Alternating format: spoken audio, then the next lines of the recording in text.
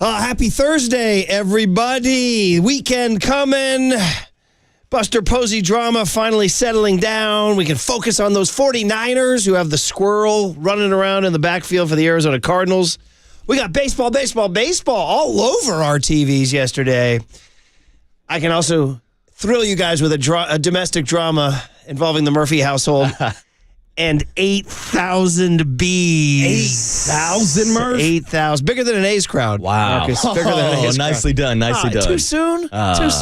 Too soon. Definitely too soon. Right out the gates, Murph. Good morning, Marcus. Well, good morning, Murph. Yeah. I'm glad we figured out the two main objectives for San Francisco this weekend. A, it's the Niners to hunt down that squirrel, Kyler Murray, and it's for the Murphy family to hunt down those bees. I mean, I might as well just tell you guys right now, starting in the spring, we noticed there was a little tiny hole in the side of our garage, and there was bees going in and out. We're like, that's probably not good. Mm-mm. So I did what I've always done in my life. I just ignored it and did nothing about it. Well, they just began to thrive and build a whole colony and build all their honeycomb behind this wall that we couldn't even see, because if you can't see it, it's not a problem, right? Mm-mm. But they're going in and out of this hole, and then all of a sudden, we got the first heat wave in September, and we walked outside, and the sound of like a semi-truck coming down, which is bees, and we're like, uh-oh, we better do something. And again, we just waited for the heat wave to break, and it kind of went away. We're like, no problem. If you just ignore it, they'll go away, right? Out of sight, out of mind. This last heat wave was the breaking point, bro. Something about that heat got them going, man. Bro, you showed me those videos, and I was like, how long have these bees been hiding in your garage? I mean, man, oh, man. Too long. It looked like a full car was parked in that garage just full of bees. Shout out anybody out there, beekeeper, bee handler, bee exterminator, bee whatever you are, because that is a hell of a thing. And my guy Chris from Santa Rosa, I'll give him a free plug. Bee Conscious and this guy's a character and a half. I love a good pun in a company name, too. In fact, he drove his truck down our driveway. I bid farewell to him last night around 9 p.m. I'm just trying to go to bed, You should be sleeping by 9. Especially after I played 18 in the searing heat yesterday. But anyway, he has taken Stickum letters and put them on the hood of his car and says, I just want to be, B-E-E. There's individual sticky letters on the hood of his car. My guy Chris has jokes. He's a character. Anyway, so he came down in the afternoon. He said, guys, this is a huge deal. He said, I got to take out this wood in the garage. He had to remove a whole sort of gigantic, 10-foot high piece of wood from our garage to reveal the thriving colony in there, and the honeycomb and the queen and everything going on. Then here comes the vacuum cleaner. He vacuums them into a box where he then keeps them. There's no murder here, no, Marcus. No, of course. We're preserving the bees. Yeah, make sure we make that them clear all for in. Peter. But then he says, I got to come back at night. They're too crazy right now. So it's not as 9 at night. And I'm padding around in my pajamas, and here he comes. And the dogs go crazy because it's pitch black. He's like, turn out all the lights. So it's pitch black. He's out there, vacuums, bee truck with the letters, I just want to be. I'm like, what the hell's going on here? Then he says, oh, by the way, here's your invoice. Yeah, we won't get into that. Yeah, but oh man, Murph, this sounds like almost like a military operation. He's like, turn off the lights. Yes, this is code red. We're going undercover here. It was. Turn on the night goggles. We're going to get the bees. Operation Bee. So anyway, for all y'all, and I said to him at the end, he takes the whole box of bees and he puts it on the front of his car. He has a bumper extending from the front of his car and straps the bees on the front of it. So he's driving up with the bees out in front of him on the front bumper. I don't know why. Interesting. But anyway, I said, how many in there, Chris? He said, probably about 8,000. 7 or 8,000 bees. So anyway, that's a drama you don't have to deal with in your fabulous Potrero Hill condo. No bees. Yeah. But I will say, maybe it is something about the heat wave, because I don't know if you ran into the same problem this morning that I ran into, but I was walking across the street from our own parking lot, and I saw not 1, not 2, not 3, not 4, but 5 rats running around the streets. Damn. Now, Murph, we've seen rats in San Francisco before. It's not full-fledged New York City rat problems.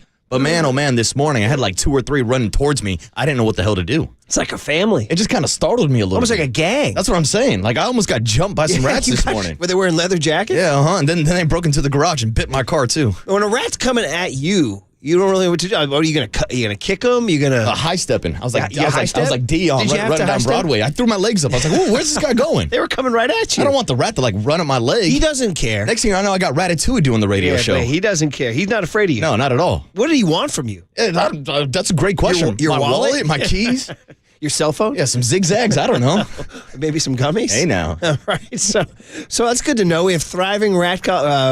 Should I call my guy Chris from Santa Rosa That's to take it. care of the What rats? can Chris can do? Oh, man. I did not see the rats this morning, but it's got to be heat related. Yeah, I'm guessing. Dude, and they say it ain't abating anytime soon. They say the it's going to like tick up today. So this is when, shout out movies like Spike Lee's Summer of Sam and Do the Right Thing set against heat waves. Yeah. Heat waves make people do crazy things. So everybody be cool out there. Everybody be cool now. Everybody including be the bees, cool. including the 8,000 bees. Yeah, the bees and the now rats. By the way, now we got to bring in a guy to fix the wood in the garage.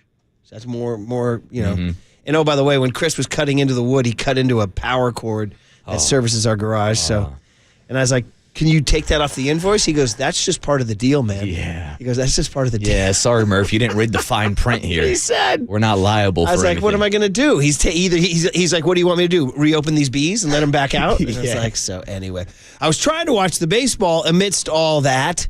When he came into the house and was explaining to me how much money I owed him, the Padre Brave game was on. Bro. Are the Padres winning it all? I guess that's the question, Murph. What was buzzing louder, the bees in your garage or Petco Park last night? Well, I've told you guys for years. It's been, and you're now seeing. Talk about a team whose time has come. Like that stadium, that crowd, that city, that team, they're ready. I don't think they care one freaking iota about the Dodgers.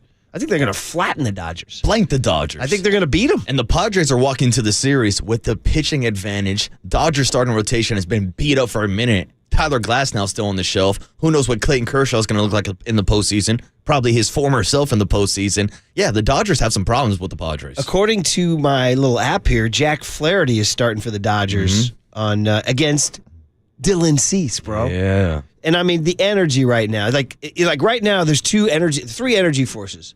There's the Padres, there's the Tigers, and then there's 8,000 bees in my garage. Absolutely. But dude, there's just we've seen this. We've seen it with Bochy's Giants. Teams get on a roll and they don't care. They're the most dangerous teams in the postseason. Oh, man. The team that gets hot. That's why nobody wants to play against the Detroit Tigers right now. And even though, by the way, I didn't watch much of the Tiger game yesterday because I was playing golf, which was a hell of a decision because I was drained. I've never been more drained after walking 18 in the heat, man. Where'd you play it? In the city Richmond, or up north? No, Richmond Country Club. Richmond Golf Club. They've just changed their name. I was the host, the guest of Coach Jim. He invited me out there. It was really nice. But dude, you walk 18 in that heat. I'm telling you, man. You should have seen, Marcus, the sweat on my shirt. Ooh. And when it dried, it formed like these salt patches all over my shirt. Oh, no. But people were like, dude, what is going on? I'm like, I got salt all over my shirt. Oh, that's disgusting. So I missed the Tigers game. But I read about it. In reading about the Tigers game, find a name you recognize other than Petaluma's own Spencer Torkelson. God bless Petaluma. God bless Casa Grande High School. We love our 707 baseball. You love your 707. You played baseball in the 707. Say it backwards. Great Murph. baseball up there. Great baseball up there. So other than Torque, our Petaluma hero, bro, I was reading about their rallies and their pitchers. I was like, what? I mean, bro. Yeah. And that's who's going to Yankee. Oh, no, they're playing the Guardians. I'm sorry. The Royals are going to Yankee Stadium. Yeah. So anyway, do you have a vibe on the Tigers at all? I mean, the Tigers, I know a few players just because I play fantasy baseball. So, like, Riley Green is a good bat. You mentioned Torque out of the North Bay. But really, that's their only, like, stars, if you even consider them stars. Parker Meadow went deep last night, and I had to, like, squint my eyes. It's like, wait, is that Austin Meadows' younger brother? It is Austin Meadows. Is? And Austin Meadows was, like, a former top prospect, had some issues. He was with the Tampa Bay Rays. But I was like, damn, that's who's out here hitting home runs in the postseason. Austin Meadows' younger brother, Parker Meadows. We sent it to the Cooler of Content thread, but AJ Hinch had the thing is, I don't know who decided to let the Tigers get hot, but somebody did. And then they all, in fact, we got it? We got that? I'm not sure who, but somebody let the Tigers get hot. Pretty good. Insane. He had one when they clinched, too. He's kind of the master of the pre-champagne line because he was like, guys. They all had their goggles on. He's like, we decided what kind of journey we're going to be on. We wanted to figure out who we were. We wanted to figure out what we were all about. We wanted to figure out what kind of team we want to be, and it turns out we're a playoff team. They go crazy. I'm like, oh, he's got his lines down, man. He knows how to hit the champagne line. So he's 2 for 2 so far. We'll see what he's got saved up after they beat the Guardians. Kai Correa's Guardians. Taking on Stephen Vogt. Oh, my God. So anyway, 49ers, Cardinals. We got to get into that. No Ricky Pearsall. They did not activate him. No. Interesting. And they were very minimal on the details. They just said he's just not ready yet. All right. And they said he won't. Then next week's a Thursday game, so he won't play in that. So anyway, we'll talk to Lynch about it tomorrow. That's it. Okay, we'll get ready for some answers. 49ers and the Cardinals. Start talking about these Padres. I got to tell you, Buster Posey better be taking note of these Padres, man. That's who you got to beat. Not just the Dodgers. You got to beat those guys, too. Padres, Dodgers, and Murph, I want to make sure to tell your boy John Sherman that we're coming. Hey, what do you need? I got a guy. I got a guy in Kansas City on KNBR 104.5 and 680. These Sports Leader. I'm not sure who, but somebody let the Tigers get hot.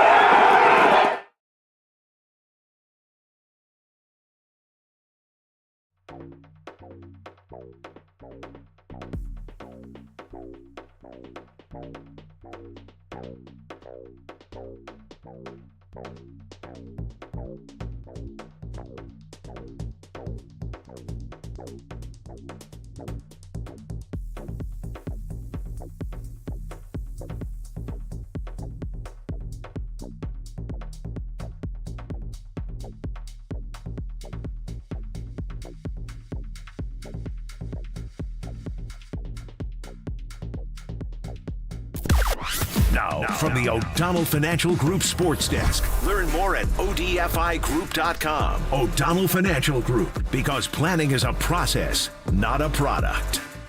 As my guy Copes likes to say, the best half hour in radio. Steve Young joined Tolbert and Copes yesterday and said Brock Purdy has been carrying the water more in terms of buying time and finding guys open downfield for big plays. You can hear the whole interview and the whole podcast on the KNBR app and KNBR.com.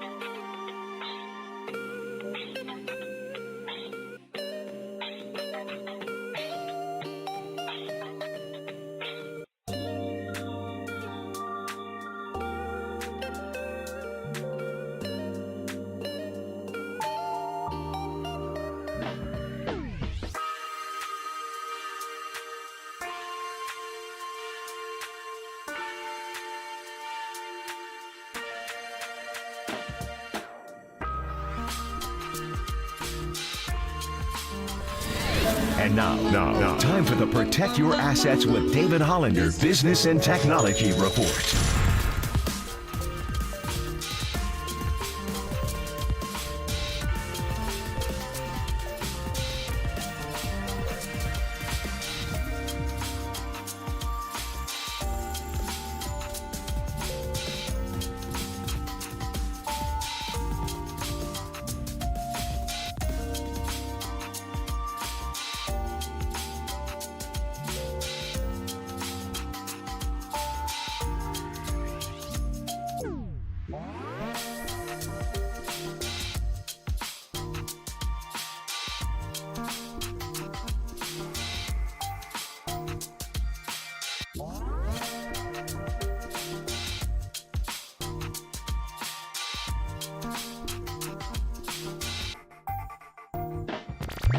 Faithful Murph and Marcus keep your morning moving. Streaming live at twitch.tv/thesportsleader. Brock will take the knee, and that'll be it.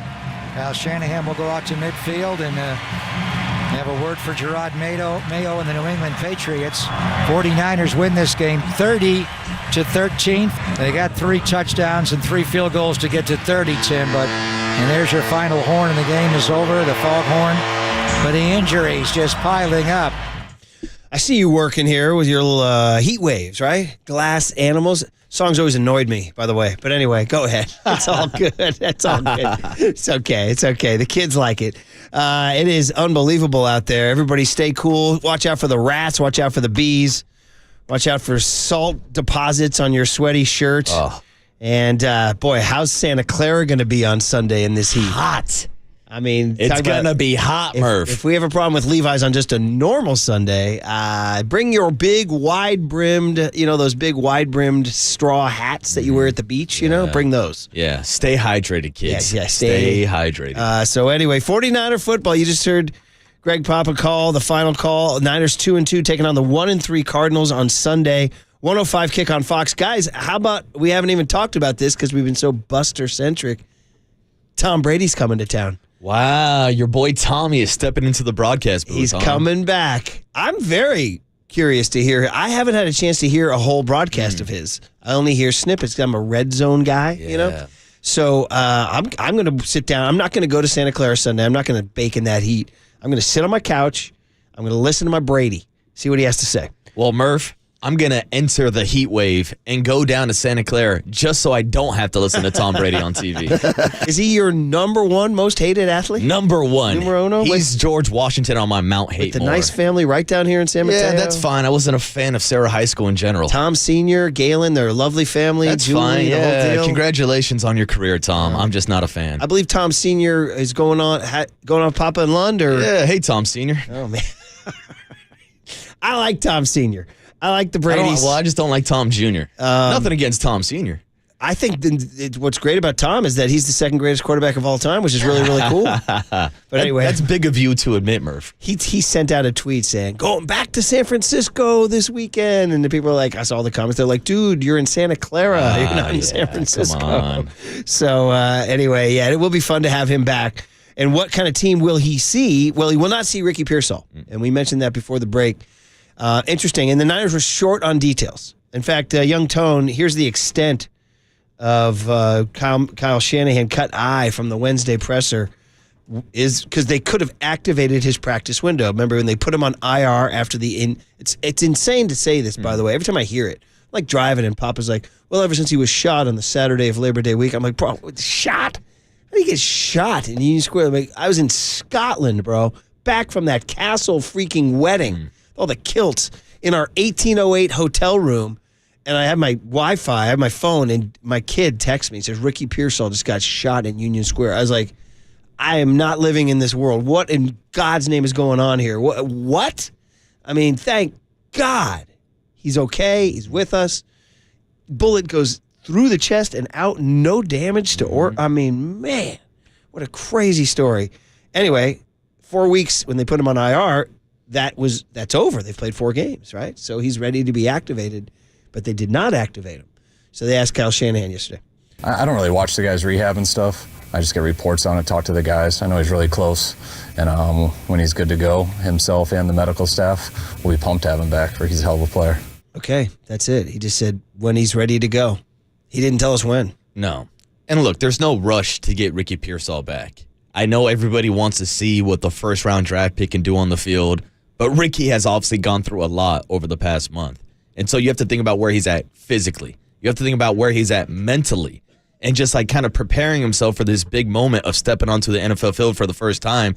And the 49ers right now have the luxury of still having Brandon Ayuk, who I know is not putting up big numbers right now, but with Debo healthy, with Jawan Jennings out there, it's not like they're desperate to get Ricky back on the field. I have no problem with them playing it slow and taking their time. Yeah, I agree with you.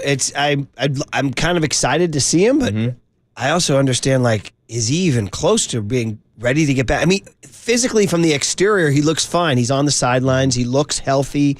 He appears to be interacting with his teammates, listening in the headset. You know, you look at him, you're like, okay, there's a guy ready to go, but who knows what's going on? And God, there has to be some sort of effect on the body that takes longer than 4 weeks to recover from getting shot to go play an NFL game, you know? So who knows? Who knows? What's interesting is that Eric Branch wrote a story in the Chronicle this morning saying that, you know, even without Pearsall and without McCaffrey, the Niners offense doing pretty good. It's doing pretty good. Now they're a little bit down on scoring. Last year they scored 28.6 a game. Right now they're at 25, but not that far down. They do have red zone issues. But how about this story that on third down, last year the Niners, this is a credit to Eric Branch. So he has a great stat. From 17 to 21 without Christian McCaffrey, they converted 40% of third downs. 17th in the NFL. Last year, their full season with McCaffrey, they jumped up to 47.5%, fourth in the league. So they became a top 5 team. And then right now, you'd think they're down. They're at 44.7%, fifth in the league. So they haven't missed too much of a beat without McCaffrey and without Pearsall.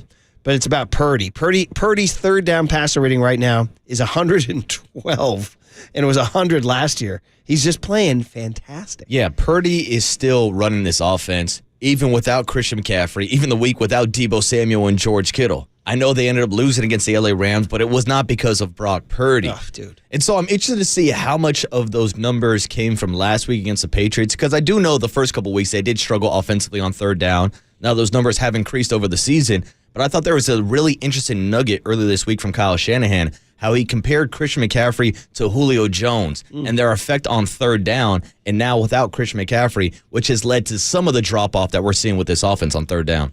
It's very hard for safeties and linebackers to really cover someone out of the backfield truly one-on-one who's that good. And so when they do it, it forces two players to guard them. Just how much easier it makes things a game plan. Very similar to when I was with Julio Jones in Atlanta. No matter what, you knew when they were in man coverage, you knew where that middle third safety was cheating because he had to. And whenever he did that, you know, I think back to the 2016 offense we had in Atlanta and just how good everyone else did, because how good their looks would always be, because if they weren't that way, there was just a different dude at wideout on the other side. And it's very similar with Christian in a totally different way, because he's not an outside wide receiver, but when you can get a running back that way in the pass game that people can't guard on their own, it is a very good security blanket for the quarterback and play caller, and it's also very good looks for everybody else. Yeah, I mean, CMC, Julio Jones, these are Hall of Fame type players. The other problem, we don't know when he's coming back. No. We just don't know. We still don't know. I mean, here it is, October 3rd. They're going into Game 5. He ain't going to play in Seattle for Game 6, just like Ricky Pearsall. So, but yeah, for sure, they're not even close. But what I think the point is that they're not totally failing. No, and I would agree with that take. And I think through the first 4 games of the season, the problem is not with the offense. The problem has been with special teams, but even more with defense, I would say. The Rams, those have been the bigger two issues than offense. I think the entire season would be different if they didn't blow a stupid Rams game. They'd be like, hey, man, they lost to a good Vikings team on the road by 6 points. Probably weren't totally ready for Brian Flores. But, you know, they're 3-1. They're looking pretty good. But the Ram thing is this big, giant zit on their face, man. And nobody wants a giant zit on their face. Nobody likes zits, Murph. No. I had a lot of them in high school. I know. You've talked about this a bunch. We all have zits. Everybody I had gets it pretty bad. Actually, I had him in middle school. Was the problem? Oh, that's tough when you I get had them it way early. ahead of everybody. Oh, yeah. when you're the first kid to start getting dude. zits, bro. Dude, Oh, trust me. Believe me, I got receipts too on it's everybody. like pin the tail on the donkey. How old am I? I got receipts to this day. I got receipts to this day. Because kids were roasting me. I was like, all right, I got receipts. And look at you now. And look at me now. Showing off this beautiful zit-free face on 50,000 watts and on YouTube and on Twitch. Grew the beard to hide the acne Yeah, scars. smart move, smart move. All right, guest list on a Thursday, October 3rd, 10/3/24. There he is, young Tony. You see him every day in the little rectangle. You know, I'm thinking about you, young Tone. And every time I see the Mets on TV, I'm not going to tell a true story. I think about that freaking song, right? I think when that song plays, he behind the glass, he raises his right hand and he does this little pump, and I'm like, there it is. See? Look at him. Look at him. It's a great song, guys. But even more worse than the song is you doing this little. That's how you do it, Riggs. You guys got to go on YouTube and check it out, because I'm watching Mets on TV and I'm picturing you behind the glass pumping your. It's not even a fist. It's like sort of an open hand. I like the point that Tony does. You should have seen everybody at Portola. Everybody's got a different hand signal. Did they play this? Nah, they did not. I If wish. they had, would the crowd have enjoyed it? I think so. Me personally. But yeah, it's a phenomenon. The Mets are like, it's the oh my God movement. Are you really?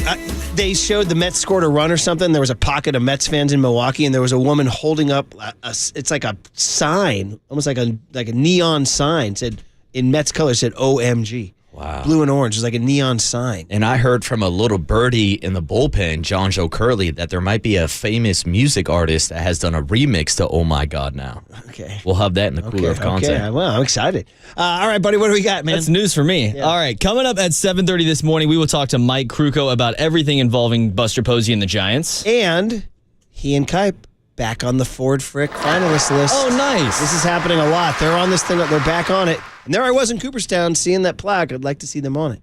But only one of them can win. That's the incredible thing, that they will not change the rules and put two in together. Mm-hmm. I almost think don't go in. Either you take two or you don't take either. How do you not put them both in at the same time? It's Kruk and Kipe. Bureaucracy. Yeah, come That's on. the answer. Come on, bend the rules a little bit. All right, coming up at 7:50, we will have the big hit. Susan Slusser is going to be at 8:15 this morning. Cooler content at 8:30. Matt Mayoko, we will check in with him at 8:50. Ryan Vogelsong, ladies and gentlemen, at 9:15. And then Larry Kruger to close the show out at 9:30. Packed show, ladies and gentlemen. That is a packed show, too. All right, listen, we got to get back into the 49ers. And Steve Young checking in on Buster Posey. How about that? Next on the Sports Leader.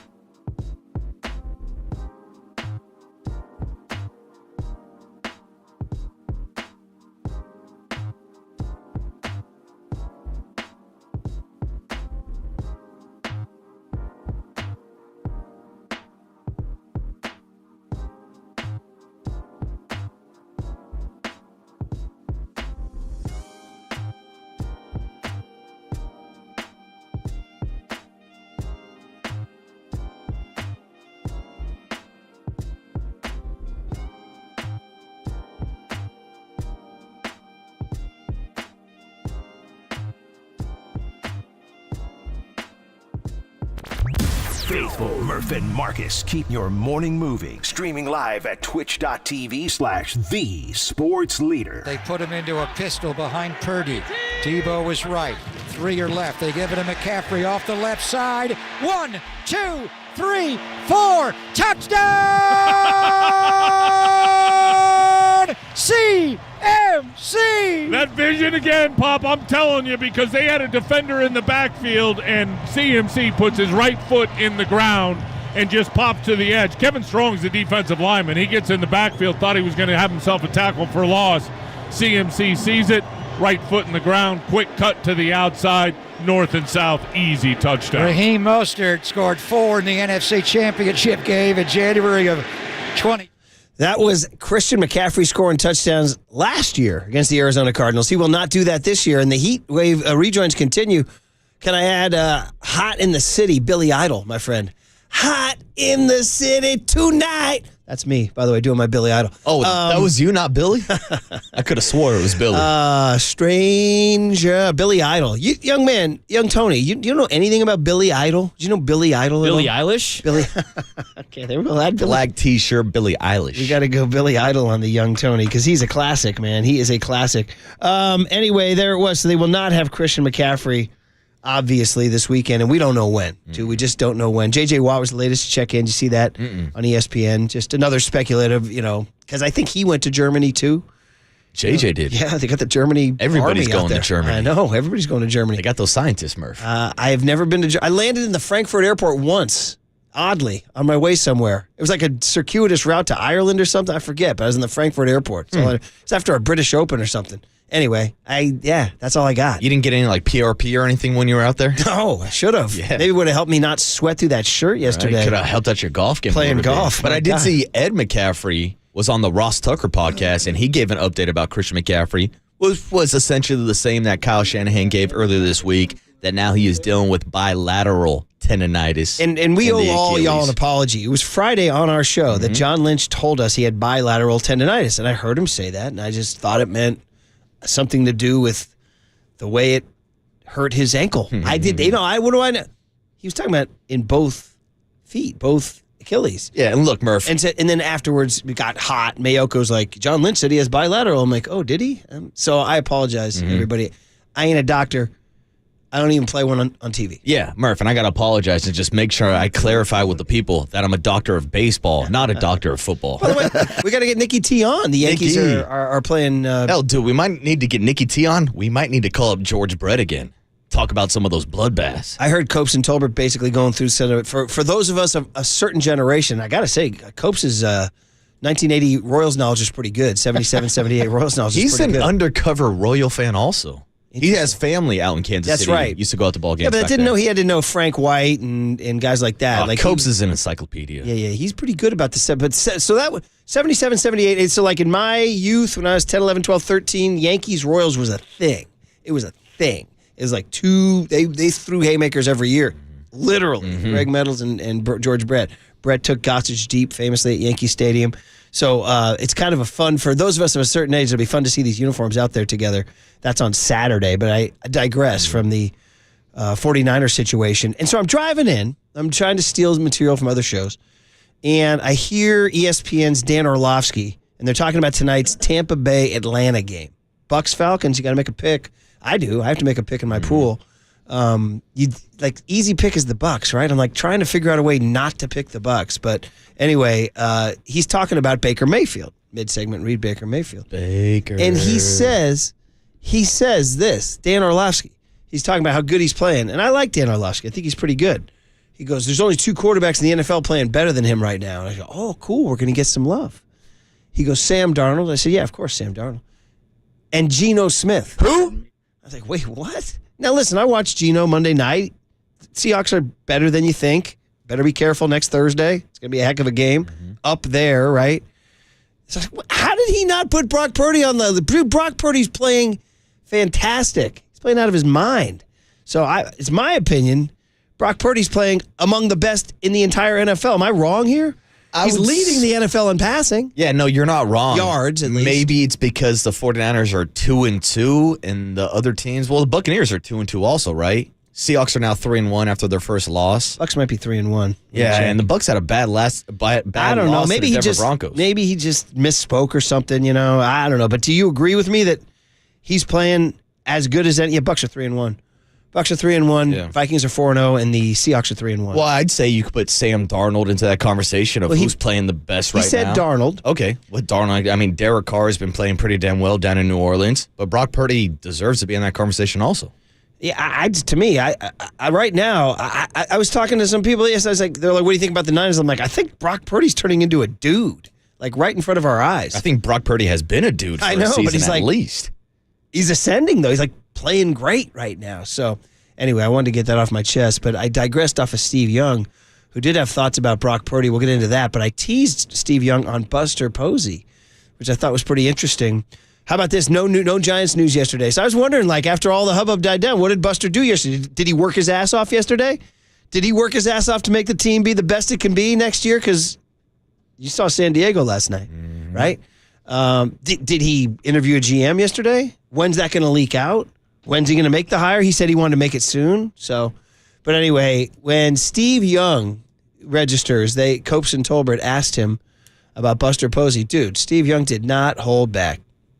He's my man. I love Buster, and Buster's one of those guys like John Lynch, like successful players who come into management. He's built for it. He'll succeed. But he also it's insane to me in the NFL that every team doesn't go find the Buster Poseys or the John Lynches or the guys that understand the game and understand talent to go be the draft scouts. Like, go decide who gets drafted. Players know. Players get, like, how many times as players we saw who we drafted and come to the first mini camp, we're like, oh my gosh, this guy's terrible. Like, how did they, like, what are you doing? Like, it's so, like, you should have asked us. Like, my, hell, that's terrible. And so, but they don't do that in the NFL for whatever reason. But whenever they let somebody slide through who, gets to the management position, who understands the game and understands talent, Buster's going to be great. And people are going to want to play for him. People will come to San Francisco as a free agent because of Buster. And people are like, I'm not overstating it, not because he played, but because of his vision and what he's going to present to the players. And so if I was, I always say if my son, had to go to any team in the league, how many places to play quarterback would you give? I'm like, there's 5 that I would allow you to go to. In baseball, it's like you're running to Buster Posey. Like, how about that, man? Strong. I mean, listen, it's always great to hear Steve Young talk about Buster Posey. These are 2 great champions in our bay, right? 2 guys have gone to the mountaintop. But, I mean, I saw Downer Dieter, my buddy, send out a tweet saying, I hate to inform you, Steve, but Buster tried to recruit free agents before. Understood, Dieter, not as the head of baseball operations, right? Can we put a little asterisk on that whole thing? It's a little different, It's a lot different. He's now the guy. Yes. And so it's interesting because there is that theory that athletes can't do this job, and we listed all the guys who failed at it. He's saying he's like a no-brainer. Buster's going to be great. It's the John Lynch. And I look forward to talking to John Lynch tomorrow and asking him, hey, what would you tell Buster about going in? Because I remember writing a jock blog when Lynch got hired. I'm like, John Lynch is a pleasant guy. He's a great talker. He's really good on TV. He's really good with the media. He's never done this before. I was like, whoa, man, this is a big roll. Well, look how it's turned out. Yeah, exactly. And there's those same questions now with Buster Posey getting into this job as the president of baseball operations. How is he going to be different from Farhan Zaidi? How is the organization going to be different? I mean, we talked about this yesterday. Just the overall kind of image of the San Francisco Giants. Whether it was free agents not wanting to come to the city, whether it was guys who were on the roster, like an Alex Wood or a Sean Manaea, who was thrown yesterday in the postseason, complaining about not knowing when they're going to pitch, complaining about not knowing when they're going to be in the lineup. Like, to me, just kind of having that as like a hazard coming into San Francisco, you don't know what you're getting into. And now we're hearing news from Buster Posey that he's not going to be a micromanager. He's not going to be sending down the lineup card to Bob Melvin every single day. And I do think that's attractive to free agents and to other players around the league, that the front office is not going to be determining who's on the field every day Instead, it's going to be based on the actual managers and the people in the clubhouse and how you perform in that exact situation, not what the numbers and the computers are telling you. Just everybody who's ever dealt with Buster, everybody. I go back to, and Brad talked about this, Brad Manjan, when he came on our show. When we did that book 28, and I called all those players and people they couldn't talk enough, and they were like, "Dude, you don't understand, bro. When you're around this guy, it's different. Like this, like you feel like you're letting him down if you're not the best you can possibly be, and all this. It's just got this crazy, as the kids would say, aura. Yeah. So I do think that while a lot of athletes have failed at it, I do think Steve recognized it. Steve knows. Steve gets it. He's like, no, dude, that guy's going to be. He's going to be sharp. He's going to be good. And to your point about micromanaging, Johnny Shea gave a good hit to Papa and Lund yesterday about that. And, we always surmised that Farhan was telling Melvin what to do. But now that he's gone, the stories are coming out. Really? Is that what you imagined? So John Shea on Papa and Lund yesterday, pretty good soundbite about this. Farhan did have an extremely heavy hand in all the decision-making, which was his right as the president of baseball operations. You can run the team any way you want. But oftentimes, I'm sure Bob Melvin would have liked to do different things in games than he was instructed to do. Now he'll get that opportunity. After talking to Buster yesterday on the side, he said, yeah, there will be, you won't see that micromanaging. And I'm not going to send him the lineup every day because Buster, to me, used the word trust. With the years he has in experience and all the situations he's had in his life and his career, being able to read the body language and everything about a player, he trusts him to write the lineup. And I think that's, a cool thing because that's the way Bochy did it. That's the way Dusty did it. Not a lot of managers today get that opportunity. Dave Roberts, for example, in L.A. But we're going to see a little bit of change here in that regard. Okay. Pretty good soundbite. I mean, how crazy is that? Not many managers get the opportunity to set their own lineup these days. Dude. That is mind-blowing. Oh, man. Where's today's Miller Huggins, y'all? I mean, it's insane. And, that just goes to show there's more trust now within the organization between the front office and the managers. I mean, Murph. Well, we hope. It's only been 2 days. Yeah, exactly. Yeah. But it seems like that's the direction heading in. I mean, I remember doing our show the day after opening day. And I was complaining about how this did not look like a Bob Melvin lineup. Mm-hmm. This looks like a lineup that the computer spit out. Yeah. And, dude, the text line was flaming me. Oh, Waterboy thinks he knows where the lineups are coming back. Oh, I'm not circling back and taking a victory lap. But look at us now. Look at micromanager Farhan setting up those lineups every day. I like that. Oh, yeah. Look now. Yeah, look at me now, baby. Look at me now. Speaking of guys who are close to Buster Posey, Matt Cain joins Tolbert and Copes at 4:30 this afternoon. All right, wanted to get that Steve Young and Johnny Shea out there. Okay, on the other side, guys, we talked a little bit about it yesterday. Got to go back. Mike Silver wrote the column. Brandon Ayuk, Devontae Adams. Do you want to go there? Next on The Sports Leader.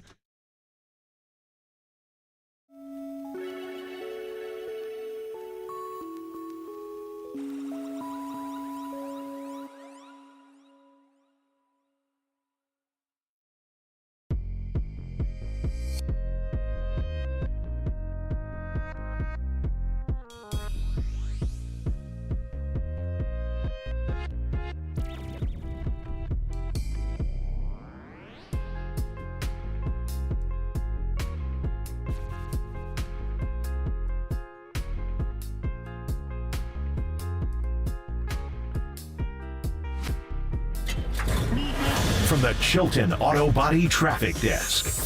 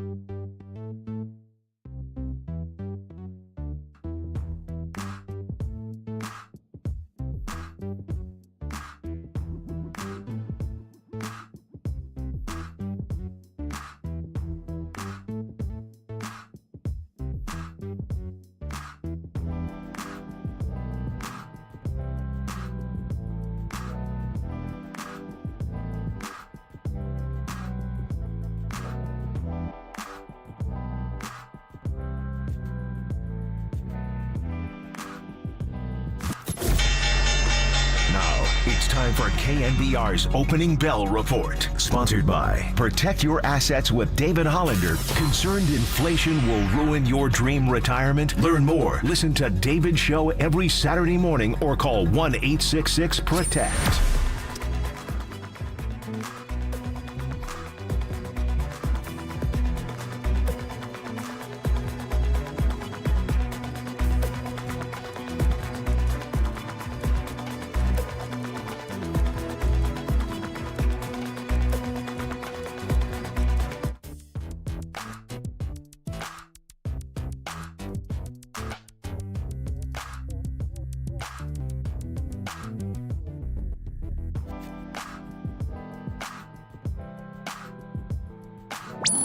Murph and Marcus continue live from the KNBR Casino Matrix Progressive Jackpot Studios. Casino Matrix. Progressive jackpots are here. Where are you? Just drop in. Please play responsibly. 1-800-GAMBLER. Yeah!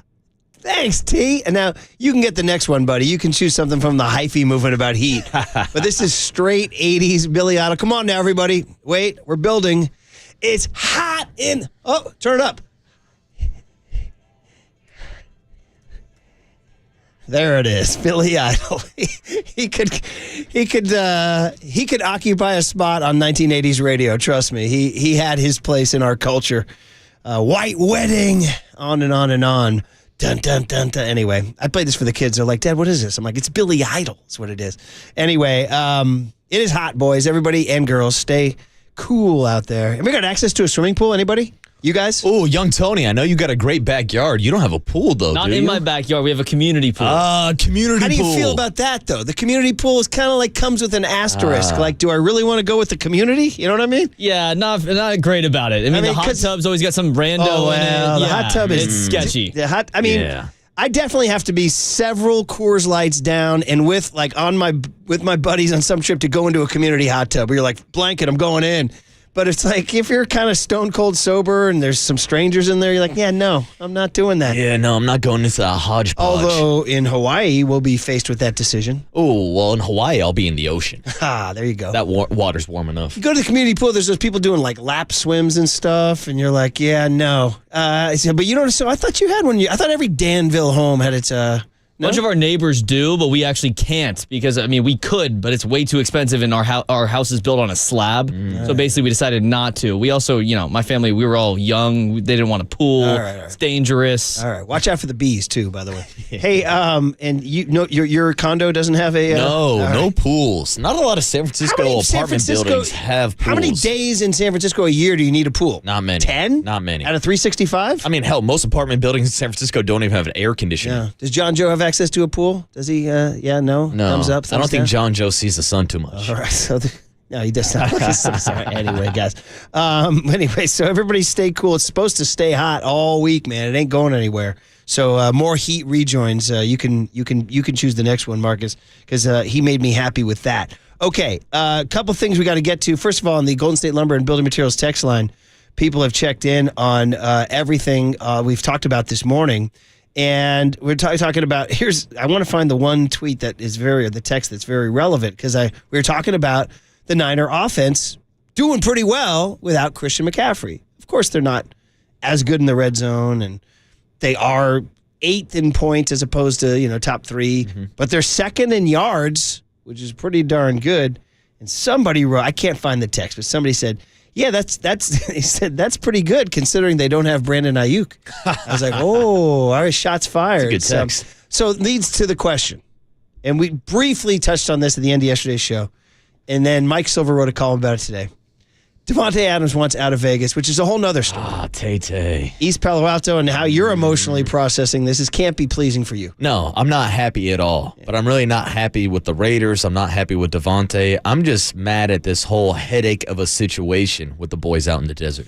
Why? So he's upset because he has no quarterback? He's dogging Gardner Minshew now? Well, he's upset because he got swindled by the Raiders into thinking that he was going to play out his career with his best friend and college teammate, Derek Carr. By the way, how do you feel about a guy who chooses Derek Carr as his best friend? Isn't that a little sketchy? What's wrong with that? What's wrong with Derek Carr? Come on. Because you guys, you You're the ones who play that sound all the time. Pump that back a little bit. Isn't Derek Carr kind of a, Derek Carr's a good guy. Great dude? He's a great dude. Is he a good dude? Yeah, he's a great Seems guy. like he's always embattled in the media, always lashing out or something like that. So he's a good dude. He's looking for that smoke. He's also like a pasture. He's in our listenership area, right? Fresno? That's it. So I should praise the Carr brothers. Give some respect to the Fresno Bulldogs. So you're a Derek Carr supporter. Carr, Devontae Adams, and your boy Aaron Judge. You're a supporter. Oh, yeah, of course. I ride with Derek Carr. And you think he's a really good quarterback? I mean, Derek Carr damn near has every single Raiders record in passing history. And did you know that when he was coming out, Montana doesn't do this a lot, but he was doing one of his promotional things because Joe won't do media unless he's getting a couple bucks on the side. He's doing that Gold Bar. I saw him. He's doing some Gold Bar whiskey thing on Treasure Island. You guys see that? I was like, hey, there's Joe. He's on my TV. Oh, he's selling me something. Okay, I got you. But anyway, I remember he was doing one of his media tours around the draft, and he said, well, I mean, if you're going to, if you make me answer, I like the kid from Fresno State, Derek Carr. He said that. Yeah. So imagine him in that West Coast offense, well, right? That's something I used to argue with my 49er buddies all the time. I used to just say, compared to Jimmy Garoppolo and the system quarterback narrative, I was like, could you imagine Derek Carr and Kyle Shanahan's offense? And now this season with the New Orleans Saints, with Clint Kubiak running the scheme, who, of course, was with the 49ers last year, comes from that Shanahan coaching tree, the New Orleans Saints, number 1 or number 2 points scored per game. Number one in the league. And that includes after laying an egg in didn't they lay an egg last week? Against the Eagles, yeah. I mean, when's he going to win something, though, right? He's never won. Has he even won a playoff game? Well, no, he broke his leg, Murph. But I mean, how many times has he even been to the playoffs? Well, once, but he didn't even get to play in it. So he's only technically twice. He lost against the Bengals also, Joe Burrow, a couple years ago. And then with the New Orleans, they did not make it last year. The Raiders didn't make it. No. So he's only been in the playoffs. He's like 0-2. He's only played one game. So is he okay? Mm-hmm. Do they have hopes to go to the playoffs this year? I picked the Saints to win the NFC South over Baker Mayfield and the Bucs, over Kirk Cousins and the Falcons. So should Devontae Adams go to the New Orleans Saints? Well, that was on his wish list yesterday, Murph. 2 teams came out: Derek Carr, the New Orleans Saints; Aaron Rodgers, the New York Jets. I'm just going to say straight up, I do not want him to go to the Jets. I want Aaron. I'm not an Aaron Rodgers guy. Despite College Game Day, all the excitement. By the way, quick parentheses, I put this in my notes. See, Bart is running early trains. Bart is running early trains because of College Game Day. Do you want to talk College Game Day as a cultural force? They're getting freaking Bart to reroute their schedules? Dude, props to Reese Davis and the crew. My God. I can't even get Bart to run that early to get young Tony to work on time. I mean, dude, Lee Corso has that kind of pull. I mean, they got Bart. Exactly. So, dude, go look at it. They're running them from dawn to get you to Berkeley by like 5:30. And they said they're going to start doing aerial shots from Berkeley as early as 4:30 in the morning. Wow. And I just want to know what's going to happen. Be careful what you broadcast. Yeah, careful. Yeah. I'm just wondering what the hell's going to happen in Berkeley in between College Game Day and the actual game. There's such a big buffer in between. Well, you know what Aaron Rodgers we told don't Pat need those McAfee. recommendations, Murph. Not again. John Joe wants to do the promotional thing and have if some listener out there brings a sign related to Murph and Marcus' show, that Johnny Joe will do something for you on the side. We can't make it official because we have to go through legal. But, hey, listen, this guy's in the Irish construction business. You don't think he can do something on the side? Oh, he knows the guy who knows the guy. You don't think there's like a permit skirting thing they can do here? You know what I mean? So just bring a sign saying, like, I'm here because Murph and Marcus told me to be here, something like that. Murph and Marcus said to trade Devontae Adams for Brandon Ayuk. Murph and Marcus talk too much about the Giants, something like that. You know what I mean? I don't know, just something. Someone have a sign that says Murph sleeps with his shoes on. That's good. That would be all time. That would be amazing. That would be all time. Or just Murph got fleeced on the bees in his house. Waterboy sends subliminal messages. Just Murph sells TVs for $5. If somebody does that, John Joe Curley, and sends a screenshot, we'll figure out some way to reward you. Some way. But again, don't tell anybody. All right? Don't tell anybody. You are listening to KNBR AM and KNBR FM San Francisco, the sports leader, a Cumulus media station. So, Jets, I don't want Aaron Rodgers and the Jets to succeed. Let me ask you this question. Is Devontae Adams still that guy? Yeah, in my opinion, he is. Okay, well, he's 31. Mm-hmm. And this gets to the question I teased. Would you trade Brandon Ayuk for Devontae Adams? Now, let's lay out some things here. There are financial considerations, but as always, you can mess with those. Devontae's salary jumps up to like 31 next year or something like that, but Ayuk's 30 a year. So, you're getting him off the books. So let's say you can work it out financially, and let's say it's a wash financially because you're trading a $30 million guy for a $30 million guy. Adams is 31 years old. Davante Adams is 31 years old. Ayuk's 26. So you stupid for doing that because he's way older, way on the other side of on the back nine, as it were, versus Brandon Ayuk on the way up. Or is Ayuk, through 4 short games with the shorts incident and lack of production, is he pissing you off, or is that just so short-sighted?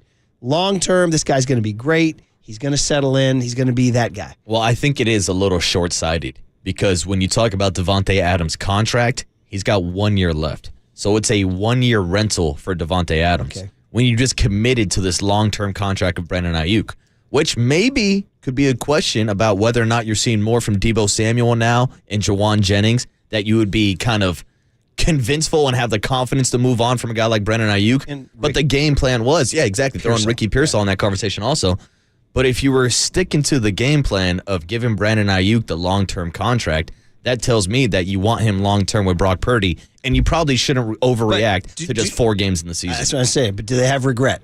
Silver wrote the column saying, there's some evidence there that Ayuk isn't really mature enough to handle all this. I mean, well, think about the storylines this summer. They're like, they got to give Brandon Ayuk this contract extension because if they make him play on his 5th-year option, he's going to be a disgruntled wide receiver. Yeah. Well, he got $30 million per year, and he's still a disgruntled wide receiver. I'll be honest, man. I'm not pleased with the whole thing. It's October 3rd, and I'm not pleased. He's not performing. He's doing his little stupid shorts thing.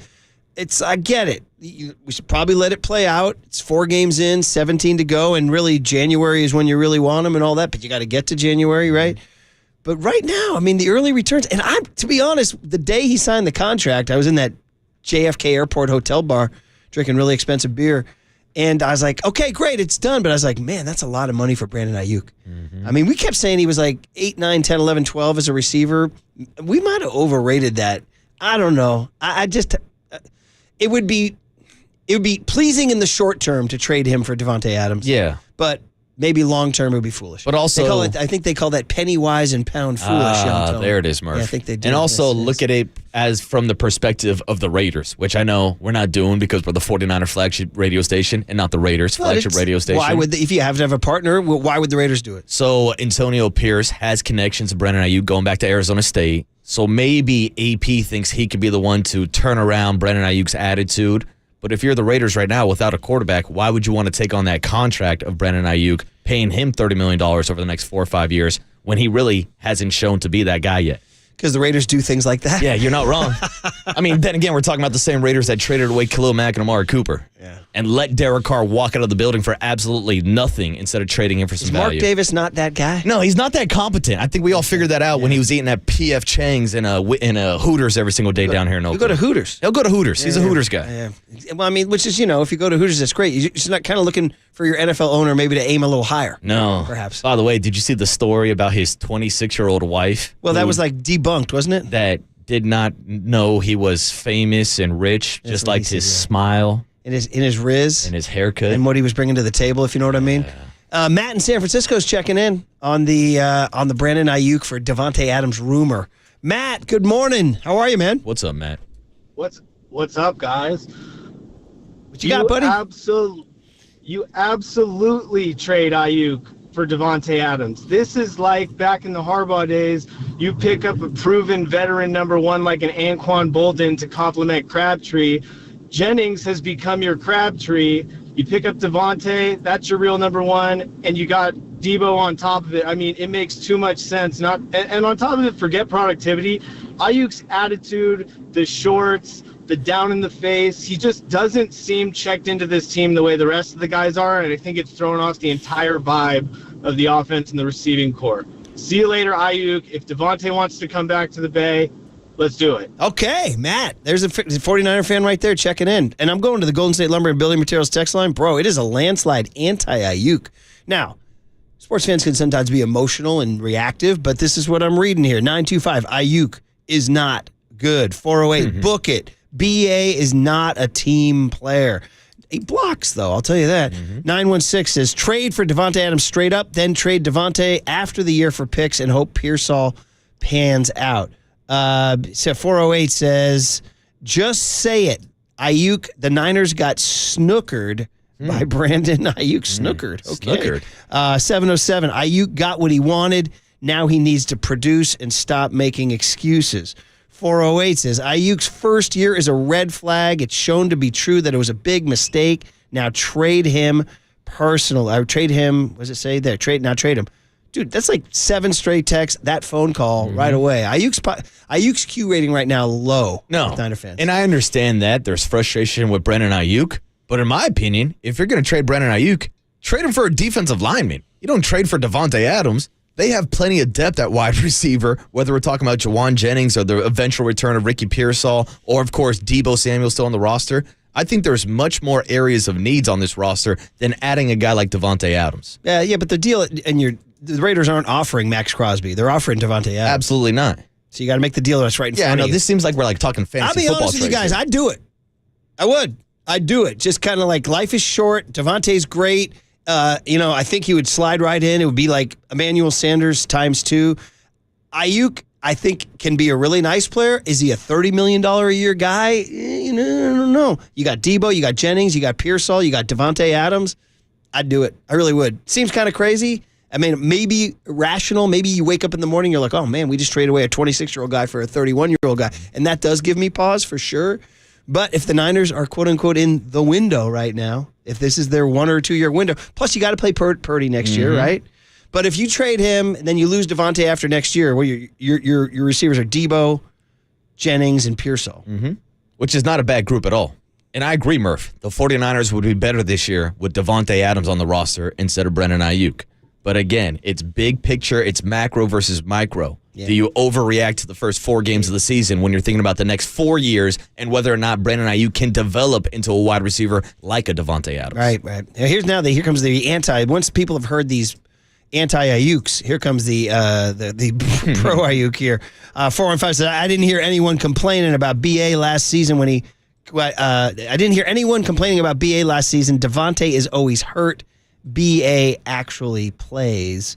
928 says 49ers need, he's saying trade for Justin Herbert. Yeah, and also real quick, just to hop in here, everybody's talking about Brandon Ayuk being disgruntled. You know you'd be trading for a disgruntled wide receiver, Davante Adams, right now. A guy that forced his way out of Green Bay. Is he has not been a headache, but it goes back to last year in the Netflix show Receiver, where he had a film crew follow him around the entire season. And there are reports now and rumors that a lot of players within the Raiders facility were upset about how he talked about Jimmy Garoppolo and upset about how he talked about the organization and Josh McDaniels' offense. Well, Murph, I got news for you. I was upset also. I was calling for Josh McDaniels and Jimmy Garoppolo to get the hell out of town. So I understand where Davante's coming from. He's frustrated that he's not playing with his best friend on the team that he grew up rooting for, and that's why he wants to get out of town now. So would he not be happy in San Francisco? Here's Ian Rappaport, Rap Sheet on NFL Network, addressing the latest possible destinations, and I think he includes the 49ers here. We know there are several teams interested. Obviously, a couple of those own quarterbacks are. We know that Aaron Rodgers and the New York Jets are for sure interested. They're one of the teams that called in the offseason. The New Orleans Saints in the past have called about potentially trading for Davante. Last year, when everyone thought he was going to be traded, they're one of the teams as well. Pittsburgh Steelers have been in the market for a receiver. Wouldn't be surprised if they are in the mix. The Baltimore Ravens, always looking for a receiver. Would be a tighter cap fit, but certainly something they could make that work. 49ers have yet to activate Ricky Pearsall, their rookie, would be another one to potentially consider. They are going to have a market. It sounds like the Raiders, Mike, are going to want a lot, and they should. Davante Adams is a very, very good player suddenly available in the middle of the season. Intriguing, man. And John, the one thing about John Lynch, they make the big. He called about Tom Brady. All right? I mean, that's all you need to know. Yeah, he'll pick up the phone. And Kyle called about Bill Belichick. So, I mean, Davante Adams, as good as he is, he ain't Brady or Belichick, right? There's tons of texts on this. We can keep this going on the other side. The Davante BA. Also, I want to get into, if you do have time on the other side as we get ready for Kruk, a controversial take on this October involving the Dodgers that may infuriate everyone, but it might be the right take. Huh. I know. Is that a confusing tease? Wow. On KNBR 104.5 and 680, these sports leader.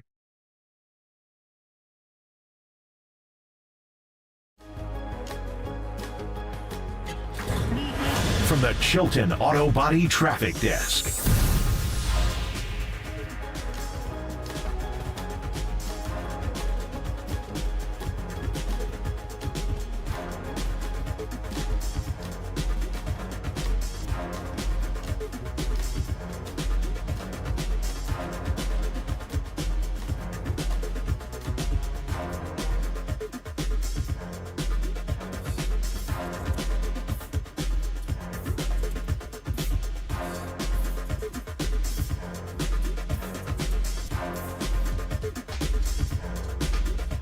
All right, everybody, let's talk about Provident Credit Union scoring big for your savings with Pick a Term certificates from Provident Credit Union. Let me explain. Right now, you can earn an impressive 4.25% annual percentage yield on your savings.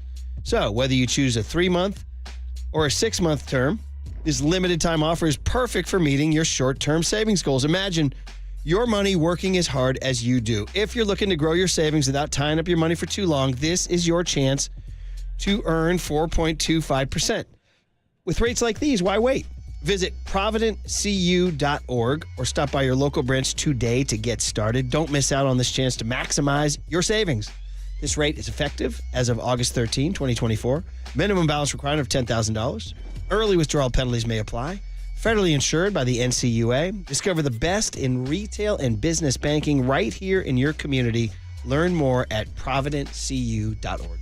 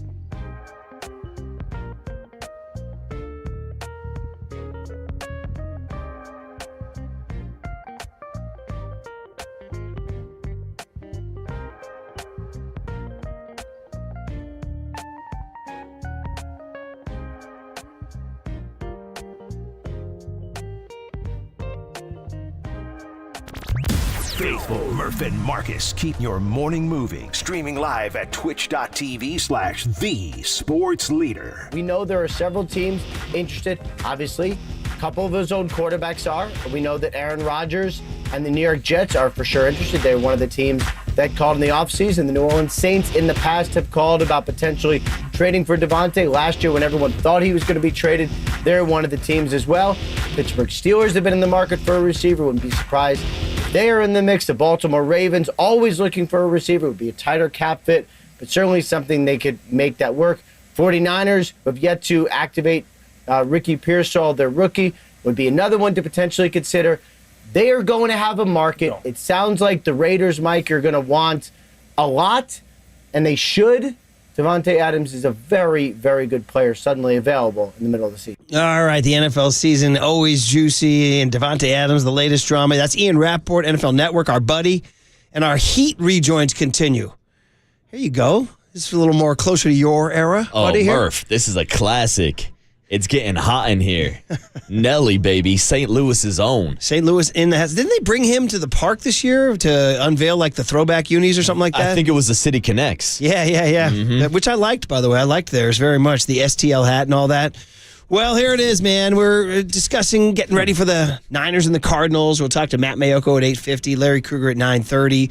And of course, but with the topic of the day, or one of the topics of the day, we got many.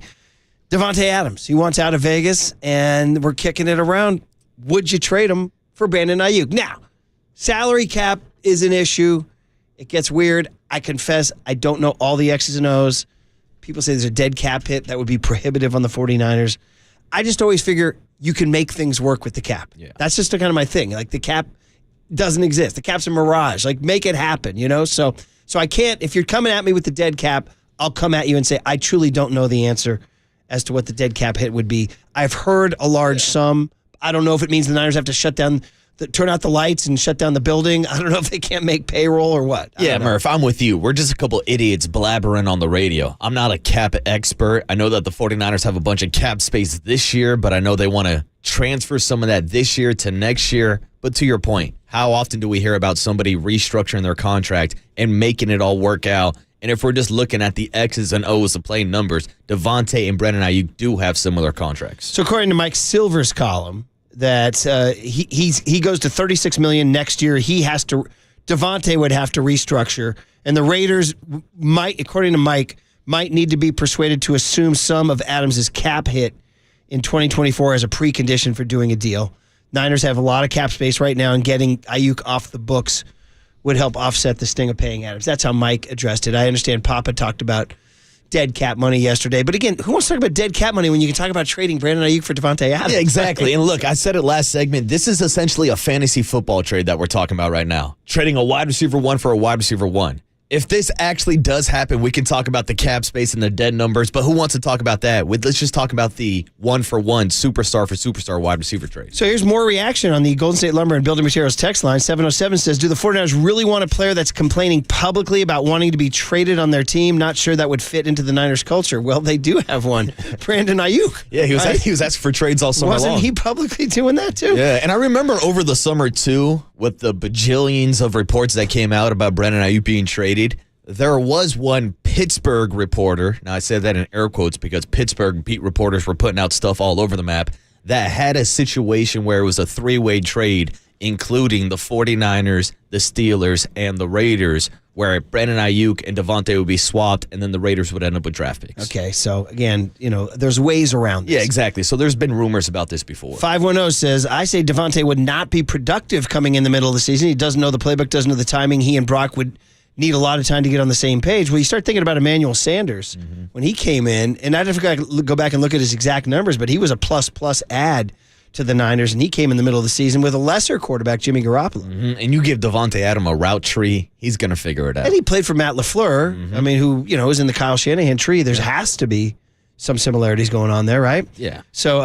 here we go. 415 says, the D in Davante stands for diva. And I didn't hear any. Yeah, so I don't know. People don't. So I always thought Davante was like a stand-up plus guy, a character guy. I never thought of. I think he's in a bad situation. He just wants out of a bad situation. Yeah, and I think the Netflix show Receiver has kind of painted him as a diva because he was out here complaining about hospital balls being thrown by Jimmy Garoppolo. And he talked about how he's got to get the hell out of Las Vegas or else he's going to lose his life with the situations that he was being put in. And again, I understand the frustrations of a Davante Adams, who was swindled into coming back to his hometown team that's no longer in his hometown, by the way, to play with his best friend that he played with in college. And next thing you know, you got Josh McDaniels and Dave Ziegler running the show, and they're bringing in Jimmy Garoppolo as a quarterback. They get fired after half a season, and now he's got Gardner Minshew and Aiden O'Connell. Would the Raiders trade him to the Saints? Would, like, just all of a sudden, just to show how bad they screwed up, put Derek Carr and Davante Adams back together and be like, so, see, that's who we could be. Go ahead, New Orleans, go knock yourselves out. Yeah. I mean, I don't know, man. What's Mark Davis going to do? It's just so tough for the Raiders. It's just, you guys, I mean, it's just egg on your face. First you got Mahomes in your division. Yeah. Now you got Harbaugh in your division. Yeah, don't forget about Justin Herbert, yeah. Justin Herbert. So 925 says the Niners have a 100% better chance to win a title with Davante Adams. It was a bad deal with a second-rate wide receiver, Brandon Ayuk. 209 says, how about trading Ricky Pearsall in a number 2 for Davante Adams? Oh, my God, I don't think that's going to be the case. 916 says, David Lombardi says trading Ayuk would be a $42 million hit against the cap. They would have no money left for this season. Well, I mean, yeah, you gotta bring A to get A. Didn't Eddie tell us that? You get Davante Adams. That's what you get. Yeah, to me, it would just be like I don't know if it's a bad message to the locker room that they're giving up on Brandon Ayuk after 4 weeks. Now, Brandon Ayuk essentially gave up on the team over the summer when he was asking for trade requests, but at the end of the day, they still signed on the dotted line. They did not ship him out to the Pittsburgh Steelers. They didn't send him to Washington. They didn't send him to New England. So again, from the 49er perspective, they're looking 3-4 years down the road with Brock Purdy and pairing Brandon Ayuk with him. Is it worth it to move on for maybe a chance to win it all this year when really wide receiver depth is not your problem right now? What's Ayuk going to do this Sunday? He still hasn't hit our over-unders, right? No. I mean, I'll put the over-under for this Sunday because let's assume he's getting better week by week, maybe. Let's say over-under 4.5 catches, over-under 68 yards. I almost said 69. Oh, come on. Give me one more yard. 69 yards. Nice. Pause. So 4.5, 69. That's the over-under. I'll take the over this weekend. On both? Yeah, I'll take them both. Okay, prize picks. I mean, I think eventually Brandon Ayuk has got to turn it around, which might just be hopeful thinking. But again, BA is not this bad. It's been lingering now into the season because everything he did during the offseason. But I'm just surprised about how many 49er fans want to give up on this guy when he's coming off an all-pro season just because of all the distractions and storylines. It's been a long time since we had something positive with Brandon Ayuk. Yeah. It really is. I mean, even the Super Bowl wasn't good. Mm-hmm. You know, the last time we had him was Ladybug.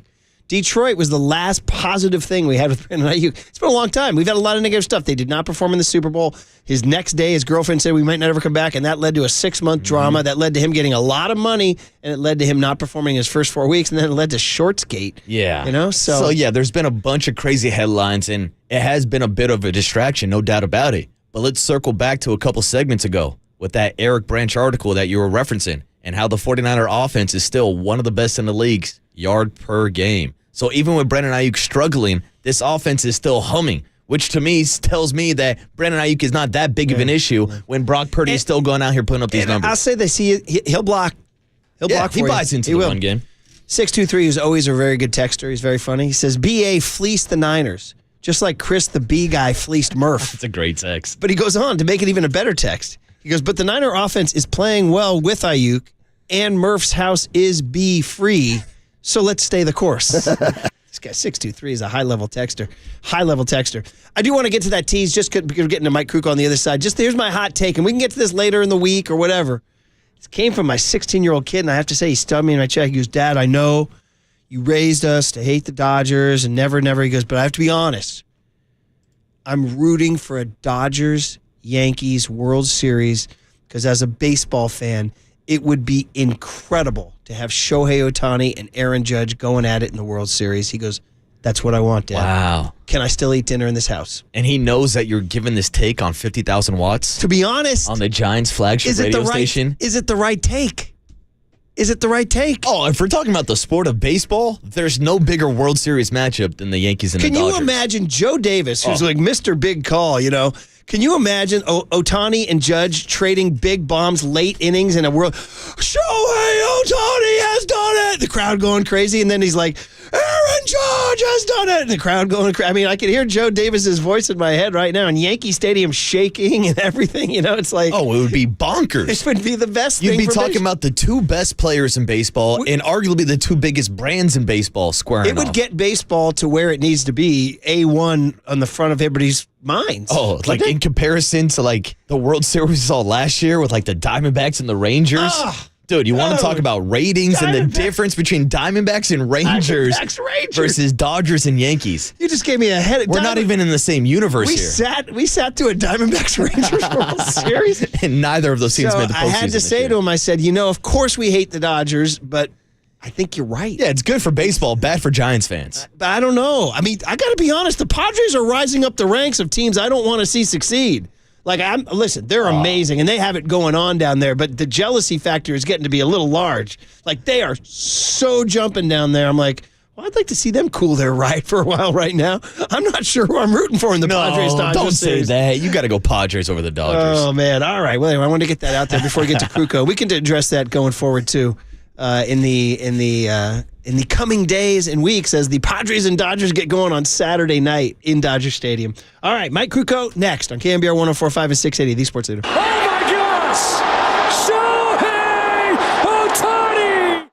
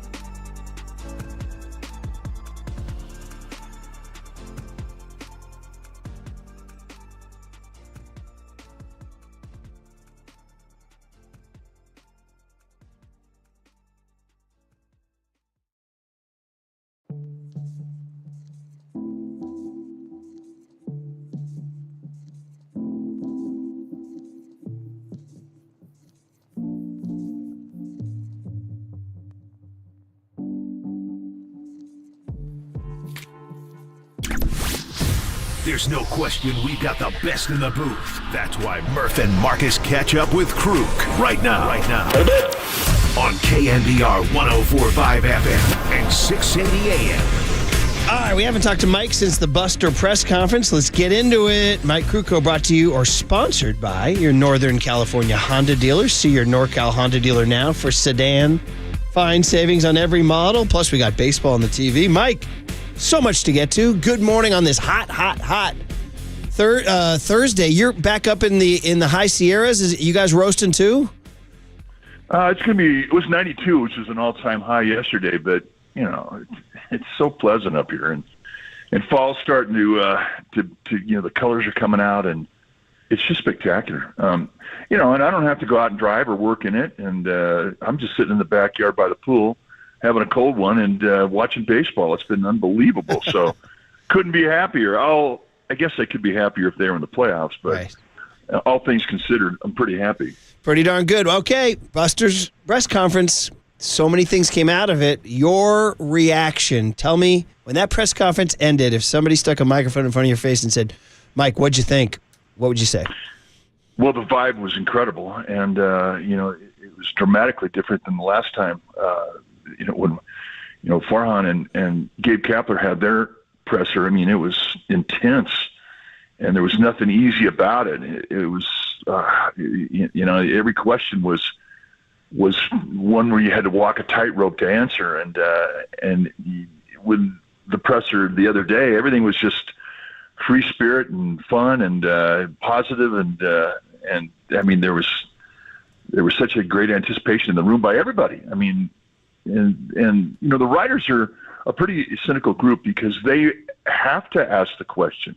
They have to. That's their job, and there just weren't that many deep questions to ask, because everybody knows exactly what Buster Posey represents. I always go back to the moment that he walked into the clubhouse, not so much in 2009. I mean, he was a young player, and he was tired at the end of the year, he was kind of a quiet presence. But in 2010, when he came back up, right away, he was a guy, and you just don't see it when rookies walk into a clubhouse. I know when I came up as a rookie, they said you keep your mouth shut for 4 years. Back then, you had to have 4 years in to get a pension. And so you didn't want to jeopardize that. You didn't have a voice in a meeting. You just kind of were a church mouse, and you were there. You asked questions, but you listened. But when Posey walked in 2010, there was a presence there that was, old soul-like, and that doesn't happen in baseball very often. I think that's kind of how everybody assessed Posey then, and it's how we've watched him live his life and how we know what to expect with him now. And I think that's how everybody treated the presser. They kind of were so happy that he took on the task, because none of us expected it. And I think that goes in the inner circle of the Giants' top brass who made the decisions. I think they were surprised when he said he wanted to do it. So it was just a good vibe. Yeah, and Mike, Buster spoke a lot about the importance of being surrounded by baseball minds like Brian Sabean and Bruce Bochy, and he talked about how his next GM, he wants to have a scouting background. Now, in today's game where we're seeing scouts be let go across the league, what kind of message does that send to the organization and overall to the sport of baseball? Well, I think, the game has evolved.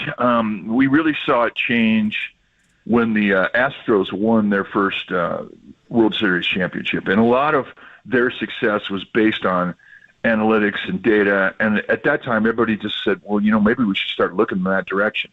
And analytics came into the game, and you started to see, makeup in organizations. Say they'd have 20 scouts, and they had 6 analytical data crunchers. And within a 4 or 5 year period, not even, maybe 3 year period, it kind of flipped. You went to, organizations would have 6 scouts and 20 propeller heads, and then off you would go. So the analytical guy who put the package all together, he was now leading the hitters meetings. We never saw that before. It gives you an idea of how much the game had changed. And then we looked into the way that the makeup. If you look at organizations and all the coaches and the managers they had in the minor leagues, they're all guys that had played professional baseball, all guys that had had understood, the traditional way of how to teach the game. And then all of a sudden, within 2 or 3 years, that changed. And there was just a complete flush.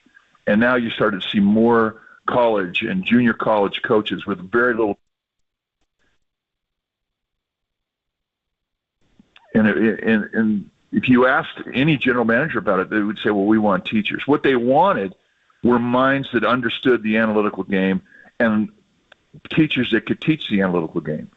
And that was an unbelievable renaissance in the game.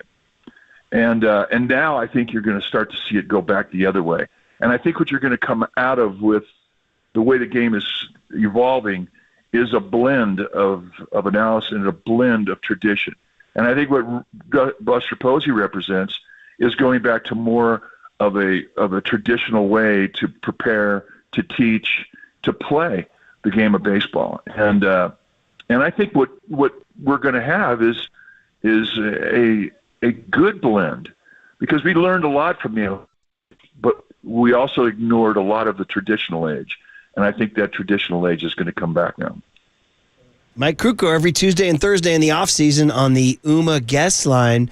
Mike, it's so easy to fall into the nostalgia. Hire Brandon Crawford as a bench coach, hire Brandon Belt as a hitting coach, hire Hunter Pence as an outfield coach, hire Ryan Vogelsong to do that. It's like, should he surround himself with all the old pieces of that nostalgia dynasty, or should we be wary of that and he should not make it, like, for lack of a better phrase, the old clubhouse system? No, I think guys have an incredible importance in this organization. He and guys who played the game for as long as they did, they're the guys that have things to say about situation. And that's what baseball is. Baseball is situation. Hey, it's great to know what the probability is going to be in a 2-0 count with a runner in second base when you're facing a particular pitcher. But there's also that common sense in baseball where if this guy has 5 movements he can put on a baseball and 2 of them he doesn't have that day, they're not working, well, then you've eliminated 2 things that he can do, and now there's 3 things that you consider. What is the situation? Well, it's a ground ball situation. Is he going to pitch for the ground ball? Is he going to pitch for the strikeout? You got a first and third situation, 1 out. He's got a 3-run lead. Which way is he going to go?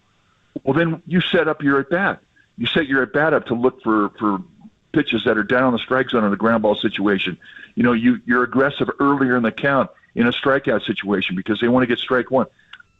Are the traditional ways of how to prep for a game and how to prep for an at-bat, or if you're a pitcher, how to try and pitch to a situation during a game. Because things all change. What you get on a data sheet, that's great information. But what you see on the actual field during the game, you have to be able to identify and adjust and apply. And that's where I think, the game is going to go back to. And so I'm really excited this year. And I think that the voices in the past are going to have a great deal to do with how Buster presents how to teach, how to bring knowledge into the spring training, into the clubhouse. And I do think he's going to access more players. Yeah, and it's actually interesting, Mike, because John Shea joined the Papa and Lund show yesterday and talked about his conversation after the presser with Buster Posey and talked about how not only here in San Francisco but across the league, there's a lot of micromanaging from the front offices, whether it's setting down lineups or making in-game adjustments. Just your overall thoughts on how much involvement there is in this era of baseball between the front office having actual decisions on the field. Well, like I just said, I mean, you take that information, you don't turn your back on it, because those numbers that they've crunched, they tell you a lot. They tell you, an example, you have a team. I was talking with Chili Davis yesterday, and he was talking about when he was with the A's, how he went into the number crunchers, and he was the hitting instructor. And he was talking about how he went in and he wanted to know what this team was doing on first pitch. Because the A's philosophy at the time was to get pitches, work to count. On-base percentage was as important as any statistic on the stat page. And what he wanted to know was, how are we doing on first pitch? Well, at this particular time, they had 375 first pitch strikes, and they had swung at 32 of them. So Chile's going back in saying, wait a second, we need to start doing more damage on the first pitch, because oftentimes that's the best pitch you're going to get in the at-bat. So the information office is something that can apply, because you start to see the tendencies of your team.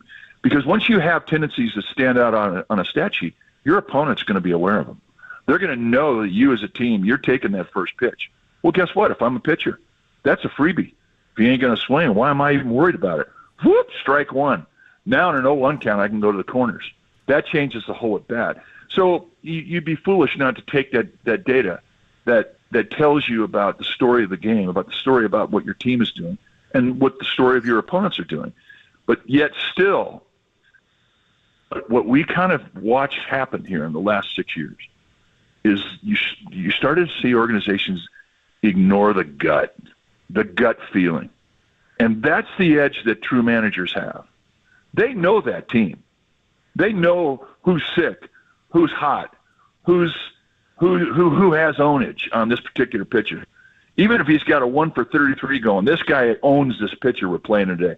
Well, I'm going to hit him. He's in my lineup. The gut, I think we're going to come back to, and I can't wait for it. Love the gut. That's what baseball is all about.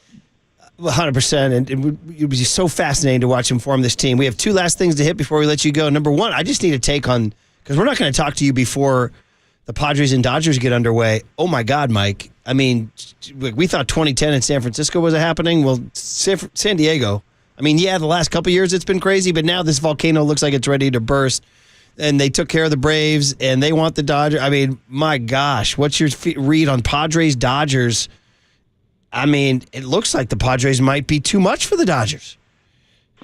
Well, if you go back on the Giants' schedule, there are a lot of teams that the Giants played the last 6 weeks that were going to the playoffs and got to the playoffs. So the one thing we all paid attention to was the chemistry coming out of the clubhouse of all these contending teams. And by far, the most intense chemistry that was coming off the page out of the clubhouse into the dugout and onto the field were the Padres. Now, keep in mind, though, we didn't see the Dodgers we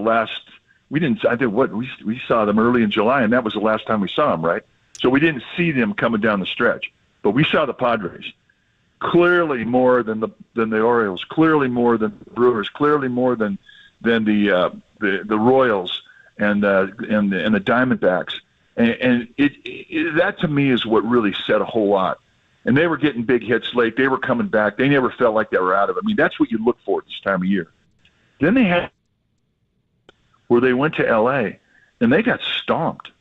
They got their butts kicked by the Dodgers, and I was like, whoa.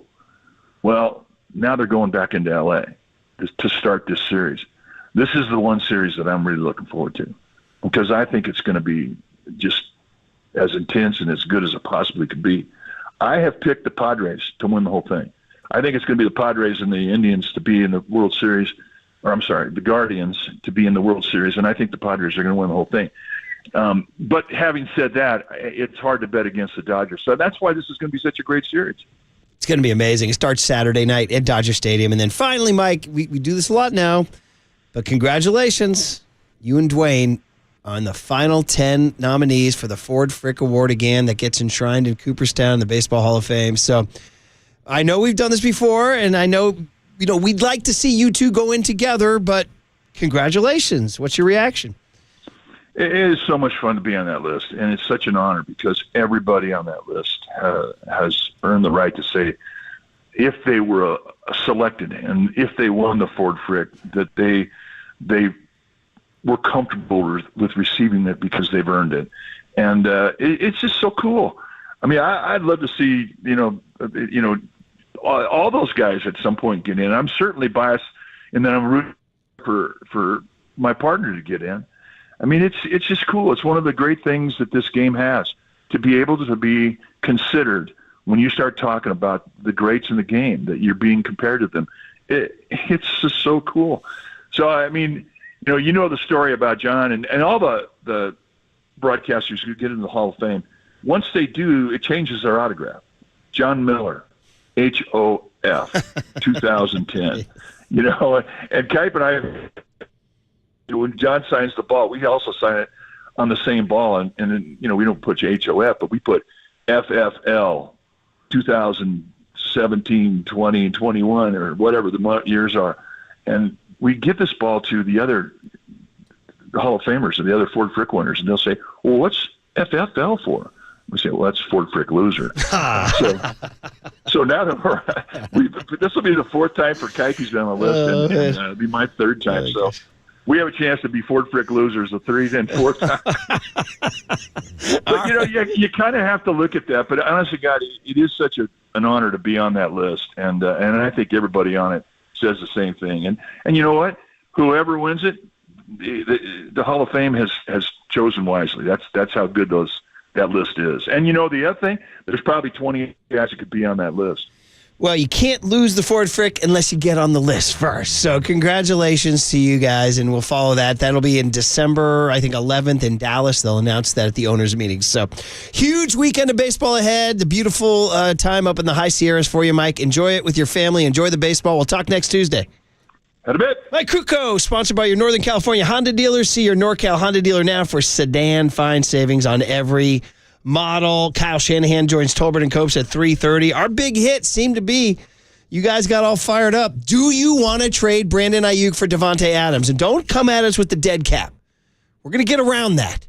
Do you want to trade Brandon Ayuk for Davante Adams? That's our big hit. Next on the Sports Leader.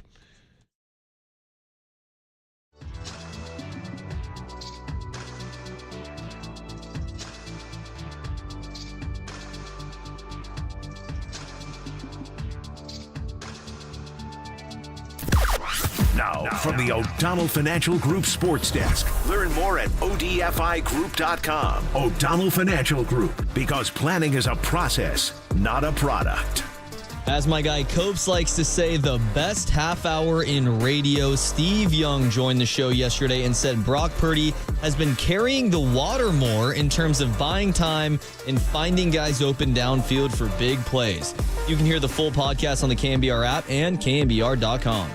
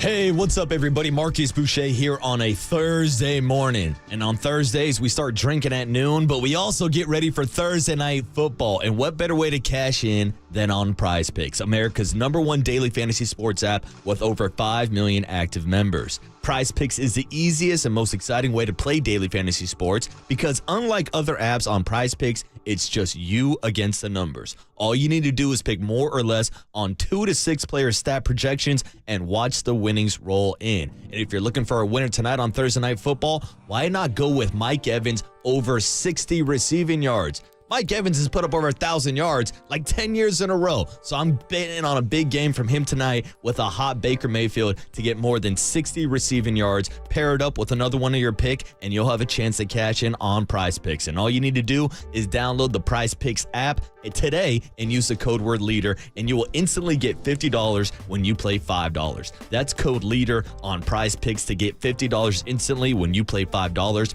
You don't even need to have a winning lineup to receive the $50 bonus because it's guaranteed and it's only on Prize Picks. Run your game.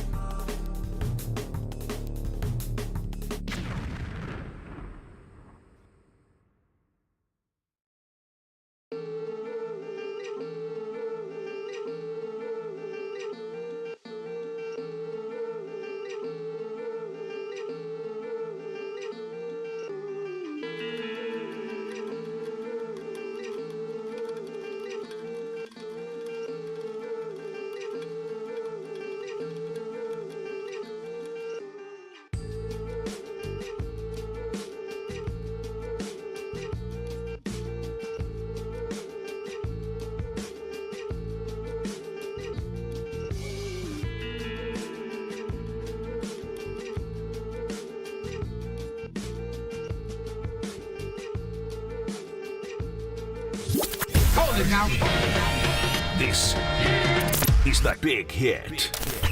Sponsored by Benjamin Moore Paints. Experience the Benjamin Moore retail difference at their independently owned authorized retailers today or at benjaminmoore.com. On KNBR 104.5 FM and 680 AM, the sports leader. A lot of people think you may never play another down as a Raider. What would you say to that? All I can control is this talk we're having right here, and then after we're done with this, all I can control is the next thing that I'm on to. So I'm gonna get up in a minute and get a nice workout in, and that's all I can control. So yesterday, Devontae went on the Up and Adams show and discussed a social media post earlier this week. Is that something that was accidental on your part in terms of liking the post? Or? Yeah, I'm just focused on Denver. We know there are several teams interested. Obviously, a couple of those own quarterbacks are. We know that Aaron Rodgers and the New York Jets are for sure interested. They're one of the teams that called in the offseason. The New Orleans Saints in the past have called about potentially trading for Devontae. Last year when everyone thought he was going to be traded, they're one of the teams as well. Pittsburgh Steelers have been in the market for a receiver. Wouldn't be surprised if they are in the mix. The Baltimore Ravens always looking for a receiver. Would be a tighter cap fit, but certainly something they could make that work. 49ers have yet to activate Ricky Pearsall, their rookie. Would be another one to potentially consider. Okay, there it is. The big hit is laid out. We're going to have some fun talking fantasy football trades. Or is it fantasy football? Maybe it's real football. Brandon Ayuk for Davante Adams is the question. Yeah, does it sound crazy? Yeah, well, maybe. Maybe not. Let's get into it at 808 KNBR is the phone number, 415-808-5627. So what you just heard right there was Kay Adams and Davante Adams, two Adamses, hanging out, and Devontae, man, he just went into the I can only control what I can. Bro, full on, just detached corpus. Somebody that say that to me. Holler's going to call me into the office and say, hey, man, you blew the sponsor read or whatever. Be like, hey, man, I can only control what I can control. He'd be like, yeah, but you can control that. I'm like, I can only control this moment right now talking to you in this chair. Yeah, it's like when John Joe Curley yells at us about the clock. And look, we're like, we can only control what we can control, John Joe Curley. He's like, yeah, you can control when the hell you break. But like, that's in the past. And then this dude, the Antonio Pierce liking of the post. Bro, what are we doing? So the SI put out a post. First of all, I can't believe SI is even like in business. What the hell? Somebody just the disgrace. The once mighty Sports Illustrated, now some lame AI bot. But anyway, it ran a post saying that Devontae Adams could be traded to the Jets, and Antonio Pierce liked it. What are you doing, AP? What are we doing here? You're trying to win a championship down there, and he dropped I'm just focused on Denver. Yeah, I'm just focused on Denver. Oh, bro. Championship, Murph. Bro. You got to adjust it. And then you heard the third one, Ian Rappaport, listing the teams that are available. And, of course, the Jets are the lead horse, which would not make me happy.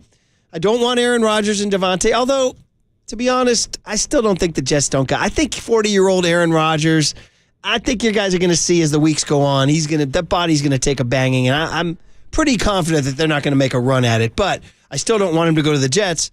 The Saints are a possibility, of course, which would make it very interesting between him and back a little bit. They're already the highest scoring team in the league. Yeah, they're putting up points right now, and that's without Devontae Adams. Clint Kubiak, Alvin Kamara, and Derek Carr, but then the 49ers come up. And so people think, oh, that's crazy. You would never do. Well, no, is it?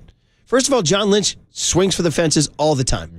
He called about Tom Brady, okay? He traded for Christian freaking McCaffrey. He traded for Trent freaking Williams, all right? These are like big-time moves. Even Emmanuel Sanders wasn't a Trent Williams, Christian McCaffrey level move, but it was a big move. Yeah, even a guy like Chase Young last year coming to town. Chase Young. Not that level of move, but that's still going out and getting an all-pro type player. So I wouldn't rule against them saying, hey, let's look around. Now, here's the big question for 49ers fans. Is it being irrational and just knee-jerk and just way too reactionary to say that the Brandon Ayuk thing is quote-unquote not working out? I mean, it's week 4, right? It's week 5. They're 2-2. He hasn't had a great day. He's blocking, but he had the shorts incident, and he's just not performing at the level, ladybug level, Detroit. Now, is this the week he breaks out and we all feel good on Monday and all these texts disappear? But right now, and I'm just telling you guys, we go to the Golden State Lumber and Building Materials text line, there is a large segment of 49er fans who sound like they would do the trade. Yeah. They would do the trade. And to be honest, I might be one of them. You're in that camp. I might be one of them. You pull the trigger. I think, honestly, when I heard Ayuk got $30 million a year, I was like, wow, well, I'm glad it's over. I'm glad they can play football, but wow.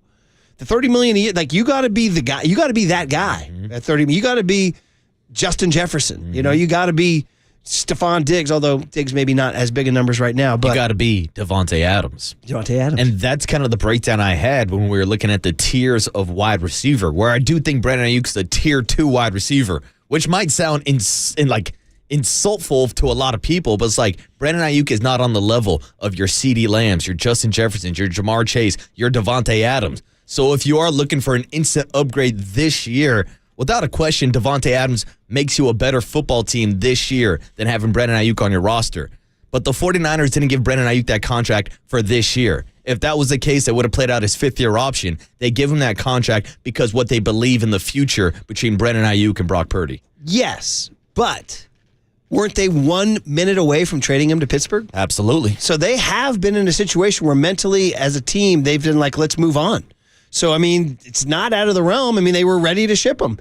831 says, trade BA for DA. Didn't Ayuk want to be traded in the first place? Well, did he or didn't he?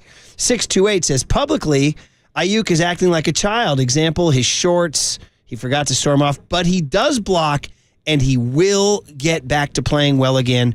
We know what we have in him. It's a hard pass on this trade. Okay. 925 says, to your dismay, Murph, Adams will go to the Jets. Rodgers will get his receivers back. Will Garrett Wilson go to the Raiders? Ooh. All that to make an old QB happy. He's got the keys to the Jets.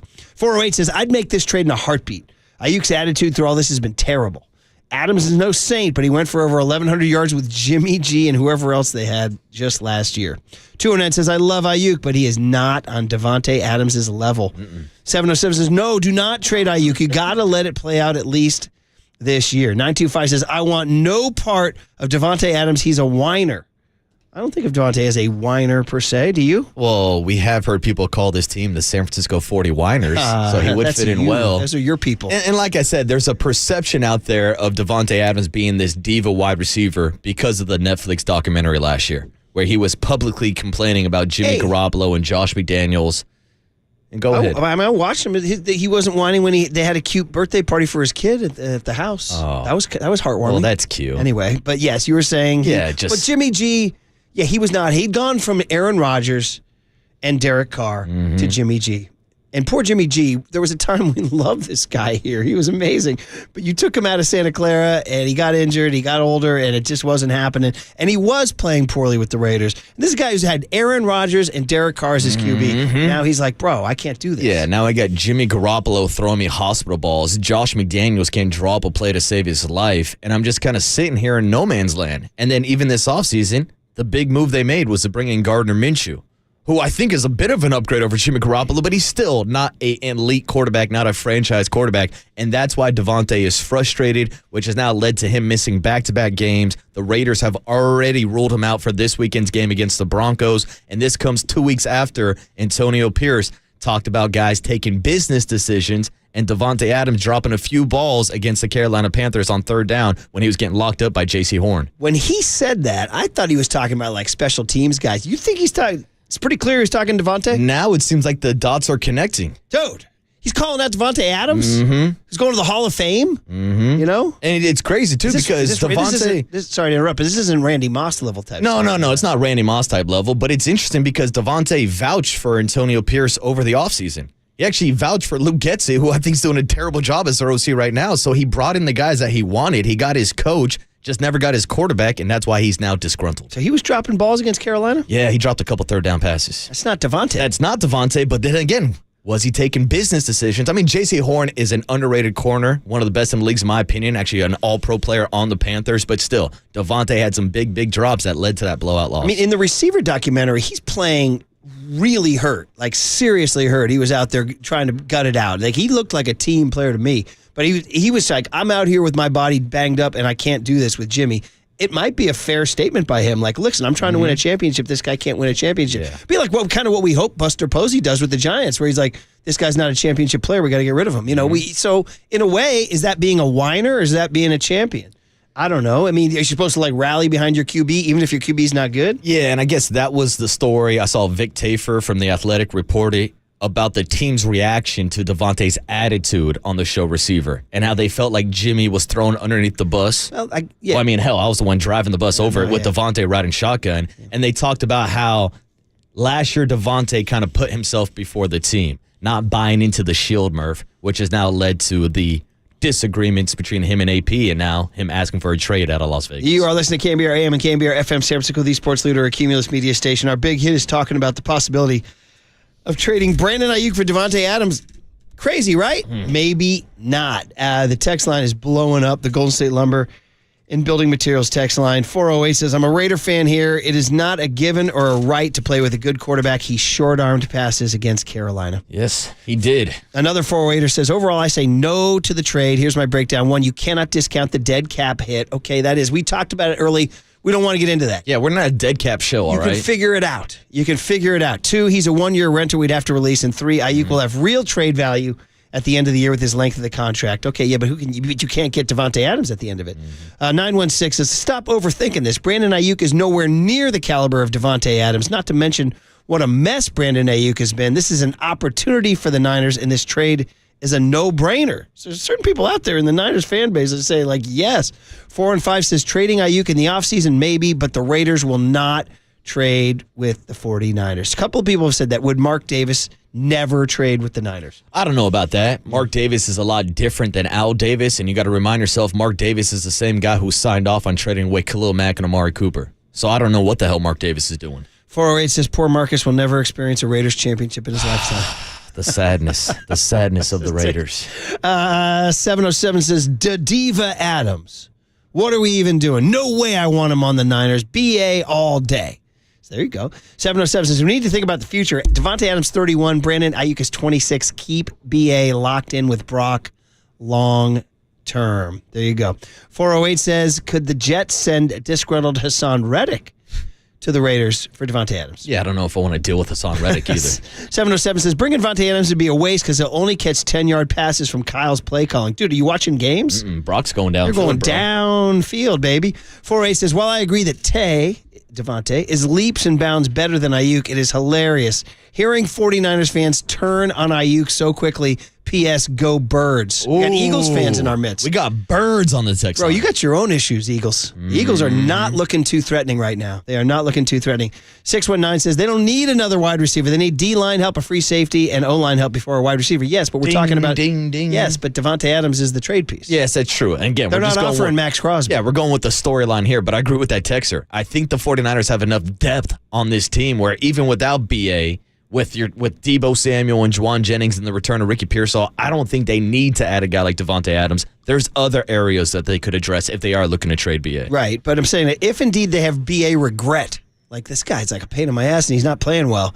831 says, is Devontae Adams a good run blocker? I don't have information on that. Devontae Adams should never be run blocking. 310 Send him downfield. 310 says the strategy of drafting Ricky Pearsall was to be able to make a trade like this for Devontae Adams. We knew that either Ayuk or Deebo had to go at the end of this year. Maybe it's Ayuk. Yeah, so if the 49ers are taking a look at this season, and again, it's a small sample size. We're 4 games into this season. But if they're looking at the production of a Deebo Samuel, who does come with more injury risk, but if they want to invest more in Deebo and Ricky Pearsall and Juwan Jennings as a future, then you make this trade because it is a 1-year rental for Devontae Adams. 925 says how quickly people forget that catch against Detroit and just remember the last 4 games. It's true. Right now, there is recency bias on Ayuk. People are down on what they've seen in the last month.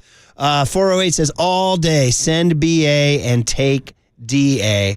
775 says BA got a $23 million signing bonus, but he is staying. 209 says the Raiders need to gut their team to get as much draft capital as possible. They need rebuild. a quarterback, man. 214 says, doesn't Ayuk have a no-trade clause in his new deal? That I'm not sure about. Sorry about that, guys. 510, another one says Mark Davis will never trade to the Niners. I don't know about that. I'm with you. I don't think he's as... Mark Davis is not Al Davis. Yeah. But then again, people are throwing out their rumors of the Raiders trading Devontae Adams to the Chiefs. No way in hell that can happen. An in-division trade, I think that's unlikely as hell. More of a possibility he goes to the Niners than the Chiefs. 209 says these blanking wide receivers, dude, are all divas. And it is true, man. And I covered the Niners in the 90s, and Jerry Rice, man, they would beat the Falcons 35-14 on an October day. He'd be pissed. I didn't get my balls. I didn't get my touches. Like, Jerry, wait, what? You just won by 21. But then it was spun as Jerry's a champion. Jerry has high standards. But no, divas, they've always been like this. You know who wasn't? Was John Taylor, his teammate. He just sat there quietly and just did his thing. So anyway, guys, well, that's it for the big hit, man. I feel like more people are down on BA than supporting him. And that could be recency bias because it's just been a bad month for him and he hasn't looked great. And the shorts thing just kind of was bad optics for everybody. But right now, we'll talk to John Lynch tomorrow. See what he has to say. Remember, we got to ask him about Buster, too. What would he tell Buster? Yeah, that's right. About how to do it. So, sorry, Marcus, we're taking your guy, Devontae Adams. Yeah, let's just swap a couple disgruntled wide receivers. How's BA going to look in silver and black? He's going to be happy to rejoin his boy AP, Antonio Pierce. Yeah. I mean, he has talked about he's born in Nevada, right? Correct. Mm-hmm. Yeah, but Reno and Vegas are like 2 different states. Yeah, right down the street, Murph. Yeah. All right, that was fun. It's fun speculation. We just played fantasy football. I don't know if it's fantasy football. I wouldn't rule it out. I don't know. We'll see. All right, Susan Slusser is next. We got cooler content, Matt Mayoko, Ryan Vogelsong, Larry Kruger, all fun chats coming up on KNBR 104.5 and 680, the Sports Center. Before the game, a ladybug landed on my shoe.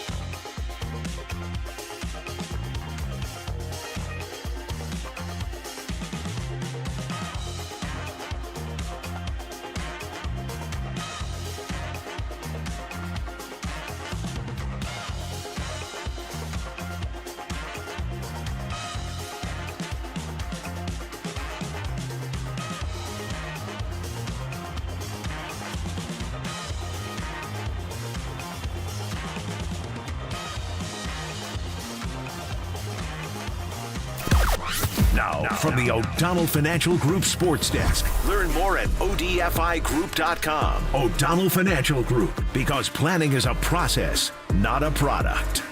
As my guy Copes likes to say, the best half hour in radio. Steve Young joined the show yesterday and said Brock Purdy has been carrying the water more in terms of buying time and finding guys open downfield for big plays.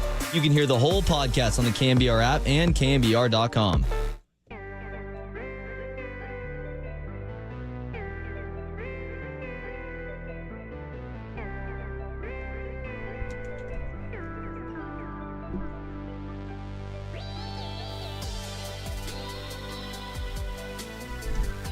Hey, Marquise Boucher here, and if you've been looking for the secret to losing weight and getting healthy the natural way with no drugs or injections, well, I have the answers for you. Because the team at Abundant Life Weight Loss has the secret to losing up to 1 pound of fat every day. Their weight loss program makes it easy to lose weight and get healthy naturally and safely. I've been on this program for 2 months, and I dropped 24 pounds. And I did it without counting any points or calories, without any prepackaged meals, no surgeries, no drugs, or injections that have serious side effects. So if you want to learn more about this Abundant Life Weight Loss program, go ahead and schedule your free private weight loss consultation by calling 925-594-7110. That's 925-594-7110. Or you can visit them online at AbundantLifeWeightLoss.com. That's AbundantLifeWeightLoss.com.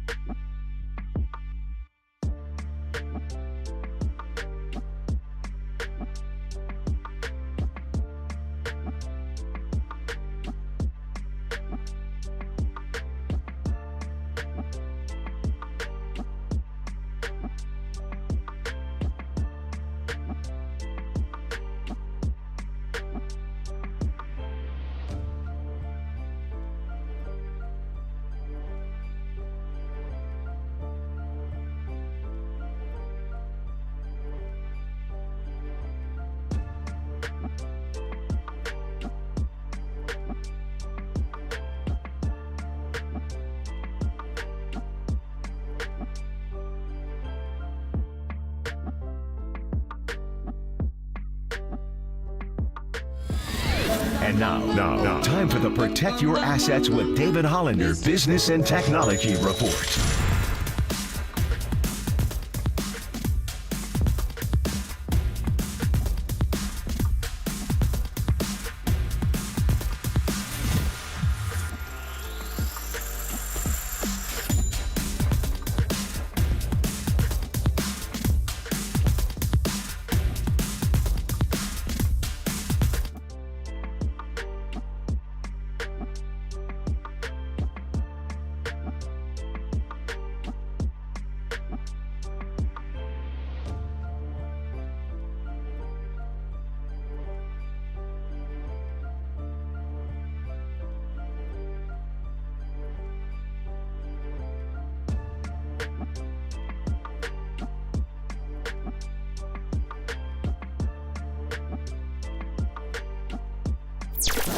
Quite simply, Susan Slusser knows baseball. That's why she's the Chronicle Senior MLB beat reporter. And that's why she joins Murph and Marcus on KNBR. Now.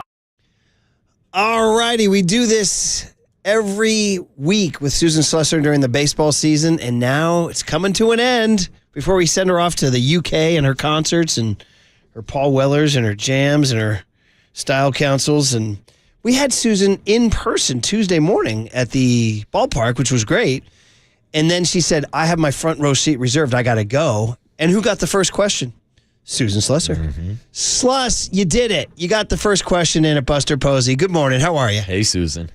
Hey, guys. Yeah, I mean, it turns out if you sit like right smack in front and start waving for the microphone like 15 minutes before they're ever even ready to hand them to anybody, you get the microphone. Who knew? All right. I love your review. You've been in a million of these.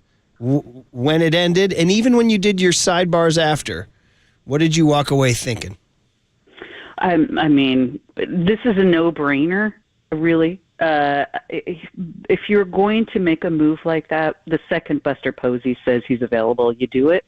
And that's a little bit what happened, right? I think it sounds like wrestled with, is this something I want to do day to day? It's a big job. And it sounds like he's going to really try to surround himself with good people, which is fantastic, and not micromanage, which is fantastic. But it's Buster Posey. He's a winner, and he is no nonsense. You could see Buster, if he had not gone the path of baseball in his life, he would be some sort of tech titan or something, or certainly on his way to being something like that. He's got that demeanor, handles himself beautifully. He looked very much in charge, like he kind of always does. So a very positive, I thought, press conference. Interesting to see what they'll do with the general manager spot there. All sorts of little questions still to be answered. I'm going to be really, really fascinated to see how Buster Posey answers them. Yeah, agreed. Looking forward to see what his moves are. And Susan is sponsored by River Islands. Come home to River Islands in Lathrop and discover the San Joaquin River lifestyle with its lakes, parks, and schools. Start your tour today at riverislands.com. Yeah, and Susan, Buster said one of the first priorities was to hire a GM. Now, there's been some names thrown out there by fans and pundits about familiar names who have worked with Buster and the Giants before, but are you hearing anything on leads or who could be a possibility for this GM role? Well, I think I've thrown out a bunch of names. I think most, if not all, will be considered. I'm not sure that there's a front runner. I'm also it sounds like they're pretty open to hiring maybe a couple people. I think just boosting things in the front office in general, right? You certainly want maybe another person or two with really a lot of negotiation experience, things like doing arbitration. Jeremy Shelley, who is already in the front office, is fantastic at stuff like that. He absolutely could do the general manager's job. And I thought it was interesting that Greg Johnson, he's the one name Greg Johnson unprompted mentioned, which is terrific because he's been behind the scenes there forever. And would be wonderful. But I certainly wouldn't be surprised if they hired someone else also. They do have to follow the C-League rule, and we know they're going to have a lot of good candidates. Kim Ng immediately comes to mind, and I'm not saying because she fits the C-League rule. She's also one of the brightest minds in baseball, and it's absolutely criminal. She hasn't gotten more of a shot than she did. Look what she did with the Marlins, and then they let her go, and oh my gosh. So they're an awful lot. I mean, I think I've read maybe 7-8 names, so I could see them talking to everybody. But I still, Marty Lurie and I have been banging the Billy Owens drum for a long time. He should be more prominent in a front office somewhere, especially a team that has a shot to win. You know what? Actually, you guys, separate topic. I think the A's are actually going to be pretty good next year if they retain that core and maybe make it an ad or two. So I'm not saying get him out of that loser spot. I really don't think that the A's are really fun, but I would love to see him get a job where he's even got a little bit of a promotion. Get your tickets now in Sacramento, Susan says. Hey, Susan, he said, Good luck with that. This is something Marcus and I have talked about the last 2 days with all our guests, and that is Buster specifically said he said preferably, I forget the exact words, but he used the phrase scouting background. Yeah. And that caught our ear. because scouting background. That's Billy Owens. Yeah, that's Billy Owens. Also Brian Sabian and others. Just also Brian Sabian, what that Bobby means. Evans. What that Bobby Evans. What that means in terms of a shift, perhaps. Somebody asked about analytics. Was it me? I can't remember. I asked so many questions. He said analytics are here to stay. If you're not using analytics, you're making a big mistake, and that's true. I really do think he is one of the people who can kind of marry old school and new school, and that's partly because he has such an extensive playing background too, and he certainly understands scouting. He has a huge respect for scouting. I mean, we all know his relationship with John Barr was so tight. There's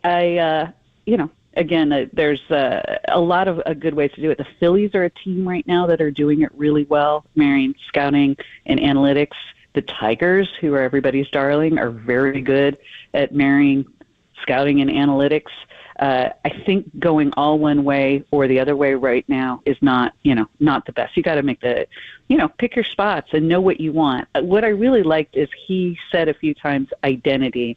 And what have we've been talking for the last 3 years? What is this team's identity? And nobody could really ever say, and nobody could ever figure it out. And Buster immediately said, we want a team identity. What that will be, I don't know. But couldn't be more interested to see what Buster Posey has in mind for that. Susan, I've got to ask you a question about the former GM, Pete Patella. Now, he was told that he will be relieved from that GM role, but it sounds like he's going to be reassigned to a different role within the organization. So what does his future look like with the Giants? Well, I think the team will allow him to go elsewhere if he finds a spot that he likes, because he has been, he will be reassigned. He is very good in international scouting. That is that was essentially under his purview. If it's something like international scouting director, I'm just throwing something out there, something along those lines, that wouldn't surprise me. But also, he's a guy who has been with a winning organization, and is very highly regarded. I wouldn't be surprised to see him land with another team with sort of a GM type job rather than getting reassigned within the Giants. And same with Farhan, right? Billy Beane, when he came on with us, said if he's unemployed, there will be no shortage of suitors. Are you curious to see where he lands? Well, I think he's got a year of pay coming, and he can do anything he wants, right? If he got a great job offer, maybe he jumps at it. But also I could see him saying, he had some health issues this year, obviously a very stressful year with so much speculation over his job status, especially the last month or two and the health stuff going on. It wouldn't surprise me if he took it off. Honestly, that sounds like probably a great plan, but he will be in demand. I mean, I know Giants fans were frustrated with the front office and the direction and, some of the things that didn't go the way they wanted. But I've known Farhan for more than 20 years, and he is a brilliant, brilliant baseball mind, and everyone in the game knows that. He will get snatched up by somebody, but I kind of hope for his health that he takes a year and just, chills somewhere relaxing. Yeah, and Susan, I wanted to circle back to your first answer about micromanaging, because I know your colleague John Shea had a sit-down conversation with Buster Posey and came on our airwaves yesterday and talked about how Buster is going to let Bob Melvin draw up his own lineups. How much of an impact did Farhan Zaidi have on the day-to-day lineups, and how often does this happen across the league? Because we've had texters text in this morning wait, Farhan was drawing up the lineups, but it seems like in this day and age, this happens a lot with the front offices. Yeah, this is kind of the norm. It really is. Almost everywhere, I think there are very few managers that have 100% free reign on the lineup. Even people you would be surprised to learn. It's not necessarily getting handed the lineup card every day, but certainly lineups are done in very strong concert with the front office. Let's say almost every place, as are even, in-game moves can be mapped out well in advance in concert with the front office. They do tend to have their fingerprints all over a lot of the managerial decisions, which, look, I'm all in favor of preparing together. But I think when it comes to game decisions, you have to let your manager manage. First of all, how are you even figuring out what kind of job your manager is doing. You can't evaluate somebody who you're not letting do their actual job description. So, but especially somebody who's got the experience in the field like Bob Melvin, you just like turn him loose, let him do his job. So I hope that's the case. Many managers around the game are told repeatedly when they're hired, "Yep, yeah, don't worry about it. We're not going to look over your shoulder. We're not going to pitch in with anything." And then the season opener, here's your lineup. So I think Buster is one guy who actually will give a manager free rein, and I certainly hope that's the case. Let Bomel cook. There you go. Yeah. All right, Susan. We'll let you go. When are you wheels up to your home away from home, the UK? October 21st, and then I got 8 Wellers around the north of England. I'm very excited. Newcastle, Murph. Have you ever been to Newcastle? I have not been to Newcastle. Is that Sting? I want to say that's Sting's hometown, isn't it? I think it is. By the way, you seen Sting they lately? got great accents there. Yeah, I got do. buddies from there. Great accents. Don't bring coal, Susan. There's an old joke. I will not. I will try not to bring any coal, as I usually do. Old man joke. Listen, I'm excited for you. I will follow it all on social, as I always do. All right. Be good, Susan. Thanks for the time. Yeah, thanks, Susan. Thanks, guys. There she is, Susan Slusser of the Chronicle. Like us all, waiting to see Buster's first move, which should be a GM, I don't know, soon? Yeah. All right. Cooler content, always fun. Man, there's a lot of football stuff in there. Ed McCaffrey talking about his kid. Some other stuff going on, too. So always good to hear that. Matt Mayoko, 850. Ryan Vogelsong. Vogie's awesome at 9:15. All coming up on KNBR 104.5 and 680, the Sports Center.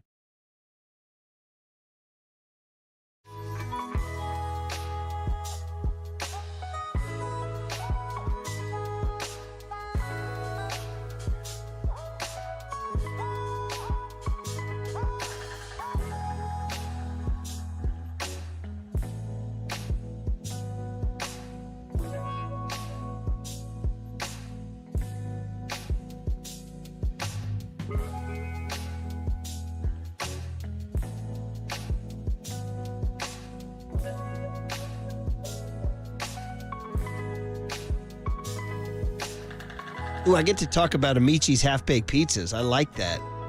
Because like many of you with kids, busy, I'm telling you, man, we're like eating all at different times these days. So get Amici's half-baked pizza. It takes care of everything. It's a simple idea. Amici's makes the pizza, cooks it halfway through. Then you buy it. And oh, by the way, I got a deal for you coming up. But then when you buy it, you bring it home, and you're ready finally to eat because of all the craziness. You slide it in. Shout out White Snake. Comes out in less than 5 minutes. And then it's crisp. Ooh, it's really good. It's crispy. Cheese is bubbling. Well, quite frankly, could be, it's the way to go. I would not sleep on the half-baked pizza at all. And for the rest of September, if you order any size, of course, it is October now. I misspoke. If you order any size half-baked pizza online from the menu category scroll bar at Amici's.com, Amici's will get you 20% off that pizza. So you want restaurant quality pizza from your own kitchen and time to fit your busy family lifestyle, Amici's delivers. I just want some pizza.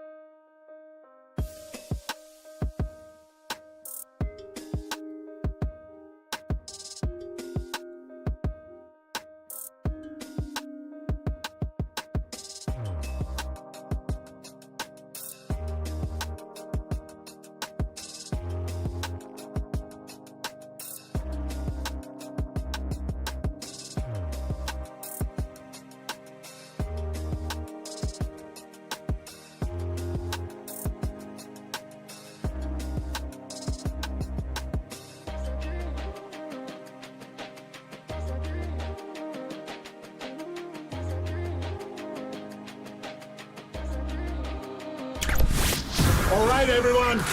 Chill. This is the Cooler. You are not sending me to the cooler. Of content. Sponsored by Mancini Sleep World. Sleep better, live better. Visit sleepworld.com. And by Marin Health. Marin Health Medical Center and Marin Health Medical Network world-class care. Closer than you think. On the Sports Leader. All right, we look forward to that very much. By the way, I neglected to tell you that Susan was brought to us by Bigelow Tea. Grab a mug and tea proudly as we get ready for the Cooler of Content. Mike Silver joins Papa on London at 12:50. He will be going head-to-head with Greg Papa on the Brandon Ayuk, Davante Adams rumors, because I think Papa was the one saying no, right? And Silver was the one saying yes. So we were sort of more on the Silver side on this whole thing. Don't rule it out. All right, Cooler of Content, some fun stuff. Well, since I mentioned Davante, let's go right to him. This was from Receiver, which some of you watched, not all of you, but many of you I know from our... And I still haven't finished it. I just don't have time. But now I think maybe I should get more time as I retired from coaching for a little bit, although basketball starts in a few weeks. Davante Adams, in the last episode I saw, was not happy with Jimmy G. And so this is from the Receiver, the Netflix show Receiver. And it was a game where he was playing hurt and still felt that Jimmy was throwing what they call hospital balls. Yeah. That's throwing a ball where over the middle where guys are going to get blown up by a free safety. Oh, yeah. Ask George Kittle all about him. Man, here he is, Davante Adams, mic'd up on Netflix during a game. I got to get the out of here before I lose my life. I ain't never been hit this many times in my career. Every game I get up. He's frustrated. What is he doing out there? He's not getting to the ball. Garoppolo into the deep territory, looking for Adams, and he missed him. He was all alone. That will be as open as Davante is going to be in his life. Wide open. Pathetic, bro. Just threw the ball, man. I'm tired of this bullshit. So he's not happy. No. Oh, he's not happy. You don't say, Murph. Don't say. But Jimmy's gone. So maybe, is he saying the same stuff about Gardner Minshew? Yeah, it sounds like he's not too happy with Minshew right now. Man, oh, man. And I understand his frustration. Again, he got swindled by the Raiders thinking that he was going to end his career with his best friend, Derek Carr.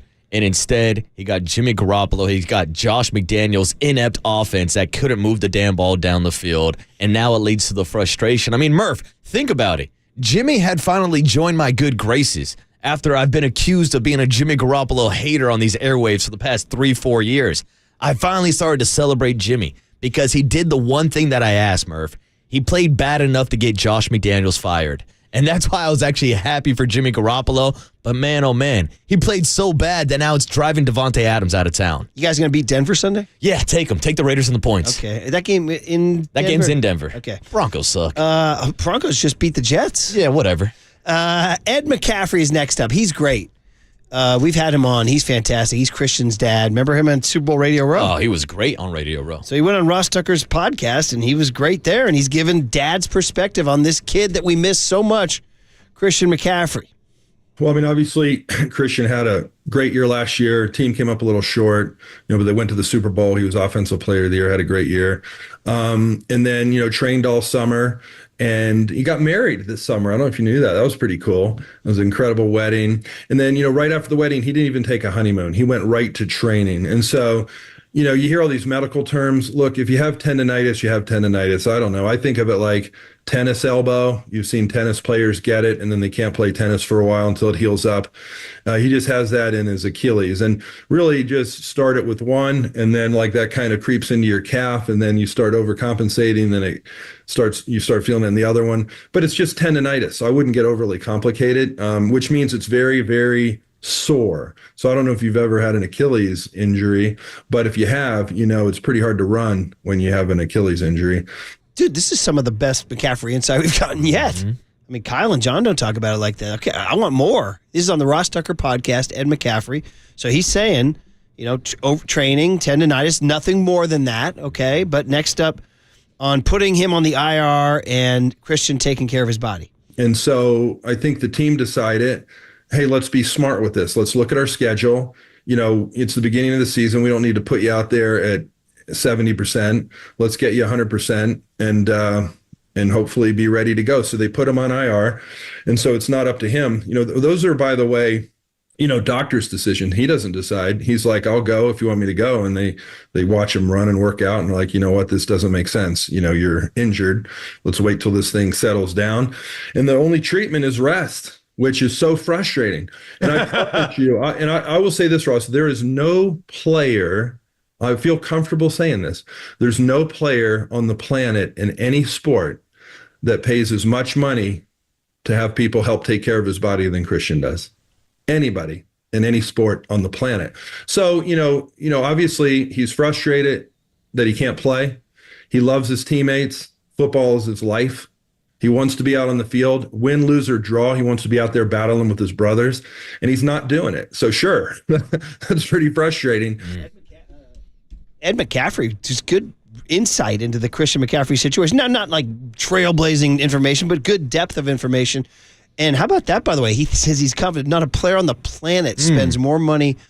Shout out to Erling von Holland. Anybody say that? Anybody down with the EPL? Mo Salah, Liverpool? You're not down with your EPL? No, I got a 16-year-old. Oh, my God. Did you know Aston Villa beat Bayern Munich yesterday? I did My not. kid is like bouncing off the walls. He's so excited. So anyway, the point is that he's talking about all those athletes around the globe. He says Christian McCaffrey, number one. That's interesting because there were reports not too long ago that LeBron James spends $1.5 million on his body every season. You better look up at CMC. Yeah, and that goes back to our conversation with John Lynch from a couple weeks ago when we asked about whose idea it was to go to Germany. Yeah, and it sounds like Christian went out of his way to find these doctors, same doctors that worked with Kobe Bryant, and a long list. That's the next cut. Ed McCaffrey on the Ross Tucker podcast about the Germany. But also, he's such a perfectionist. Like, he wants everybody's opinion. Is there anyone on the planet that can help me get back on the field quicker? And so when the prescription was you just have to rest and not do anything, he sought out other opinions. Yeah, he went and said, look, who else has anything going on anywhere in the world that can help me get back on the field quicker? And one of the problems is you have a million. Ross, my phone blew up. Hey, here's stuff you can eat to help with your tendonitis. Here's treatments you can get. Here's a place you can go. And if my phone blew up, I know his phone was blown up. So he has to decipher between all the information he's getting, which is what he did, right? He trusts his 49ers training staff, but when the prescription is to rest, he's going to go out and get other professional opinions from people around the world. And then most of it he doesn't follow up on. He's like, I got to pick between all the stuff I'm being told, pick what to do, what not to do. So he's a real student of the game, and he's a real, health nut in terms of trying to get his body ready to go. And so it's been torturous for him to have to sit on the sideline and not play because, his whole life has been, kind of built around this game that he loves so much. Ed McCaffrey, dad of Christian McCaffrey on the Russ Tucker podcast. So in the end, after all that, Marcus, we still don't know when he's playing. No. But it does sound like Ed is saying that Christian McCaffrey wants to be out there, which is pretty obvious. Every player wants to be healthy enough to play. Unlike Davante Adams. Yeah, unlike Davante Adams. Thank you. And it goes back to the comments from Kyle Shanahan in week 1, where he said if this was a playoff game, Christian could be out there. I think, I don't know if that's true or not. That was. Exactly. And even Christian says like he could play at 70% is what Ed is saying. But why risk it at this part of the season when you've been able to see success with Jordan Mason, who's ripping off 5 yards per carry? And so that's why I'm glad they're actually being cautious and keeping the training wheels on Christian McCaffrey right now. We were told last week that they were going to start to ramp up his recovery process this week, so we'll keep an eye on CMC. But I'm saying take as much time as you need. If it takes until the week 9 bye week to come back in week 10, I think that might be the best case scenario. Jordan Mason, man. You have been that dude, and he will be that dude Sunday against the Cardinals. Also interested to point out that you can eat food to help out with tendonitis. I don't know about that. I didn't know about that, but I did know from prior recommendations that we've been getting all week from Dr. Aaron Rodgers that maybe Aaron Rodgers healed so quickly from his Achilles injury because of all that ayahuasca. That's what ayahuasca did for me. I don't know about that, bro. See what happens. Every week he's looking a little tired. Yeah, CMC, stay away from the ayahuasca. I want to give A.J. Hinch his flowers. Stanford guy, Detroit Tigers manager. Also, by the way, managed the 2017 Astros that were so controversial. Astros, by the 7 straight ALCS came to an end. 7 straight ALCS. We don't have to see him anymore. And you were saying they've lost 7 straight games? At home. I wonder why. No trash can. No trash can. Well, I think AJ Hinch is starting to nail his post-game celebrations that they filmed. This is the first one, Young Tone, 10:03 M. This was when they clinched the playoff spot after finishing 31-13 down the stretch. And I was like, oh, look at AJ. They think in radio DJ, they call it hitting the post. Like Steven Seaweed would teach. Like if you're about to play Bachman-Turner Overdrive, taking care of business, you know what I mean? You got to hit the post. And you know, here on 107.7 The Boom, boom. Well, the 8:15 into the city, whatever, right? So here, why you guys laughing so Well, much? because me and Tony have both been board ops, and we've talked about hitting the post before. And Paulie Mack used to love it when I would hit a post with a highlight, and then the chorus would drop in. So I've tried to teach that to young Tony over the years, You've taught it well because he does it well, but you're the originator. You're the OG. Hit me on the post Well, route. I think AJ Hinch hits the post. This is the first one in September when they clinched the wild card. But this is called punching your ticket to October, okay? Special teams do special things, and we got an opportunity to do something special. We ask a lot out of you guys all year. All year we've asked a lot out of you guys to do something for the guy next to you. And when I asked you in the middle of the season, remember I asked you, what kind of team do you want to be? I guess you wanted to be a playoff team. He hit the post, right? He hit the post. I guess you wanted to be a playoff team. Now, wait. He's still going because they win yesterday. They knock out the cheating Houston Astros. Thank you. They knocked out the Astros. I was thinking of the Orioles and the Royals. They knocked out the Astros. So here he is now. The goggles are on. They're all gathered around. Can AJ Hinch match the moment again? Here we go. Listen, when we started this series, everybody said we weren't playoff tested. We just passed the biggest test of the year to date, but there's more coming, okay? Never know. Get it going. Listen, hold on. Not too soon. Not yet. Listen, I'm not sure who, but somebody let the Tigers get hot. He better be working on his next speech after they beat the Guardians, right? I need some radio jockey out in Detroit to give me a remix to Who Let the Dogs Out, Who Let the Tigers Get Hot. I'm not sure. I'm not sure. Somebody let the Tigers get hot. Oh!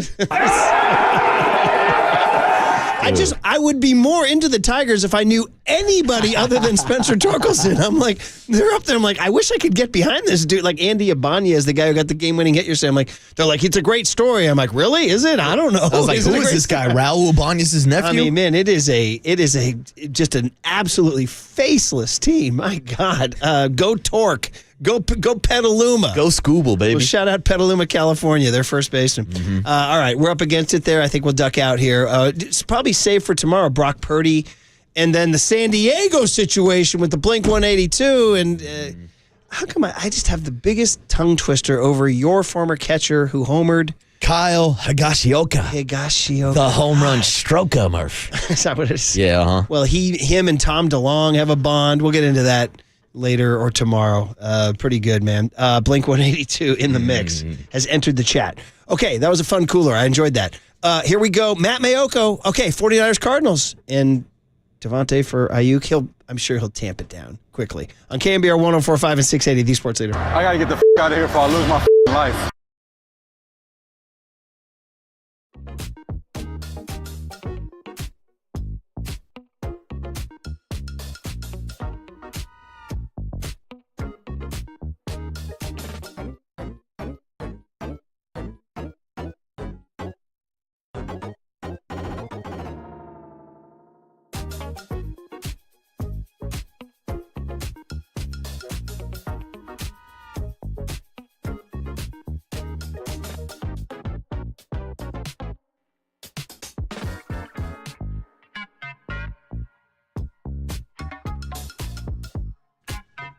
On a Thursday morning, we have Steve Moskowitz on the line, our good friend. Steve, you want to talk to us about what to do if you have unfiled or unpaid taxes? Because this is a common situation, and you may only have one, but a lot of times these go together. People don't file tax returns because they don't have the money to pay, or they have filed the returns and the IRS is chasing them for an amount that they have no idea how they could possibly pay. And people get frustrated, or they don't have their records, or their records are in a mess, and they just stick their head in the sand. You don't want to do that. And just last week, We talked to a client that just didn't file 2 years, and the criminal people came knocking on his door, because we don't talk about that much, but it is a crime not to file a tax return or to willfully not pay it. So the bottom line is, if you have any unfiled returns or you can't pay your taxes, call us. We have a free attorney-client privilege consultation. We have 30 years experience doing this. We're really familiar with it. We'll explain everything to you. And if you want us to do, we'll go ahead and do everything for you. The only thing you have to do is pick up the phone and say, hey, Steve, take care of me. Give him a call. That's tax attorney Steve Moskowitz. He's my tax attorney. He should be your tax attorney. Give him a call at 888-TAX-DEAL, 888-TAX-DEAL, or go online to moskowitzllp.com. From the Chilton Auto Body Traffic Desk.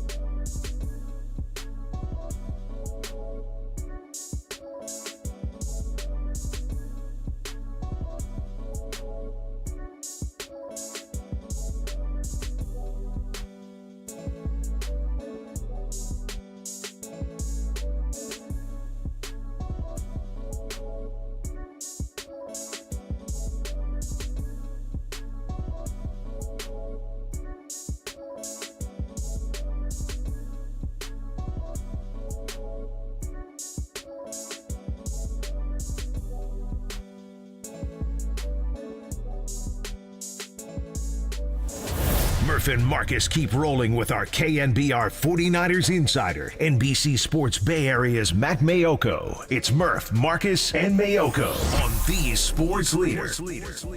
All right, you can see it on YouTube and Twitch. This is multimedia, baby. There he is, the handsome kid out of Corning, California, Matt Mayoko, NBC Sports Bay Area, 49ers KNBR Insider. He's sponsored by Golden State. I should say KNBR's 49ers Insider. Sponsored by Golden State. When you succeed, we succeed. Visit us today at goldenstatelumber.com. On the video, not just the audio. Go see him on the YouTube and the Twitch. Good morning, Matt. How are you, buddy? What's up, Matt? Good morning, gentlemen. How the heck are you guys? It angers some 49ers fans when we go ask you a Giants question right out of the gate, but I have to. So are you going to renew with us because Buster is now the head of baseball ops?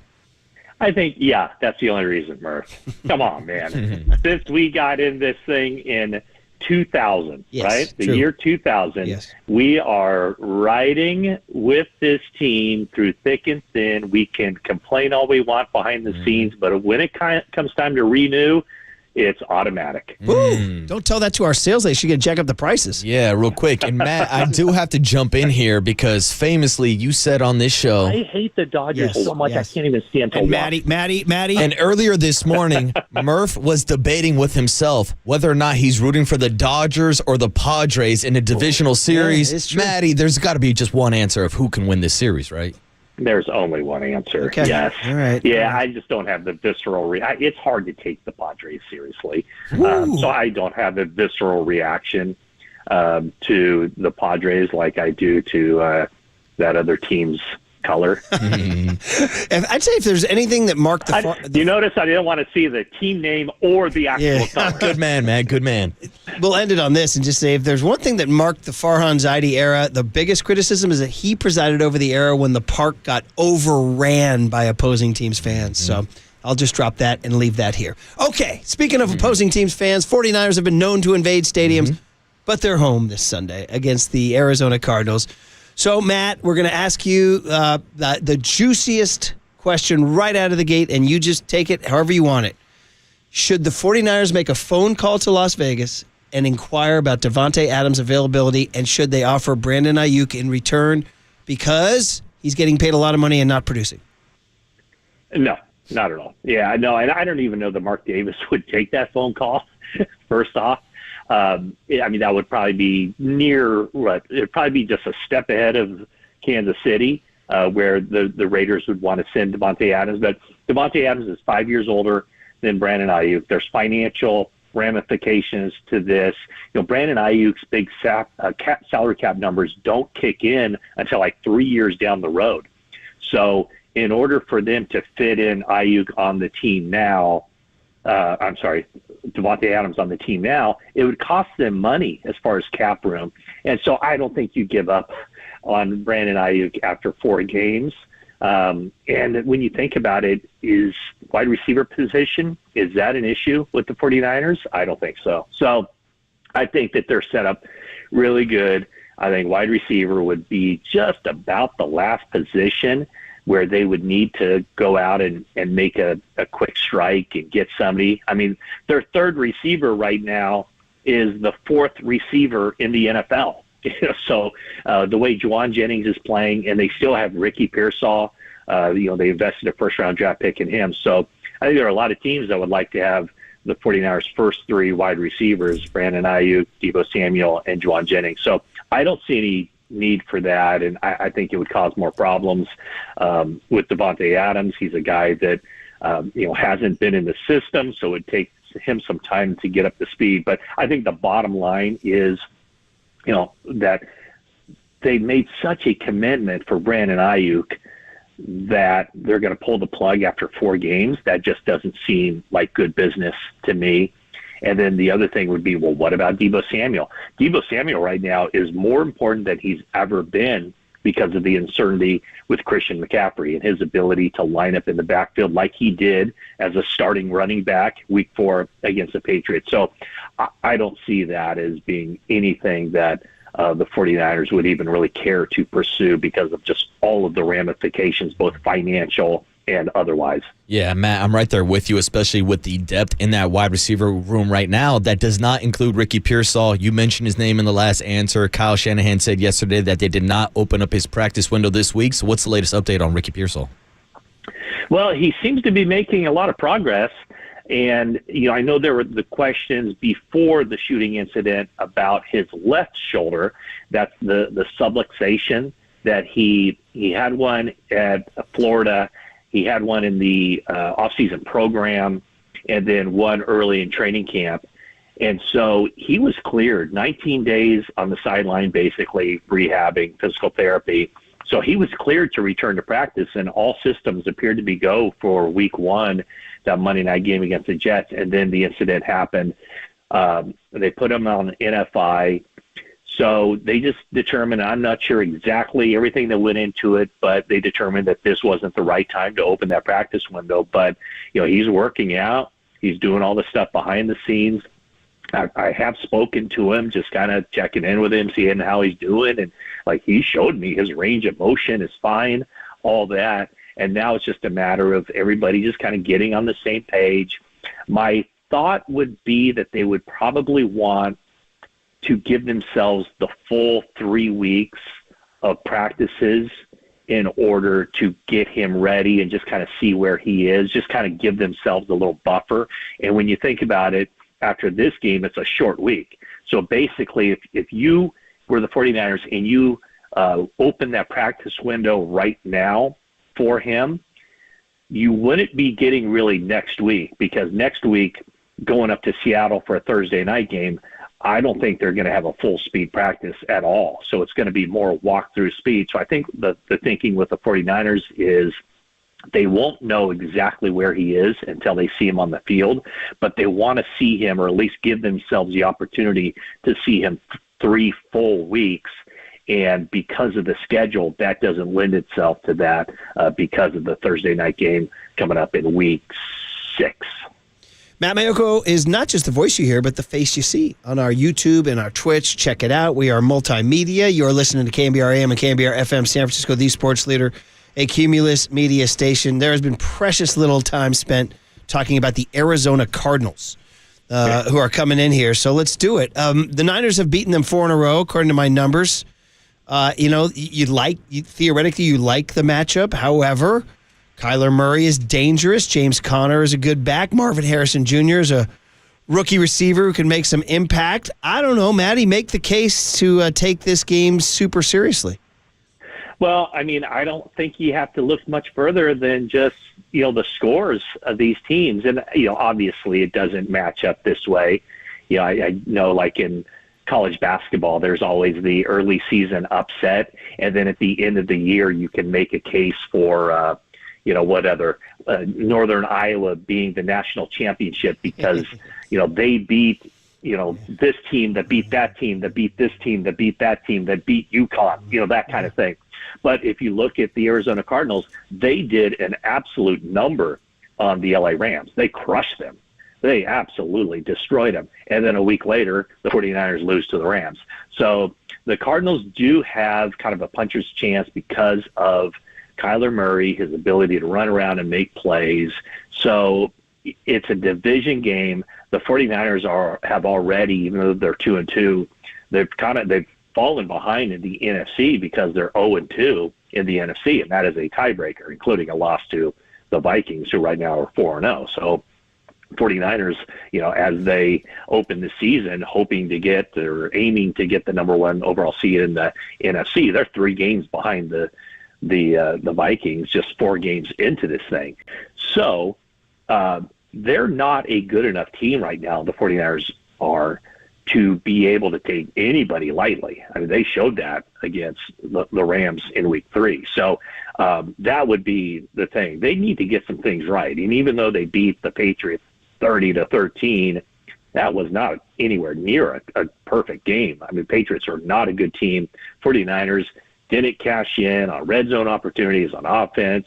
Defense was pretty good. Special teams had some letdowns. So there's still a lot of work to be done. But I think the first thing they have to do is obviously prepare for the Arizona Cardinals and the challenges that they face. But they need to get things right inside their building and with their execution on Sundays. Yeah, and we're talking about an Arizona Cardinals offense that now has Marvin Harrison Jr., and it sounds like Trey McBride has a chance to play this weekend. So I want to ask you about the middle of the defense, and of course, Fred Warner, who's in the middle of everything. First of all, a health update and where his status is going to this weekend's game, and your thoughts on the 49ers being able to steal Jalen Graham back from the Washington Commanders. Yeah, okay, well, the first thing, like kind of what Murph was talking about, where are the 49ers vulnerable in this game? And it's, Fred Warner with the ankle, he says he feels wonderful. Of course, I think like kind of tongue-in-cheek a little bit when he said that. But even if Fred Warner's out there, he's not going to be up to full speed. And they don't have Dre Greenlaw.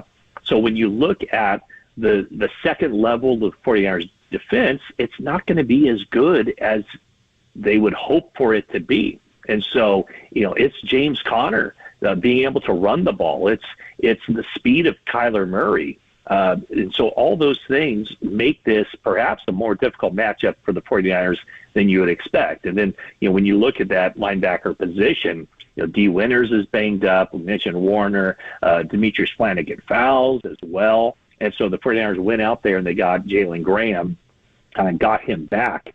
He was a 2023 draft pick. He played like 7 games or 4 games with the 49ers last year, but he's a good guy, and they wanted to keep him around, but they couldn't. They tried to bring him back to the practice squad for the start of the regular season, but Adam Peters, who had a hand in drafting Jalen Graham, ended up signing him to the Washington Commanders practice squad, and then when the 49ers needed somebody, they go raid the Commanders practice squad and bring Jalen Graham back. So right now it looks like there's a decent chance that Graham will be on the field on Sunday, maybe, not necessarily playing a linebacker, but as a backup linebacker and one of the team's core special teams players. Yeah, it was a nifty little move to take him back. I know they wanted him back. They got him. So a little Washington-San Francisco war going on here. Last couple minutes here with Matt Mayoko, NBC Sports Bay Area's 49ers Insider, KNBR's 49ers Insider, Niners Cardinals, 1:05 p.m. at Levi Stadium. 49ers are 7-point favorites. Do you guys have any interest in the Tom Brady broadcasting the game?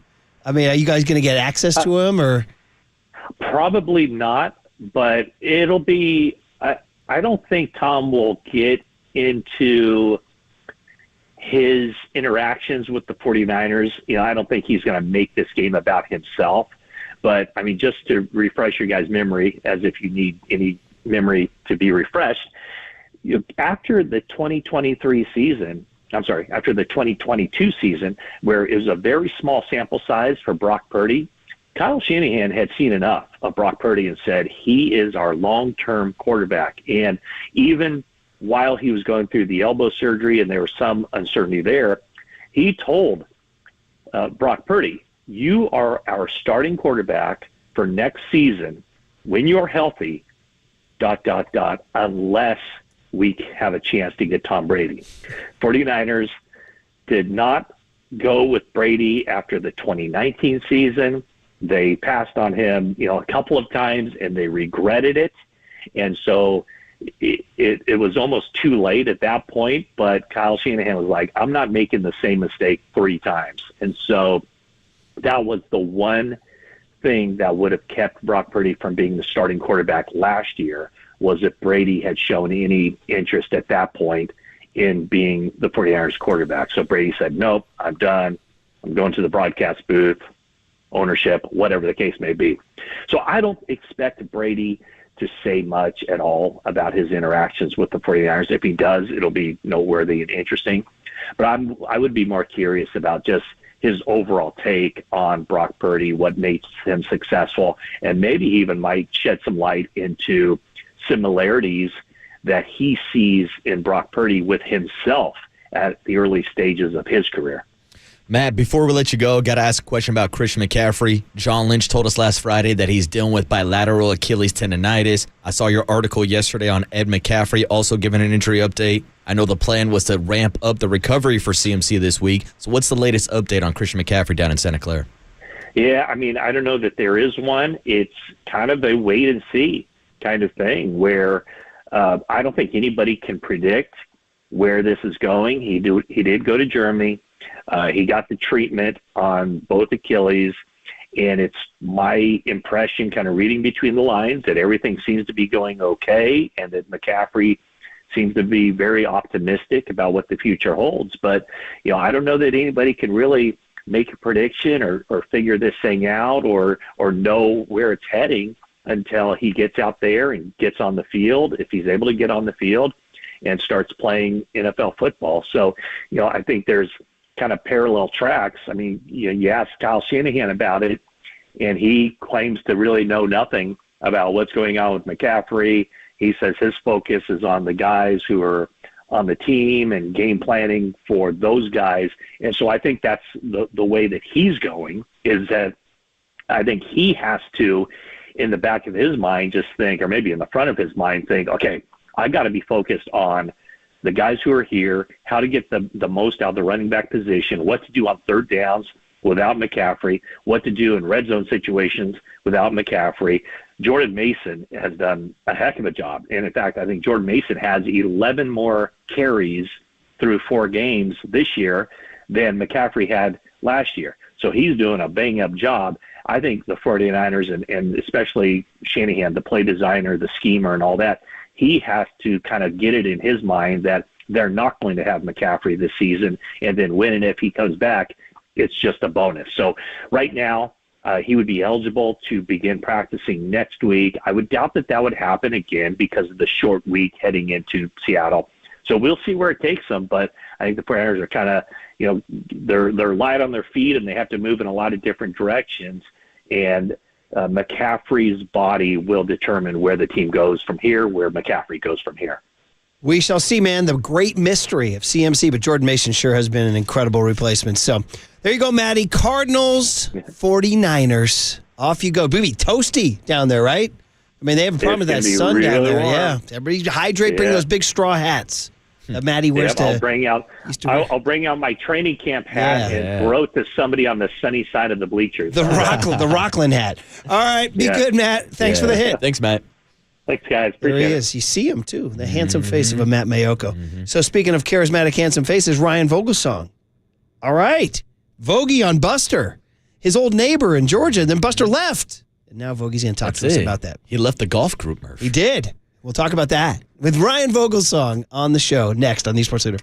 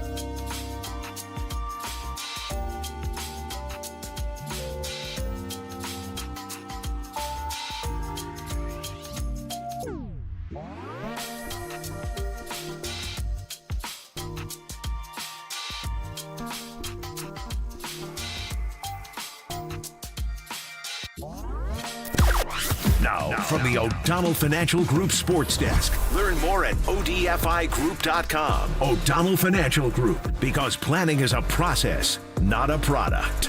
As my guy Copes likes to say, the best half hour in radio. Steve Young joined Tobin and Copes yesterday, and he said Brock Purdy's been carrying the water more in terms of buying time and finding guys open downfield for big plays. You can hear the full podcast on the KNBR app and KNBR.com.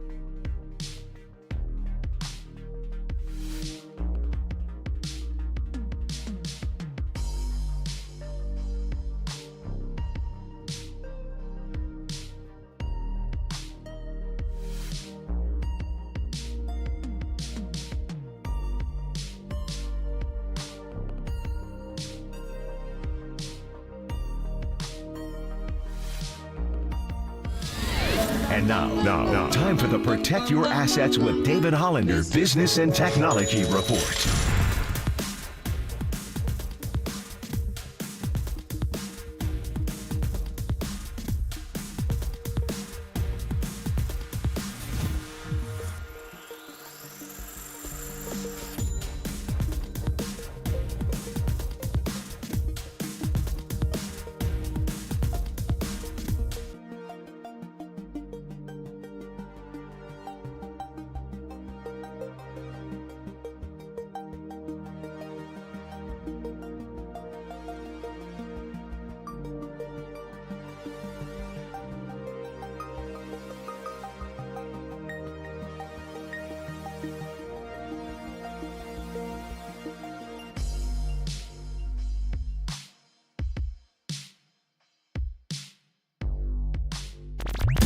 Good morning, Seamheads. Murph and Marcus keep rolling. Streaming live at twitch.tv/thesportsleader. All right, our heat continues. Hot, Young Thug and Gunna. Right up my alley, Tone. Right up my alley. All right, this is fun. Anytime we talk to Ryan Vogelsong, it's a great conversation. Always love it. And now it's got some juicy details attached to it because his buddy, Buster Posey, is now the head of baseball operations for the San Francisco Giants. This is the guy who moved to Georgia, started playing golf with Vogie, and then said, Vogie, I'm out. I'm going back to the Bay. Vogie's like, wait, we got a tee time. He's like, no, dude, I'm out. So lots of reactions here. Ryan Vogelsong, World Series champ, always welcome on the Murph and Marcus show.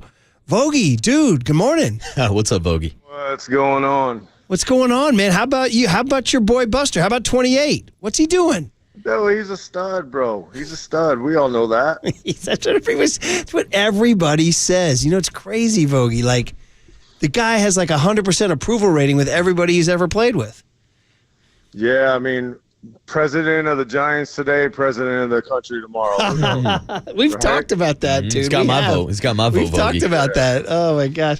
Listen, if that happens, all I want is one tee time at Augusta with them. Well, you know what? That could be happening. That could be happening. All right. Well, just talk to us about. So when he moved back, you know, you guys can share the conversations now. Was this something that was even kicked around over a beer on occasion? Like, you know, one day I'm going to go back there and run the ship. Honestly, no. We talked a lot of baseball, and the job of president came up a few times, and I actually told him, I said, I think I could do that, and he laughed at me. So maybe deep down inside, he was thinking, you're not going to do it because I'm going to do it. So maybe that's why he laughed at me, because I was kind of like, what, you don't think I could actually do that? And his response was, you try to beat everybody up. So, yeah. So, I mean, we had conversations about a lot of things, but him actually telling me that he was looking to do that never came up. So whenever you first heard about it, whether you might have been on the inside, you might have heard about it a few weeks ago or just a couple weeks ago or 1 week ago, I don't know. What was your reaction when you heard that he was zeroing in on this? I mean, super excited, just like everybody else. I mean, obviously, my relationship with him is a little bit different than everyone else's, and you know, there's probably even the number of guys that got to share the locker room with him. You know, there's different guys that they were just a little bit closer, and I happen to be one of those guys. We're really good friends, so you know, my relationship with him is a little bit different, but listen, he's gonna nail this. I don't think it's going to be any different than anything else in life. Like, it's going to have its twists and turns. But you guys know this about him. If there's a wall in front of him, he's going to figure out how to go over it, around it, or through it. And to me, that's going to bode well for Giants fans and for our organization. And I just know that he hasn't failed in anything he's done yet. So we got to be super pumped about the prospects of what we have in front of us. Yeah, and Ryan, it's something that fans have been asking us a lot lately, even leading up over the last couple weeks of the season when we talked about a potential replacement and if it could be Buster Posey. The question that was asked so often is, why would Buster want to do this? He's already got the legacy here with the Giants. He's going to be a Hall of Famer, we all assume. Why would he do something and step into a position where he could potentially tarnish his legacy And my answer, Vogie, is plain and simple, he wants to win. Now, what's your breakdown of why Buster Posey wanted to step into this role? Yeah, I question whether if this thing goes south, which I don't think it will, if he tarnishes his legacy. I don't think that happens because you got to separate the two. What he did on the field and what the new endeavor he's getting himself into are two completely different things. But I do know this. He is a Giant. When you get drafted by a team and you make it to the big leagues with that team and then you play for an extended period of time with that team, you become part of that team and that organization. So he's a Giant. He obviously was living there, came to Georgia, and then moved back. Like, he didn't move back because he was going to become the president of the Giants. He moved back because he loves the Bay Area.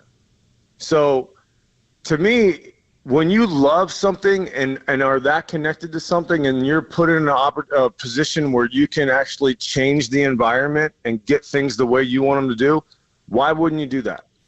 And I totally feel that's why he did it. He loves the Giants. He is a Giant. It's great stuff, Vogie. Ryan Vogelsong, World Series champion, of course, roving instructor for the Giants, who's been associated with the organization. So what does this team need? Like, what if you're Buster and you have the to-do list, what does this team need to get? Because it's not just, Vogie, it's not just the Dodgers. You've seen this team in San Diego. See, I mean, this division, Arizona just missed the playoffs by a tiebreaker. What does this team need to get into that crowd? That's a really good question, and one I wish I had the absolute right answer for you, because I don't think I do. But I think it's got to be a combination of things. I think we have to be super excited about some of the young guys that came up and performed this year. I think we have to be excited about that because it's been a minute since we've had homegrown guys come up and actually affect the major league team. And I know that the team didn't get to where they wanted to be, but these guys put up some quality numbers at the major league level. So we have to be excited about that. So we have to continue to develop homegrown talent. We have to continue developing guys in our system and get them to the big leagues, and not just get them there, but be impact players at the major league level.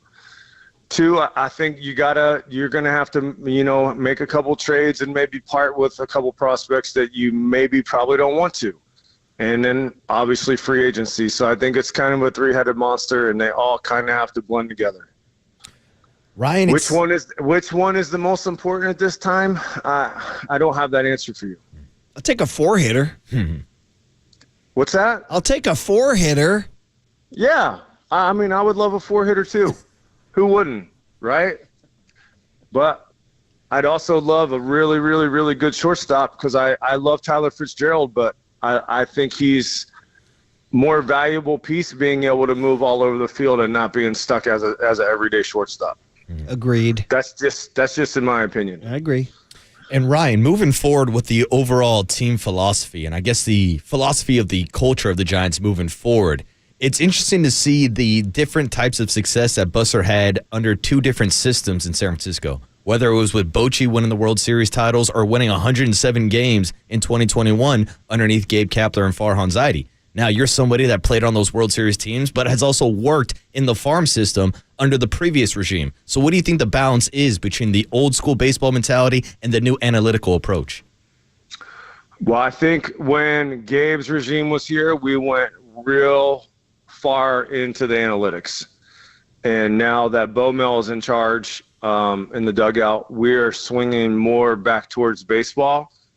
But Bo Mel wants a very good mix.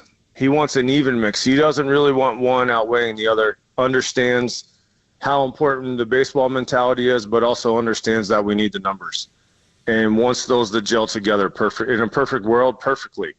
So yeah, I'm in much bigger favor of the way it is now with Bo Mel. I wasn't like wasn't on 100% on board with what we were doing before. I don't think you can go 100% analytical on anything that you do. There has to be a human factor, and the eye test, and you have to be able to look at a guy and see if he has some heart and if he has some guts and some grit, and the numbers can't tell you that kind of thing. So I think what Bo Mel's doing right now and Brian Price are doing right now with trying to blend them together in a perfect world is the way to go. I mean, we're getting reports now from John Shea of the Chronicle that even though Baumel had that great resume, he was still being John Shea said on KNBR he was being micromanaged by Farhan on lineups and even in-game moves. So I know that's an explosive one, Vogie, but if that's the case, that means Baumel couldn't cook, really. He couldn't do his old school stuff. I'm gonna stay mum on this one. But I know. I think I would have to say that John Shea's probably barking up the right tree. Okay, there it is. That's Vogie. God, it's so great talking to you, man. Always love the conversation. Yep. I wish it could go longer. We got like 3-4 minutes left. I want to hit a couple big topics with you, though. I guess I'll go right to the big one then. Then what's your role going to be? I mean, this is your buddy. So we talked for about an hour.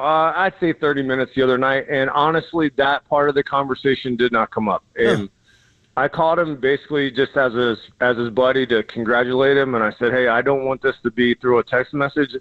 I want you to hear my voice, and I just want to tell you congratulations, and, like, I think you're going to kill this.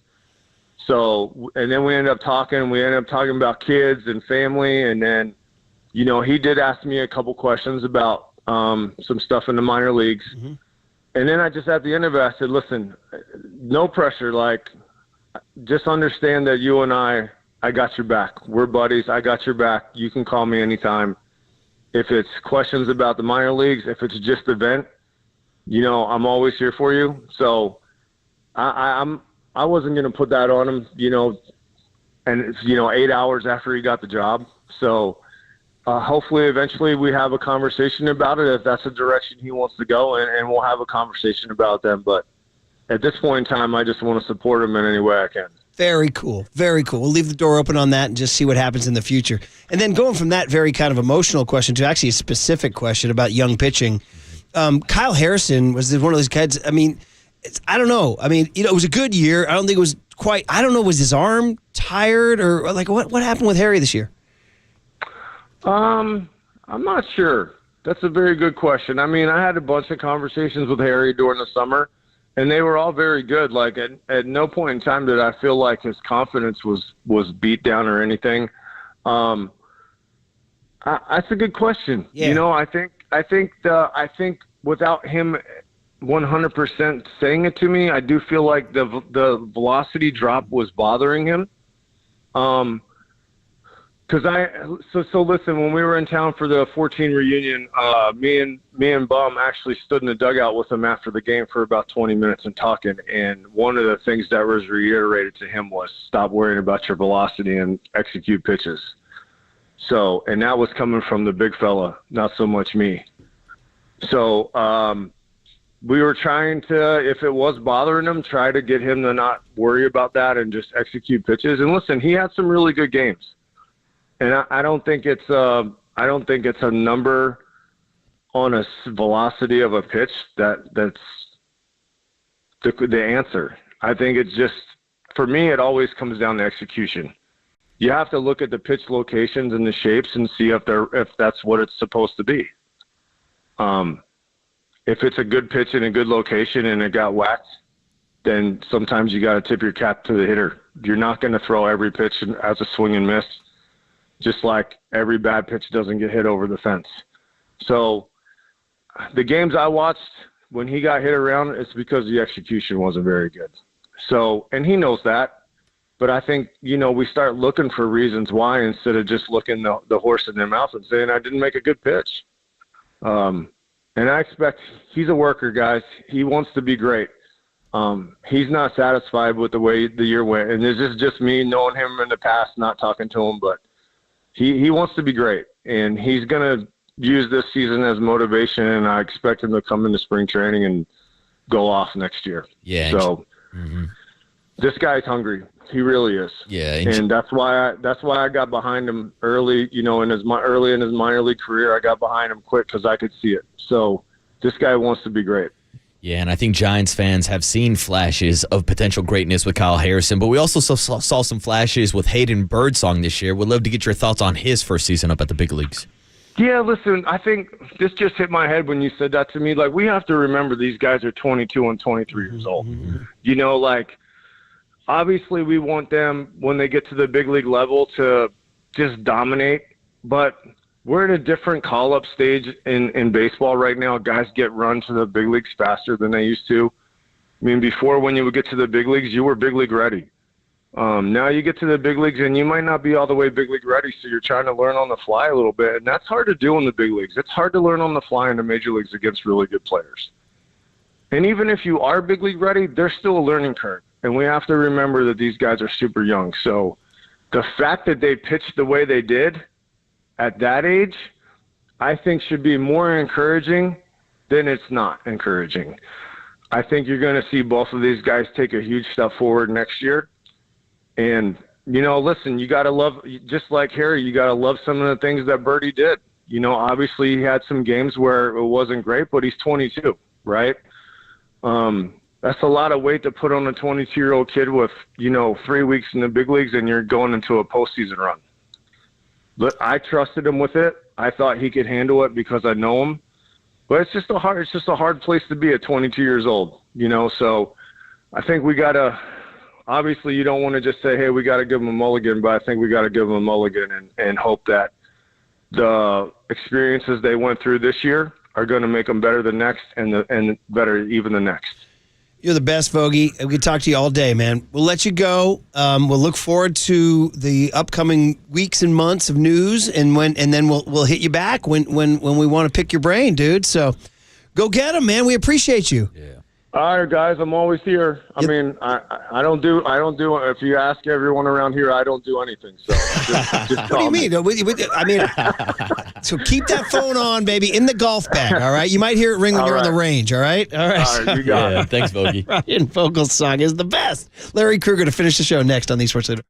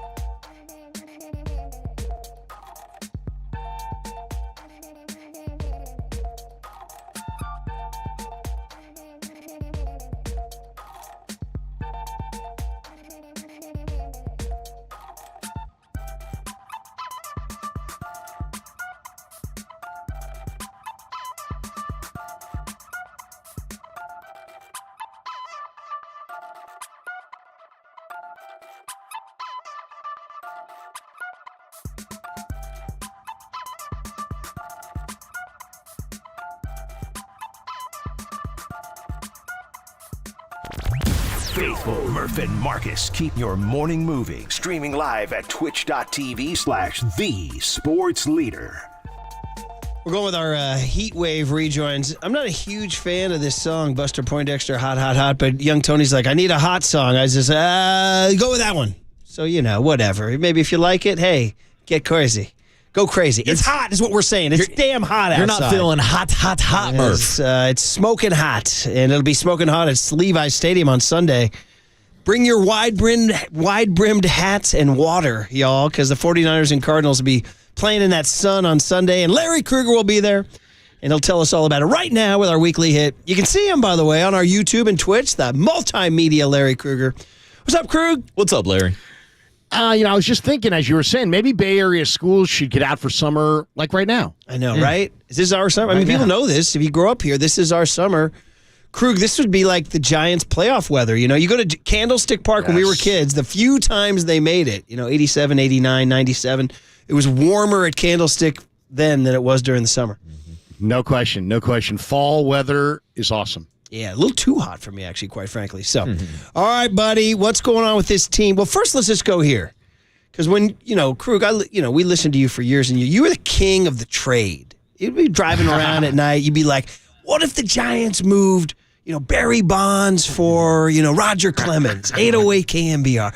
So, Devontae Adams for Brandon Ayuk, yes or no? No. Did I say that loud enough? Come on. No. Come on. Here's why, Murph. The average prime of an NFL wide receiver is 5 to 7 years, and he's 5 years older. So you're giving away an awful lot of his prime. I think it just speaks to, people are upset with Ayuk. The text line was heavily like, yes, do it. People right now, Ayuk's stock is low right now. Well, there's no question Ayuk is working his way back into shape, and he hasn't looked great. But I wouldn't want to trade him away for one. You just paid him all the bonus money, so that money's gone. So it doesn't make a lot of sense to trade him right now.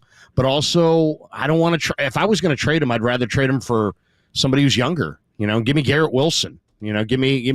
Don't give me a 32-year-old guy whose best football's already been played. I'd rather have somebody who's a little younger.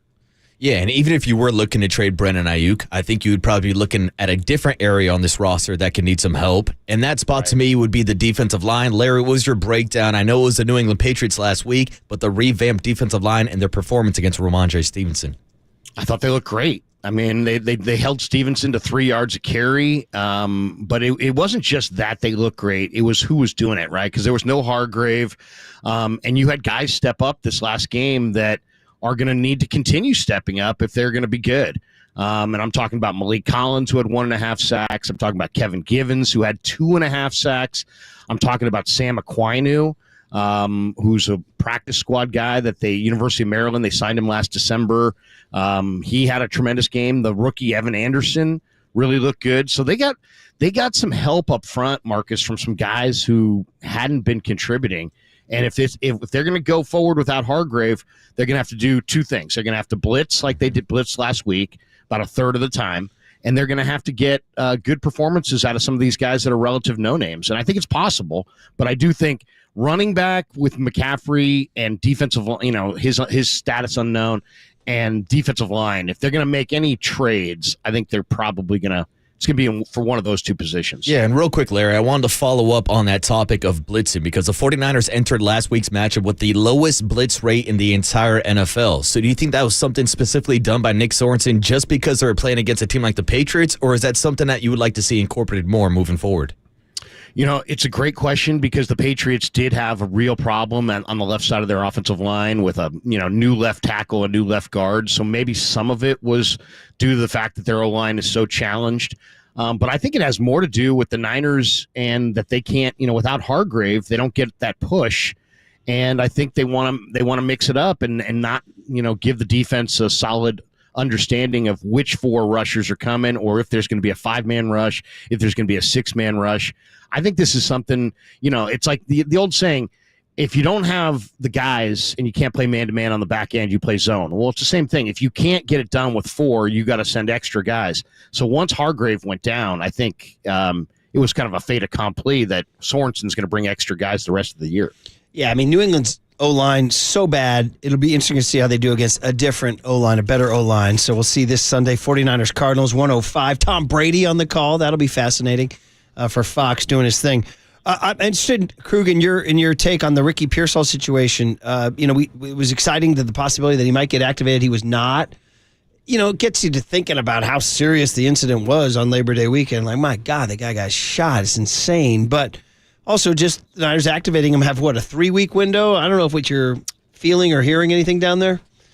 Well, I mean, today, this week, Murph, was the first opportunity to open that window. And once the window's open, they have 3 weeks to activate him to the active roster on the 53, or they put him on season-ending IR, and essentially he's out for the year. So, I just think they want to take their time with this. I will say this. I mean, I've seen Ricky walking around without his shirt. I don't see any marks on his chest, on his back. I don't see any bullet hole, bullet wound. I mean, it's amazing to me. But at the same time, he was asked about the shoulder. Kyle was asked about, is the shoulder still a problem? Kyle said he was over the shoulder injury before the attack. So it's not the shoulder. They're just taking extra precautions. And I do think you'll see him probably next week. I think they're just being extra conservative. Moving forward to this weekend's matchup against the Cardinals, I'm curious from your breakdown, Larry, what's the number one matchup you're looking at, whether it's Kyler Murray using his legs, whether it's James Conner against that defensive line, Marvin Harrison Jr. on the outside, or Trey McBride, who sounds like he's coming back this weekend? What's the number one matchup you're looking for against the Cardinals offensively? Well, I just think it's Kyler. I mean, I just think that if you're going to beat them, you gotta somehow not just rush Kyler, but you got to stay very disciplined in your rush lanes against Kyler. He's only averaging 4 rushes per game so far, and he's only averaging 41 yards per game. But you guys, we all know Kyler could bust the Niners for 100 yards. I mean, he could have 30, 40 yards in one run. So you got to rush him and stay in your lanes and make sure you don't give him a true avenue. I think that's number one. And then if you can't stop Conner, it's going to be a long, long day. So, and he's a load. So you got to bring multiple hats, to the party, and you got to gang tackle Conner. So I would say if you could shut down Conner and you can shut down Kyler's running, I think you got this team beat. I mean, you'd like to think they've beaten the Cardinals 4 in a row, but it's always a division game or weird. It just gets weird. So they got to take care of business, get over 500 going into the Seattle game for sure.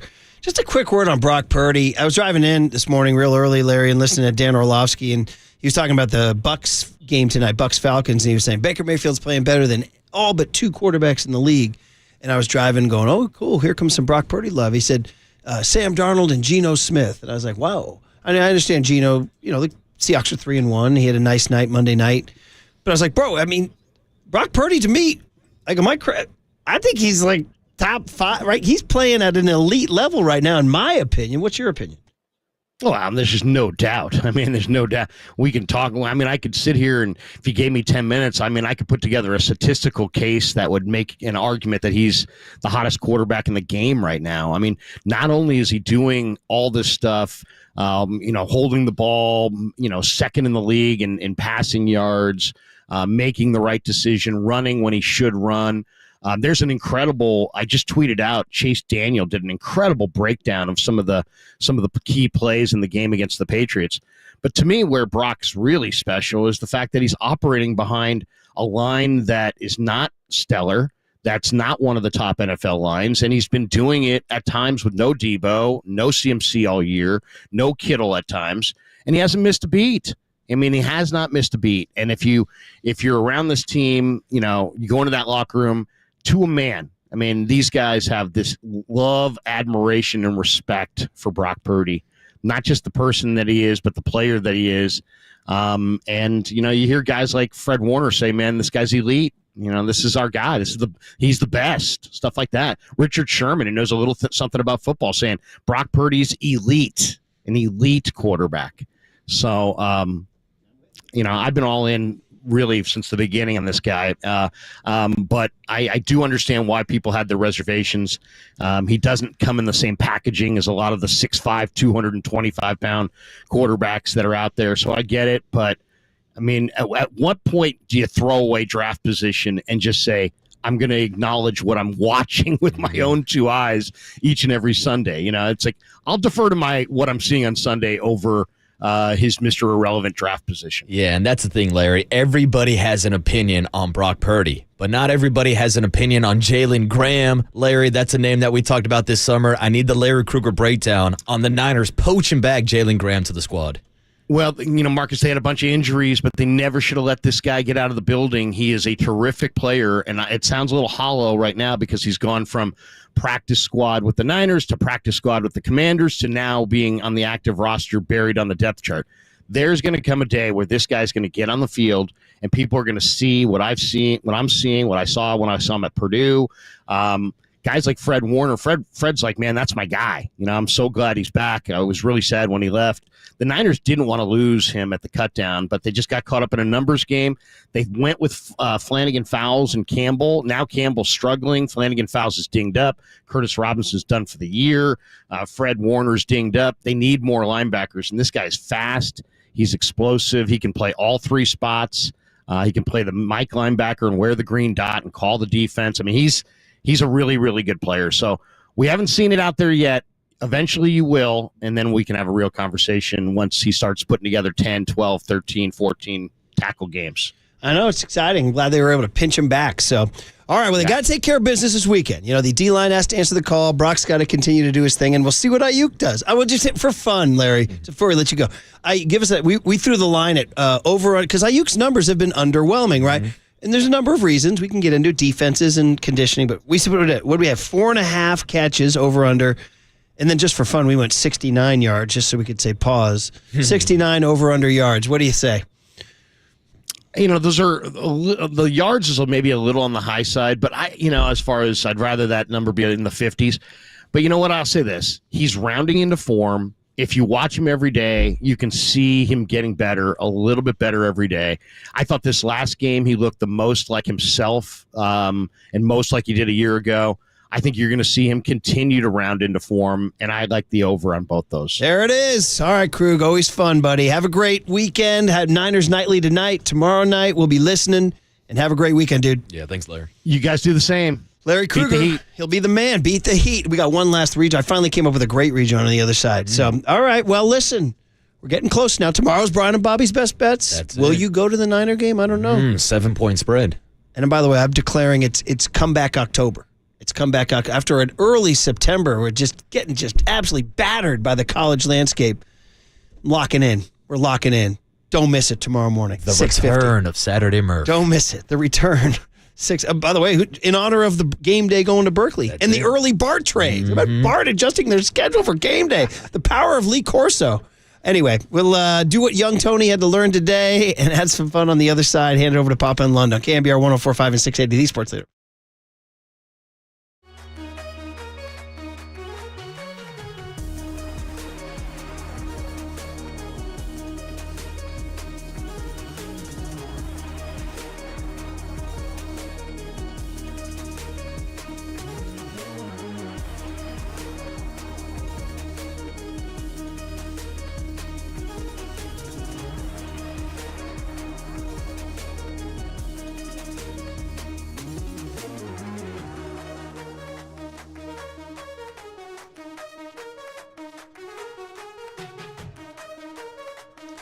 All right, let's talk Bigelow Tea before we get out of here. It's always fun to talk about Bigelow Tea, the number one tea in the Bay Area. It's always Bigelow Tea season around here, especially at KNBR, where you walk into our break room, there it was. I was just looking at it right now. It's like, what should I take? English breakfast, cran apple, chamomile? All I know is it's perfect for those of us who make a living behind a mic. Perfect for any of you who want to have a soothing and tasty way to start your day. Keeps you going, keeps me going. Why don't you do this? Why don't you grab a mug full of your favorite Bigelow tea and tea proudly. From the Chilton Auto Body Traffic Desk.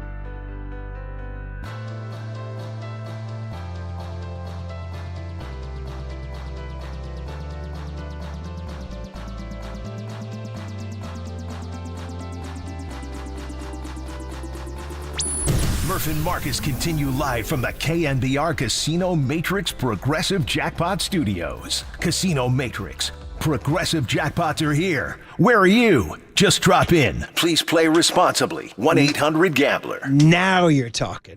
Now you're talking. The best heat rejoin possible. You know this one. You know Too Hot by Kool and the Gang. Too hot.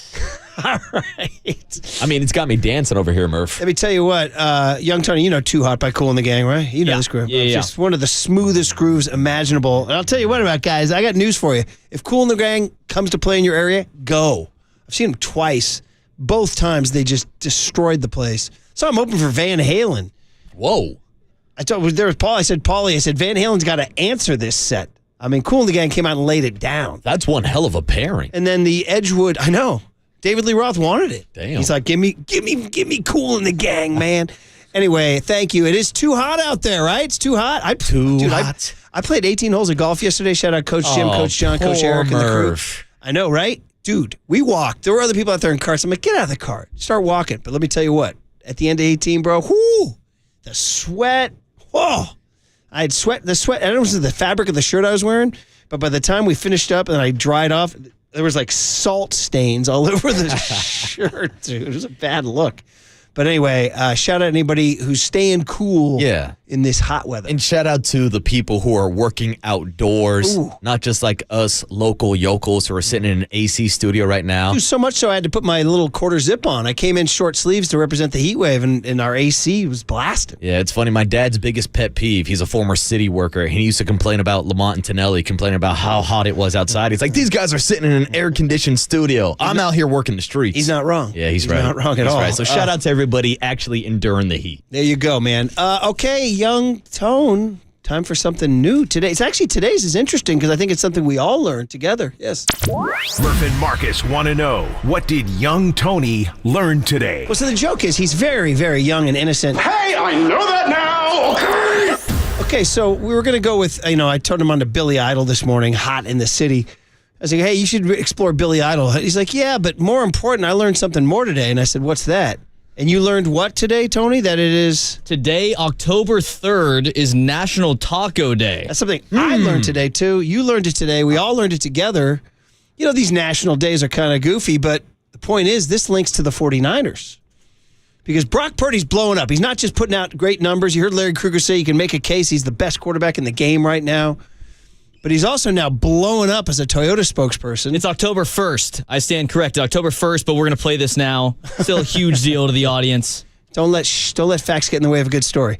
Anyway, Brock Purdy is blowing up with his Toyota ads, and his latest one features tacos, storage in a Toyota. So now here's the catch. We have on YouTube and Twitch now the ability to stream video. I'm talking about blowing up. Brock Purdy's not blowing up. We're blowing up. So go to your YouTube and Twitch, and we're actually going to air the commercial right here in honor of National Taco Day. Young Tony learned, here's what you can do with your tacos. Hey guys, with it being National Taco Day, I want to show you some of my favorite things in my Brocco Taco. I love how you can keep a taco just about anywhere in here, like this. And this one's great for easy access when you're on the trails. Now I checked, and we did the math, and we can fit about 20 in here. And you can put that extra storage to good use. And it wouldn't be a taco day without chips and salsa. This taco day, you know the obvious choice. Brocco Taco. Dude, check out my Brocco Taco. By the way, if you weren't watching the video, if you were stuck in your car radio, he was lifting up little panels around the car and revealing tacos stored in the storage. My guy had secret stashes of tacos in here. And he says he did the math, and I believe him. He didn't have a handler do it. He did the math. He could fit 20 in the main armrest where you're driving, to the right. 20. He's got 20 tacos in there. You can put that extra storage. Live tacos. By the way, shout out the cleanup after the eating 20 tacos. I mean, my guy had chips and salsa in the cup. Yeah, it's a little dicey. A little messy. A little dicey. I'm more of a burrito kind of guy when I drive. Well, I got to tell you guys, see, yesterday I was starving because I was going to go play golf and I wanted to get some nutrition in, and you guys told me, don't sleep on Gambino's across the street. I tell you what, what a menu. They got it going on in there. The place is pretty good. Oh, it's a great I've been spot. sleeping on Gambino's because I always head to the garage. They have tacos in there because they got burritos. I know that. Ooh, I know they have breakfast burrito. Maybe some breakfast tacos. Now, how do you feel about the breakfast taco? I love a breakfast taco. Yeah. I'll make them at home. Okay. Grill up some chorizo, throw a couple eggs in there. I'm good to go, man. Who's anti-taco? Nobody's anti-taco. The only man who never got his taco. Shout out Spencer Burford. Tacos didn't come. Tacos didn't come, but do Brock you have Purdy a did. taco spot here in San Francisco? Oh, El Farolito is my taqueria of choice. We have one around the corner up here and one down in the Mission. That's my go-to taqueria. You'll go in there, but you don't get it. You get tacos instead of burritos? I am more of a burrito man. Yeah. When I was a younger kid, I was obsessed with tacos, but now that I've become the water man myself, I'm a burrito guy now. Young Tony, you got a taco spot? Ooh, Taco Bell, obviously. Oh, get the hell out of here, There's Tony. a taqueria in San Luis Obispo that's phenomenal. But do you get tacos or burritos? I'm a taco guy. Lately, I've gone to the burrito, but I was originally a taco guy. L.A. is known as more of a taco I was going to town. say, I'm more of a street taco guy. If I get tacos on the street, I'll take that over a bacon-wrapped hot dog. Damn, I want one right now. I'm hungry. All right, guys. Well, there you go, Young Tone. You learned it. We all learned it. Congratulations to all of us. And that was sponsored by Bigelow Tea. Grab a mug and tea proudly. Okay, tomorrow John Lynch will join us. We'll talk to him about Ricky Pearsall. We'll talk to him about Christian McCaffrey. We'll talk to him about trying to beat the Cardinals. We'll talk to him about a lot of people have compared Buster Posey to him, including Steve Young did. Mm-hmm. So talk to him about that. Has he reached out? You know, how a popular Hall of Fame level player can adjust to the executive suite. Yeah, and John Lynch and Buster Posey can talk about how the Giants can beat the Padres. Yeah, and believe me, I wonder if Johnny Lynch is losing his mind because that San Diego out of control. John Lynch might have been out there yesterday singing all the small things. He might have been singing, and he probably says work sucks when he had to deal with the Brandon Ayuk contract, right? Work sucks. Right. Contract sucks. They're having too much. I know. They're having too much fun down there. I am straight up jealous of how much fun they're having down there. All right, time to hand it over to Papa and Lund, sponsored by Speedy Oil Change and Auto Service. When it's time for a change, get yours at Speedy Oil Change and Auto Service and help fight breast cancer now through October. You're listening to KNBR AM and KNBR FM San Francisco, the sports leader, a Cumulus media station. Yeah, I'm just focused on Denver. I guess you wanted to be a playoff team. I'm not sure who, but somebody let the Tigers get hot. That's the end of the game.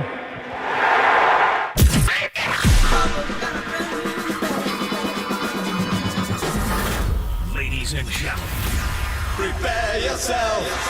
Prepare yourselves. I love it when you call me Big Papa. For Greg Papa. Sleeping Boy is Superman. San Francisco. And John Lund. It's 10 o'clock. Let's hit it. This is Papa and Lund. That's right. We're getting it going. On KNBR 104.5 and 680. 680. The sports leader. Sports leader. I think what's happening is you look at the game today and you see a guy like Patrick Mahomes carrying all the water. You know, you can just see it. The team's not that good. The game's kind of a downer. He figures out a way, right? When I say carry a lot of water, like, and Josh Allen does the same thing. Yeah. He plays Superman almost every week. And so, and then it's like, oh, Brock can't do that. And then you think about it as his game has matured and he starts to, and he's way niftier. Like, I don't know if that's the right word, but yeah, it's like, it's just, he's starting to threaten, he's just certainly buying time where you can, in that way you're doing more that, when I say take the carry the water analogy, he's carrying more water as he finds time, makes some more space.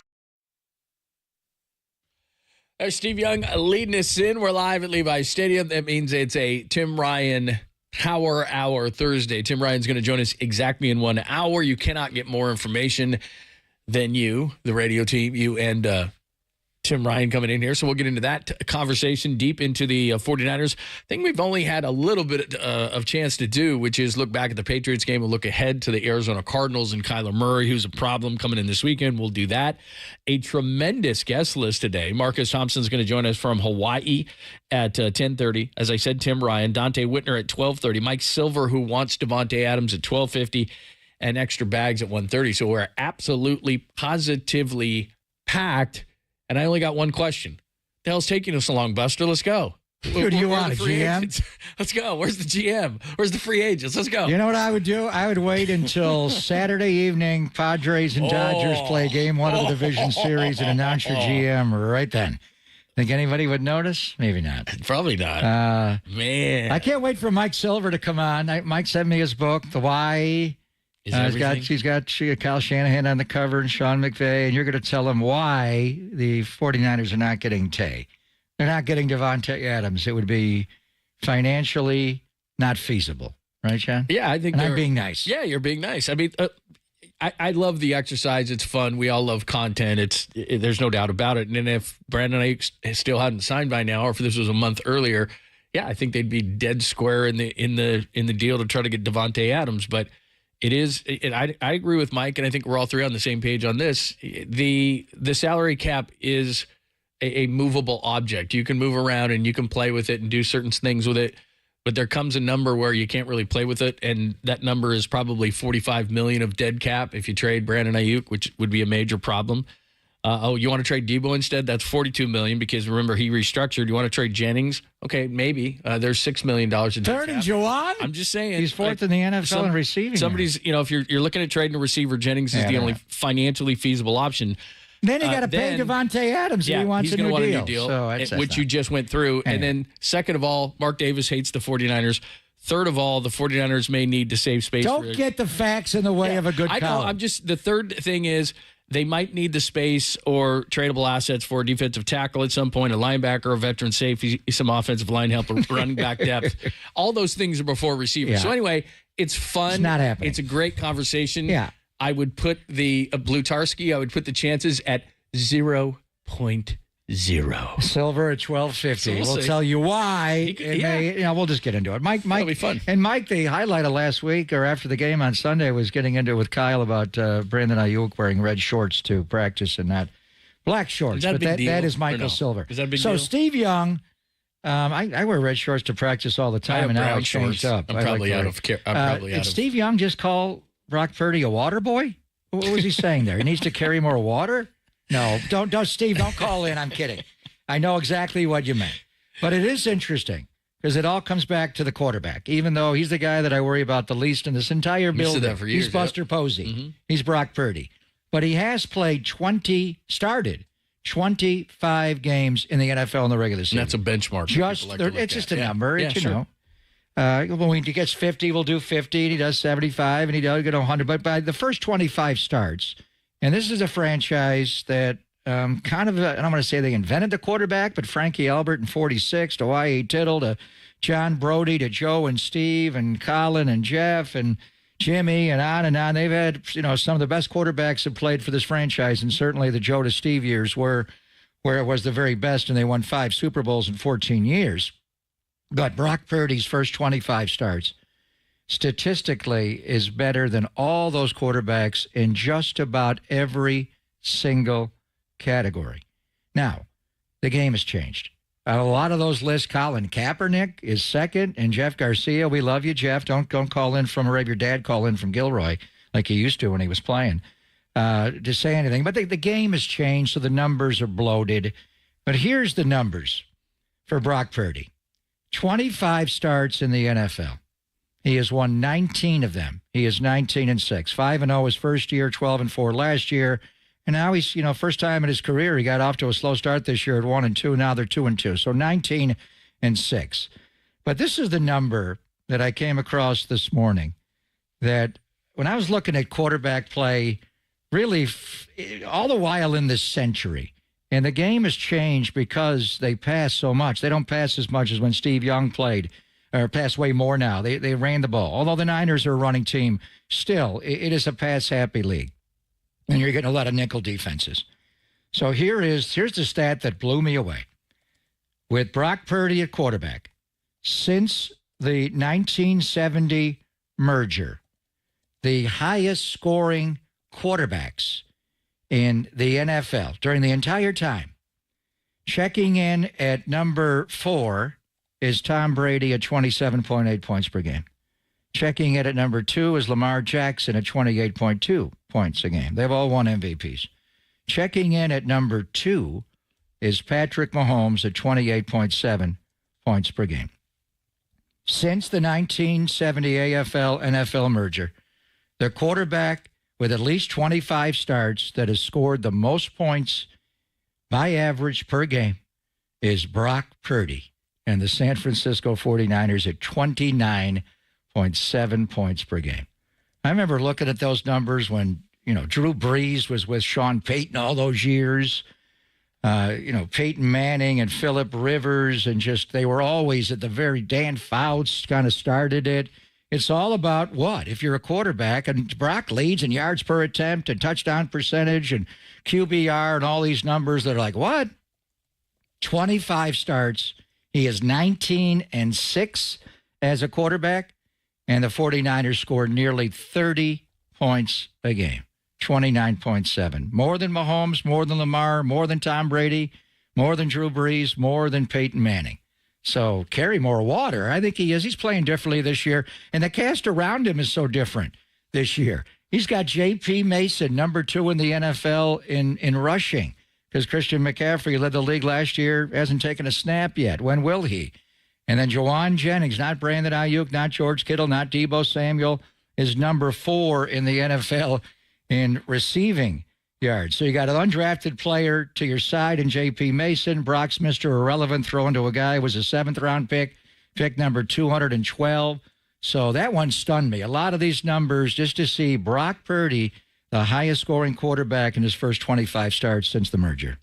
Plus, I saw number 2 that his over the first 25 started, Brock's got the highest QB rating. It's something like 112.5. Mahomes is like 112.2 or something. I mean, they're astounding numbers. And you're right, things have changed, all those things. But I think what Steve said is correct. I mean, he is, especially with more guys being out, he's running more. He's extending plays. He's absolutely progressing as a quarterback. And we had this conversation before the season started, and we're only 4 games into this thing. But what would he add to his game? And I think some of it's good, some of it's bad. I mean, I like him extending plays, but sometimes you got to know when a play is over. And I think he'll find that happy medium, because sometimes you scramble or move too much in the pocket and you lose 10 or 12 yards, or you fumble the ball, or trying to do too much. I mean, one of Brock's greatest strengths is he knows when a play is over. He knows when to go to the next play. He knows. I like that he's scrambling around. I like that he's on that first drive ran for 2 first downs on 3rd downs, but I also don't want him to turn the ball over thinking to himself, well, I got to make every play. So there's a fine line, isn't there? Yeah, and I honestly, I think he can play better. He has been running very effectively. The L.A. Rams game, he had 10 rushes in that game. A couple were sneaks. He ran for first downs. He did it against New England early on 3rd down. He breaks the pocket. He gets outside. He has the short area quickness, the 10-yard split that he cited. He puts the ball always in the upfield arm to get more. I think he's reverting back a little bit and getting out to the pocket a little bit too much to his left. Now, the right tackle, Colt McKivitz, like McGlinchey, a lot of times when Brock first got here, got out to his left because the right tackle allowed the pressure. So sometimes it just has to go that way and they push you out going left. But there's also been times where he could step up in the pocket the way he did last year. Don't retreat in the pocket. Don't go left. Step up and through the pressure. There are a couple. But by and large, he's playing great. And, the interceptions, are a little bit of a concern. He's missed some throws here and there. The one that he forced to Brandon Ayuk, he didn't see Jabril Peppers on that play at all. There was an in cut to Jawan Jennings that should have been intercepted. It went off the cornerback's hands. So, I mean, any quarterback, think about Brock. He had 11 picks last year, and they were in a bunch of games. Yeah, the 3 losses, really. 4 on Christmas night against Baltimore, and he got pulled first series of the second half, so he may have had 5 or 6 that night. Obviously, the 2 in Minnesota, after he got concussed, he kind of throw that one out.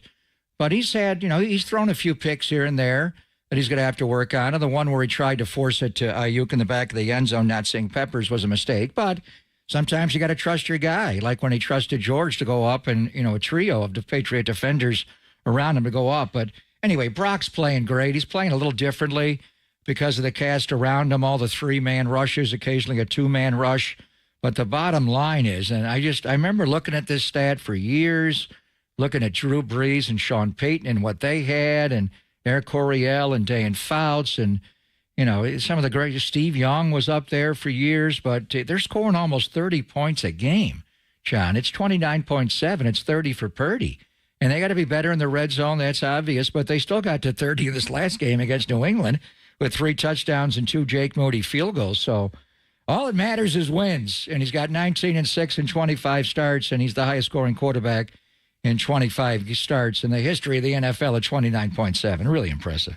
There we go. Brock through 25 starts. Also, the Niners are through 4 games. We haven't had an opportunity to look at the Niners at the 4-game mark of the season, so we'll do that a little bit later. And again, our first guest, Marcus Thompson from Hawaii, bottom of the hour, his latest on Warriors camp. He said he wasn't going to Hawaii, but he did go to Hawaii. He did do a piece on Fred Warner as well. I got some Fred Warner news to throw at you coming up next. We'll do that, and then Marcus at 10:30, only here on the Sports Leader.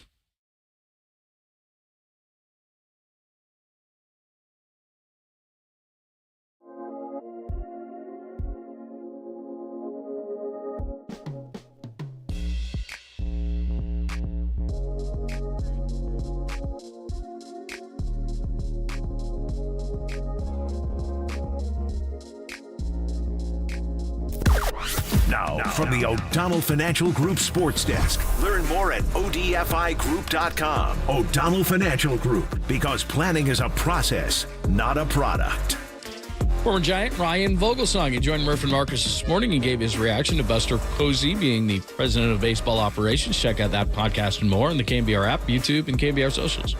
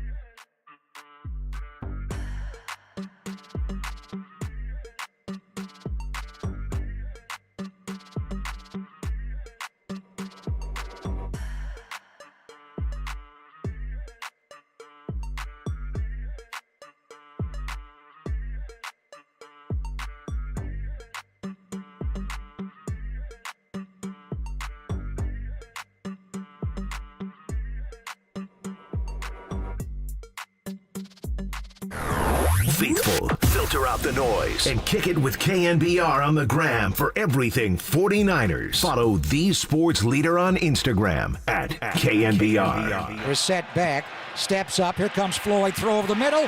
Intercepted by Fred Warner. Fred gets up and runs back the other way. 30, 20, one block and he's in. 10, 5, pushed out, dives for the end zone. Touchdown! San Francisco! Pick City, baby! Thanks for joining us. Fred took one back 45 yards. Ankle still an issue. We'll get updated on that as the week continues to progress. We do have our players of the month in the NFL. Offensively, it's a guy you know. Sam Darnold of the Vikings is the NFL offensive player of the You month. know him as well, John Lund. I don't know who that guy is. He's going to play in London, England. Crack of dawn on your TV set on Sunday. By the way, I love that. I love 6 We got to get Will Gavin on the air tomorrow. Yes, we do. That's a great call right there. I love that guy, man. We have been loving T-Rock and Papa. I'm afraid of that guy. Not the highlight of my Super Bowl week last year in Vegas, but it was one of them. It was Will Gavin and me, and then a bunch of guys from all over the world. How about the year before? Kind of did what Will Gavin does for their country. The year before was even better. Oh, but in Arizona, at that party.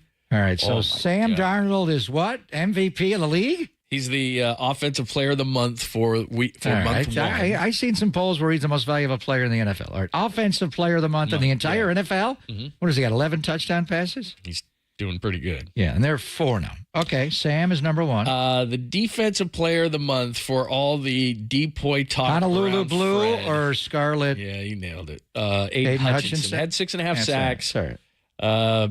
I'd still say Fred might have been more impactful, but you got to admit, Aiden Hutchinson.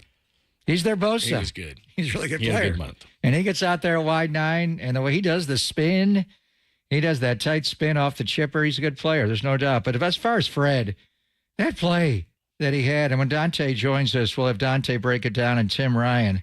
Just what a play. That whole thing was, it was a 3rd and short. They showed man across the board. Fred's jumping in the A-gap with Devondre Campbell.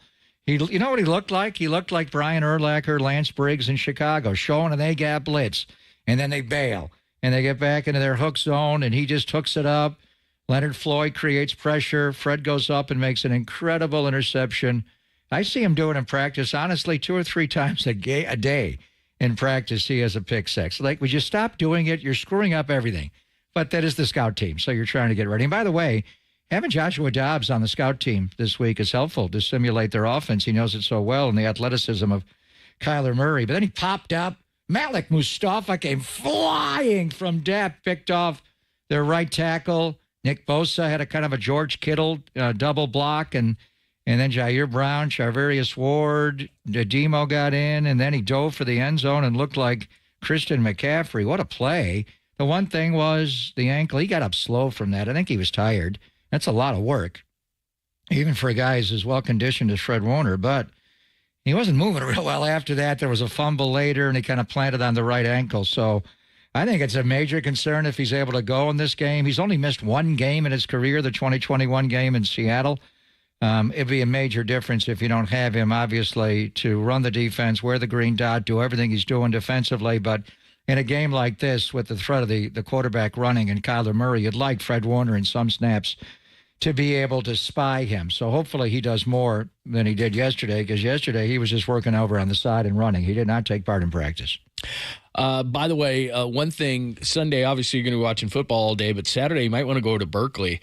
So not only is early in the morning, college game day there for the first time ever, as the 3-1 Bears are taking on number 8 Miami, which is a night game, which should be a lot of fun. They just announced the guest picker, so you might want to get up early for this. The guest picker on college game day, so they go through the games. Is it a football person or not? Cal football person. A Cal football person? Yeah, it's obvious. Oh, Marshawn Lynch. Yeah, so Marshawn Lynch will be on the panel on Saturday morning. So we'll see Marshawn tonight on Amazon Prime, and then we'll see him on Saturday morning hanging with Nick Saban and Pat McAfee and getting bleeped out every second. I was just gonna say you might want to have the delay on extra. I guarantee they'll have him ride in on a scooter. He'll come in that like big cart. The big cart. Yeah, he'll definitely We're be on number the big 10. cart. Yeah, that was awesome. But anyway, so that should be a lot of fun. If you missed it yesterday, before we get to Marcus at the bottom of the hour from Warriors Camp in Hawaii, Marcus Thompson. One last thing. Good news, Kalia Davis, defensive tackle, can practice this week. And Kyle did say at his press conference yesterday that they hope to get him back as early as this week to add some depth to the defensive line. But Ricky Pearsall was not, his window was not open. But Kyle did say in the press conference yesterday, which we aired, that he is getting close and he is optimistic. He was working with the performance staff. They were together. You could see Ricky Pearsall right next to Fred Warner getting their work in. I think he's got to build up cardio. He was out a long time. Remember, he also, re-aggravated that shoulder injury, the partially dislocated shoulder. So he looks like he's in great shape. When he jumps on the box, he's jumping 40 inches, and he's a freak athlete. But he's got to get his cardio back up. So we'll see where it goes. Kalia Davis was jumping in with a D-line. He's playing. And Jordan Elliott, the indestructible Jordan Elliott. I thought he was out a week ago on a Thursday practice. It looked like he stepped on a foot at the end. They had to cart him off, and it looked like, damn, what did they do to his foot, his ankle? I didn't think he'd play. I thought he may have to go on IR. He played. And then he left the game hobbling with the same foot, then later at a knee, and it looked bad. All they would say is he didn't tear his ACL. I'm like, Jordan Elliott, he just does not, he's just indestructible. That guy got back in the mix there. So overall, I think they'll be fine in the D-line. Good to see Jalen Graham back. I wonder what they'll do if Fred, can't play in the game. Demetrius Flanagan-Fowles does kind of handle the green dot as the backup, but Fred is just, we'll have T-Rock talk about it and Dante break down that play. That's the kind of play. If you're going to win the Defensive Player of the Year award like Nick Bosa did, remember when Khalil Mack intercepted Cam Newton and ran in for a touchdown? There are just certain plays where that's it. Talanoa Hufanga made first-team All-Pro in the pick six on Monday Night Football against Matthew Stafford. That play that Fred Warner made against the New England Patriots is that kind of play. And who was here yesterday to watch practice was Patrick Willis. And we're going to have Patrick come on. Maybe tomorrow we invited him on. And we'll get into it more with Dante, because Dante actually did say he sees a lot of Patrick Willis and Fred Warner. And Patrick's already in the Hall of Fame, and that's a Hall of Fame play. That he's in the peanut punch and with the combination of force and fumbles, sacking the quarterback, intercepting. Who has 10, 10, 10, 10, all of them, interceptions, forced fumbles, sacks. It's Fred, because he can insert in the pass rush like he did on that play, then bail out and get in the hook zone, intercept the ball, pop up and run into the end zone for a touchdown. And I don't know if he plays the run quite as well as Patrick Willis. We'll ask Dante, but clearly Fred Warner plays the pass. As far, back then Patrick was so, whether it was Darren Sproles out of the backfield or Jimmy Graham downfield, a little shifty guy running choice routes, or Jimmy Graham running seam routes. Patrick just he couldn't guard them both on the same play. Navarro helped out, but he was so good in coverage. It was like, whoa, who is this guy? Fred Warner is his equal as far as turning and running with guys, whether it's Travis Kelce in the Super Bowl to bat the ball away in the end zone at the end of the game and force overtime. I don't know if he quite scraped sideline to sideline. Patrick never played in a 4-3. He was inside in a 3-4. So if he would have been a pure Mike linebacker, he may have had like 250 tackles a year. It was enough that he had 200. But Fred can certainly match up as far as running and turning and playing the pass, as well as the great Patrick Willis. Coming up next, Marcus Thompson is going to join us. Speaking of Fred Warner, had a piece on Fred Warner yesterday, piece on Draymond Green, and he's in Hawaii. So let's check in Warriors camp. It's already here. And we're going to talk to Marcus Thompson about it next, only here on the Sports Leader.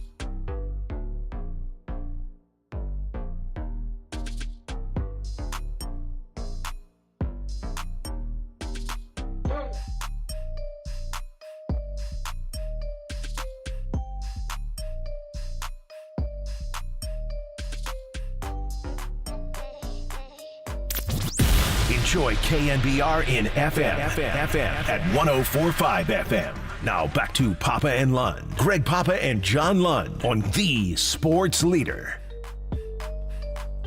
Hello, friends. Thanks for joining us. Papa and Lund. We're live from Levi's Stadium. That means it's Thursday and it's a Tim Ryan Day. Tim Ryan Power Hour coming up in 28 minutes. Don't miss it. The most insightful hour on the 49ers anywhere. Papa's here, and Tim will be here, and I'll just be hanging out, asking the questions, keeping us going. I like that Warriors t-shirt, by the way. Yeah, we're on YouTube. Doesn't it look amazingly pressed? I accidentally threw this in with the dry cleaning. No, I threw it in with the dry cleaning. So this Warriors whiteout T-shirt cost me $12.99. to have it look Probably this more than good. it cost to make. Unbelievable. It's nice looking, though. I came back, and I was like, what did I do here? You put the t-shirt That was a there. mistake. Ooh, very nice. Most of my T-shirts are like crumpled in a corner, and I'll grab them, just run out the door. Well, all But of it mine looks are, nice. except this Warriors whiteout. like it. And, they're in Hawaii, so a little bit of a white theme. And last time we spoke to Marcus a couple of weeks ago, he told us he was not going to go to Hawaii. So we saw him at the Niners game, big piece on Fred Warner, and then he had a nice sit-down. Everybody's talking with Draymond Green. There he is. Oh. He is in, what time is it there? 7:33 in the morning? Yeah. Marcus, good morning. Yeah, he's like, whoa. Aloha, mahala. It is a great morning. It's so crazy how early it is because it feels like it's 10:30. It feels 10:30, but yeah, your body. Man, nothing like waking up to the waves crashing. That is nice. into the shore. Yeah, that's one place you want to get up early, right? Because it's so beautiful in the morning, and you look outside, grab a coffee or whatever. It's so nice. That's awesome. Yeah, it would be a waste to wake up at 9 a.m. Right. Here. There's no doubt. It would be terrible. Your last couple of months, you spent a month in Paris. Well, first you went to Eugene, Oregon for a while, and then you were so worn out from the Olympics. You told us you were not going to Hawaii in the Warriors training camp. When did you call the Oscar? It was called for me. Yeah, I learned the limits of my reach. Yeah, it's like, hey, I'm not doing this. Like, yeah, you're kind of doing this, but admittedly, the pushback wasn't grand. Right. It's like, yeah, you're gonna twist my arm. Yeah, right. You gonna twist my arm? I'll take it. All right, that's fine. That ain't bad. All right, let's before we get broadly into Warriors camp, your piece. Draymond Green is here to build the Warriors' next title whenever it comes. He seems to be confident, and as you point out in your piece, nobody else is confident in the Warriors. So, what makes Draymond confident that they're still in that window? I think it's because they've already done it. So, like, he knows what it takes. And Draymond's point is, he's essentially claiming now their next championship, like, even if they don't win it while they're on the court. Like, that's his thing. He's going to be the old legend who's in the crowd. He's going to be like Paul Pierce is for the Celtics now, sitting courtside going crazy, picking the Celtics for everything. Like, that's going to be Draymond, right? And he already knows, like, if the Warriors win a title after he's done, it'll be because of what they're doing right now. It'll be because of the foundation he built. So he's going to claim it. He's going to be like, hey, y'all wouldn't have got this without me. Because if they leave and they start over from scratch, who knows if they ever get there, if they don't have the championship pedigree. Because, if Draymond and Steph leave, does Steve Kerr leave with him, right? Who knows? You might be really starting over from scratch. But because they have these figures who know how to win a championship, they can start building the pieces forever for whenever it happens. But I do believe there's a big part of them that's like, hey man, if we have a good year and we start looking again like a viable championship team that's a piece or two away, like that's going to change the scope of of our options. Right now they just don't have any options. But come February, the trade deadline, come next off season, if they do this well enough, they aren't that far in their minds. They do need something big, but they don't need a lot.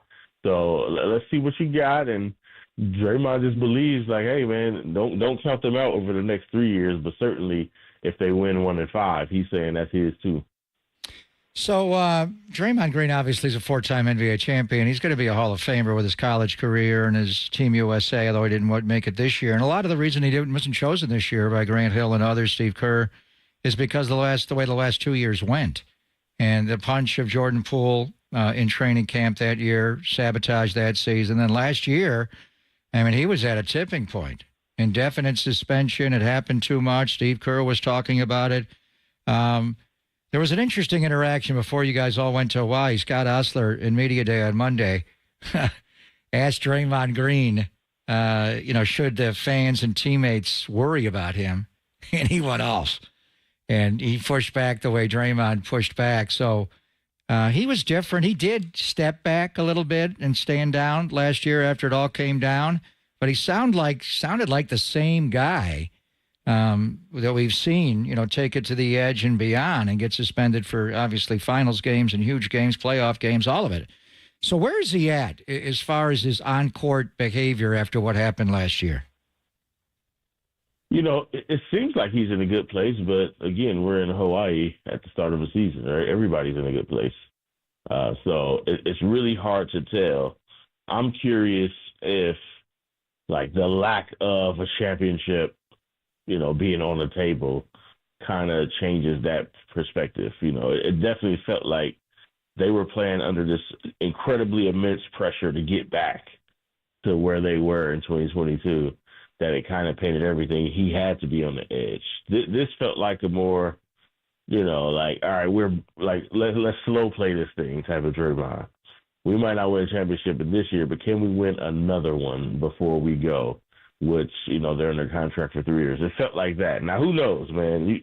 The thing about what we learned about Draymond is you really can't know how he responds in the moment. Like what happens if they get into a bunch of close games again and it comes down to that, you just can't know. So in that sense, you kind of got to wait and see. But if that was about the difficulty of championship pressure and keeping it together and proving to everybody it's still alive, like he readily admits, that's a wrap. That's done. Like we have to do it anew in a different way. So maybe that tints it, or maybe seeing how rough it was, because remember the last time he got suspended indefinitely, and then he got ejected from that game, and Steph was visibly upset about it, right?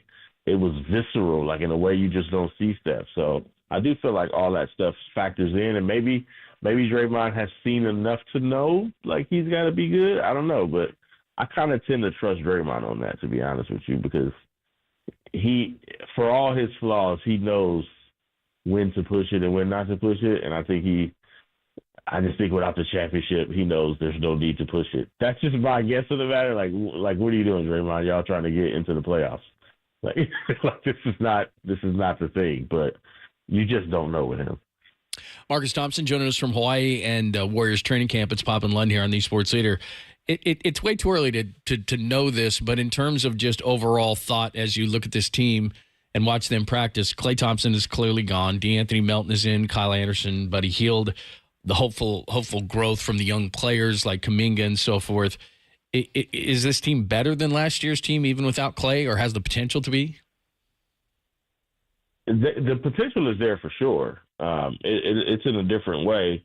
There's also potential for it not to work. There's a lot of pieces. There's a power vacuum in a sense.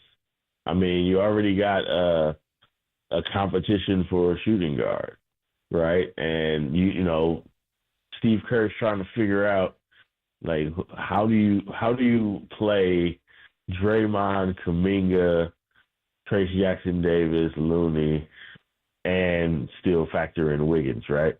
Somebody's gonna get left out of the mix. That's gonna happen. If Pods is the starter, then you got guys you just signed coming here who already immediately see their minutes cut. How do you play Kuminga and Wiggins together? You need Wiggins, but also it's Kuminga time, right? It's time to put him on the floor and put him in a bigger role. How does that work? Who comes off the bench? If they don't handle all this stuff right, it could go poorly. But they're a much better defensive team on paper. They've got some veteran experience in places they need it, and they've got some athletes. They've got a couple guys who can run and length and that type of physicality that they like. So there is some potential to be there. I know everybody talks about, as Jonathan Kuminga walks by me, everybody's talking about this kind of idea of replacing Klay. I feel like they can't replace the shooting, but what made Klay difficult was the defense he lost. and they got that back. So can they get enough shooting to make up for Clay while getting better defense? Like those are the things that they got to figure out. So it could be better, like in a way that is like, hey, this is a good year, it's impressive. Or it could be about the same, where we see them in the play-in struggling to make the playoffs. Like, who knows? Yeah, you're in Hawaii hanging out with Jonathan Kuminga and the Warriors. John and I are at Levi's getting ready for a Niners game against Arizona, which segues to your piece about Fred Warner, best linebacker in the game. And I do want you to talk about Fred and the incredible play made, the pick six, and where he's at, and Patrick Willis-like abilities that he has. And the ankle injury right now is a concern whether he's going to play against Arizona's Kyler Murray. But just going back to Draymond for a moment, because whenever we see, video and it comes up the topic of football with Draymond, they show him at a spring practice at Michigan State. Why the hell would you play him at tight end? I mean, honestly, if you put Draymond Green, and we always talk about safety or middle linebacker, if you put him where Fred Warner plays, right in the middle, and let him do what he does for the Warriors defense, calling everything out and busting upsets, if he just chose that path, couldn't Draymond Green have been Mike Singletary playing football, Marcus? He might be too big, Papa. I mean, he's Slim not like down, brother. He's tall. He's tall. No, I mean like tall. Yeah, like defensive end. He'd have to play D end. Yeah, I put him on the end. I think that's why they put him at tight end, because you put a guy at that height, like that's where tight ends. But he go. can move. He can move well enough. He can, but that's a different level of movement, right? You thinking like somebody coming, like Draymond's reading it. Like I can feel good about Draymond filling the gap. I can feel good about Draymond, covering some tight ends. What happens when he get mixed up on the slot? I don't know. He probably just clothesline you. He can close out, and they switch him, and he guards guards. He can guard guards. Why can't he guard people in the slot in the NFL? It's a pretty big field out there, man. It's not the confined, claustrophobic NBA court by comparison. Like, love to see him light somebody up, though. He could hit. I like your idea of safety, though. I do like. Way back there, that's a massively sized safety, but where he could. That's a massive. But some of these receivers like DK Metcalf are that big almost. Yeah, that's true. Absolutely. But he could see everything and respond. Like he can read, and it's less about like how quick he has to be and how much ground he's got to cover. I mean, you do got to cover the deep ball, but I like the idea of Draymond in the back reading things, telling people where to go. I want him to see everything and have time to like recover, because I do feel like you're right. He's athletic enough. He's quick enough if he sees it. But, on that linebacker, that's so instinctual and so fast and all of that. Like, that's a different – like, Fred Warner's a monster. And, like you mentioned, Patrick Willis, the only other guy I've seen in a 49ers uniform better was Patrick Willis. And that's just a different type of athleticism. That I don't know that Draymond has that kind. Yeah. Hey, we got to ask you about this, just because the NBA cycle is not in full effect right now. The NFL, the Major League Baseball playoffs around here, Buster just got hired as president of baseball ops. But if the Knicks can be quiet, it seems like they quietly acquired Karl Anthony Nobody's Towns. talking about this. Yeah, nobody's talking about it. I mean, what do you think of that? I mean, it's Karl Anthony Towns. He's been in the league for 10 years, and we're just now seeing him on the stage. I think this is one of those low-key moves that could work incredibly well, and you wouldn't have known it like when it happened. He's obviously not this level of player, but like when the Warriors got Sean Livingston, it was perfect. But nobody made that much of a noise. Like, it wasn't that big of a deal, right? It's like, oh, they got Sean Livingston. It feels like this could be that, but people just haven't seen Karl Anthony Towns that much on the biggest stage, so he doesn't move the needle that much. And then, truth be told, like, he's getting traded to the Knicks because they kind of chose Rudy Gobert over him. So it's like, how good is Karl Anthony Towns anyway? Like, I think this is a great move for the Knicks. I think they should have done it a while ago. They should have done it last year, and you'd be better off now instead of doing this whole Julius Randle's going to be our guy. Like, in no way is he that guy. So I think this will be very interesting, especially since he's from the area. Like, so he's going home. Like, I like this for Cat. I don't think the East is that good anyway. So the Knicks could actually do something out there. What does it mean for the Timberwolves? Just because they're in the West and they look like an ascending team with him, and now they add DiVincenzo, the former Warrior, and they add, like I said, Julius Randle. They get a pick for down the line. I mean, it looks like financially that was part of the motivation to this whole thing. Maybe he didn't fit in their long-term plans, but is Minnesota still the same team without him, or are they better? What do you think of that? They're not the same, but I think they're better. The Twin Tower thing just didn't work. Like it doesn't work. You can't have Rudy in the middle and then just telling Cat you're exclusively a perimeter player now. You can't go in the middle because Rudy's there. So now you just shoot threes. Like Cat's not that good that way. I mean, he'll get hot and he'll go crazy, but when he's missing, he's giving you nothing.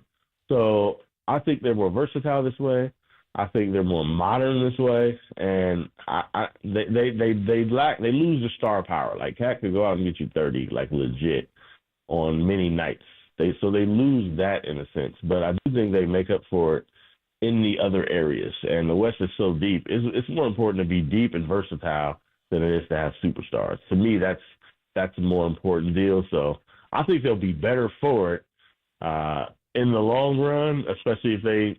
If one of these young guys becomes something like legit, but they weren't winning a championship with Karl-Anthony Towns. We just know that. They weren't winning it with him, and now they might have a shot. They're playing the Clippers on Saturday night. When are you coming back home? You staying for that game? We get to see at Levi's Sunday for Niners and Cardinals? What's your itinerary? Yeah, I'm going to be at Levi's. I don't know if I'm staying for this game or not. It's a tough turnaround, brother. How are you going to do that? Exactly, man. Like, that's crazy. But also, it's like preseason. Like, this is like, you tell me, what do I do? Do I stay another day in Hawaii and, like, have to suffer through a preseason game for this and do the tough turnaround? Or do I leave Paradise early and be prepared for Sunday? Like, it's a tough call. I don't know. Have a cheeseburger in Paradise. Stay for the game Saturday night, fly home Sunday, crack of dawn, and we'll see you at Levi's for 49ers Cardinals. Or maybe it's 49ers Cardinals, and that's the one we missed. How about that? Oh, missed the preseason game. That's probably what I'd do. You got plenty of these games here. I'm not choosing a preseason NBA game over an NFL game. You don't have to go. All I know is I like the early morning Marcus Thompson voice, bro. Yeah, it's good. You got a little edge. 7:30, yeah. Where are you hanging? Did Kaminga walk by you in the lobby of the hotel? Where are you? Yeah. I'm actually about to have class. Isn't that crazy? Because I'm a teacher. This is my day. So I'm taunting my students with the ocean in the background. Oh, that's nice. Where are you having class? On Zoom? Where's on Zoom, yeah. On Zoom. All right, we'll let you get at it. Know, right? By the way, what does that Kaminga hair look like close up? That's not a good look. He looked like he got an album coming out. It actually looks fine to me. Listen, man, when you that young and you built like him and you look like him, you can do whatever you want, man. Like, I'm a live and let live guy. When he walks by, the thing that jars me every time is not his hair. It's like, this dude is built. Yeah. It's just not a small guy. Like, he is ripped.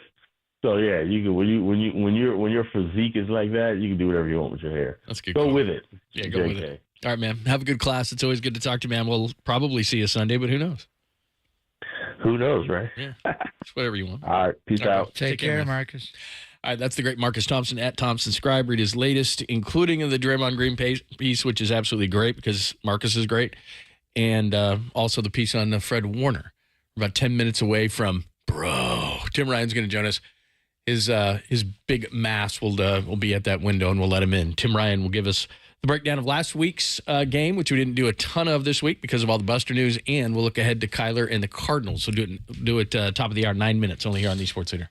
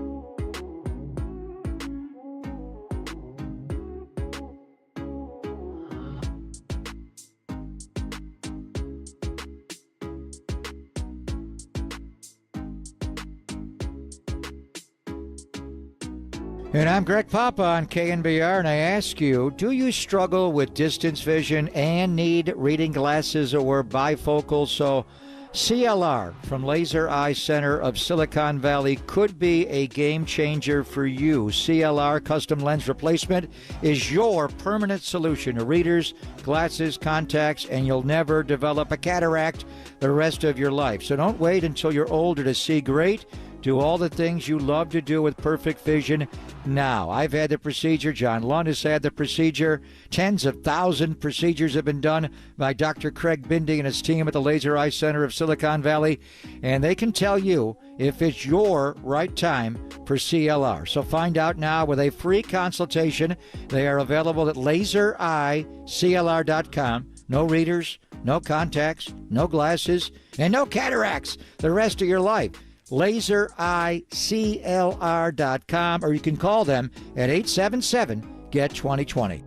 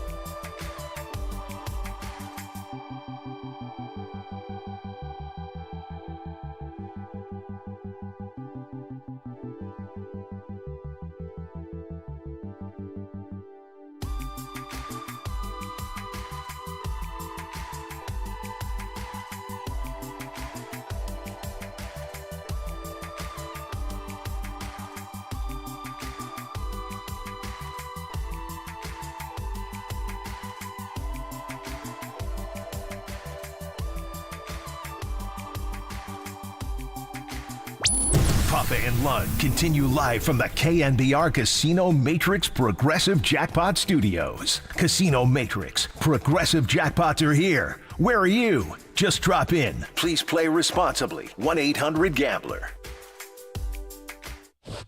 What's happening? Thanks for joining us, Pop and Lund, as it is a Thursday. That means Tim Ryan at the top of the hour, about 4 minutes away. Bro, he's going to join us. We have a great guest host today, by the way. You just heard from Marcus Thompson in Hawaii, so if you want some insight into Warriors camp and his latest piece on Draymond Green, it is there. We just spoke with him. Tim Ryan's going to join us for the next hour here in a couple of minutes. Dante Whitner at the bottom of the hour. Niners defense, good, but still not up to par, so we'll discuss that and how you contain Kyler Murray. We'll do that at 12:30, so spend your lunchtime with us. Mike Silver's got a piece on the viability of the 49ers acquiring Davante Adams. I don't see it for a number of reasons, but Mike will make the case at 12:50. Do not miss that. And then extra bags at 1:30 more on Buster Posey as the president of baseball operations, which Monday and Tuesday when we walked in here, well, not here, we're live at Levi Stadium today, but when we walked into the studio on Monday, we'd written the show all about the Niners meeting the Patriots and all the different questions around it and this and this and this. And then literally the show at 10 o'clock, first it was Susan Susser, then it was Andrew Bagley, and it was Farhan is out. Then Buster Posey is in. So we'll discuss that with Bags and his viewpoint now that Buster is in, and we still don't have a GM, but I'm sure he has some speculative names. So we'll get into all those things at 1:30. So don't move. Got a bunch of stuff, and it will start with Tim Ryan at the top of the hour. It started with Marcus at the bottom of last hour, but Tim will join us in a few minutes, and we'll get all into the 49ers. Looking ahead, we'll ask him about Davante Adams. Brock Purdy is obviously huge, and the 4-game mark is significant because, as Steve Young says and Tim says, you heard Pop say, preseason should be over. Preseason should be over when preseason's over, but it's not anymore because nobody plays. And so a lot of the sloppiness that you see in the first month of the season, a lot of it should be rectified by now. So we're in a new month. Hopefully we'll see across the league, but specifically with the 49ers, especially with a guy like Kyler Murray coming in and the havoc that he can wreak, guys staying in their lanes. And Dennis Brown joined us yesterday and said that's not so easy. And it hasn't been for the Niners. It isn't for anybody. So that's what's next up on the agenda when the injuries come back. Obviously, Khalil Davis, good news. Ricky Pearsall, we shall see. So those are all the things surrounding the 49ers. We'll get clarification at the top of the hour with Tim Ryan's Power Hour. How are you? I'm good. Good. Tim's not here yet, but we'll get Tim's thoughts on the New England game. And, I was hoping it would be a get-right game. In some respects, it was. It was get a win game. But they got a lot to clean up. They're still, the red zone offense is nowhere near what it's supposed to be. They failed on the first two trips. Last year, they were the best in the NFL in scoring inside the opponent's touchdowns, inside the opponent's 20-yard line. Roughly two-thirds of the times they scored a touchdown, 67%. Now, McCaffrey, of his 21 touchdowns last year, 18 came in the red zone. Mm-hmm. So you're missing him. But this year, it's 50%, which is not great. So that's the obvious thing. Penalties, special teams gaffes, they've had one a game. They're just not as tight as they need to be. And I think it's a lot of factors, obviously, all the injuries and not having McCaffrey and not having George and Debo and guys signing late and getting into camp. But they're just not – they're not firing – they're not playing their best football. Obviously, last year they got off to a 5-0 start. They're nowhere near that point. But last year they also hit a lull where they lost 3 in a row going into the bye week. So, maybe they're having it now. I think it'll take them a little time to get through this. Yesterday's practice was excruciatingly hot. It was, I had 97 degrees on my phone on the field. I had read over 100 or 102. They did cut the practice short. They didn't go 16 periods like they normally do. It was 12, and they were out by 3 o'clock as opposed to like 3:30. And the guys were dragging. They didn't push them as far individually, just to, with the work. And I think it's going to be the same today. I don't know if it's going to cool off at all. And the game on Sunday is going to be really hot. How do you manage that with the roster? I think the D-line needs to sub out more. You don't sub out O-linemen. Certain positions just got to play. And this could be the hottest game in the history of this stadium. And what were we saying yesterday? It won a candlestick that was 97 degrees. It's not going to be that hot, but it's going to be 92. We're not going to have a break in the weather, and they're just going to have to deal with it. So, I don't know if today's practice will be anything less, but 97 today down here. Yeah, I was 97 on the field yesterday at 2 o'clock, Sunday, and I had some reports telling me 100, 102. It was, you could feel it, and it was draining the guys. And that Wednesday's typically a day where they're not in pads. I don't know what he's going to do today, put them in pads again and deal with that heat. So we'll see when we get out there, and Tim will go out and watch. But October football is just, the schedule now gets demanding. After this game, and weather-wise, it'll be completely different going up to the Pacific Northwest and playing a night game. But you play this game, and this is for NFC West supremacy. You lost to the Rams in one division game. This is Arizona. And then you got to go play Seattle, who right now 3-0. Their offense looked terrific. They had so many injuries on defense, obviously against the Lions on Monday night.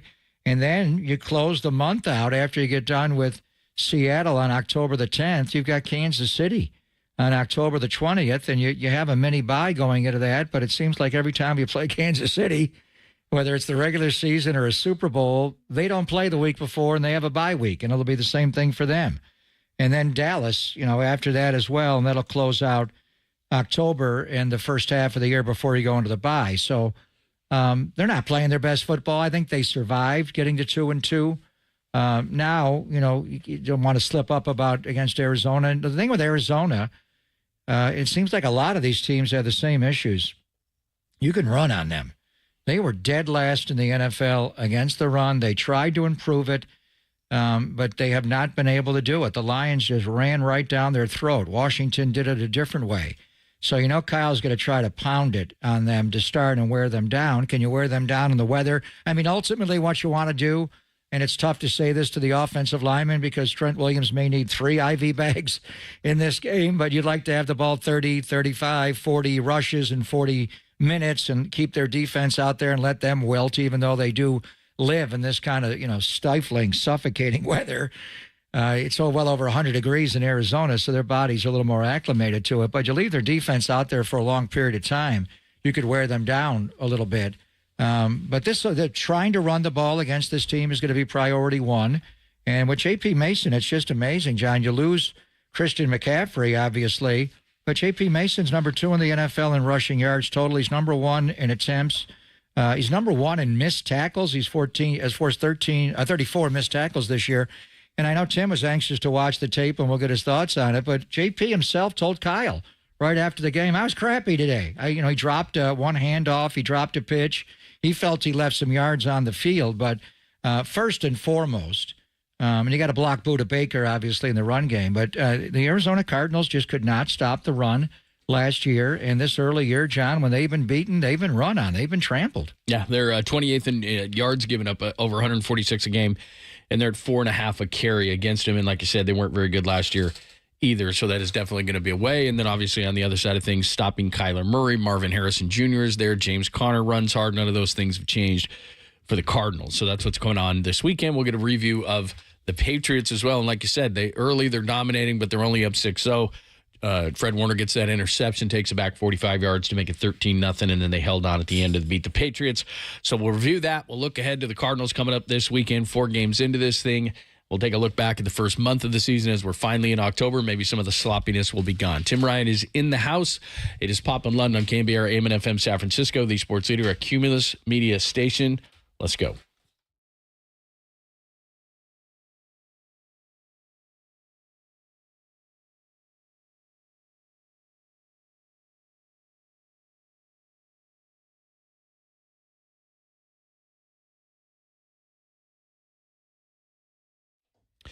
Tim Ryan, sponsored by the Contra Costa County Office of the Sheriff. Apply for your new career in law enforcement at cocosheriff.org. You're trimmed up. Today. What's going on here? Goat? We got to get his mic. If it's not tight, it's not right. It's you know that. You got a tight goat going here. You just shave before you came around? I shave every morning, man. I'm very impressed. Come on. He looks good for the straight. I like your new hat. I want one of those. I borrowed it from the fishbowl. It's not mine. You grab it. He's throwing it. You grab it. I just threw it on. It's nice. What's up, boys? How you doing, man? I'm doing awesome. It was fun to win and good to win, and happy for the players and the coaches and everybody in the building. When, the Minnesota game, get it. They earned it. 49ers made some miscues and had a part in that. Minnesota played well enough to win, and they won. Rams, you could say the same thing, although it was kind of a catastrophic giveaway in some big situations. So you lose 2 in a row. The building is down. Guys are soul-searching, trying to figure it out, and they figured it out against the Patriots. Just listening to Pop talk about the run game, outstanding. Watching the tape, let's start with the blockers up front. Outstanding. McKivitz played his ass off. Trent Williams played his rear end off. The guards both played really well. Brendel played well. The tight ends were making their blocks. Juice doing his thing. Wide receivers blocking. They've gotten to the point, which surprised me week 1, because against the Jets, there was some clinic runs where you could go block. You could circle like 7-8 guys and getting their blocks and doing what they were supposed to do. It wasn't as good the next 2 games, although still good. Last week, it was getting back to the clinic stuff and the synchronicity of the running and the cutting, although I will agree with you in watching the tape. JP did leave some yards on the field. There was a few times where he should have just taken the grass in front of him instead of trying to bounce and looking for a big one. But 32 runs for $148, and what his numbers have been obviously outstanding. I think a couple things in the passing game that I thought were good. Brock extending plays with his legs, making things off schedule, taking deep shots, and we all know he can throw the deep ball. And I think he's got 14 passes of 25 plus, which is far and away ahead of the rest of the NFL. But to loosen up corners and loosen up those quarter safeties that are playing tight, you got to take some deep shots, whether you get them or not. And was able to get a couple. And he puts that ball a little further in front of Deebo Samuel. That's a house call. That was 53 yards. And that was on first down. First down. The other one to Jennings was on first down. Right. Well, they get in that quarter. They get in that quarter's coverage, and this team will do the same thing, although they do it different. And we'll talk about what Arizona does, but a lot of the same stuff. A lot of jokers, a lot of smoke and mirrors, a lot of illusion, and a big time player in Budda Baker, and where that guy inserts and declares late. He'll go anywhere. He's like freelancing, but there's a method to his madness, but you can't catch him. So the 49ers, they see that 4 deep. They see those safeties tighter to the line of scrimmage. If you got time and they're thinking about the run, you get the linebackers to suck up. You put any kind of a teaser or a crosser in front of one of those safeties. He's got to step up and honor it. The linebackers are too shallow. There's a big buffer zone in between those two safeties and the linebackers when they're dropping. You throw a teaser in front of them, they're going to bite the cheese. Now you got a go route right behind it with the corner trying to play some outside leverage. So he puts that one a little out in front of Debo. That's a long touchdown. Debo is yet to get into the end zone as a receiver this year. And then the one to Juwan was, again, I think quarters coverage, 4 deep, and then one of those safeties got to honor that crossing route or that over route. And the way that I'll just call Juwan, chains, 3rd and Juwan, he's the track master. The way he tracked that ball and caught that football was incredible. And most guys aren't catching that. And just in terms of where the bodies were that were covering him, splitting those 2 corners, the 2 deep corners both converged on him, and the way he kind of contorted his body and stuck to his hand, double clutched it, still able to hang on to it. He is such a big-time player and such a symbol of what this team is all about. Loved it. And then defensively, dominant performance. And I've told you, and you guys know this, but you better have one of 2 things to be a playoff team in pro football. You better have a really good quarterback, or you better have a dominant front that can really control games and get off the field and impact the opposing quarterback. When you got both, you got a chance to get a Super Bowl. And right now the 49ers, at least based on that game, have both. And we know the names, we know the bodies. But 6 sacks, 10 hits, penetration in the run game, what they were able to do. I mean, we knew if you studied the tape what New England's MO is, and that's to pound the rock with those 2 big backs. Ramondre Stevenson and Antonio Gibson had 19 carries for 2.9 yards between them. Jumbo package or not, and all the extra stuff. And they were committed to it. They had to get away from it a little bit. But the penetration by the front right out of the gate. You get those big backs stop. And it'd be the same thing with James Conner this week. You got to get him off his track. He doesn't line up deep. He's 5.5 yards off the line of scrimmage always. So he can get to the line quick. And once he gets that big body moving, and he's got some open field, wiggle to him, but he is a power runner. He's a slasher. He's the heart and soul of their offense in terms of the run game, so they're going to want to pound it. But to do that and then to put the game into Brissett's hands, take away that first read, get hits on him. I mean, Bosa could have had 4 sacks. He had 1. And give Jacoby Brissett some credit. He stepped up, that big body. Guys drip off of him. He's hard to sack. Nick won. He won quick. If you're going to block Nick Bosa one-on-one, you're going to get beat, and you're going to get beaten under 3 seconds. 2.6 he got there. Yeah, and then the other one where he got him down, and it was an incompletion. I mean, it was such a perfect form tackle. Nick kind of held his knee off the ground, or that knee's going to the ground. He just had him wrapped up so tight. So a big game for him. Malik Collins out of his mind. The Reggie White hump moves, and the wrestler in him gets leverage going one way, and then pow, he throws that club or that hump move under the arm, and he just throws guys. Jordan Elliott, till he got hurt, getting after it. Kevin Givens, best game as a 49er. Leonard Floyd, the flow master, was, his motor is red hot. He's reckless. The first pick 6, major impact on the play. Again, keeping Brissett in the pocket to make him make some throws. And he had yet to throw a touchdown or an interception going into that game. You get pressure on him, and he was going to try to make some things happen in bad spots. And a couple things on that play. I thought it was a great call by Sorensen, showing man coverage. Everybody's pressed up, squared up. There was no off. A lot of quarterbacks, and if you're fans and you're in the stands, look at the corners. If they've got their rear ends tilted towards the sideline, probably zone. When they're bailing out. They're bailing out. Or doing something and sitting in cloud or bailing out. When they're pressed up like that and they're squared up, and I call it a choke position, they're right down the middle of the guy. It looks like man coverage, and it looks like man coverage to quarterback. So Yadam got a great jam on the receiver, which threw the timing off of that thing. Then they dropped into their zone. Now Brissett's got to hold it just a little bit longer. Floyd's working the left tackle too far upfield. So last second, pull, swipe back inside. You don't want to get too deep on these quarterbacks because they're out the side door. And he's all over him when he throws that ball. Fred jumps up and gets it. And then I loved a defense to offense in a hiccup for those guys on defense. When Fred got that and went to the ground, got up, started running, Malik Mustafa looked like he was shot out of a freaking cannon. Did he run? He was like, whoof. It's like 20 yards like that. And he was on that O-lineman in a heartbeat. I think Onwenu, the right tackle, and just 71. Rolled him. I think the guy was like, what the hell? Cannonball just hit him, and he went down and kind of pulled Malik down with him, and then Charvarius Ward and Jair Brown taking out Jacoby Brissett, who was trying to make the tackle, trying to get Fred into the end zone. So obviously that was a huge play.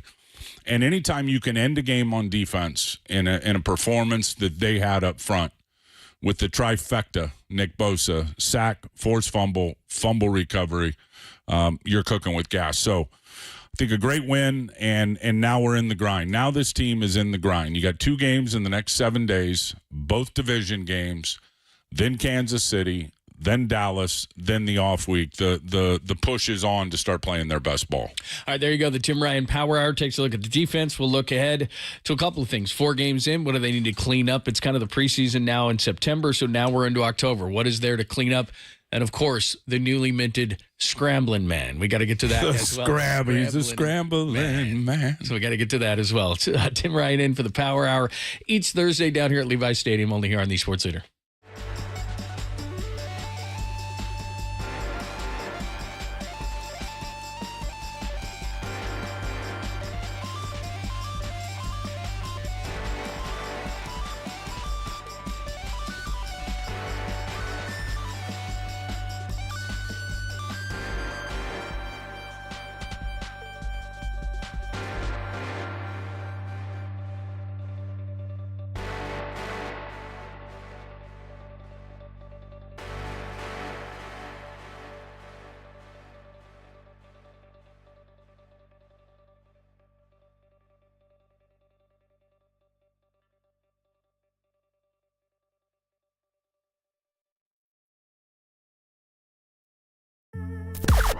Now, from the O'Donnell Financial Group Sports Desk. Learn more at ODFIGroup.com. O'Donnell Financial Group, because planning is a process, not a product.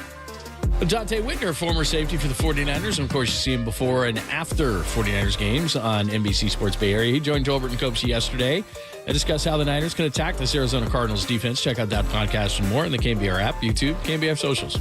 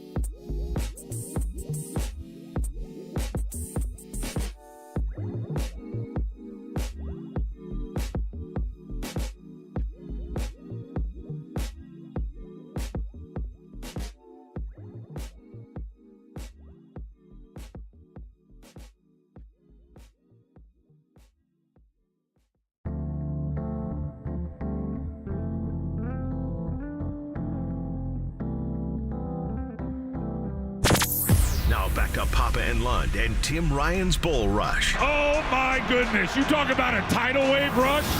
This is KNBR 104.5 and 680, the sports leader. Third down, Brock. Time. Looks, pumps, now going to roll out to his left. He can run forward. He will. First down, Niners again. Love that. Thanks to the legs of Brock Purdy, who had a career high 10 rushes last week. Tim just got out to his left and on 3rd and 3, scrambles for 7. Yeah, and these off-schedule plays are a huge part of Brock Purdy's game and probably doesn't do it enough because he processes and always finds an open hole in coverage. That time he could not. Takes off to the left and runs for the first down. We're back with the Tim Ryan Power Hour. Crank it up a little bit. The Allman Brothers. Greg Allman. He's trying to make a living, doing the best he can. That's all. He was married to Cher, Greg Allman. That's why he's got a new Toyota commercial out talking about tacos. Brock? He was married to Cher. You want a Camry? I got to keep you the Camry. How about that stuff? I had a Camry. I like Camrys. Yeah, no, he's mic'd up during the game, and they just released all that stuff, telling the Zebras he can hook them up with a Camry. That's trying to get him on Get to the gold package. Yeah. Get you on your Get side. to the gold package. That's where the decals are gold, right? Yeah. I had to have the gold package. Oh, yeah, got to have the gold package. No question. So the scrambling man. The scrambling man, a big part of his game. I don't know, was it last year before? Steve Young had talked to, he's got to run more. He's got in these bigger games, and we've seen it throughout his career. But like I said, on the game broadcast, there is most of the time he's going to find the hole in the coverage, and he's going to be able to deliver the ball on time where it's supposed to be with accuracy. That is his rare skill set. But his short area quickness, his ability to run away from guys, I think people underestimate his speed when things do break down. And if you're going to go, and we've seen it this year, and we'll see some of it with the Arizona Cardinals and their defense. Because they really don't have an elite pass rush when you watch them on tape. Gardeck can rush the passer. He's got a rare skill set. He's 240 pounds or whatever he is, special teamer, but he has got juice. He's got a motor, and most of all, he's got the strength and the leverage to be able to run the corner and get his shoulder down and run through it. A lot of guys can get there, but a lot of offensive linemen will jump on their back and they fall down. He can burst up through it and roll his hips and get to the quarterback. So he's got 3 sacks. All against the Rams. Yeah, one game. Right, and they do send some pressures, and they'll not like New England, but they will send some fire zones and some different things. But 3-man rushes, people, they want to close another hole in the coverage. So 3-man rush is really about dropping 8 and trying to close windows. So it's going to take the quarterback a little longer to see the reads, to get through his progressions. And that's where I think the off-schedule plays are dynamite, because you break out, and Brock's not always, breaking left. He'll break anywhere, and it's really hard to know where he's going and what his movements are going to be when he's behind the line of scrimmage, because he'll reverse field and end up going back the other way. And that's a challenge for O-linemen and some of the guys that are out there trying to scramble for him. But it does separate coverage. It gets 8 guys disjointed, and he's good at throwing off the run and can pick that stuff apart. As you look at how to attack these guys, and I'm looking at the D-line, it's not overly impressive. L.J. Collier was a washout in Seattle. They have some pretty good linebackers, and you mentioned Gardeck. But they might have the worst pair of corners with Thomas and Murphy Bunting. I think by the end of the year, Max Melton, the kid out of Syracuse, and I'm surprised Kentrell Clark wasn't bad. He got thrown in there as a rookie, but I would think that a scrambling man can attack this secondary pretty well. I think so, and again, I think the whole thing is diagnosing what they're doing and where Budda Baker is in the run game and in the pass game. Because, man, does he have a nose for the ball. He's got great instincts, and he's got tremendous football intelligence. He knows what people are trying to do, and he'll start one way knowing he's got to end up at the other. So he is a joker in all sense of the word in terms of how he plays. So getting him blocked, IDing where he is, and then where he's going to be is a big part of it. But the corners, and they play quarters quite a bit. They'll play some cover 3 with 3 guys deep with a deep middle safety, although he might at times start up in the box and then fly to the middle. They can get after, I think, both of these corners in the run and the pass. And just watching them on tape, neither one of them really are good in turning in transition when guys are making breaks. There's separation against them. And I think when you look at Bunting Murphy on the other side, most of his career in Tampa, and a very good nickel corner, a guy that is, good in the run fits when he was doing that and handling slot receivers and all the quick stuff. But out on an island, he looks different to me, and he does look like he at times can panic with the ball in the air, and he'll get handsy and he'll get grabby, and it's time to get all of them, and Juwan can get out there and do it. BA can do his thing out there. It's time to get BA going again. Although I thought, last week his numbers weren't great. Had the one good shot on the over route. Give Deebo Samuel some credit on that. Just his impact on the field, and that's kind of like the McCaffrey impact. Is they're running with a cloud corner, a squat corner over there. And when it's zone, so when BA runs that big over route or crossing route, that cloud corner on the other side's got to be the guy to drop and pick him up. He's going to squat, and then he's going to see it develop, and he's going to go try to get in a throwing lane and take that away, and maybe Brock doesn't throw it. Deebo Samuel just runs a swing route. He runs out there, and the guy's like, I'm not leaving him alone. So he squatted on that and even came towards the line of scrimmage, which opened up that huge window for BA. I also thought the no call on the third down was not a good call at all. I mean, it was the clear hook and grab around the hip. I just wish the officials would be consistent both ways. They're going to call it. We know they're going to call it. It's judgment. It's a really hard job.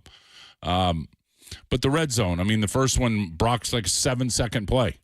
And Brock gets away from a blitz. He dips under Jabril Peppers, runs one way, runs the other, then buys more time, and then throws it to Deebo on the pylon. There's no doubt Marco Wilson was on his back over the top long before the ball got there. That's a foul. Call it. It's pretty obvious. He's had a problem with PIs all year, Marco Wilson. Oh, man, the hold on Kittle. Come on. I mean, hands inside and inside the outside frame of the shoulder pads. And I think the biggest thing I didn't like the call anyway because there's no way that guy's ever going to make that play. Hawkins, the safety, based on where he was and where JP was in terms of his leverage and running.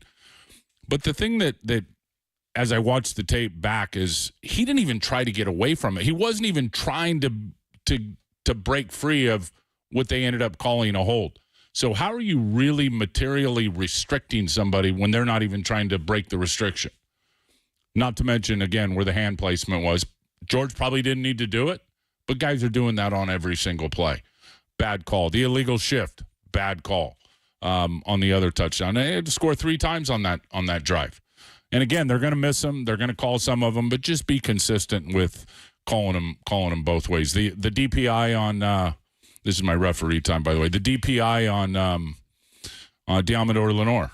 Awful call. That was OPI, if anything. On the back shoulder. On the back shoulder. He's looking at the ball. The guy's pushing off on him. He's got his hand on the guy, but he's turning and he's playing the football. Bad call, and felt bad for him. So, I was just glad the 49ers were able to overcome some of those mistakes and still get the points on the board. Tim Ryan's with us. We'll look at the first month of the season, the first 4 games. A lot of people think it's preseason-like because nobody plays in the preseason. So what are the things, what are the adjustments, what are the fixes for the 49ers as the schedule gets tougher and hopefully some of these injured guys come back? We'll get into that conversation next from Levi's Stadium, the Tim Ryan Power Hour every Thursday right here with Pop and Lund on the Sports Leader.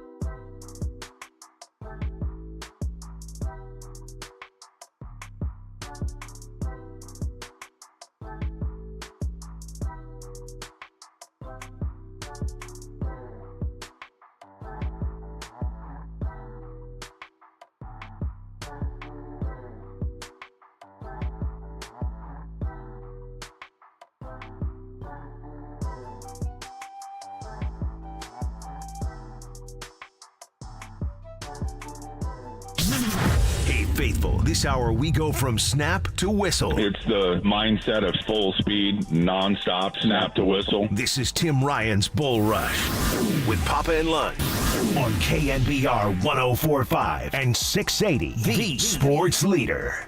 So Joey Sly will kick off from north to south, back to return. And it is going to be Isaac Arendo, and he's going to return this one. Coming in the field to play, 3-yard line, stays right, 10, 15, 20. Fumbled the ball, and McMillan may get on it for New England. Isaac Arendo fumbled the kickoff, and New England's got the ball. Hey, so join us Thursday edition of the show from Levi's Stadium. That means the Tim Ryan Power Hour. It's Pop and Lund here on the Sports Leader. And we're going to look at the first 4 games because over and over and over again you hear that it's the preseason now and there's a lot of sloppiness. Well, if we look at storylines, there's a lot of good ones. The J.P. Masons, and we were just talking about Brock Purdy and Juwan Jennings' emergence and injuries and all these different storylines. But one that is ugly has been special teams. Yeah. You go back to Minnesota, the Rams, and then Grendo. That was the start of the third quarter. You're feeling good about things. Joey Sly hits out 63-yarder right before the half. Kyle's the one who likes to double up. The Patriots get that plus a Grendo fumble. Special teams have been a major issue. Yeah, it has, and I'm glad you mentioned September's like August, and for the young guys and the rookies, because not everybody. I think when you look at special teams, you got to play together. It's just like anything else. It's offense and defense. They all fit together. It's a puzzle. Punt coverage. Everyone's got a lane. You got to be in your lane. Clearly a problem against the Rams at the end of that game. The punt against Minnesota, everybody's got to work in sync. One guy's a little late, other guy's a little early and leaving them. That creates a crease, bang, block. So, that takes time, and there's a lot of young guys playing out there, and a lot of them playing special teams for the first time.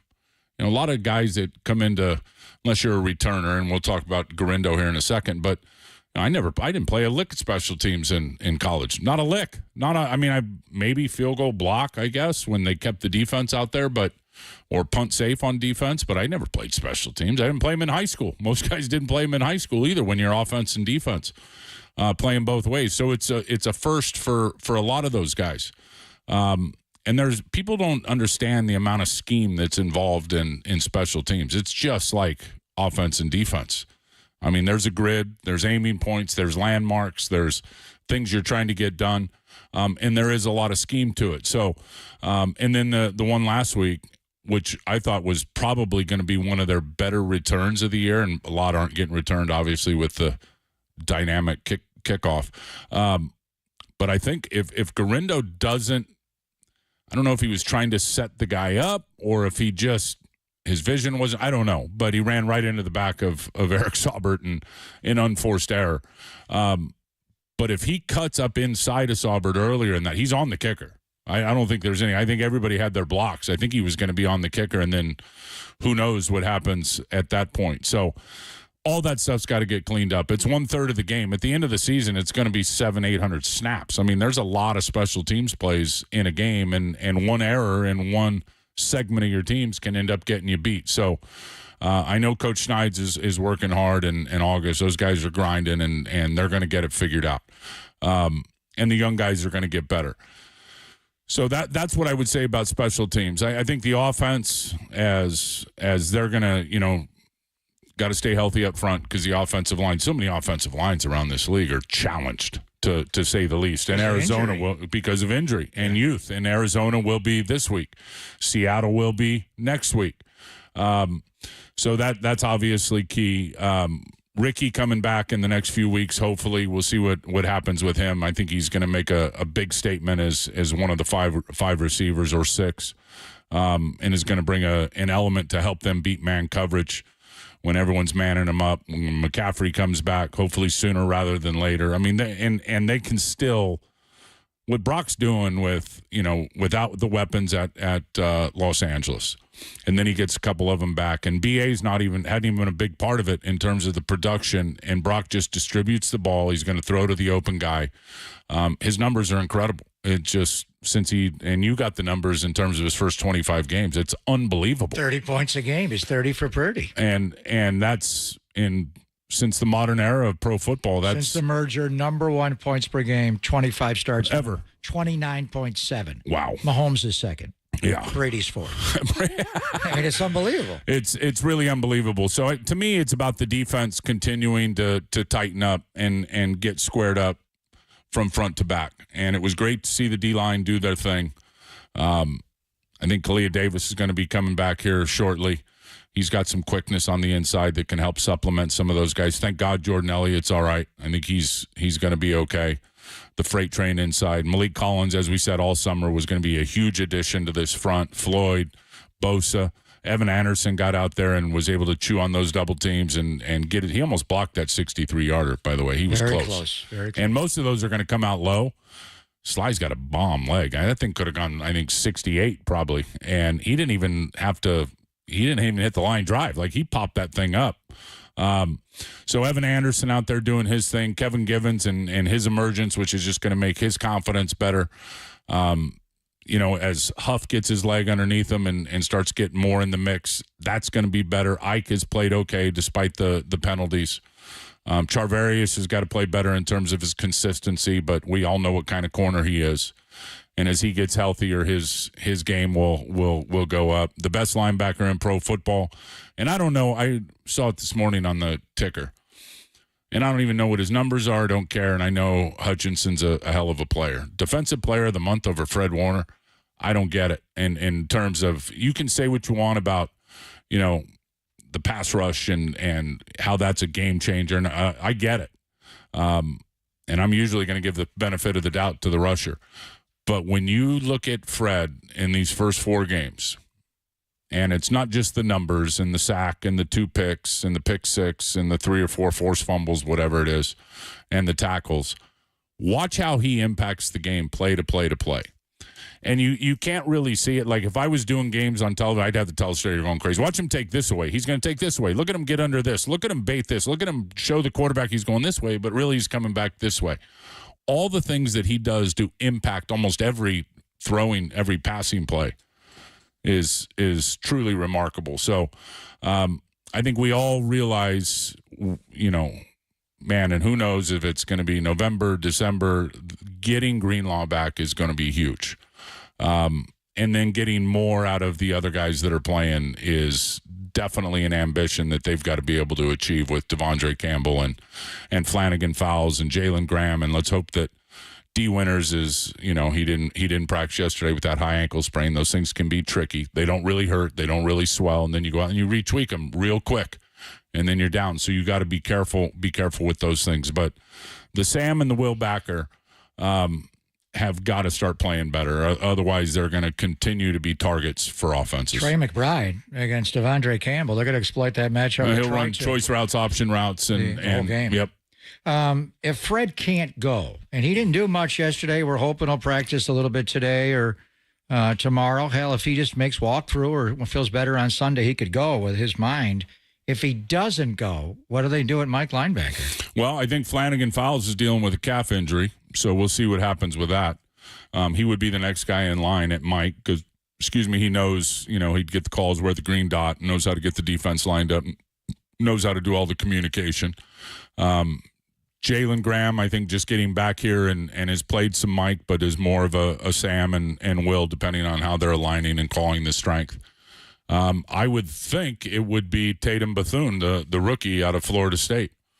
And I don't have a problem with that. Like, he's not Fred when we get that, and he'd be young and green right in the middle of the defense. But a middle linebacker, sideline to sideline, both sides are alive. He's got instincts, and you saw it day one when he got here. He's got a nose for the football. So fingers crossed Fred's going to feel good on Sunday. And then remember, there's going to be a game 4 days later. So that might factor into the decision on the turf up in Seattle in a primetime matchup and a big one. But this is a division game. I think if Fred, who has never missed a game, who has started every game in a 49er uniform, which is pretty incredible. If it's a pain tolerance thing and he feels like he can go, you'll see Fred out there in a division game against the Arizona Cardinals. Not to mention, I know it's still in his craw, the 234 yards they got rushing last year at the end of the season with Connor and DeMarcado and what they were able to do in that game, the night that the 49ers clinched the division. Pick six, Charvarius, and obviously they were able to win that game. So, but if Fred can't go, Tatum Bethune is, they always say next man up. It's not next Fred up, but it's next instinctual linebacker that's going to be trying to figure it out. I got no problem with that. Up. Yeah. Yeah, there's a lot of guys that have, like, who you'd like to have right now, and it breaks my heart, is Curtis Robinson. Would be if Fred can't go, he'd be the guy. Absolutely, and boy, I did shed a little tear for Curtis just because I know how hard he's worked. I know what a great person he is. I know what a great teammate he is. I know how close he was to getting the opportunity to be out there, and he earned it. It wasn't like, hey, a couple guys got hurt, and this guy. No, he earned it with stellar play in the preseason. And that started the first game at Tennessee. We saw it. Triggering, seeing it, becoming a pro and not taking the bait and not going out here when you know they're trying to lure you out there so they can throw the chair route right inside of you. He was really starting to get it, and that happened in a drill at the start of practice, in a punt drill. This game is freaking unforgiving. So I talked to him yesterday, and he's an optimist, and I'm optimistic for him. And you know me, I'm thinking like, dude, an extra year now you're going to get an extra year. We'll add it on to less wear and tear on the body. The ACL is going to come back. And he looked at it from a positive standpoint. And again, I think the confidence of knowing that he was on the cusp of being a guy and being a starter, I think it will propel him in his rehab to get ready to come back. Tim Ryan's with us. We're going through the first month of the season. Month number 2 starts this weekend against the Cardinals here at Levi Stadium. We are today. Two guys. Kalia Davis did get the practice window open. What do you think of him? We haven't seen a ton of him.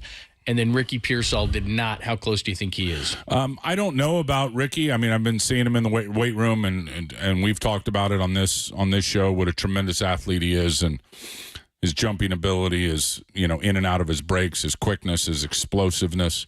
So they didn't open the window, so clearly he doesn't feel like, that shoulder's ready to go. And again, it's not just getting out and playing wide receiver.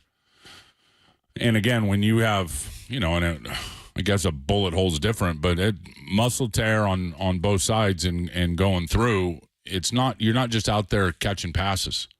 You got to go dig out safeties.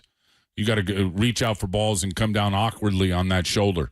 All the things that go on with being a football player that are far beyond just going out for routes and trying to catch the football at his position. So clearly not ready to go yet. And, again, hopefully that's going to be here in the next couple of weeks as he continues his rehab. And then the other guy, who were you talking about? The other guy, Kalia Davis. KD, I think, is going to be ready to go. He had the knee surgery, and you know what KD is going to bring? We remember the Philadelphia game. He is quick as a hiccup in there now. Former guy that played linebacker. He's got some speed.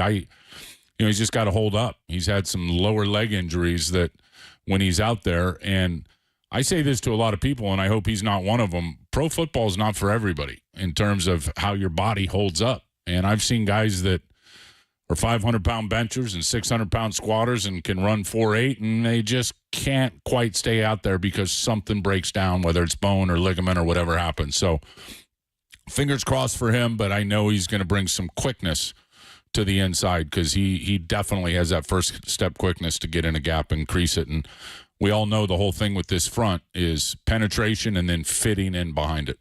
All right, we'll get more into the first 4 games and look ahead. The offense and lots of good surprises from Juwan Jennings to J.P. Mason, those things, plus a final look at the Cardinals. We'll take Tim up to the top of the hour. Tim Ryan Power Hour here at Levi's Stadium with Papa and Lund, only here on the Sports Leader.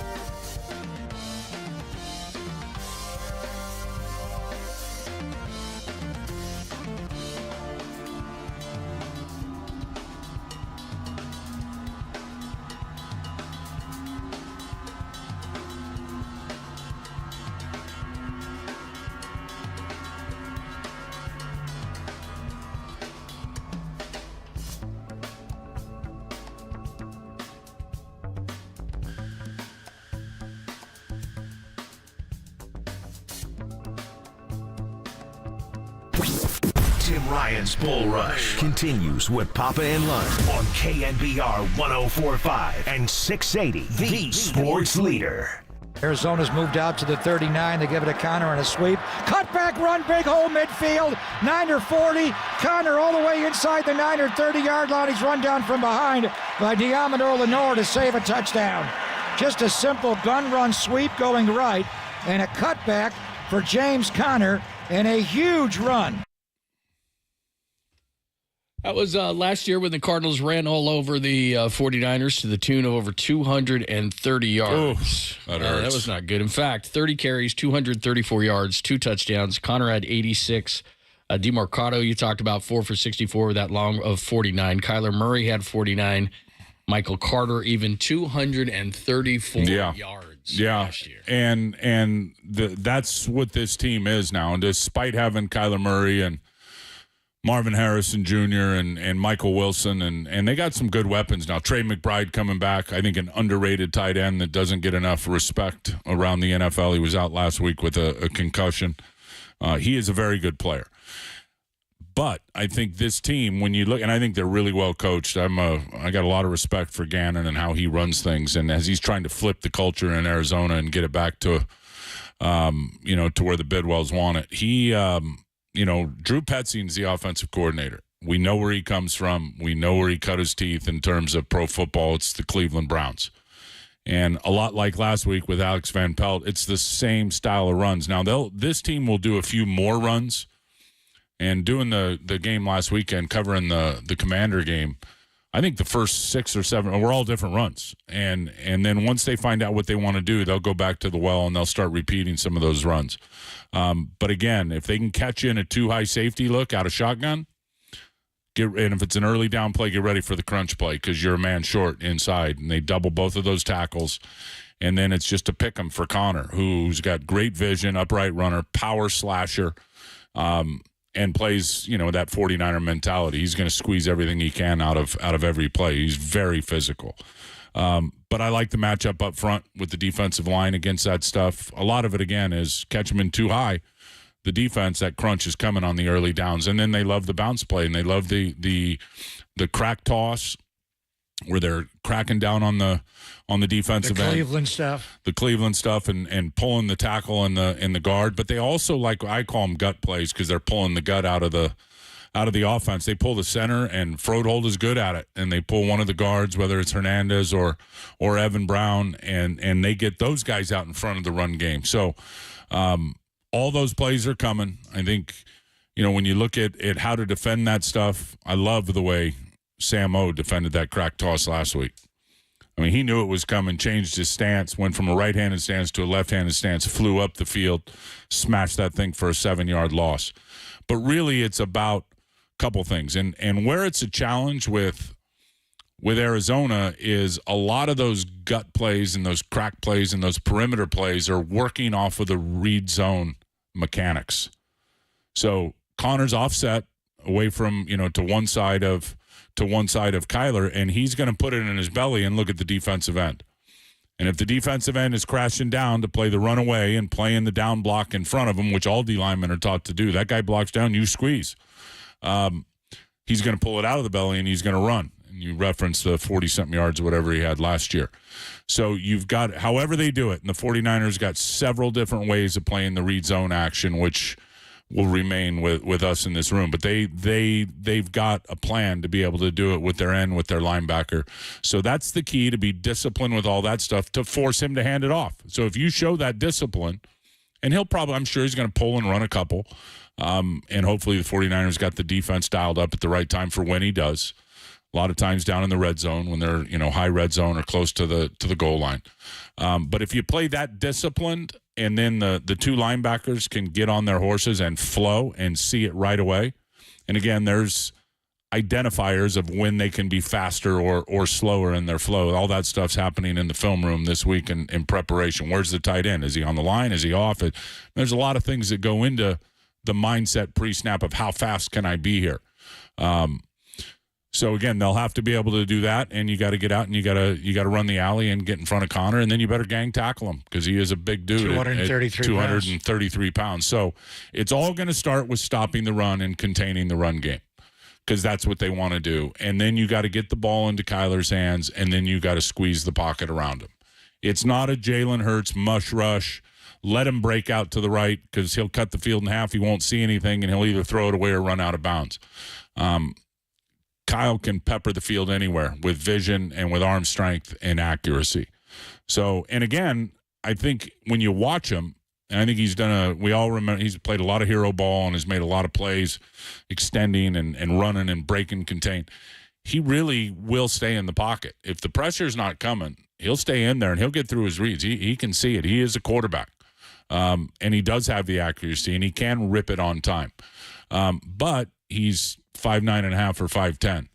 So if you can squeeze the pocket around him, be disciplined in your rush lanes inside, not get too far upfield on the outside to give him that escape out of the side door, and you're getting that squeeze pressure at the same time, I'm pretty convinced in watching the tape that his vision does get cloudy, and he will throw it up. He's, at his size, he doesn't want to take a lot of hits in the pocket. The safest place for him in his mind is outside of the pocket when he's running away from you. So that's the whole game plan on him. They're big plays, and Harrison's good, man. He's developing a nice chemistry with him. Long, strong, fluid, in and out of breaks. You know why he was the number 4 overall pick, and Pops is a Hall of Famer. He's just much bigger than his dad. But I think the whole thing is their big plays come when Kyler Murray is breaking out of there and becoming a passer, and that's where they're getting their big plays down the field. And what do? He was a first-round draft pick of the Oakland A's. He's a baseball player. He goes into that late slide. You can see Dre Greenlaw now coming up on him, and he slides right into your legs. What's the coaching point? Just stay away from him there? Yeah, don't even take a chance. Like Brissett last week, he would slide, but you better be ready to hit that big body because he's trying to squeeze every yard he can out of it. Kyler Murray, be prepared to dive over the top. Now, you don't want to just stop, because he'll keep going, but you can start, and we know how the rule reads, if you start your tackle before he starts his slide, but there's such a fine line there, and the quarterback's always getting the benefit of the doubt. So just be ready with your angles to fly over the top of them and not, drop a chicken wing down or drop your head down and hit him as you fly over the top. Definitely got to be prepared for that. Is it hard? I asked Dennis this yesterday. You in a Chris Kasserick defense, you want to fly and get upfield as fast as you can with your hair on fire, but against Kyler Murray, you can't do that. So instinctually, is that hard as a defensive lineman when you have a quarterback that's so athletic and as Kyler Murray is? Well, yeah, because you're thinking about discipline in your rush lane every rush, and I think it's on the inside. Look, if you got a two-way go, if you got the B in the A gap and you got a one-on-one, just make sure you stay in one of those gaps and don't get washed out. If you're fighting a double team on the other side, just stay in there and get extension with your arms. Try to get push, squeeze, right? Push those guys. But don't, especially if you're going against two, don't try to get outside and get an edge because now you've lost all leverage and you're going to get pushed by and you've opened an escape hatch for Kyler Murray up the middle, and he's going to see it. For the ends, I think it's all, and it's that way every game. You go back to the Minnesota game, and there were some rushes that were just too deep. If you're getting too far in your depth past the quarterback, you got to put the brakes on and either turn your speed into a power rush and get a bull, or counter back inside. But I think the whole thing when a squeeze rush is arms and eyes are the most important. And when I say arms and eyes, I mean you can use your hands on defense. Don't be working as much. Now, if you win quick, great. But for the interior players, extension, get to your lane, be ready to shed either way, and keep your eyes on the target. That, to me, is the whole key when you're rushing a guy like Kyler Murray. All right, bro. We'll see you Hydrate. Sunday. I want you hydrating right 92. now. Electrolytes. We'll see you out in the sauna at about, 1 o'clock? Yeah, man. Was it hot yesterday? Oh, man, it was hot. Really? I got in my truck to drive home in Los Gatos. It was 109. I said, what the hell's going on here? Wow, man. And these Arizona weather. Yeah, Arizona's used to it. Those guys are like, this is nothing. Johnny Lund, keep the faith, my friend. All right, buddy. See you, Pop. Good to talk to you, man. Scrambling man. That is Tim Ryan. We do that every Thursday. You get tons of 49ers information, none better. And there you go, from 11 to noon every Thursday. Make sure you tune in. We're down here at Levi's Stadium in Pop in London on KNBR AM and FM San Francisco, the sports leader, a Cumulus media station. More on the 49ers defense and through 4 games, September off to October, with Dante Whitner at the bottom hour at 12:30, just to talk about something that Tim was talking about there. Player of the month defensively is Aiden Hutchinson of the Lions. This is just the comp. So 6.5 sacks, 16 tackles, 6 tackle for loss, forced fumble. It's very good. Fred Warner, who we've talked about a ton for Depoy, 2 interceptions, 1 touchdown, 27 tackles, 1 for loss, 3 forced fumbles, 4 passes defensed, and a sack. They're both good. I'm just saying. Fred had a monstrous month. Without a doubt. And it's one of the best months Fred had in his career. And he's playing the best football of his life right now. And the play that he made the other day, as Tim was detailing, to jump in that A gap and then bail out of there to get in the hook zone and intercept the ball. And honestly, he looked like a running back or an offensive player, the way he was able to dive at the end and get pushed in the back, and the blocking to get him down that sideline. Mustafa and Jair Brown and Charvarius Ward, even Nick had a George Kittle type of a 2-man block there, a little screen, and they know. He's playing great right now. So, the concern now is that he may not be able to go in this game on Sunday, John, and then we'll see what he does in practice. But right now, he's not moving real well on the practice field. He didn't do anything yesterday. Even his drops were very measured. I don't know if he can change direction on that right ankle. Now, there's ways to numb pain and get him out there and play, and I'm sure he'll be willing to do that. He has missed 1 game in his career, so he's off to a great start. I was talking to Patrick Willis yesterday, and just the similarity. Some franchises, whether it's the Red Sox going from Carl Yastrzemski to Jim Rice to, Ted Williams to Carl Yastrzemski to Jim Rice to Mike Greenwell, and the Niners going from Joe to Steve. And there's been other linebackers that have played here in between. But when you think of a guy who changed football at the Mike linebacker, and he wasn't even the pure 4-3 Mike. He was one of the inside linebackers in a 34. Takeo Spikes was next to him, then Navarro Bowman. But Patrick Willis kind of changed the game along with Urlacher and just his speed. Fred Warner, and he doesn't run the kind of 40 time that Patrick Willis ran, but he plays fast. So he's playing great right now, but there is concern. We'll see what he does today. We'll see what he does tomorrow. He doesn't miss games, but that ankle sprain is bad. It's not a high ankle, so hopefully he's moving around a little bit better. Just to follow up about Tim calling it a sauna, it was hard to concentrate yesterday, even me watching. It was just so hot, just stifling heat. Just like we're not used to this kind of heat. In training camp, there wasn't a day like yesterday. I think it's cooled off maybe a little bit, and I'm seeing 91 degrees for Sunday, where I saw 93s. It may be the hottest game in the history of the stadium. 11th year now at Levi's, and it's warm. They're going to have all the linemen up in this game. There are certain positions you got to rotate. So Kalia Davis, first game back, we open the practice window, you're up. Everybody's up. Okawano, he's now got a roster spot now. They brought him up from the practice squad so much. Evan Anderson in the Guardian cap, you're up. Maybe even T.Y. McGill as well, John. Just get them all up for this game. Alex Barrett's hanging around. You want at least, I think, 10 defensive linemen for a game like this, and then other positions. What do you do at linebacker? Fred can't go. I think Jalen Graham's up. Tim's talking about Tatum Bethune starting the game.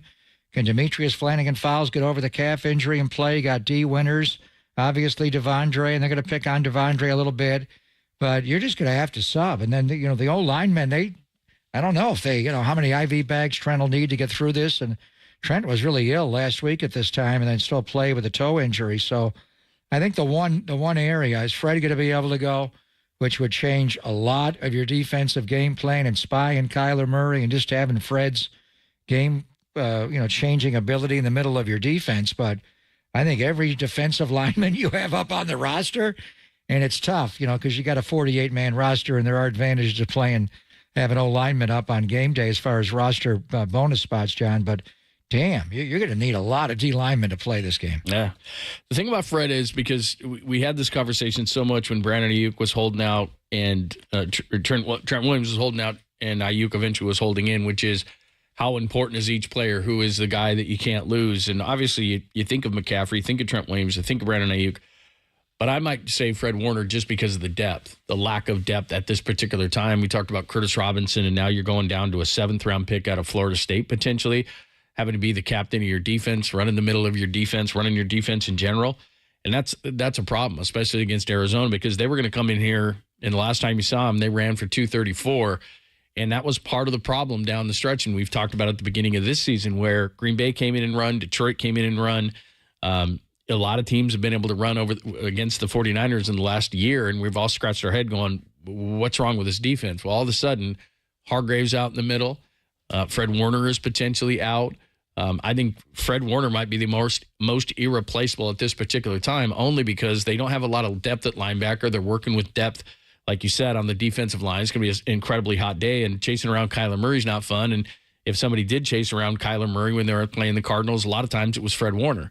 So at this particular time on this team against the team they're playing on Sunday, not having Fred Warner, I don't know if it would change the line, if Vegas would change it at all. But to me, in looking at the game, and I'm not saying they can't win or won't still win, I think they will. But Fred Warner right now, given the banged up defense that they are and the problems they have stopping the run anyway, and the way that he's playing right now, that's tough to almost impossible to overcome. Without a doubt, he's playing that well. And whether or not he's better than Hutchinson or not, Hutchinson's having a great year. It's just hard to, it's like saying Nick Bosa versus Fred Warner. Who's more important on your defense? Nick's a game wrecker on the outside. Aiden Hutchinson's that guy for them, and that wide 9 technique. Fred's just different. So Dante will join us, and we'll break down his pick 6 and the commonalities with Patrick Willis. But Curtis Robinson, the injury just breaks your heart. He would be starting.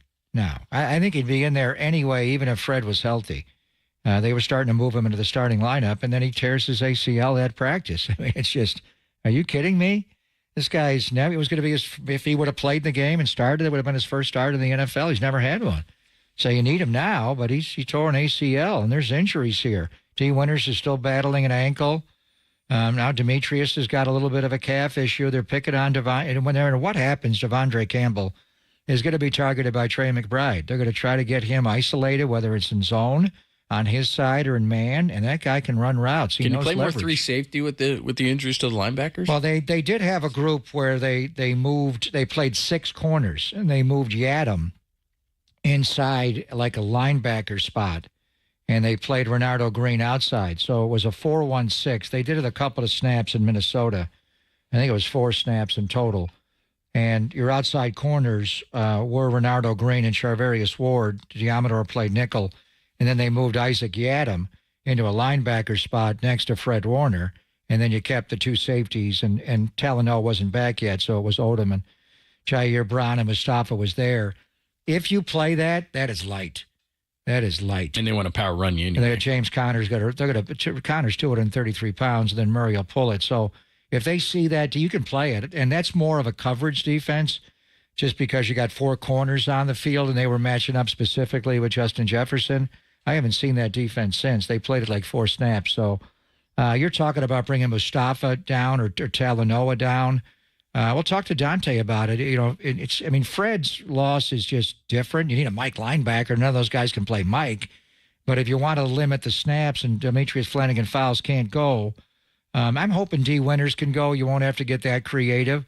But teams like 3 safeties, seeing the Patriots, and I think the injury to Kyle Duggar on Sunday was huge for them. That's why they got beat over the top so much. That guy is just he's their Kyle Hamilton. He's that good of a player, whether it's in the box or out in space. He does it all. Great player. You could do some 3 safety looks where you have Jair out there, and then you play with Malik Mustafa in the box or Talanoa. You could do some of that, but, you're light that way. But the thing about Talanoa and Malik Mustafa is they are undersized, but they're good tacklers. But they get a 300-pound lineman on either one of those guys. They're going to run. In Arizona, they run it all. They're going to run, Tim says, the duo and the downhill, the double crunch, and they'll do all that. But they also like to run wide. You heard the call of James Conner. They like to give it to him out of the shotgun. And it's very simple what they're going to do. They're going to put Kyler Murray in the shotgun. James Conner will be to either side.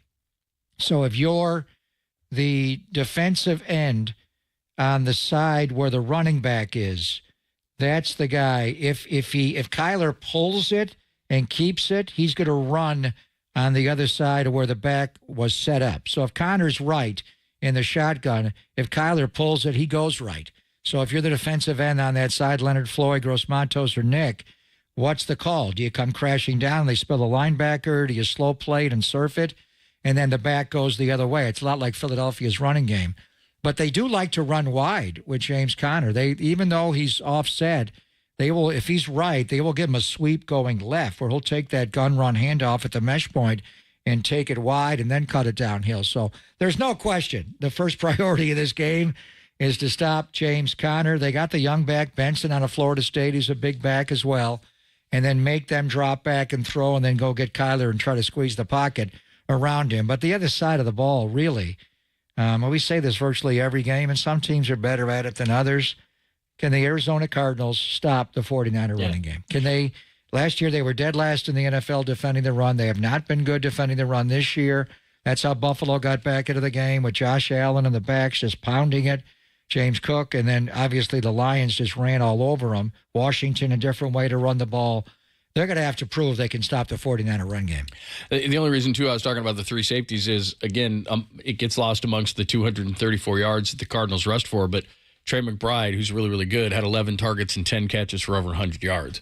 So they're going to look right at Devondre, especially with Fred out of there, and say, that's where we're going. Yeah, I think if you put Talanoa or you put Mustafa on him, they're going to throw the ball anyway. The one thing to look at in this game, would they put Charvarius Ward on Marvin Harrison Jr.? Because he's that kind of guy. Even though he runs routes better, much better as a young player than DK Metcalf, and DK's got better, you want Charvarius against those kind of guys, whether it's DeAndre Hopkins or Drake Ludden. And he's big, but he runs really good routes. But I also think at times, I'm not sure they'll do that. At times, I would put Charvarius Ward on Trey McBride, depending on where he is. Certain teams do that if the tight end's the biggest threat. Well, it depends where he is. If he's in line and tight, as a Y, then it's hard to go get him. But if they split him out, detach him, line him up. But Charvarius won't go in the slot, but if he lines up as an outside wide receiver, you can get him. So I wouldn't shy away. I treat him like a wide receiver is the point. And as you code him, wherever 85 goes, just treat him like a wide receiver. All right, Dante, with more of that, how to defend the Cardinals, Kyler Murray, James Conner, and could be some injuries in this game, might not have Fred Warner. How do they deal with that? We'll talk to Dante about it at 12:30. It's Pop and Lund on the Sports Leader.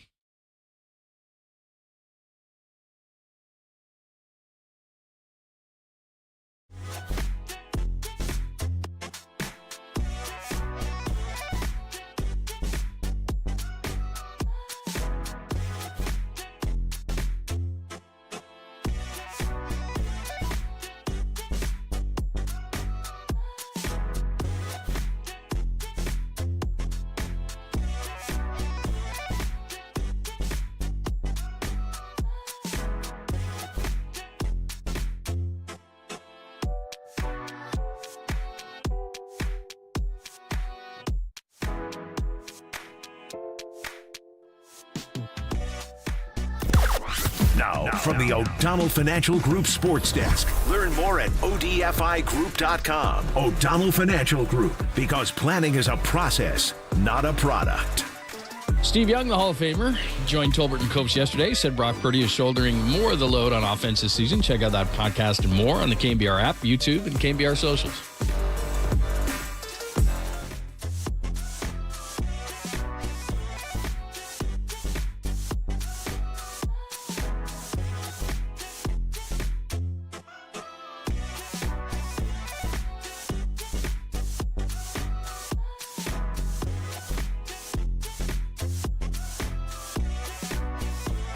It is always great to talk to our good friend, Steve Moskowitz. He's got the answers to all of your tax issues, including unfiled and unpaid tax returns. What do the people do, Steve? They cause. It's a real common problem, and oftentimes they go together. People don't file tax returns. Of course, they can't pay the taxes, and a lot of people have a whole bunch of years they just can't pay. The bottom line is, whether you didn't file the returns or you owe money that you can't pay, don't stick your head in the sand. And very recently, last week, we had a criminal agent show up at a person's door, and they only had 2 years of unfiled returns. So it is a crime not to file a tax return. Government can put you in prison for 1 year for every year you don't file. And then there's all the civil penalties where they make up a return called an SFR, which can be more than you really owe. The bottom line is, whether you haven't filed the return for whatever reason, or you owe them money and you can't pay it, call us. We have a free consultation. We'll explain all of your rights, all of your options. And the only thing you have to do is say, hey, Steve, get me out of this mess. Real simple. You just heard Steve say it. Unfiled, unpaid tax returns. Steve has got your back. Call him right now and get out of the deal. Get out of your problems, sleepless nights, all those things. 888-TAX-DEAL. Call Steve at 888-TAX-DEAL or MoskowitzLLP.com.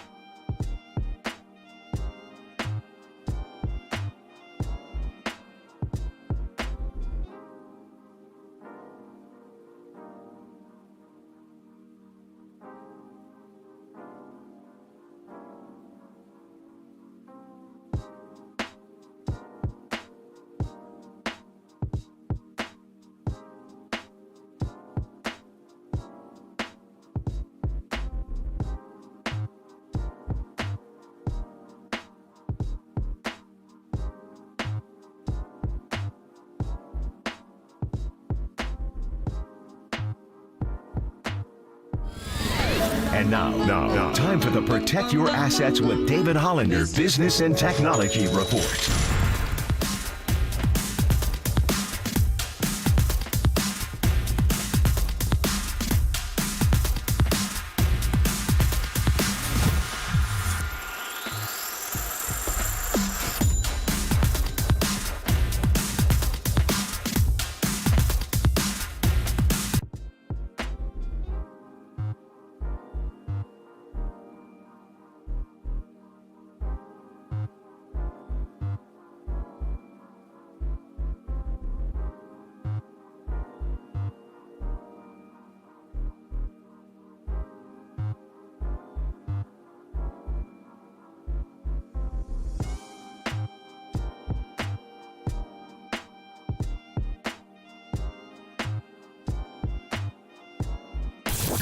Follow KNBR on Facebook, This is Papa and Lund on KNBR 104.5 and 680. The Sports Leader. Sports Leader.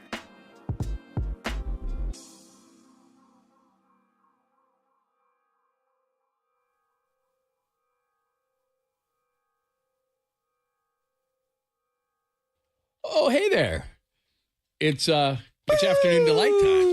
Afternoon delight, man. We have cocktail hour on a Thursday, Jan. It's time to start drinking. I will say that I do love drinks on Thursdays. Everybody, man. Especially a day like today. Yeah. It is smoking hot. Gets cooler. In fact, I might do that because you know the Blackhawk and Danville area. Man, Thursday nights, you go to there's like one main street there, and in Danville, not so much in Blackhawk. Night is just yeah. Like people are like Friday. I'll stumble through a Friday, just crazy. So Thursday has become a little pub car. Yeah, Thursday has become a major night. Plus, you got football on tonight, baseball playoffs, all that stuff. By the way, just announced. Is this going to be homerish? Padres and Dodgers, which I know it's not. You know, you're not rooting for the Padres as much as you are rooting against the Dodgers, right? Beat LA. Joe Davis, John Smoltz. Well, that's no Joe shock. Davis is the Dodgers broadcaster. He's the lead broadcaster on Fox. Isn't that a conflict He did of the interest? series when the Dodgers. No, Adam Amin did that. I think when the Padres beat the Dodgers a couple of years ago. Yeah, not a surprise. That'll be. I mean, the Dodgers are a huge ratings draw.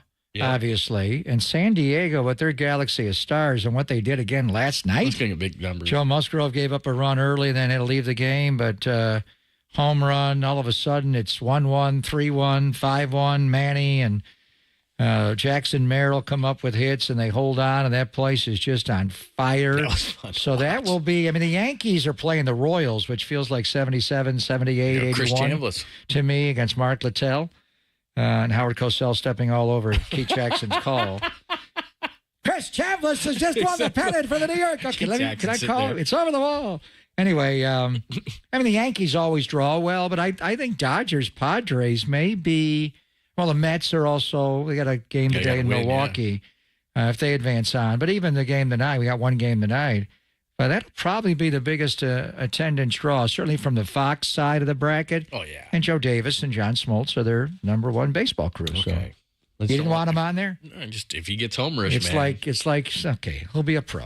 No, it's like Joe Buck doing Giants Cardinals, and everybody thinking Joe Buck. Yeah, everybody sucks. did, didn't they? They got all mad. Yeah, because nobody's watching Detroit Cleveland. Not watching Detroit Cleveland.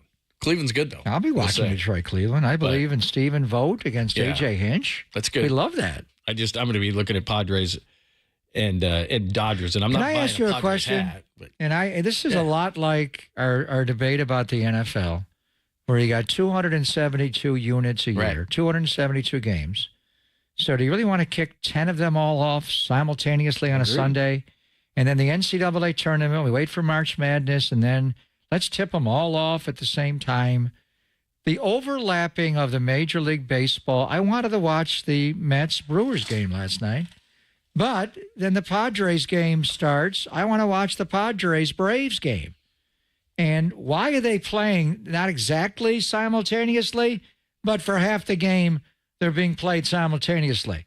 Is baseball that much of a regional sport? The nation does not care about the New York Metropolitans enough to have that be a standalone game. And on top of it, it's the same company. Yeah. You've got ESPN competing with ESPN all day long. They did it in the morning games in the American League and then the higher draw National League games later. Why can't they stay? It was San Diego. Yeah. Why start the game at 5:38? Started at 6:38 or 7:08. yeah, I guess that's the bigger problem is back in the day, and this is pretty recent. They used to run a lot of games during the day, and I guess obviously from a TV perspective, that's not as desirable as at night. But I'd rather see the games. Well, the problem is you have this super wild card. Right. You got 4 games. Right. You got a quadruple header. Where before, when the Yankees beat the Royals in 77, 78, that was the American League Championship Series. There was no wild card. There was no divisional. So it was easier to do it then. I understand you've got more games, but why do they compete with themselves? Can't they go with a tournament, the 9-9 method? I mean, do you want the Padres? Well, I mean, and even then, you got so many games early in the NCAA tournament and the first round that you can't do it. They stagger them a little later. But, like, the Padres are a big – with all their stars, Tats and Manny Machado and all those guys, Arise, you don't want that as a standalone game. Wouldn't that do a good national rating? And then the New York Mets are going to eliminate the Atlanta Braves. You don't want that as a standalone game. Is baseball such a regional game that only the people in New York care about the Mets and the Southeast care about Atlanta, that you can't broadcast it to the entire nation? That's what was frustrating was – I'm flipping back and forth every out and, sometimes doing a split screen. Can't watch baseball on a split screen. I want to hear the announcers. I want to feel the game.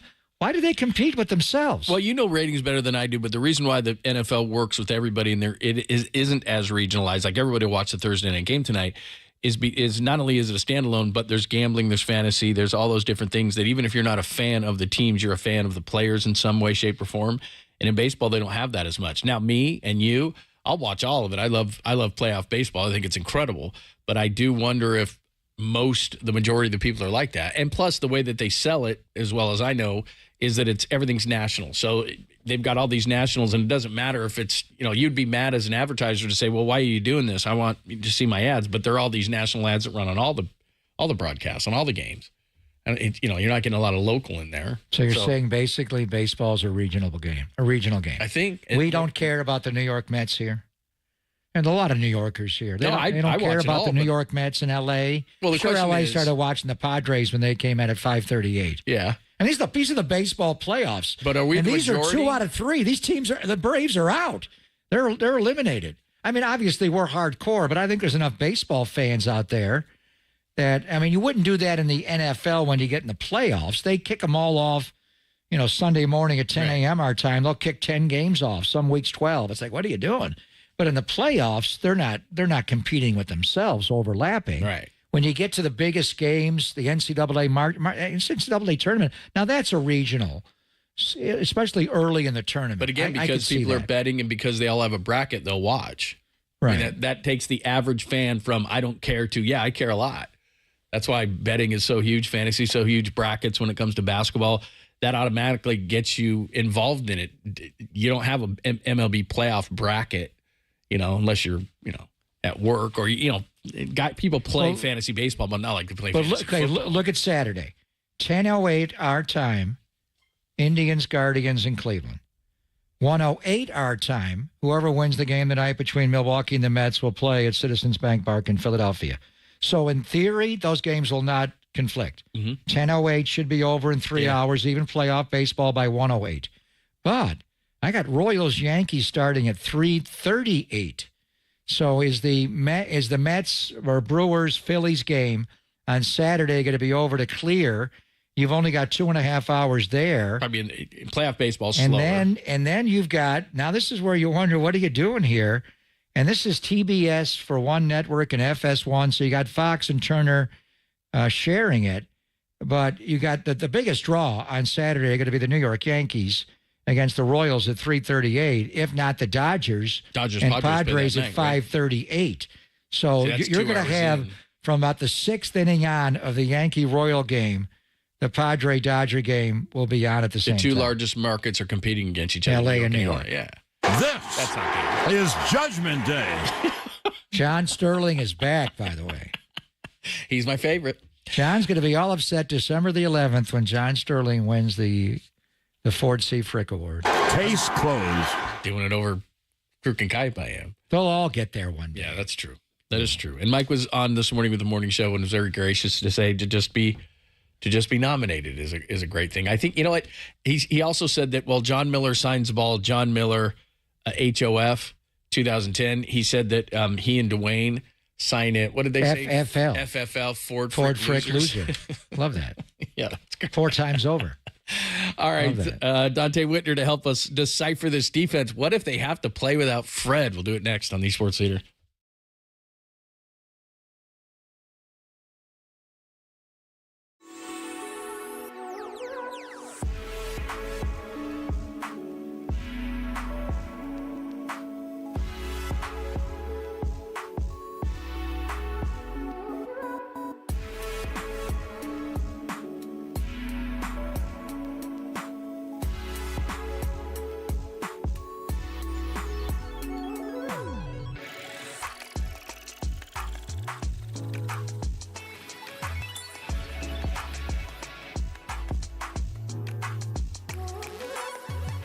sharks with frickin' laser beams attached to their heads.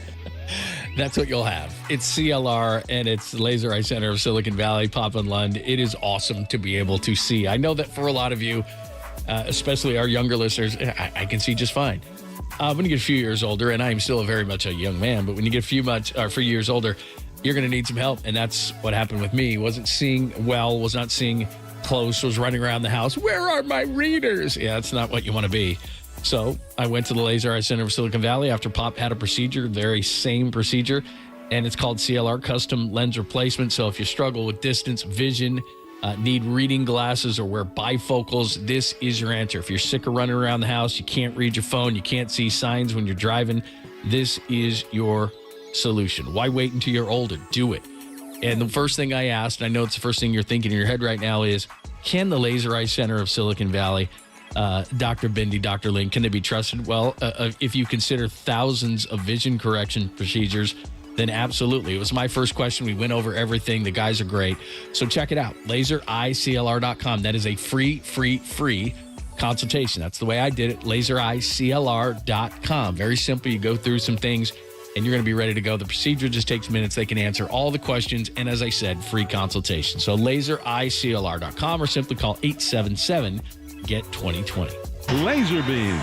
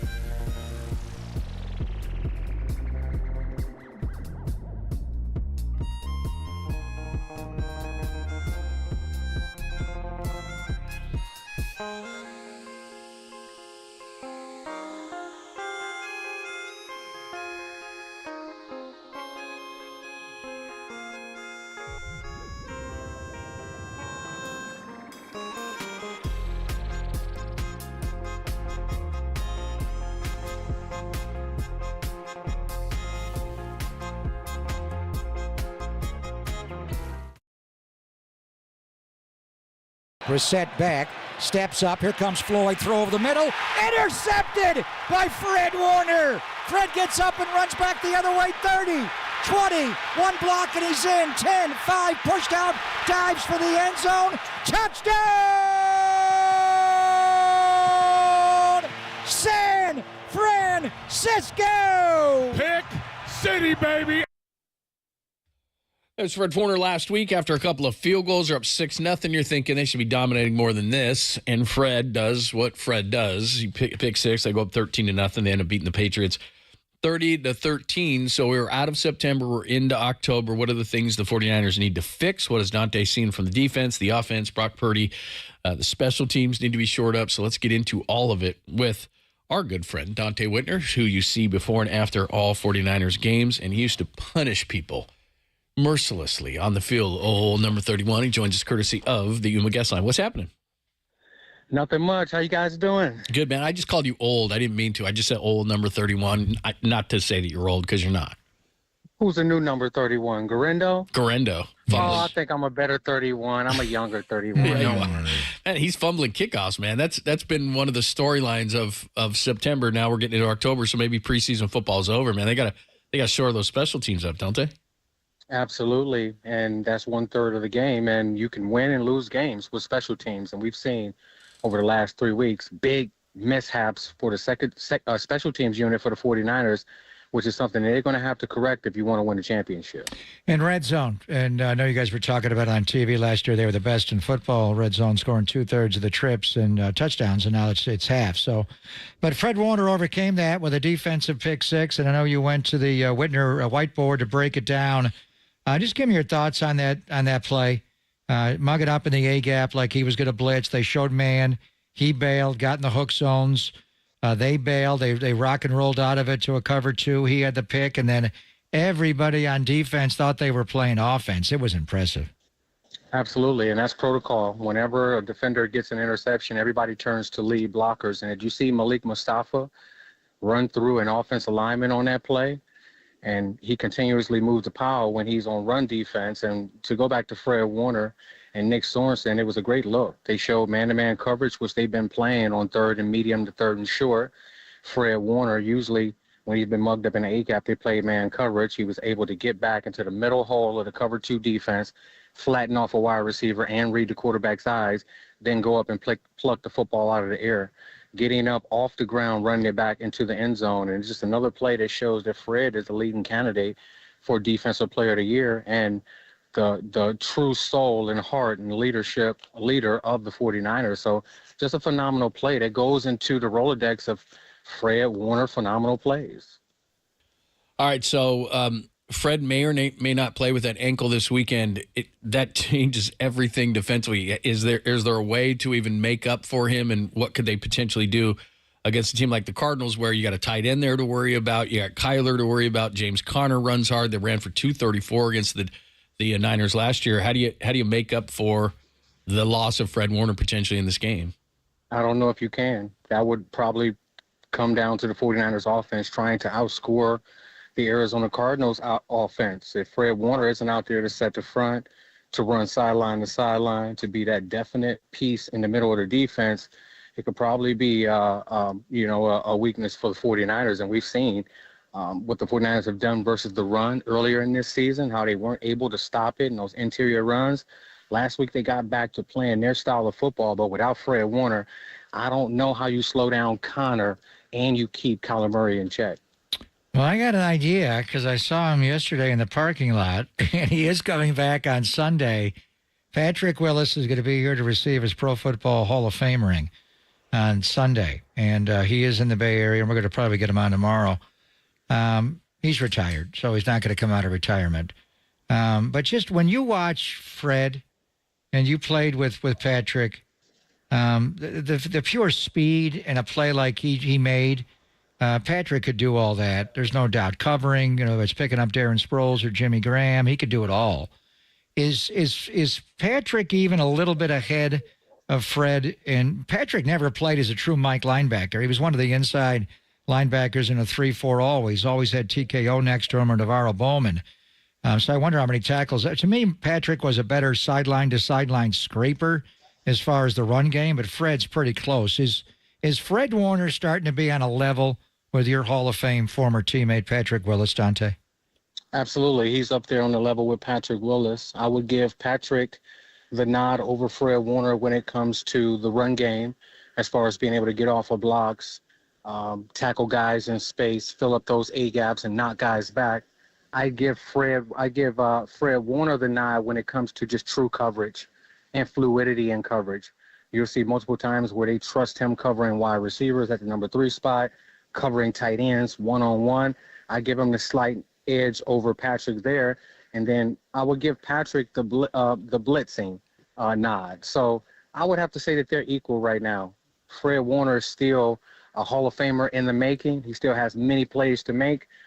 Great comparison to be compared to a guy like Patrick Willis, who's a Hall of Famer, and everybody around the league and fans know who that is and understand what he stands for. So, yeah, Fred has a little ways to go, but I'll give Patrick Willis the nod right now with overall performance. Always love talking to Dante Whitner's getting ready for the Cardinals and the 49ers down here at Levi's Stadium. It looks like it's going to be the hottest game in Levi's Stadium history. 2 games here were 87 degrees, none over 90, and it's going to be over 92 degrees supposedly on Sunday. What does that mean for a player when it's that hot? Well, that means that the faithful probably should lay off some of the sauce in the morning. You don't want to hydrate. Yeah, hydrate. Yeah, you got to stay hydrated, right? Yeah. And then for the players on the field, they know how to take care of themselves. They played in these type of situations before. You have multiple players from the Deep South, and they played in the SEC, and they're used to playing on game day. That doesn't really bother you. Now, if you were to practice during training camp, consistent days, it'll probably affect you. But, yeah, they have a great staff there, and they'll have the players prepared to play. It'll be a great day for football. Marvin Harrison Jr., Dante, from the Ohio State University, 4th overall pick in the draft. Tell me about his skill set. Would you like to see the 49ers travel with him, which are various Mooney Man Ward, wherever 18 goes, maybe not in the slot, but everywhere else? Give me your breakdown on him, and should Mooney get him all day? Well, when you look at Marvin Harrison Jr., he was the number 4 pick in the draft last year, and rightfully so. Phenomenal career at Ohio State, a guy who was pretty much unguardable there, and now they're just figuring out how to use him in this Arizona Cardinals offense. He has 4 touchdowns on the season. He lines up in every position out there, and for the last few weeks, Kyler Murray has made it an issue to force feed him the football. In the red zone, he's a threat. I don't know if I would have Charvarius Ward following him around. I think that when you look at the cornerback position for the 49ers right now, I would say that Diamador Lenore is playing better than a lot of the other corners. And if I had a corner that would travel with him, I would probably put Diamador Lenore. But since you have 2 good corners, I don't know if I would flip-flop those guys. And then Diamador has to focus on the slot, which they will put Marvin Harrison Jr. in the slot. So I think that right now, with the way that Diamador Lenore is playing, you don't really have to travel with the corners. You can trust him to match up with the opposing team's number 1 option. What do you think of Brock Purdy right now, the way he's moving in the pocket, the running, all the different things? How would you evaluate his game through the first month of the season? I think that he's doing everything at a high level, and there's not many quarterbacks that are playing at a higher level than Brock Purdy. When you look at what he's doing, and even the deep balls on 1st and 2nd down, we've never seen that in Kyle Shanahan's offense. And any efficiency and the decision making in the pocket, the ability to get the ball to the proper guy in the proper timing, and then the precision passing. I think that he's continuing to get better. And I saw a stat where they compared his first 25 games to Patrick Mahomes, and he's better in every statistical category. He showed what he can do versus the LA Rams, not having his top weapons out there, and then even last week.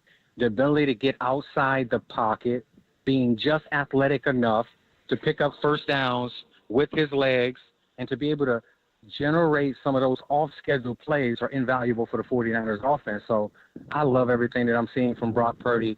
He is the franchise quarterback of the 49ers, and eventually he's going to be the highest paid. Yeah, and right now he's going up against a guy who was the number 1 overall pick in his draft class, Kyler Murray, after winning the Heisman at Oklahoma. And, of course, Brock went last. They're both undersized. Brock's under 6'1", and Kyler 5'10" on a good day. So just the defensive game plan. How do you handle when Kyler's in the shotgun and the Terminator, James Conner is to his side, Dante, and you're reading that mesh point, if he gives it or if he pulls it? You practiced against Colin Kaepernick a lot and dealt a lot with the zone read. So how do you handle that as a front? And then when he's a straight drop-back quarterback, how do you keep him contained in the pocket? Well, being disciplined on the edge is going to be vital to the 49ers' defensive success, which means that anytime they give you that quarterback read, whoever's the edge defender has to make sure that he's the quarterback player, and the interior players are there for James Conner through the A and the B gaps. They're going to have to force the issue like they did last week with the New England Patriots, I like that Nick Sorensen has mixed things up on first and second down. They were very aggressive with linebacker blitzes, with Demetrius Flanagan fouls, adding in a few times. Fred Warner, Campbell played downhill on a number of occasions, and they set the edge, and they were physical, and they took it to the New England Patriots, which is what it's going to take this week to stop that running game with James Conner. But when you rush Kyler Murray and drop back pass, this is not a typical week where you just go get a sitting duck in the pocket, where guys are trying out their best pass rush moves. This is a week where you have to rush in unison, and you have to keep gap integrity. On the interior, and the defensive ends cannot rush up the field past the quarterback depth. You have to crush the pocket and force Kyler Murray to beat you and throw from the pocket, which he rarely does. He can't see over those offensive linemen, which is why he picks holes and gets outside the pocket. So if they can really just focus on rushing in unison and keeping the gap integrity, they shouldn't have a problem with defending the pass with Kyler Murray with a true drop back quarterback. Great stuff. Dante, thanks, man. We appreciate it. We'll be watching on Sunday, and we'll talk to you next week. Absolutely. Thank you. Look forward to it. Talk to you guys soon. Hydrate. I'm hydrating right now. Yeah, so I just found this two games were at 87 degrees at kickoff, Carolina Panthers in 17 and the Cleveland Browns in 2019. And it certainly is going to be above 87. It sounds like 92 is what they're saying. So the September 10, 2017 game was Kyle Shanahan's first game as the head coach of the 49ers and George Kittle's first game, and they lost that game to Carolina. The one in October the 7th of 2019. Was that the Breida run game? That was the Matt Breida and the cutback 83-yarder. It was a night Nick game. Bosa and a Baker, and that was a night game. So it may have been 87 degrees at kickoff, but that was a 5:15, 5:30 Monday Night Football kickoff, so it was descending. This game will maybe start at 91, 92 at 105, and it will get hotter as the game goes. So what will the temperature be on Sunday when the fourth quarter rolls around? It's going to be a smoker. All right, Mike Silver is going to join us coming up next. He's got a piece. We talked about it yesterday. Devontae to the 49ers. There are a lot of impediments in the way, but Silver says it could still happen. We'll get into that conversation next, only here on the Sports Leader.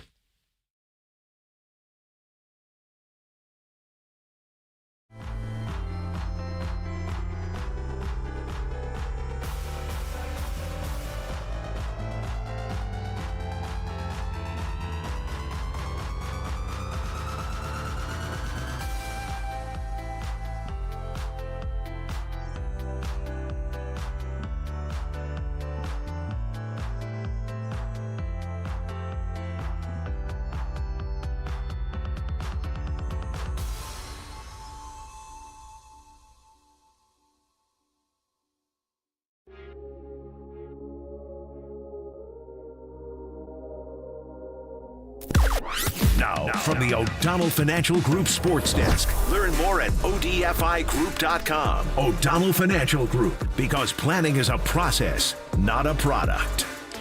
Former Giant Ryan Vogelsong. He joined Murph and Marcus this morning and gave his reaction to Buster Posey being the president of baseball operations. Check out that podcast and more on the KNBR app, YouTube, and KNBR socials.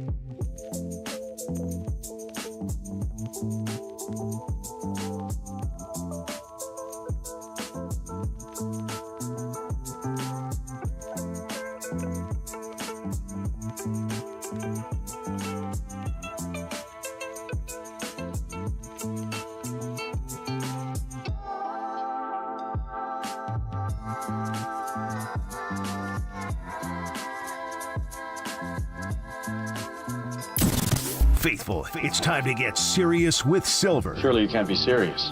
I am serious.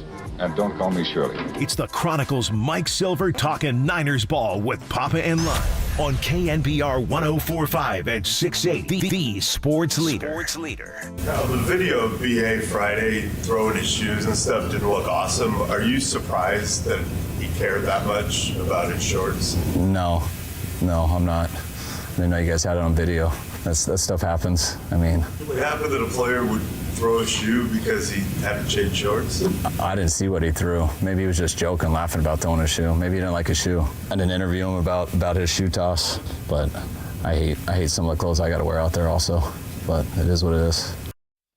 That was Sunday after the win over the Patriots. Mike Silver talking to Kyle Shanahan in the press conference.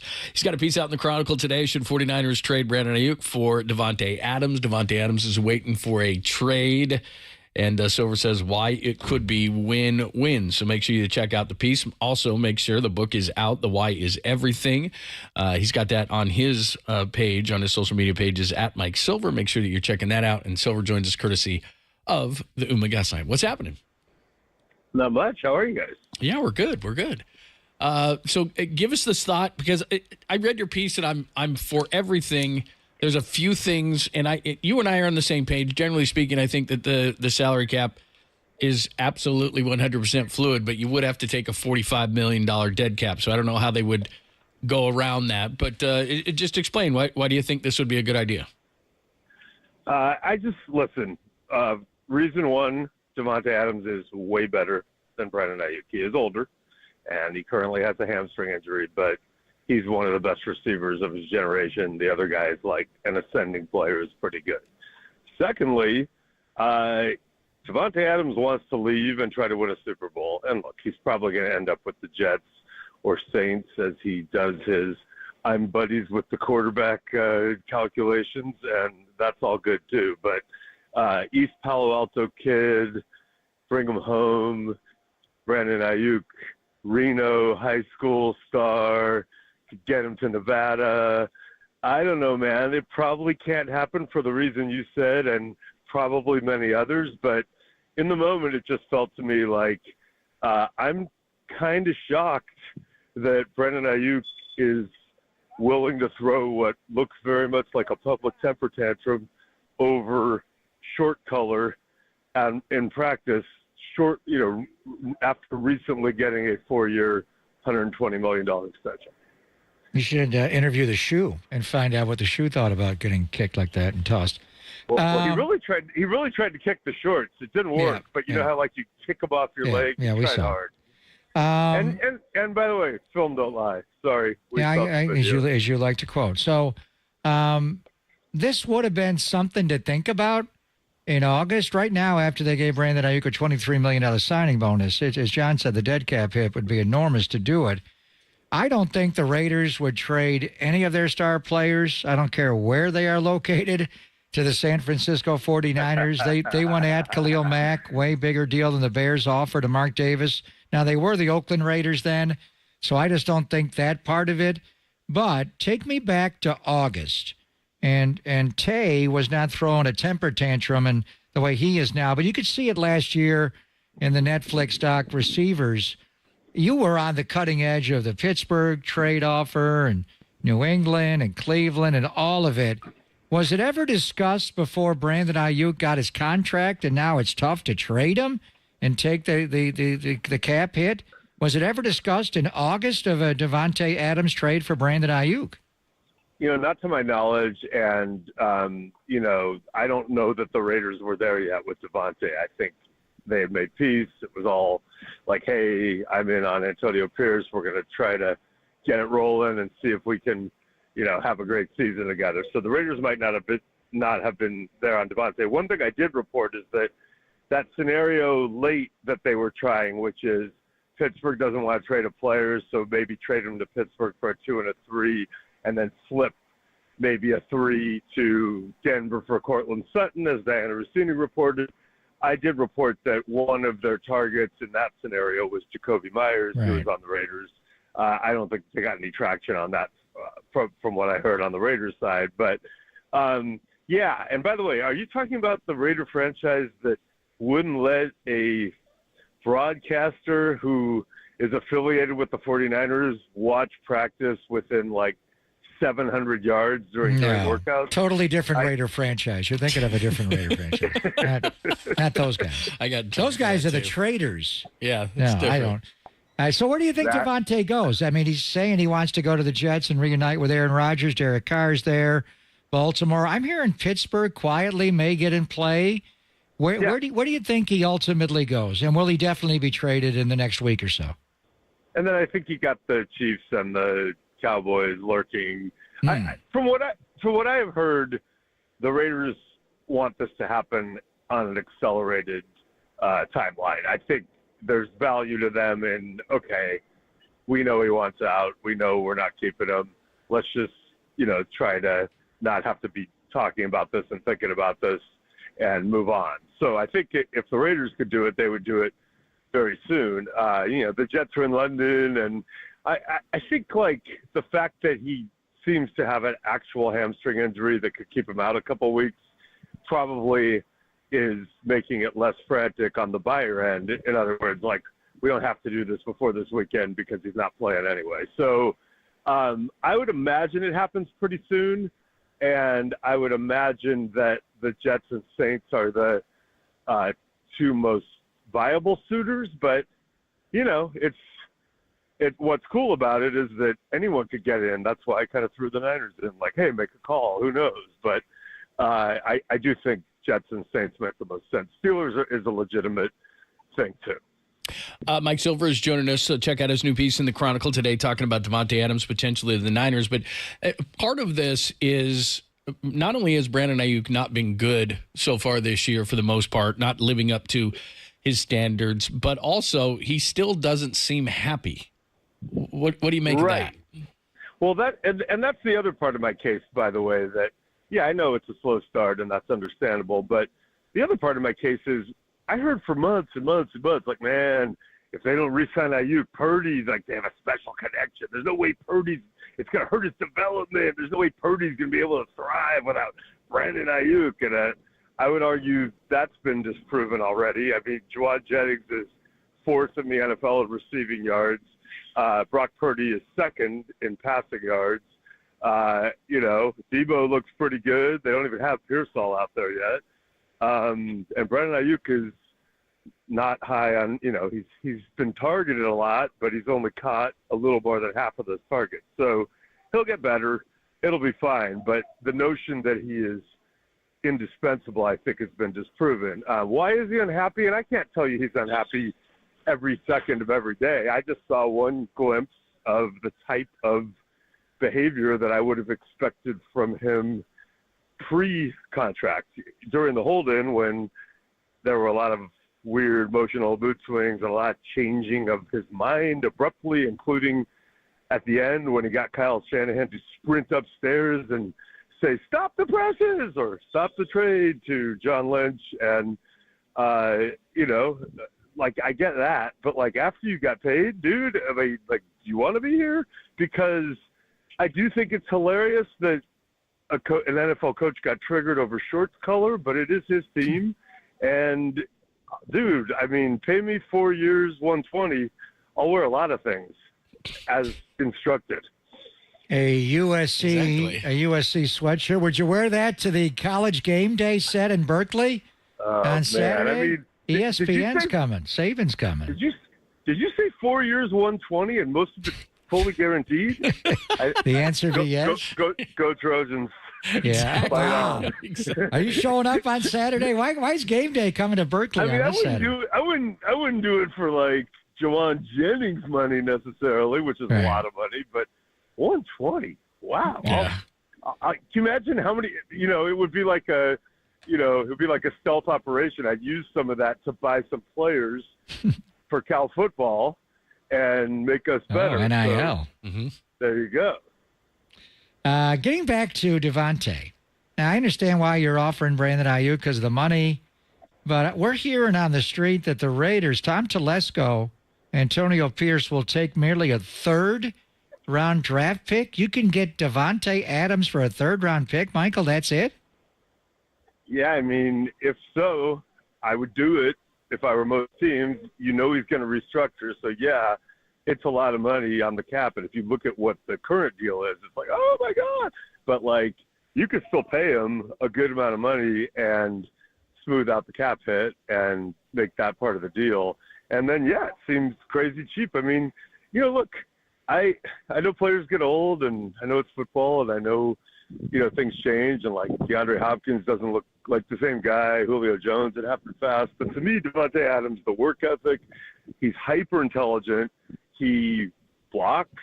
He's so good off the ball. He's not one of those guys who's like, oh, if I lose a step, I'm not going to be good. Like, worst case, he'll just get open, pretty open instead of totally open because he's so good at running routes. And I don't know, like, it's like Derrick Henry was free and people were like, well, he's a running back. He's old. He's taking a beating. I don't know if we should pay Derrick Henry. It's like, gee, lo and behold, Derrick Henry makes one cut, bursts into the open field, and outruns everyone on the field. I think he might be pretty good at football. Yeah, he is pretty good. He leads the league in rushing last time I checked. He's great. That would be good. That would be considered good. Yeah, and Jerry Jones is probably kicking himself because he was cheap too. In terms of the wide lens on the 49ers, the other thing I look at is, look, I'd love to have Devontae Adams, but I also look at the fact that I'm unsure inside at defensive tackle. Linebacker, Fred could miss. A veteran safety might be nice. They might need some offensive line help. They might need some running back depth. I mean, for a team that is a absolute Super Bowl contender, they've got some issues too, and they may have to trade some guys, that trade for some guys this year, a guy or two. Yeah, and I think, you go with your experiences and their recent experience. Last year, Chase Young obviously wasn't like, oh, my God, that made them amazing. But the year before, they took a guy at a position where there's attrition and he's older, and Christian McCaffrey literally, turned around their season and then was arguably the best player in football last year. Now he is injured again, as we know. But, if you're in that mode where like, hey, we have a team that's good enough to win, I think you look at everything. On the other hand, if you lose to the Cardinals, Seahawks 4 days later, Chiefs, Cowboys, let's say it goes real bad the next few games, and they've got this run coming up. Let's say it goes bad and you got a lot of injuries. You may not think you're a player away. You may be like, man, we love Brock Purdy and Fred Warner, and Nick Bosa, but we're gonna take our lumps and think about the future. All right, this game on Sunday, and Kyler is 2-4 against the 49ers. We often go back to that draft, and Steve Keim was the GM there, and Cliff Kingsbury just taken over, and I wonder how things would go differently for both franchises. Obviously, if they had done, I'm going to say the right thing, but taken Nick Bosa number 1 overall, let Kyler go. What would the Niners do at 3? Where would Kyler have gone? But Kyler went 1 and won Offensive Rookie of the Year that year. Nick went 2 and won Defensive Rookie of the Year, and they're going to battle again. My question is, they got a new coach now in Jonathan Gannon. Monty Austin-Ford's the GM, so he's gone through some administrations. They gave him that huge contract in Arizona, $230.5 million. Right after they did it, they started questioning his work ethic, and he's not on the iPad very long, just 40 hours an entire week. It was before they did it. They put language in the deal. Right, after that. But it's all around the same time. Right. Yeah. So where are they at with him? And he played really well to begin the year. The Buffalo game, he looked good. He had literally a perfect quarterback rating against the Rams. The last two have not gone well. Where are the Cardinals as far as the commitment level with Kyler right now, Michael? Well, I was down in Arizona for that draft and went out to a big Mexican meal with beers and margaritas the night before with Steve Keim and Vance Joseph, who was an assistant, and Billy Davis, who was an assistant. And not like I was going to report it because I worked for NFL Network and that was considered tipping picks, but I couldn't even get Steve Keim over beers to admit they were taking Kyler when we all knew he was taking Kyler. It was like Quentin Williams, Nick Bosa. So they did have Josh Rosen. So in fairness to them, Josh Rosen, is I think unemployed now. So they probably did need a quarterback, and they were at one. And Kyler is pretty special. On the other hand, you're right, Greg. I think I don't know if a card's ever been turned in faster than when Kyler went off the board because the 49ers were diving for the phone to tell New York or wherever the draft was that year, to tell whoever was there, turn in the card. And of course, so what a gift to get Nick Bosa that season, especially because it turned around that whole defense along with some other stuff. So look, Kyler, I think what they've done with this offense is they're trying really, really hard to establish a physical running attack that, he can play off of, that gives him play action, that defenses have to respect. And so when that gets going, as it did against the Rams, they can get on a big roll. So I wouldn't take them lightly if I'm the 49ers. They could start pounding and then Kyler starts moving and it's like, oh man. On the other hand, there's times where Kyler doesn't look like the first overall pick. So 49ers are better, I think, but I also don't think this is just some sort of gimme game. Mike Silver is joining us again. A great piece on Davante Adams potentially as a 49er. A columnist can dream, as you said. That is in the Chronicle right now, and his new book is out now as well. The Why is Everything. Real quick, the first month is in the books, and the league as a whole pretty sloppy, mainly because a lot of people don't play in the preseason. So Steve Young often calls it, okay, now September is August. Okay, now we're ready to start the season now that it's October. What do you think of the 2-2 start for the 49ers, the improvements, the things they've done? Looking ahead, like you said, the schedule gets a lot tougher. What do you think from here?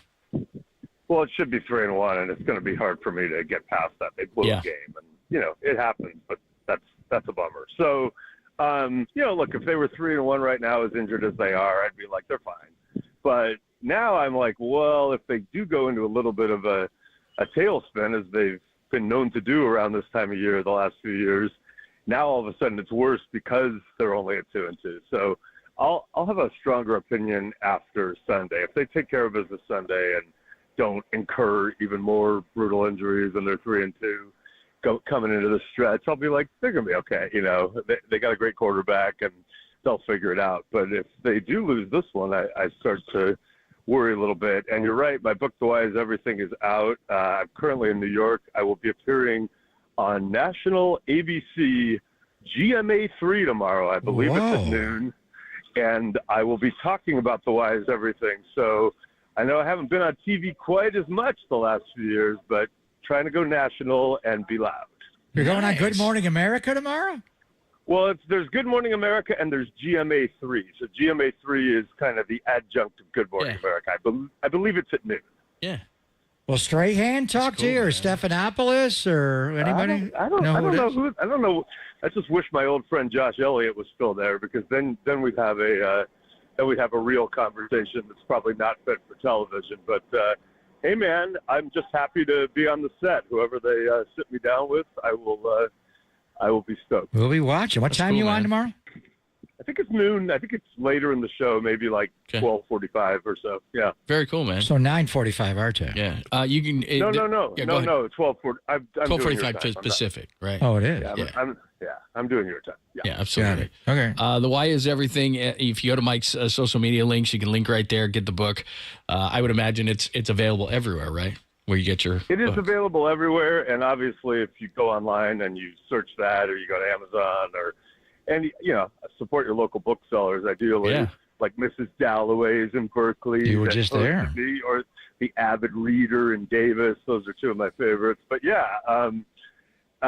can. I even saw it. I think I was walking around Culver City with my daughter 2 days ago, and on release date, and it was displayed prominently in the bookstore we went into. How cool is that? It was pretty cool. It's been 19 years since my last book, so I want to savor that. That is awesome, man. Congrats on it. I know it's going to do well. We always appreciate the insight. Not only is the book great, but your piece, as always, great stuff, man. We appreciate the time, and we'll be watching for you tomorrow.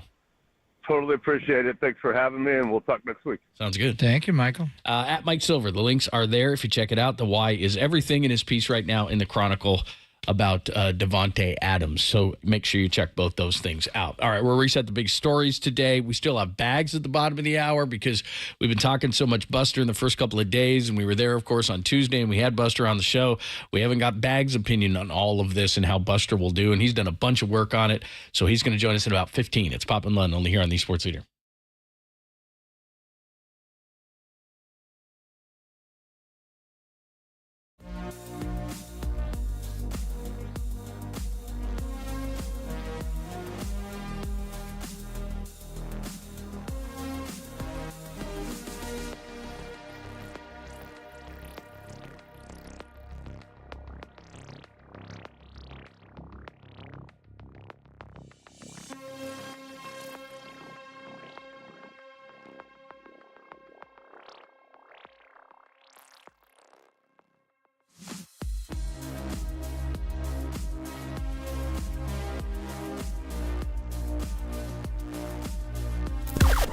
Now, from the O'Donnell Financial Group Sports Desk, learn more at odfigroup.com. O'Donnell Financial Group, because planning is a process, not a product.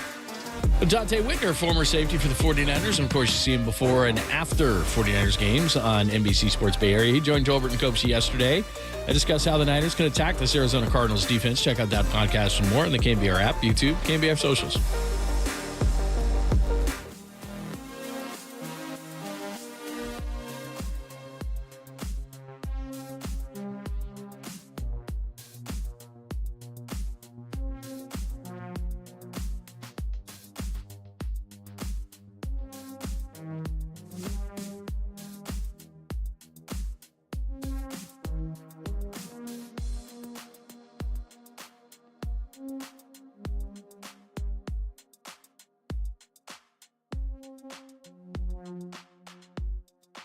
Yeah.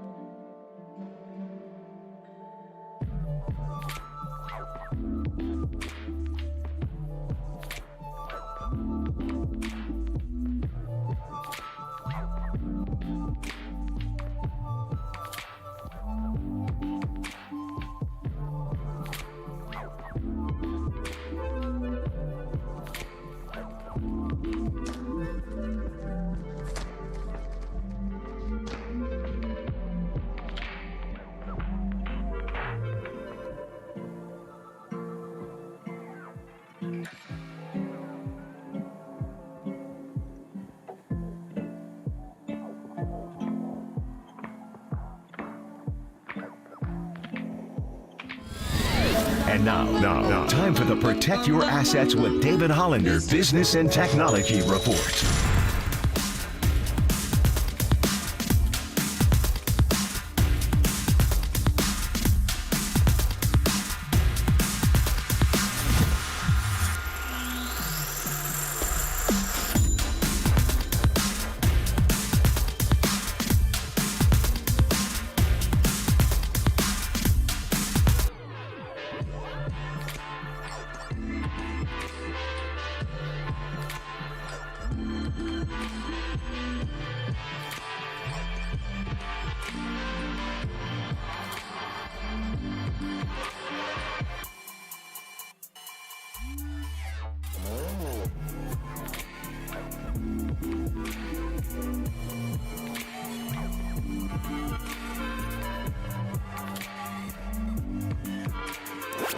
This is KNBR, and they are Papa and Lund. Listen to us here and follow us on Twitter, Instagram, and Facebook. We are KNBR 104.5 and 680, the sports leader. Just wondering about if there will be better transparency. Yeah, I'm not sure transparency is required for discussing contracts anyway, because I think they get in the way of running a team. There's a good friend, John Shea, we had on the show yesterday. If you missed it, go to KNBR.com. Leads us to a discussion in 10 minutes with Andrew Bagley. We'll finish up our conversation about Buster Posey and what he expects and how this went down. We love talking to Bags, so we'll do that in 10 minutes. We do know that there's only one series that is not set. So here's what we got. Tigers and Guardians, Royals and Yankees, Christian. Saturday. Mets and Brewers will determine who plays the Phillies. And then the big one that I will not miss, Padres and Dodgers. And shout out to our good friend Roxy Bernstein, who has that call on ESPN radio. So Padres and Dodgers. Very nice. So those are the Saturday evening. Yeah. Dylan Cease on the mound for the San Diego Padres. It could have been a Giant.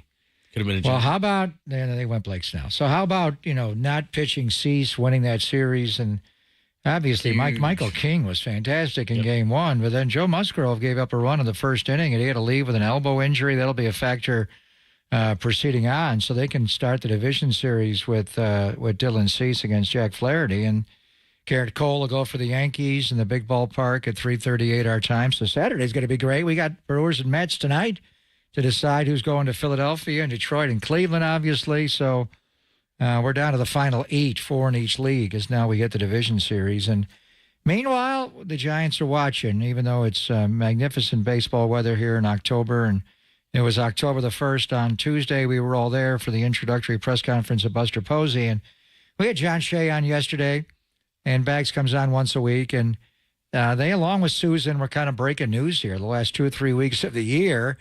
And it was, Bags actually had the story for a long time and didn't think it was a big enough deal to report it, or he just kept it hush-hush. But then John Shea got it that they weren't transparent with the length of the contract with Farhan Zaidi and Bob Melvin.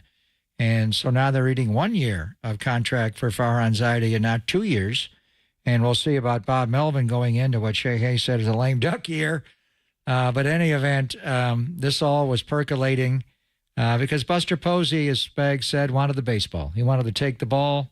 He's the one that hit the ball and was there when the manager went to get the ball from the pitcher. But he's going to take the ball for the whole organization. And we obviously spoke to him right after his podium, and we took it live on KNBR. So you got Buster for a solid hour on Tuesday morning. And then right after we were done, Andrew Baggerly got Buster on the side. And, by the way they ask questions in press conferences, I think Bags saves the good stuff and the pressing questions for one-on-ones, because John Shea did get him to say it was a 3-year contract for Buster to be the president of baseball operations, but he told it to the entire room, where if you got that on the side, then you keep that as an exclusive. It is different style. They're both great writers, and they all are. Anyway, it'll be interesting to see now that we're 3 days into it, or 4 days into it, I guess. It went down Monday, and now we're into Thursday, and what's out there. We mentioned, Brian Sabian right away, and John Barr, and Buster mentioned those names. Bruce Bochy, former teammates of his. Billy Owens' name has been mentioned, as we've been talking about for weeks and weeks. So now Buster's got to roll up his sleeves and go to work here, and it's amazing. I don't know if Bags knew. He knew Farhan was twisting in the wind. That was pretty obvious. Yep. But I don't think anybody knew, because Buster didn't want it to get out. If he tells anybody, ex-teammate, even his own agents, Jeff Berry, Mark O'Brien at CAA, all of a sudden it just gets out. You tell the wrong person, it gets out. So he kept it certainly clandestine. I wonder if Bags did know, but it all happened real time on Monday morning, John. It was incredible. Right when the show started on Monday morning at 10 a.m., Susan, does not look good for Farhan. Then a minute later, Farhan's gone, and then Bags jumped in. Farhan's gone, and Buster Posey is the president of baseball ops. Just insane. Yeah, we're going to talk to Bags about it, how it all went down, because that was right when we started on Monday with all of our Niners thoughts in our head, and all of a sudden it went Susan saying it's not looking good, and then Susan saying it's over, and then Bags, I think, had one at like 10:01 that said Buster Posey was the president. That's why I love our show, being 10 to 2 on the West Coast is 1 to 5 on the East Coast, so all the business breaks. I mean, it reminded me Monday morning a lot like when the Carlos Correa press conference was called. And then you get the email in the morning that it's been, they didn't even say postponed, they said canceled. And you're like, whoa, did he flunk a physical? Why would they cancel the Carlos Correa? That all happened in real time during our show. And it wound up, that's exactly what happened here. So, later in the day, business kind of closes, certainly. But during our show is when trades are made, people are fired, people are hired. It all goes down. We don't get games a lot during our show, which is good, because that would distract me. Watch him at night. And then all the firings and hirings and flunking of physicals happen during our show. It's perfect. Yeah, absolutely. All right, let's talk to Andrew Baggerly, Extra Bags, about it, how this all went down, what is the plan moving forward, when are they going to have a GM in place, all those questions. Bags is going to help us answer them next, only here on the Sports Leader.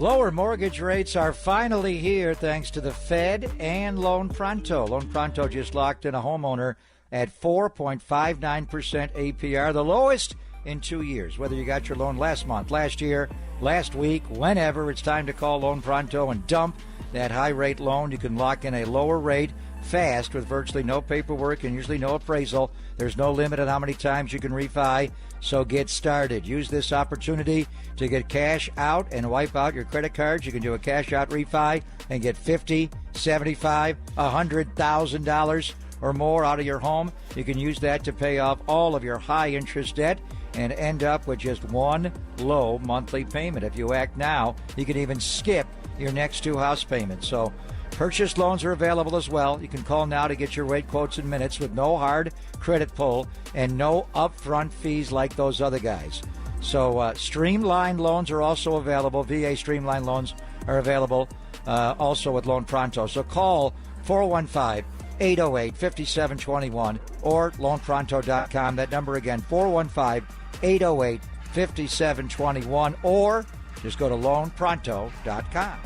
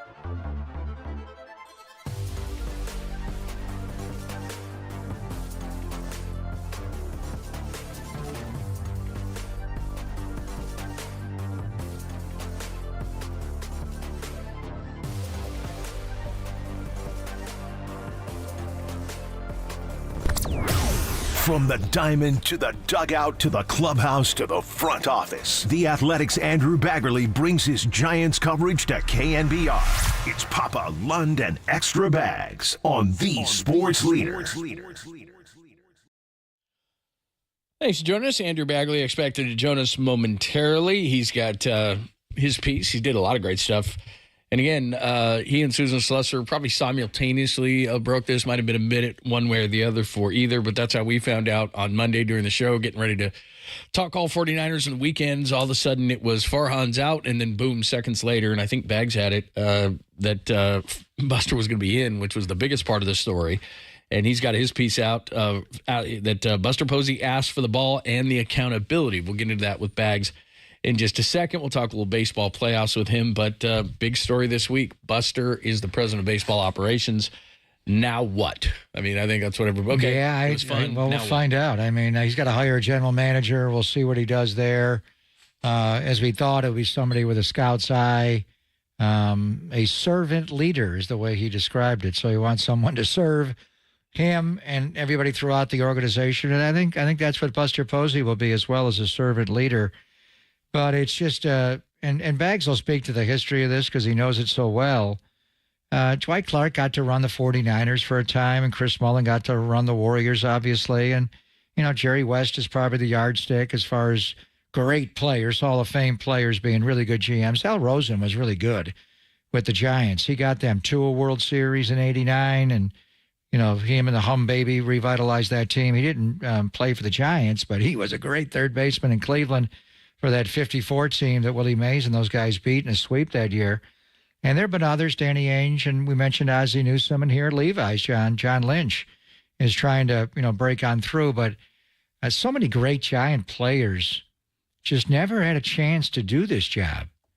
And I don't, Willie Mays ever want to do this? I mean, did Barry Bonds ever want to do this? Did Will Clark, he's working in the organization, ever want to do this? It's just, Buster's just different, from the way he played as a player, the way he handles himself off the field. So he is the perfect choice. But, and then they kept it quiet in typical Buster fashion.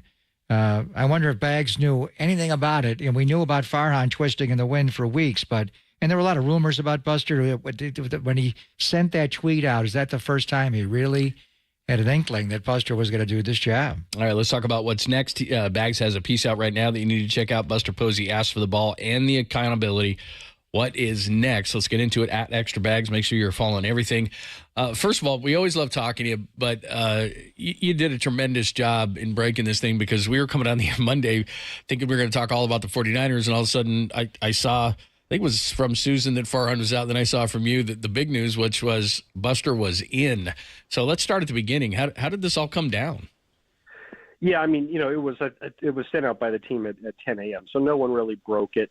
And this was one of those stories where we all pretty much knew Farhan was out. It was one of those deals where I almost felt bad, like really trying to chase after it to actually break the news, because, you want to feel good about getting a scoop, and no one feels good about breaking news about someone losing their job, So I think it was one of those things where it was like, you know what, we're going to find out all in good time. And it was probably going to be on the Monday, because, the league does not like teams to make news announcements on the days that there are postseason games. And the Giants had their news conference, their sort of post-mortem news conference scheduled for Tuesday when the playoffs were starting. So, everything was kind of pointing to them making an announcement on Monday. And obviously the part that was the big wrinkle was Buster taking over. And I think everyone expected that Buster would have a lot of influence, but, I figured it would be, they would hire a new president of baseball operations, and then that person would, basically kind of report to the board, with Buster kind of leading the charge with having a lot of influence. And,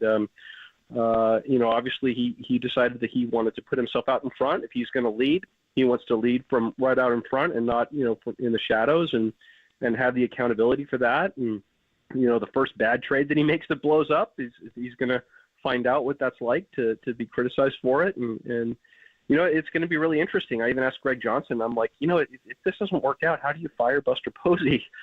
It's not exactly easy to do, but that I think that's the big takeaway, is that if he was going to do this, he wanted to be right out in front doing it, because that's what leaders do. Were the two bits of news tied together? In other words, if Buster Posey doesn't take the ball, or if Buster doesn't convince Greg Johnson over time that he could do the job, do they keep Farhan Zaidi for one more year? I don't think so. I think that they realized that they were kind of on a treadmill. It's almost kind of like a divorce. You could say, well, one side tried harder, the other side should have tried harder. I think both sides tried. Maybe neither side tried hard enough. But even if they had both tried really, really hard, and I think there were concessions made, the fact that there were so many free agency fixes to the roster over the last 2 years, I think if Farhan had it sort of his complete way, to rebuild, they would have, rebuilt in a little more of a fundamental way, the way that, teams rebuild through the draft. And we know that that's not been sort of a luxury that any president of baseball operations or head baseball architect has had, going back to, basically since the ballpark opened. So, I think that they basically probably realized, this is just not going to work out. And that's kind of how divorces happen. Don't we know it? Extra Bags is joining us. Andrew Bagley has done a great job throughout this entire process on this story of Buster Posey becoming president of baseball operations with the Giants. John Palmarosi threw out the name Billy Owens, that I think people have talked about as a GM, and a guy named Scott Sharp, who's with the Royals, who I don't know anything about. Buster did say numerous times that was the first order of business, is finding a GM. Are we any closer to knowing anything? No, they're just starting this process. I mean, they're fact finding. They're gathering names. It's interesting that I think they want someone with a scouting background and basically someone who's just really good at evaluating talent. But, where they're going to really need help as a front office is as someone who can be a front-facing negotiator, because I think they've got a great administrative ally in Jeremy Shelley, who knows all the ins and outs and can negotiate any contract anywhere.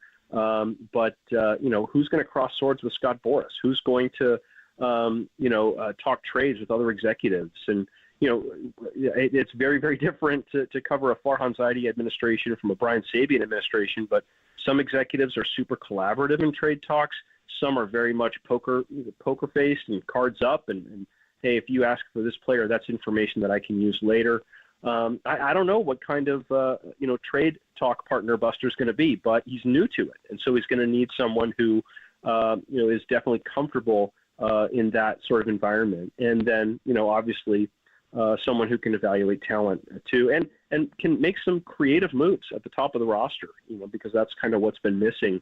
But I have to say that, this is not a turn away from total analytics. If you're not really embracing that part of the game, you're going to be left behind.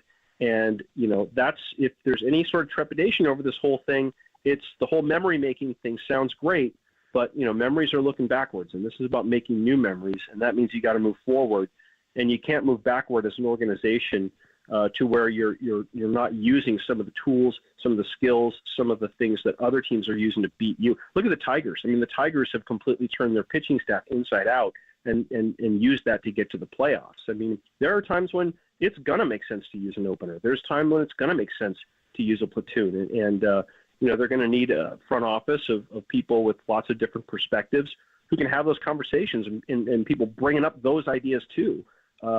Because that's sort of how you end up with a strong group is you have all views represented, and then you have a solid messaging at the top and communication at the top. And that's the biggest allure of putting Buster in this position.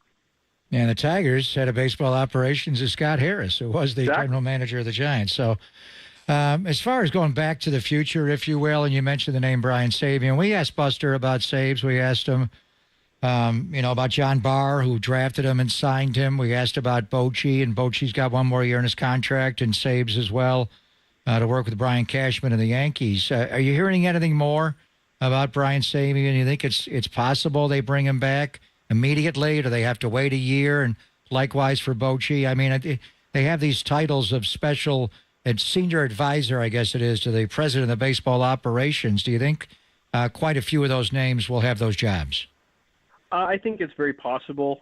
As you mentioned, and I don't know if this was reported elsewhere, we reported it, but Brian Sabean does have another year on his contract with the Yankees. He signed a 3-year deal. So, before Buster would have any conversation with Sabean that would relate to, hey, would you like to come aboard, he's going to have to get permission from the Yankees to do so. From what I understand, the Yankees will probably be open to that because, I think they just will ask, Brian what he wants. And I think they think enough of him that if he's got an opportunity to go back and be in a position where he's really going to have some influence and be listened to and be a little more involved than he was, in his last couple of years in San Francisco under Farhan, then I think that's something that would be attractive to him. So that's definitely a possibility. In terms of Boch, he's still got the managing bug in him, man, after all these years. So another name that could make a lot of sense to come back in some capacity is David Bell. Guy was a farm director with the Giants for a year. Then he went to Cincinnati, and he obviously just got fired.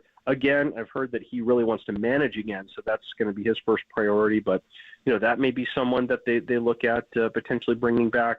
The more voices, the better, right? Especially when you're dealing with people who've watched a lot of baseball and have decades of experience. And I think, they're going to need a blend of a lot of skills here. But, it's also interesting that the way that they sort of talked about things at that introductory press conference, it doesn't sound like they're going to clean house. It doesn't sound like Bob Melvin's going to, remove half his coaching staff and there's going to be, department heads rolling. It sounds like, Buster's really going to come in and essentially try to uplift the people who are here and then add to their skills with other people who can bring something different from the outside world. Andrew Baggerly is joining us at Extra Bags. Make sure you're reading all his great stuff in The Athletic. Has been all over the Buster Posey story as president of baseball operations. It's Pop and Lund here on the Sports Leader. And let me go back to something you said about the negotiation, because I know people are loath to do this, or fans are, to give Farhan any credit whatsoever, but he was good at finding players within the margins. He was good at churning the roster, doing all the certain, there was good things, but the biggest charge maybe against him is he couldn't reel in the big fish.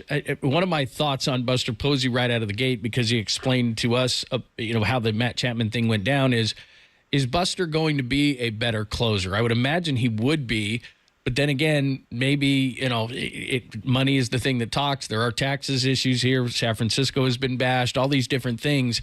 Do you think Buster is going to be, as the face of the franchise, somebody who can reel in those fish that maybe Farhan could not?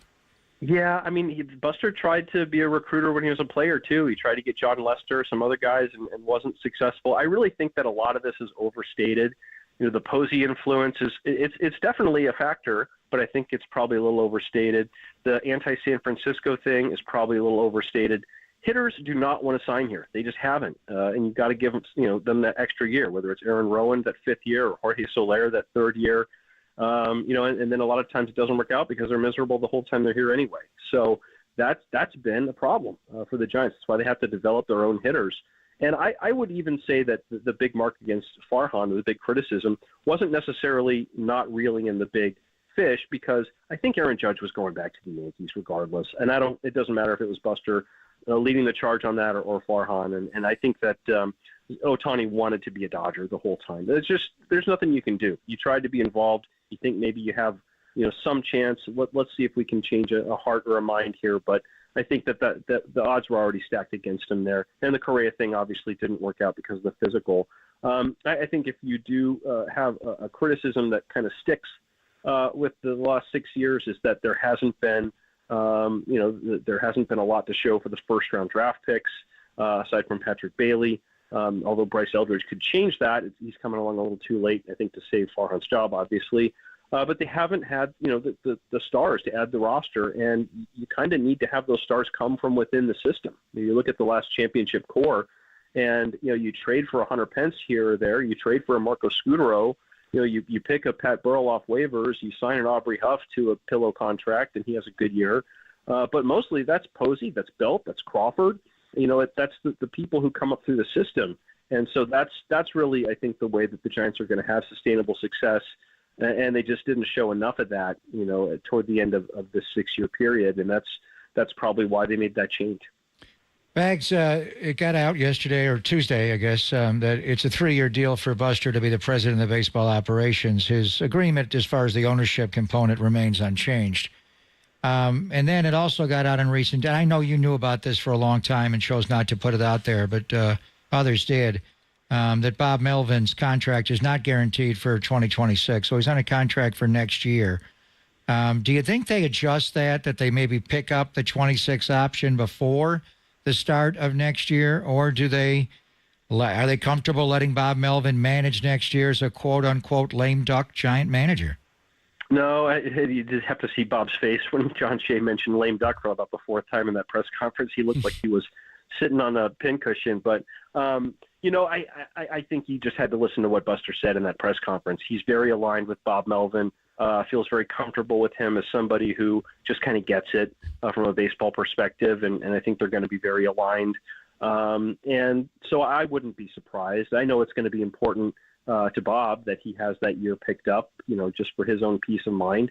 So I wouldn't be surprised if they do, convert that to a guaranteed year and maybe even add more. Who knows? But I think at minimum, I would expect that to happen. And they're probably not going to make an announcement about it, frankly. I mean, you heard Greg Johnson kind of say, as politely as he could, we don't need to make these public. The player contracts, that all becomes public. That all gets out there. But it's a tactical disadvantage for our other teams to know if our coaches, executives, when their contracts are up. And so, they're just fine not releasing that information publicly. I think the problem that I have with it, the problem that a lot of others in my business have with it is, when they announced Bob's contract, Farhan did say it was through 2026, and that was technically accurate because it was through 2026, but with the option language, and he conveniently left that part out. So that was definitely a little misdirection, which you don't appreciate when you're in the business of trying to get facts and truth out there. So, but I don't think they're going to make anything public. But I wouldn't be surprised if they do sort of memorialize that option year. Bags, thank you so much for your information and the insight. We always appreciate it. And again, great work on all of this as usual. Appreciate it. No, thank you guys. Have a good rest of your week. You too. Thank you, Bags. That is Andrew Baggerly at Extra Bags. You got to be following him for your Giants news all through the offseason, with Buster being the new president of baseball operations. And again, did a great job.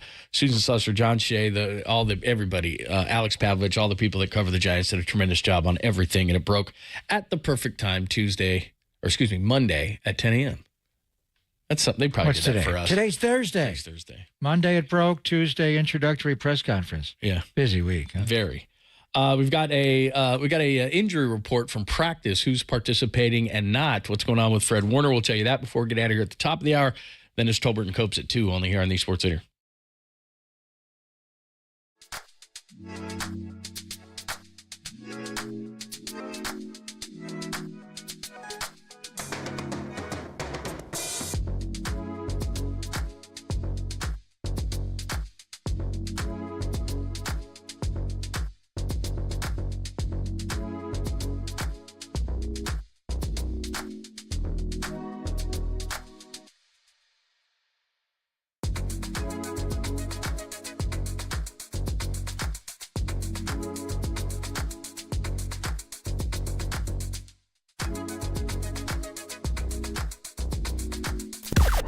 Now, from the O'Donnell Financial Group Sports Desk. Learn more at odfigroup.com. O'Donnell Financial Group, because planning is a process, not a product. Steve Young, the Hall of Famer, joined Tolbert and Copes yesterday, said Brock Purdy is shouldering more of the load on offense this season. Check out that podcast and more on the KNBR app, YouTube, and KNBR socials.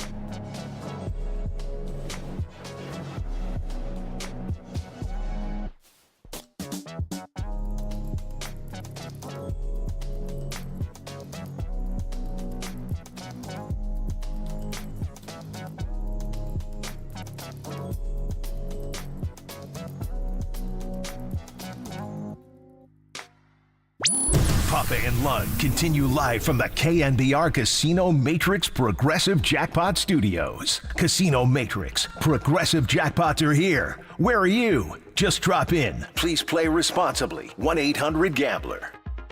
Hey guys, with it being National Taco Day, I wanted to show you some of my favorite things in my Bracco taco. I love how you can keep a taco just about anywhere in here, like this. And this one's great for easy access when you're on the trails. Now I checked and we did the math, and we can fit about 20 in here. And you can put that extra storage to good use. And it wouldn't be a taco day without chips and salsa. This taco day, you know the obvious choice. Yeah, that's Brock's newest. And so if you didn't see it, if you haven't seen it. What he's got is he's in a Toyota Tundra truck, and it's National Taco Day, and he's got all these compartments in the truck, and it's like there's a taco in there, there's salsa in the middle compartment with some chips. And my Bronco taco. How about that? You can call him that this Sunday. No, Bronco he's not a Bronco. taco. He never will be a Bronco. What's the ad for? Bronco. Oh, taco. Bronco. For And my taco. Bronco taco. Bronco Got taco. it. So Bronco. What's the taco. ad for? Toyota truck. Toyota truck. Yeah, he's probably making more from Toyota than he's making to play quarterback. But yeah, new Brock commercial, and I will say that if we had Brock in front of us right now, like we played the other ones, his best of, oh man, he's going to need an acting coach in the offseason. I mean, George Kittle's like a natural. I mean, like the weird little Caesars that George is doing right now, it's all natural. That's just George. He's weird. He's trippy. So that's just what it is. It works. But Brock's on for work a little bit. He does quite a few ads. I've lost track. Bronco I'm going out for 50 taco. cent boneless wings tonight at Applebee's and watch football. Oh, did you see when they did the mic'd up or George Kittle was on the side? And I think he was being serious. He goes, I saw that Applebee's ad, during the game. He's sitting on the bench. He says, I saw that Applebee's ad that you did. You got a discount code for me? Like they're all giving him grief about it. But I seriously think George would like a discount code at Applebee's. Not kidding. What's that He place? loves his Panda I was going to say, Express. yeah, the Panda Express orange chicken. That's on Victory Monday. He would be 100%. I don't think he does that. I don't think he anymore. does either. You might want to ask Never him. mentions it. Because it's been years since he he's not practicing today, George Kittle. No. Neither is Fred Warner. No. So it was reported early that they had both grabbed their pads, but then they weren't participating in practice. Also, Yetur Gross-Matos with a knee. What did Harlan say about how did he pronounce that? Gross-Matos. Gross-Matos. Knee, Jacob Cowing's shoulder, Demetrius Flanagan fouls, and this is what Tim told us too earlier in the football hour. He's got a calf issue, so they are really banged up on the defensive side, specifically at linebacker. And if George can't go, damn. Oh boy. T. Winters is participating. That's good. As far as playing Mike, I don't know what they're going to do. Could be the rookie, the 7th round draft pick. Get out of Florida State. A lot of times when the horn goes and the media leaves practice, things change. But we'll see if Fred Warner right now, I mean, the big story would be, and George downplayed the ribs. When we asked him after the game and the media asked him, he didn't want to talk about it. I heard your interview with him. He goes, what are you talking about? So I think it was when he caught the touchdown and he landed on the ball. I It was think when he so, heard too. it. But he did come back into the game and he played really well. But he's not doing anything. So right now, J.P. Mason scored a touchdown and he was healthy on that. But the guys that scored touchdowns on Sunday, George Kittle may have got hurt on his touchdown with the ribs, and now he's a question mark for this game. And tomorrow will be the official designation on, how they categorize his ability to play on Sunday. Right now, he doesn't seem like he's practicing and working with the performance staff. And then I don't know if Fred heard it. He heard it in the Rams game to start the right ankle. But it may have gotten worse on the pick six going the other way in the dive or the attempted fumble recovery. But they got a lot of banged up guys on the defensive side of the ball. The good news is Kevin Givens is working out. D. Winters is working out. And Talanoa, who fun guy, saw him yesterday, appears to be over the ankle injury. But, geez, may not have George Kittle, may not have Fred Warner for this game, may not have Yetur Gross-Matos, may not have Demetrius Flanagan fouls. That's not good. And part of this becomes, even though these are both divisional games, part of this becomes you got a quick turnaround Thursday in Seattle. So, you play some of these questionable guys against the Cardinals, then they're not going to be available against Seattle. That's a big game. Not saying it's bigger than the Cardinals, but it might be, with Seattle being 3-1, losing that game in Detroit. This is how Matt Mayoko phrased it. He said, Fred Warner and George Kittle were going through conditioning on a side field at the start of practice. With his workout apparently completed, Warner went to the locker room before the start of teamwork. So that's how Matt reported it. Okay. And he'll join us tomorrow, so we'll get more clarification on that. But I may be on the working on the side part as well. What is the... You want me to give you my water bottle? Yes, I need more than that. I need it spiked. Well, yeah, of course you do. What is the Why do you think this Honestly, one isn't? it's 93. Yesterday it was 97 on my phone, but I heard it was 100. So it's another day of excessive heat warning. Honestly, my mind began to wander a little bit yesterday.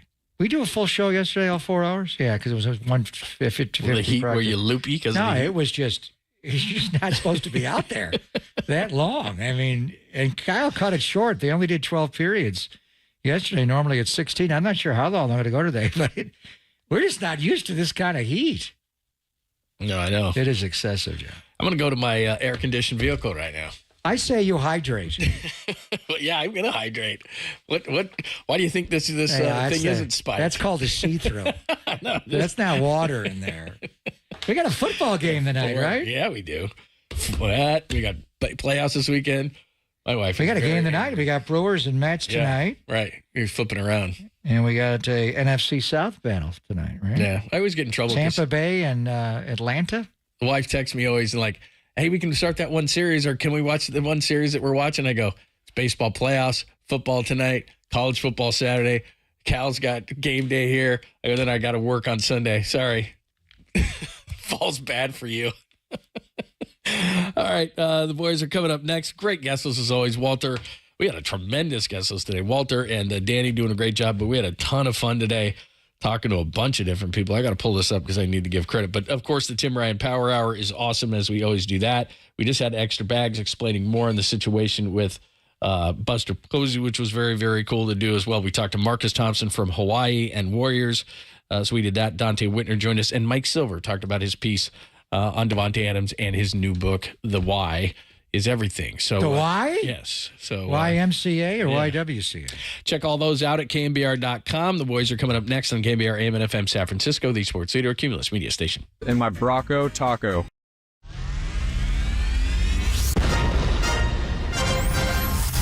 The NBA brought him to the Bay, while his co-host was born and raised here. Adam, that is great co-host work right there. That is amazing. You're lucky to have Adam, Tommy. Oh, absolutely. It's time for Tolbert and Copes. Let's get it on! Tom Tolbert. Yeah, thank you. Now if I could ever get some beer.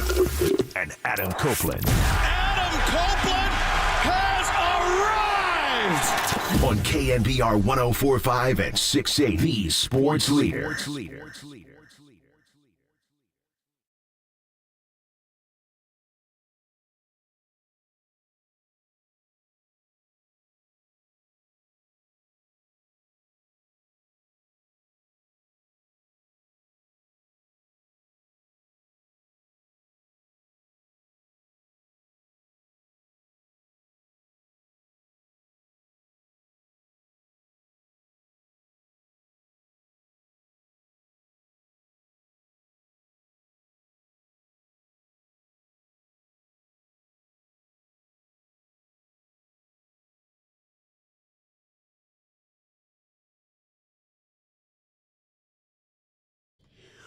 What is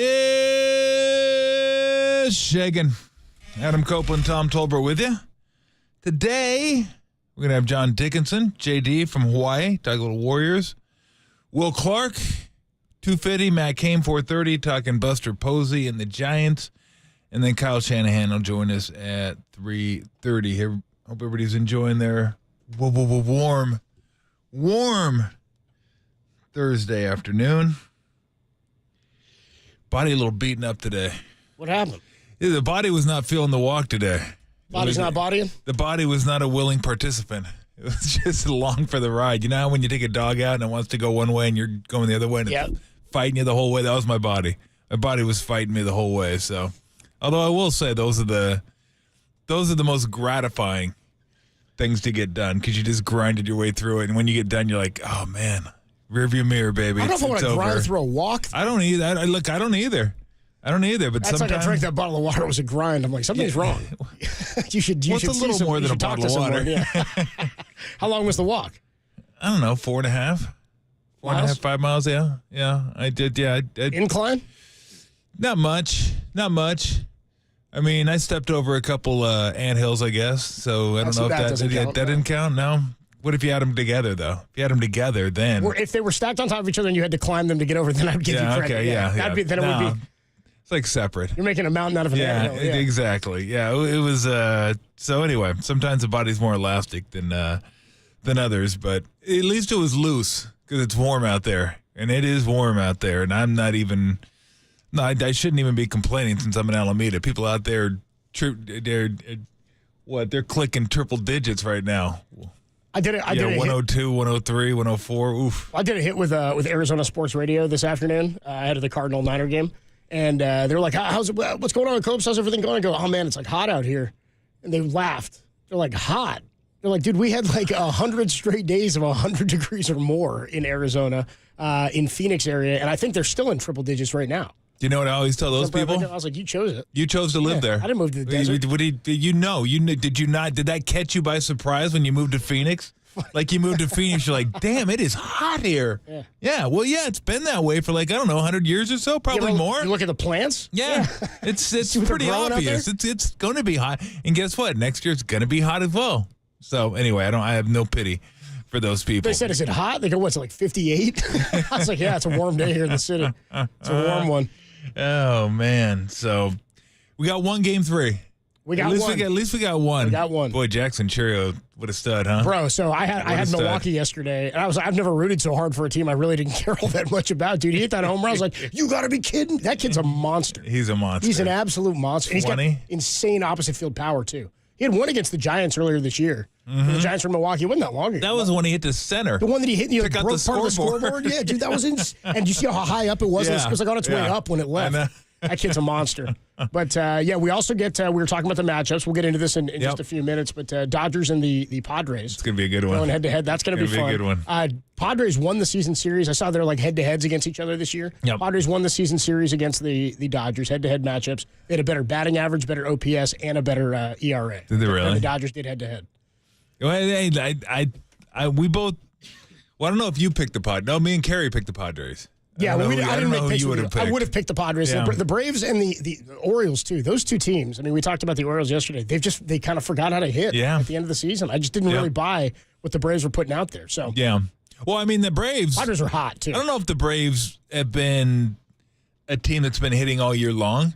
And you take Acuna and Riley out of that lineup, then it's like, you're taking your leadoff hitter, last year's MVP, and Riley's probably either your 3 or your 5-hole hitter, and he's a stud. Only Mrs. Riley. Thank you. Thank you. And Olsen wasn't quite what he was last year. Yeah. I mean, he's still solid, but he wasn't what he was last year. He's a monster, and he just wasn't that guy this year. And they were really good pitching. It was a bummer that Sale had back spasms and couldn't pitch in that series. It would have been nice to see him pitch game 2, because if he pitches game 2, there's a pretty good chance there's a game 3. Because Sale's going to be your NL Cy Young Award winner, and Fried just got He wouldn't take the ball, huh? Well, they said his back was locked up on him, so no. He wouldn't take the ball, huh? You going Jason Schmidt? Dude, I was just about to go there. You know what's funny? I kind of knew you were. You know what's funny is I defended that I remember I'll never forget that game 1 against the Marlins, because it was a weekday day game. When they play a division series game in the afternoon, which I loved. I saw the A's play a game against the Twins in 2002 in the division series. My parents pulled us out of school, walked up, bought tickets, watched Brad Radke shove against the A's in game 1. But in 2003, it was a day game. I remember I had a history test, and it was in October, so it was kind of warm like this. I wore a long sleeve shirt. My mom gave me the AirBud, it was like an AirPod, but the earbud to go up my sleeve so I could sit there during my history test and listen to the game. I think he went complete game shutout to Jason Schmidt in game 1. That I don't know. He went 8 or 9. He might have gone a shutout, because the whole thing was then they needed him in game 4, and he's like, I can't take it. I'll pitch game 5, you need me, but not 4. And I was like, come on, bro. I was like, we got Jerome Williams out here, man. Yeah. I was like, we got Sir Sidney pitching game 2. I'm going to need you game 4. Yeah. Didn't work out. Didn't work out at all. This is not good, folks. This is not good, folks. I think Jerome Williams had a big double in that game, too. I want to say he had a big hit. I know in the game they got eliminated, they lost to Dontrell. He tripled in that game. I was like, can't beat this team. American League, we got massive underdogs, right? We got Kansas City going against the Yankees, and then the Guardians and the Tigers. How about that? Talk about missing prognostications. Not that I ever take them too seriously. I remember talking about it before the season started, and I think, can you paraphrase yourself? I'm not sure if you can paraphrase yourself, but I'm not sure if I'll get it exactly right. But the sentiment was, there's going to be one team out of the Central in the NL and the AL. Yeah. Just one. That's it. Let's not worry too much about the Central. There's 3 teams from the AL Central still in the playoffs. 3 of them. Go figure. Well, and the Twins aren't one of them. The Twins were like, we're in that mix the entire year, and then here come the Tigers. Man, you want to talk about running into a wall. Incredible. Twins just nosedived at the end of the season. So here's the question that I have, and it's the one I was talking about yesterday with the Colorado Rockies from 2007, is like if you were going to throw money on a team to win the World Series right now, the Tigers probably have the worst odds. I thought about taking them before the playoffs. Right before it started, I was like, I can't get there. They just don't hit. They're so hot. They're just so hot. I know that they I'm like, are they going to? But here's my other thing: is they're going to run into a team that's now been sitting there on a bye. I just wonder after 3 days. I mean, who knows what happens with Cleveland? Maybe they come in and they roll them. Could be an easy roll and it's no big deal. But teams that are hot like that in baseball, that's what I'm riding usually if I'm going to bet something. No, I completely agree. I looked at them. And that's the reason I looked at the Padres, because they have the best record in the league since I think it's since the All-Star break, like 43-20, something like that. They were awesome. And then you look at their lineup and you're like, okay, good lineup, good rotation, good pen. That I just couldn't get there with the Tigers lineup. I could not get there. I just kept going through the lineup and I kept saying, how are these guys doing it? How in the world are these guys going to? I thought they had a chance to beat the Astros just because Tucker's incredible, but he'd been injured this year. Alvarez was dealing with a little bit of a gimpy knee. Their lineup gets a little soft 5 through 9. So I just thought maybe, I still thought it was a long shot, but maybe they could beat them. Indians are really good. Like, they don't do anything spectacularly. They're pretty good pitching. They got a really good bullpen, maybe the best closer. They play sick defense in the too. game. Great defense. They steal bases. Yep. Like, they just do a lot of the little stuff to help you win games. So I mean, the Indians are going to be massive favorites to win that series, as are the Yankees. They're going to be massive favorites to win the Royals. But the Royals were a little bit like the Tigers to me, because I looked at them. And their starting pitching, maybe the best starting pitching possibly left in the playoffs, them and the Padres. And that way, the Phillies have good starting pitching too, but they can pitch. Like, the Royals can pitch. They can't hit, though, either. I mean, they got Witt Jr., who's just that guy's a stud, just a flat stud. They got Perez, Pasquantini. I mean, they got some guys that are okay, but I couldn't get there with their hitting, but their hitting's better than the Tigers. But, I mean, I'll be rooting for both of them.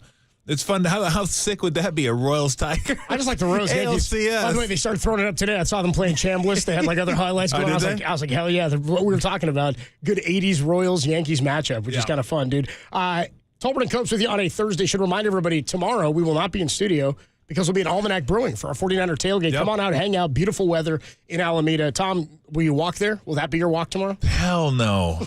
Hell no. I mean, I've done it. I could do it, but it's probably a little over 8 miles. But I'd be useless. I'd be useless when I got there. I'd be like a wet rag when I got there.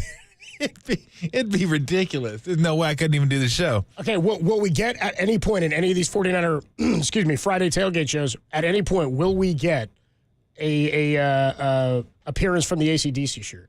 No. No, the AC/DC shirt. Not even in the heat on tomorrow? No, come on. I don't think so. It's warm enough. But I've already worn it one time this week. Did you? Oh, you wore it when I was out? Yeah. Oh, come on. I wore it when you were out. I thought it was our thing. God. I mean, I don't know. I don't know if I'm taking requests on my attire. I don't know. Somebody said he looked like he got tackled by a bobcat.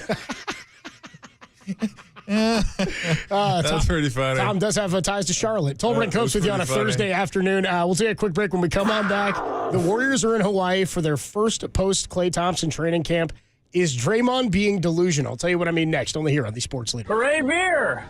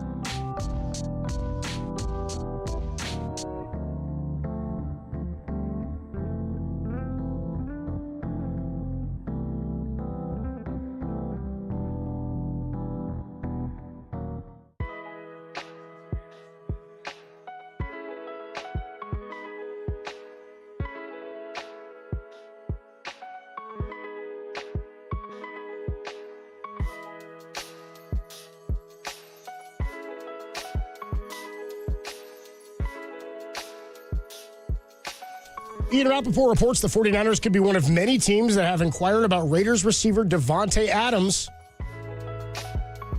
Okay. For all your 49er news, keep it locked right here on your home of 49er football for the last 20 seasons. KNBR, the sports leader.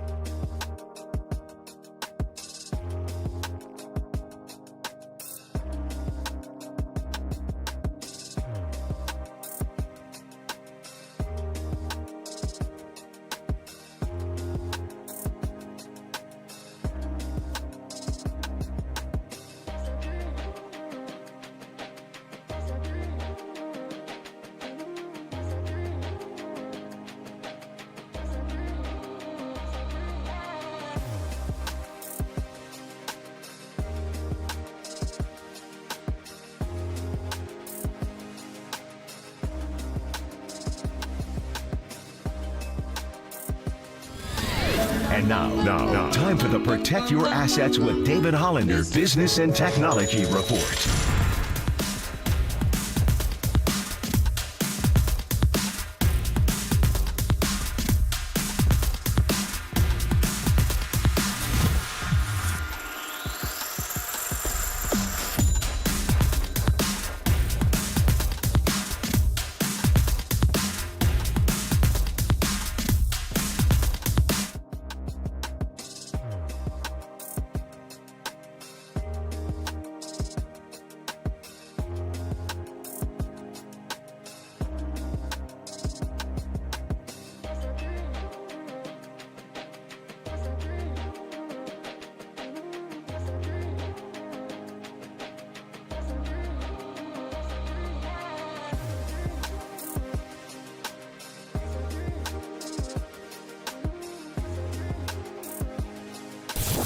Follow KNBR on Facebook. Now back to Tom Tolbert and Adam Copeland. Tolbert and Copes on KNBR 104.5 and 680. The sports leader. It's so damn hot. Milk was a bad choice. I don't think Tom was drinking milk on his walk. I was not. By the way, I heard from JT Snow during the break. He checked in on you being exhausted about your walk. Yeah. He says, I'm coming back from playing in my club championship qualifier. I just walked 6 miles. Boo-hoo, Tommy. I don't care. There you go. I don't care. Take a cart. I mean, what do you have an option, don't you? Well, walking is what makes it the sport. You know what Yeah, I I mean? know. Yeah. That's you know. No, I know. Unless you're John Daly. No, I like barefoot and. I like walking when I golf. I like get a little exercise. Get a little exercise in there. Well, so he's downplaying my pain just because he walked 6 miles while he was golfing. I'm happy for you. I really am.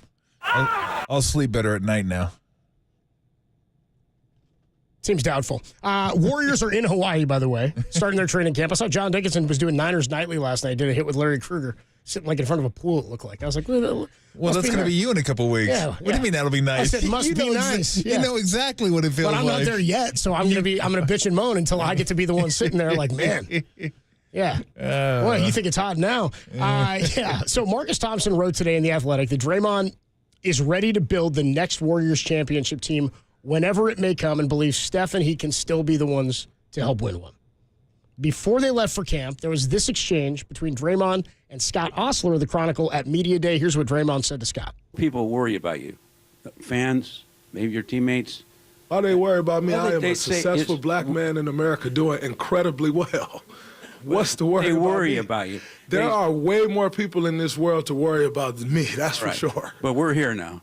So we're all here. I don't think you should worry about me. Okay. I'm doing pretty well. If you would have told me when I was 13 years old in Saginaw, Michigan, without a pot to piss in, that you'd be sitting here and somebody would say they're worried about you, I would have probably told them they were out of their mind. I'd be sitting here and they'd be worried about me. Well, they're worried from themselves too. They want to know. They don't feed. They them know the families with team this, needs so you. why are they worried? Because they know the team needs you. But they don't feed and them. they don't know if their you're going to be families here. doing this. I'm here. I've been here for 13 years now. If you're going to be here every night. Been here pretty much every night for 13 years. Not so. Very much so. We all have. Look, Kevon Looney played 82 games 2 years in a row, and everybody was celebrating. We all miss games. No, what I'm talking about, they want to know if you're going to be here, like, mentally. I'm always here. And suspensions, the guideline of getting suspended is something that's in place because it's a possibility. So Nothing changed in that respect. I don't know what would change, but I don't get the question. I think my mindset has helped us do some great things. That's pretty cool. So it's all about how you spin it. I love how you try and spin it, but it ain't my spin to it, player. That was a hell of He called Scott player. That was a hell of an interaction.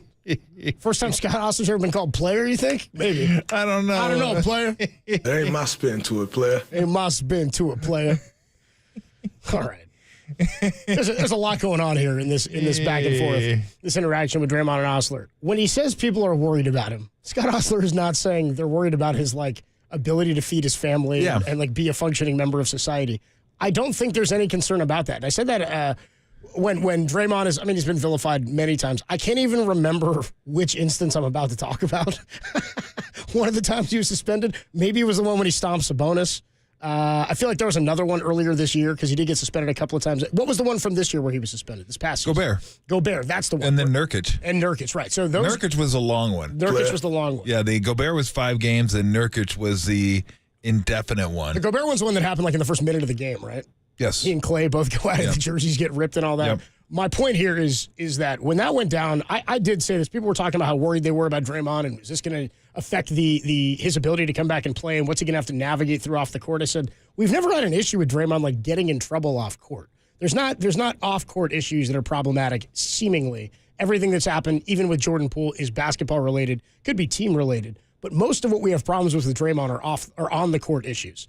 I never have a Dennis Rodman feel about him. I'm never concerned he's not going to show up. Yeah. It's a concern of whether or not he's going to be able to stay on the court because of his attitude. So Scott Oster's talking about that. The concern from fans when you're saying, I think Steph and I can still be the guys to lead a championship team, means that you have to be here to help lead the championship team. I think that's what Scott is getting into. And Draymond, being Draymond, is sort of using the semantics of it and going, why are they worried about me? I didn't have a pot to piss. That's not what we're talking about. Well, they're concerned. Would you have been shocked if we told you at 13 you'd be suspended this many times into your career? Would that have shocked you too? Because that's pretty alarming. Well, the concern is for the availability. Exactly. That's the only concern. Will you be here on the court? No one's concerned about your ability to take care of your family and the ability to do what you want to do and the ability to be successful in basketball, out of basketball. I mean, I don't even think anybody thinks about that from a concern standpoint. A lot of people don't care one way or the other. They're concerned about your availability. Are you going to be available game to game? That's the concern, because if you're going to be a big part of a championship team, you got to be here. You got to be here for that. There could be a case to be made that they don't face a play-in game last year if Draymond doesn't get suspended so much. If he is able to play in, let's say, even 70% of the games he got suspended, maybe they don't even play in a playing game. They don't have to go to Sacramento.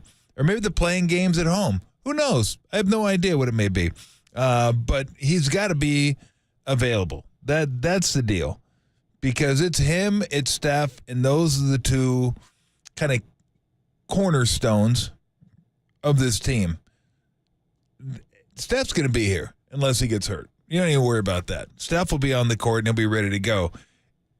So that's what Scott was getting at. I think if he would have said availability, Draymond, but I mean, I think Draymond knew, but he just was screwing around with it. But that's really what it is. And I think you have to think that way. I think once you've won championships, of course you feel that way. If you don't feel that way, then what are we doing? We're just going to say, okay, hopefully we can get to the playoffs and avoid a play-in game, and then we'll see where it goes from there. I think when you won as many times as they've won and you're champions, that's your mindset.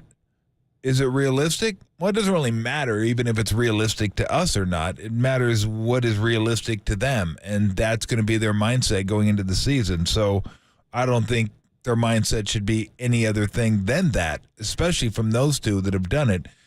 We'll see how it plays out.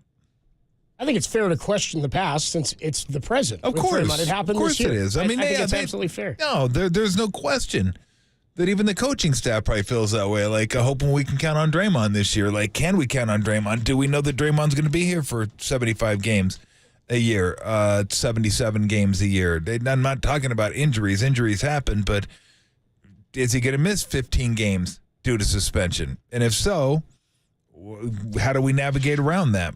It's probably something they talk about before the season. Like, if he gets suspended. Account for his games? Yeah. Well, maybe not account for it, but definitely have a contingency plan. He played 55 last year. He played 46 2 years ago. Yeah, like, okay, what direction are we going to go here? Like, what's our starting lineup going to look like? What do we look? So I think you almost have to, because it's not something that really comes out of the blue anymore. It's not when it happens, you're like, oh my gosh, where did that come from? It's like, oh, okay, yeah, that makes sense. Move on. I love it. He's like, we all miss games. I'm like, yeah, but not like this. Yeah, not like that. Tolbert and Copes with you. We all expect the injuries. Who leads the league? We should find out. Derek, see if you can find this stat out. Who leads the league, and who's like the top 2 or 3 guys in missed games the last 2 years due to suspension? So most suspended games last year. Just suspension. I have a guess. John Morant. He'll be number 1. He'll be number 1. Because the big one. Jonte Porter. Jonte Porter. Banned for life. He will be there. He's cooked. Yeah. Leader in the clubhouse. He will be there. And still tallying them up. Derek will look that up for us, and we'll keep talking some Warrior hoop. We'll go out to Hawaii to catch up with our guy John Dickinson, boots on the ground. He's out there in Hawaii now. We'll get his thoughts on some of this Draymond stuff and what training camp is going like for the Warriors. And then Will Clark is going to join us at 2:50. John Dickinson live from Hawaii next on the Sports Leader.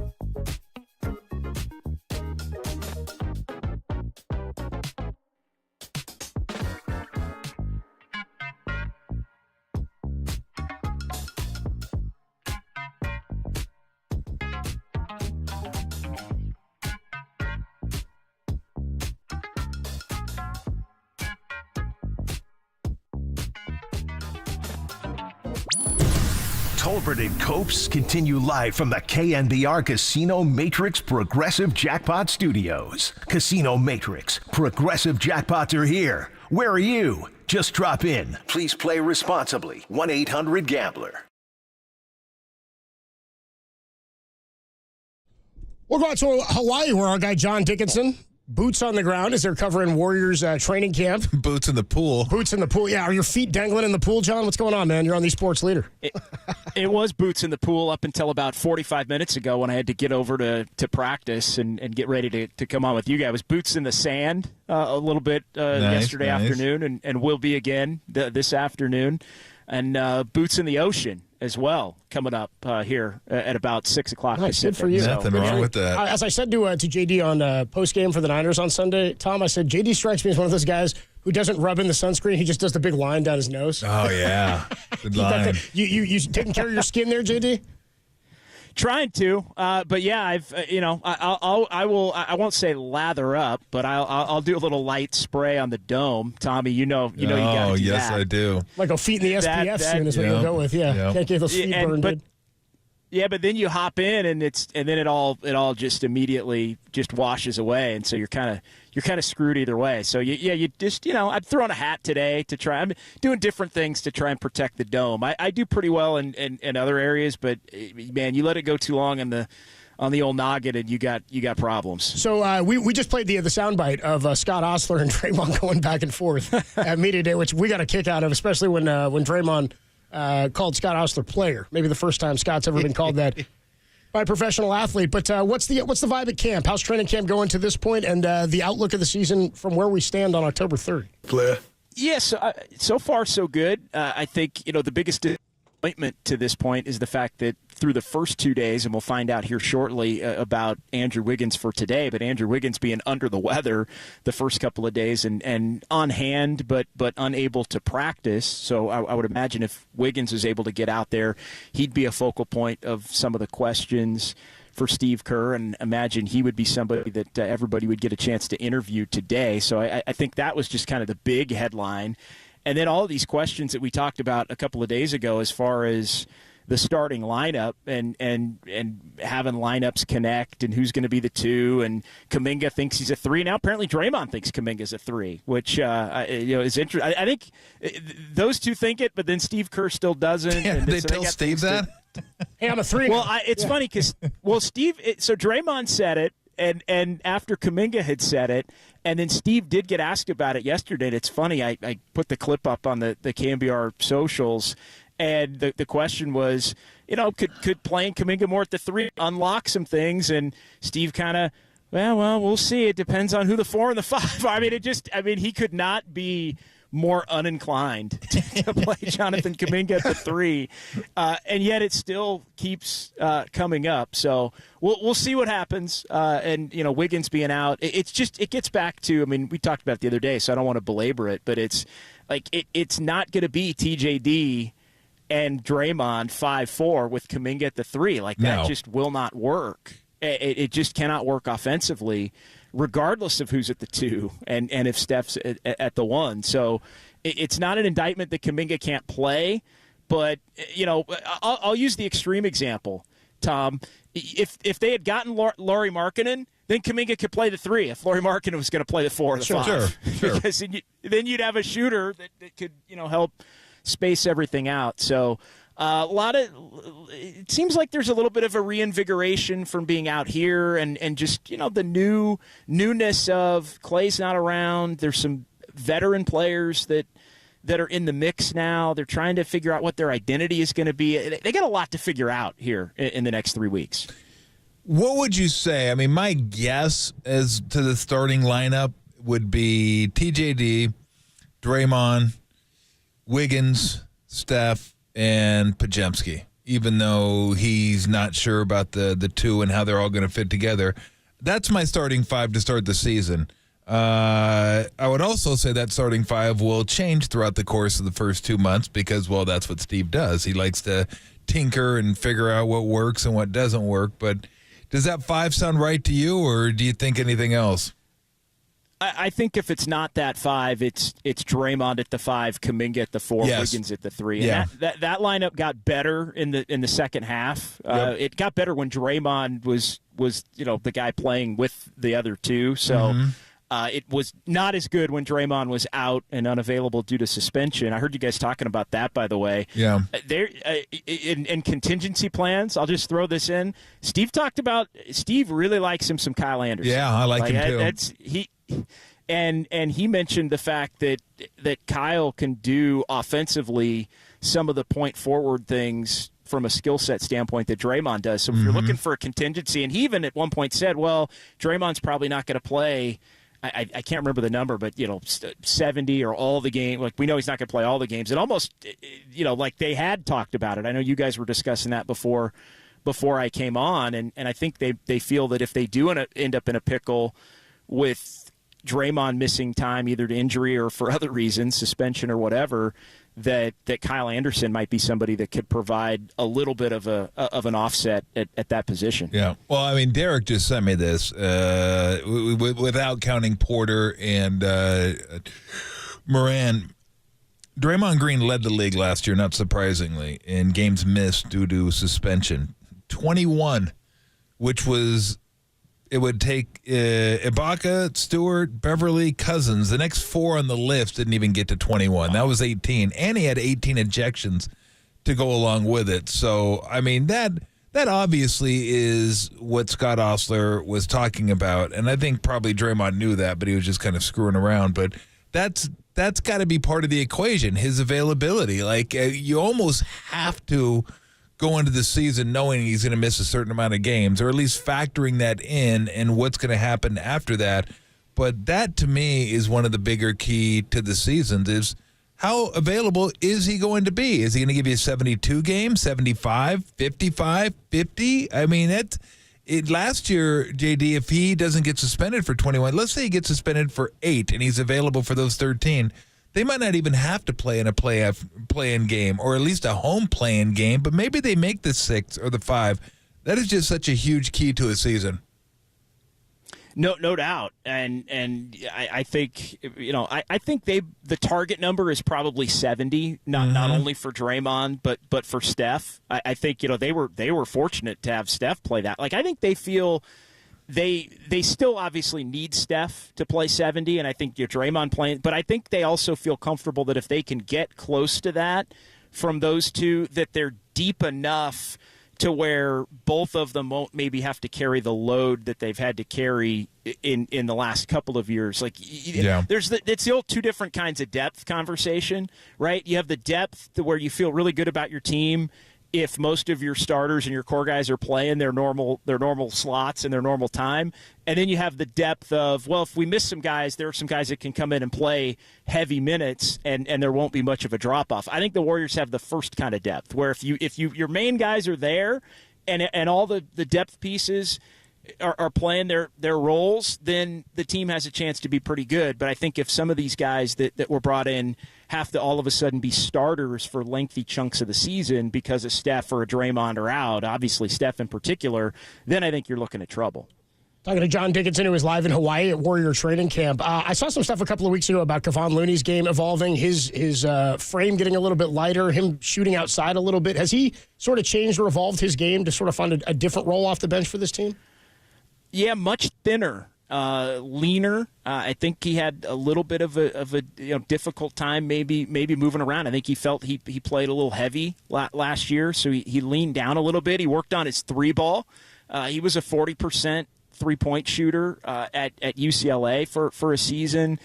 Again, I always make the joke, and the Kevon Looney high school mixtape. And look, everybody who played in the NBA was sweet in high school, right, on their own level. Damn right. All city or state type of a player.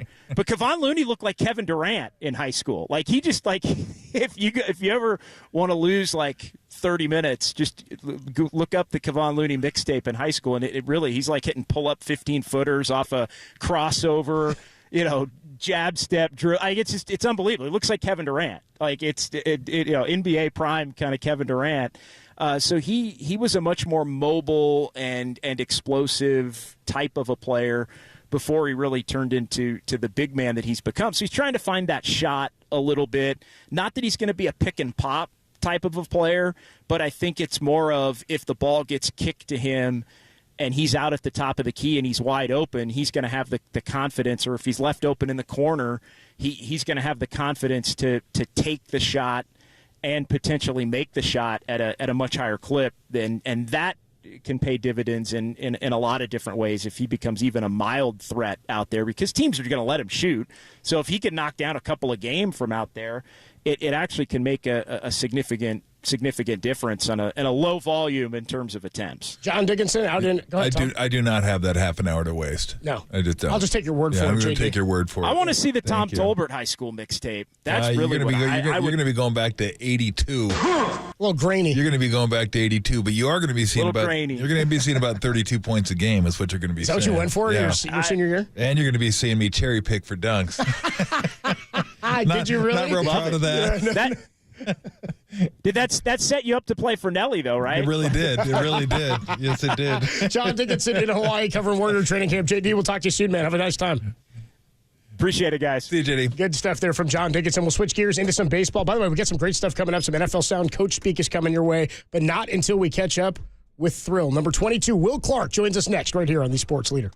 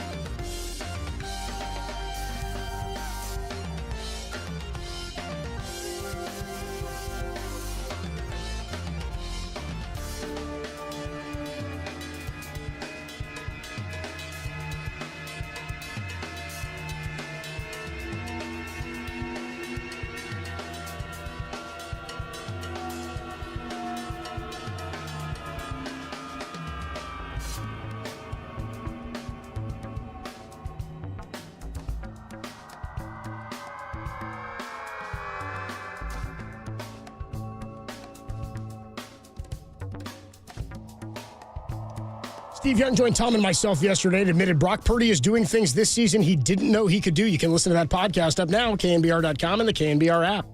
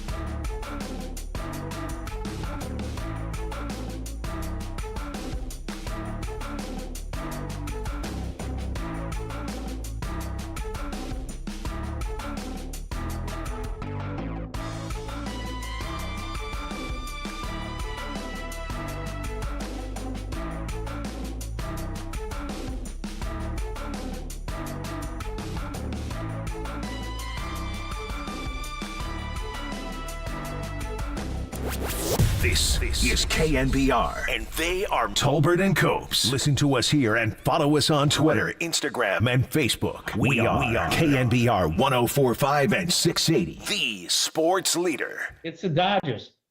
F*** 'em. Tolbert and Copes with you on a Thursday afternoon, and the next voice you hear will be the voice you just heard. They're the Dodgers. Blank 'em. Will Clark, number 22, joins us courtesy of the UMA guest line. What's up, Thrill? How you doing, man?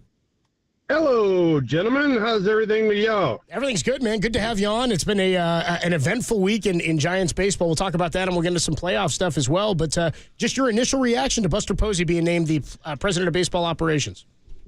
I think that's a great thing. You know, I mean, Buster has been nothing but a true pro and winner and leader his whole baseball career, whether it be, in college or whether it be in pro ball. And I expect him to take the reins of this historical franchise and right the ship. What's been missing the last couple of years, Will? Oh, let's see. What? Where do you want to start? Yeah, how much time you got, Will? Yeah, exactly. How could that be really shit on it? I'm just gonna be blunt. We just don't do the job on the field. Jesus, I mean, when you get runners in scoring position, that's when you have to walk into the batter's box and you have to say, hey, look, the pressure's on the pitcher, and we got to get the job done here, and we just haven't been getting the job done the last few years, and puts more pressure on your pitching staff because they know they got to go out there and throw up zeros, and if they give up 1 or 2 runs, that might be the end of the ball game. So. Oh man, you caught me off guard there. I got to be honest. You definitely caught me off guard. Yeah, you guys thought I was going to go in a different direction. You see, you guys are trying to beat me. No, I'm not doing it. What do you mean? Remember first rodeo with you two. Bull crap. You know me better than that. I ain't trying to bait anybody. Who do you think I am, Burns? I ain't doing that. Jeez. What a beauty that is. Oh, my. Where would you like to see, because I've been saying this, and I don't know if you'd agree with me, Will, that this team has a lot of players on it that are good major leaguers. And I said, you want ice cream, you want some sprinkles. The sprinkles are good, but they got to have the ice cream. They just haven't had enough ice cream on this team. They haven't had a meat of the order. They haven't had the guys on the team. I think signing Chapman was a start. They need more of those type guys. Do you agree? I totally agree. You have to have a stud or two. And Matt Chapman has definitely proven that he is one of them, but somebody else needs to step up, or matter of fact, a few guys need to step up.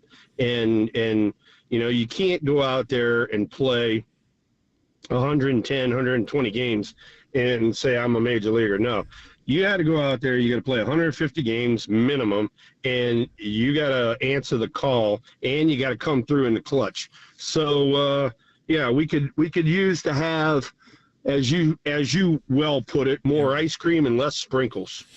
So something I've been wondering, and I don't know if baseball's ever going to go back to this, and I know you'll agree with me, but I want to ask you, well, I don't know if you'll agree with me, but I think you will, just the approach at the plate that these guys have over the last probably 10 years, where it's get your pitch, drive the ball, and nobody disagrees with that, but the situational hitting for the Giants this year was abysmal. I was saying halfway through the season, you get a guy on third with less than 2 outs, you almost get the chills watching the Giants now because you're just like praying they can get the guy home. And more times than not, they didn't. It's not just the Giants, it's baseball. How do you go back to kind of resetting that at a minor league level? Or will baseball even ever go back to that where you have a kind of a mindset shift once you get 2 strikes? If you get a guy on second, trying to get him over to third. If you get a guy on third, trying to get him home. Stuff like that just doesn't seem to be as important as it used to. I couldn't have said it any better. I mean, there are situations of the game where you definitely want to be the guy that drives in the clutch run and all that. And then there's situations of the game where I got to get the guy over to third base for the guy behind me because he's going to drive in this run, and it's going to be the run that's going to win this ball game for us. So, that situational awareness like that, you would think some of these guys would have, and they do not. And it's not only a Giant problem, it's a Major League Baseball problem. It's a minor league problem when I'm seeing the guys down there. It's no situational awareness. And, my son Trey even told me this the other day.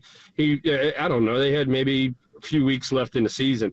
He came up to me, he goes, "Dad, guess what?" I go, "What?" He goes, "You know how many 300 hitters there are in the National League right now?" And I go, "No, how many?" He said, 3. I go, 3?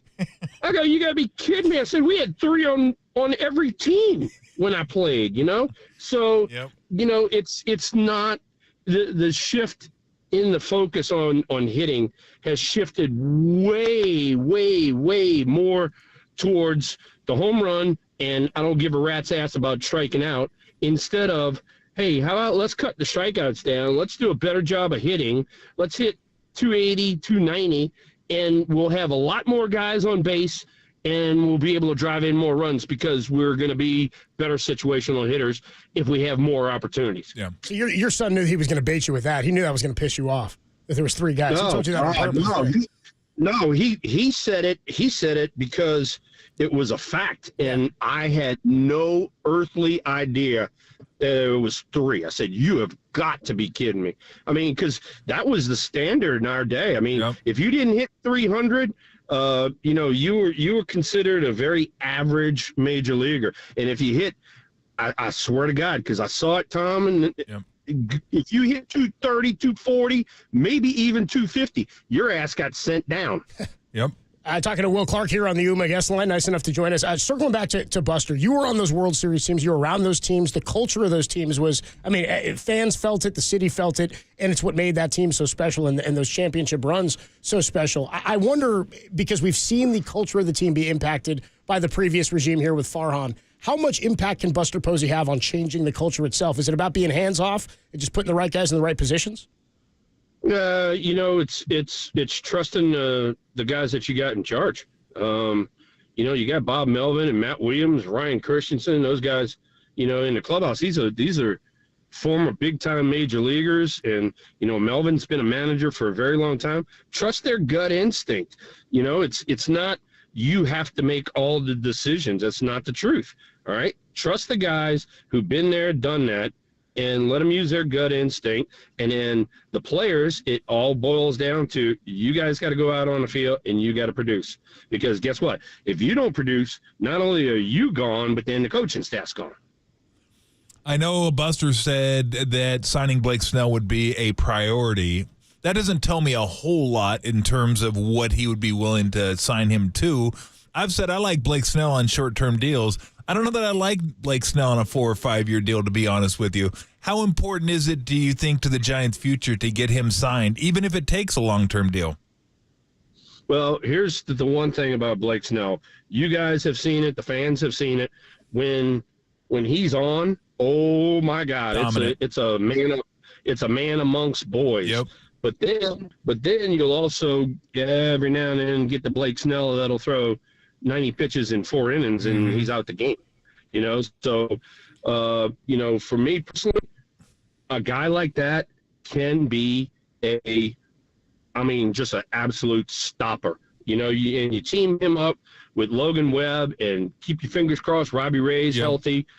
guys like that, it makes for a very good pitching staff. And our bullpen has done a very nice job last few years, even though they have been taxed to the nth degree. I mean, they have been used and abused because guys can't go more than 4 innings sometimes.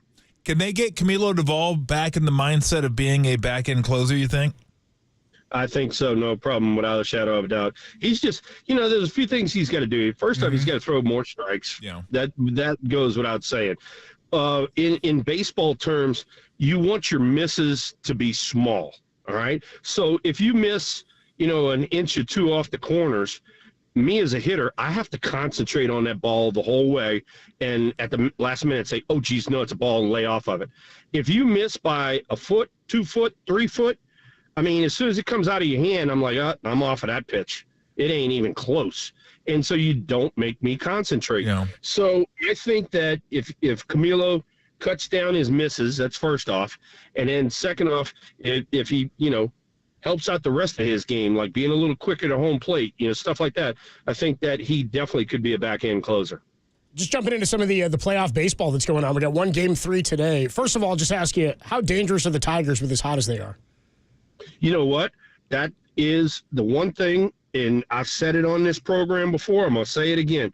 It's not how you start, it's how you finish. And the Tigers got really hot at the end of the year, especially the last month, and they're riding that wave. And so, I wouldn't count them out, put it that way.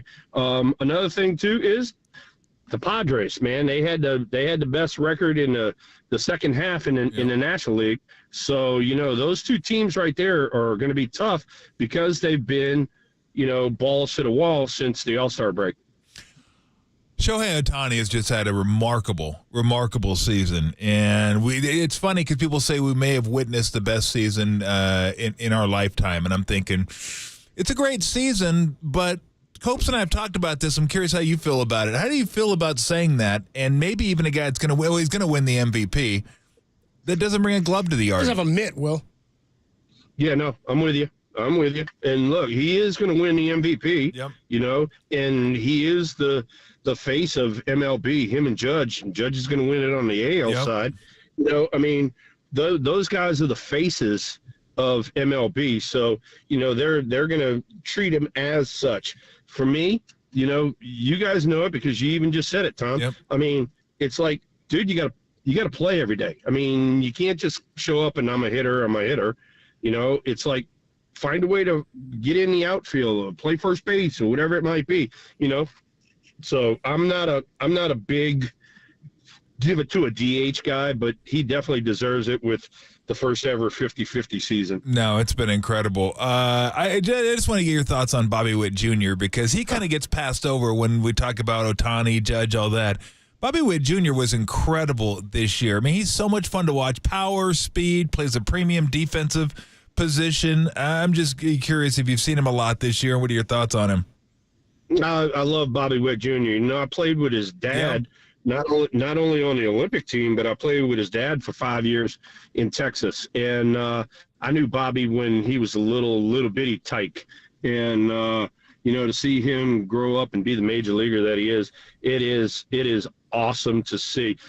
He drove in both of the game winners. Yep. For the Royals, to win the wild card side over there. So, he's done a great job, not only from a hitting standpoint, being the face of that organization now. He's the Buster Posey of that organization. And, not only that, coming through in the clutch. I mean, dude, they're rare. When you find these guys, they're rare, and you got to hold on to them.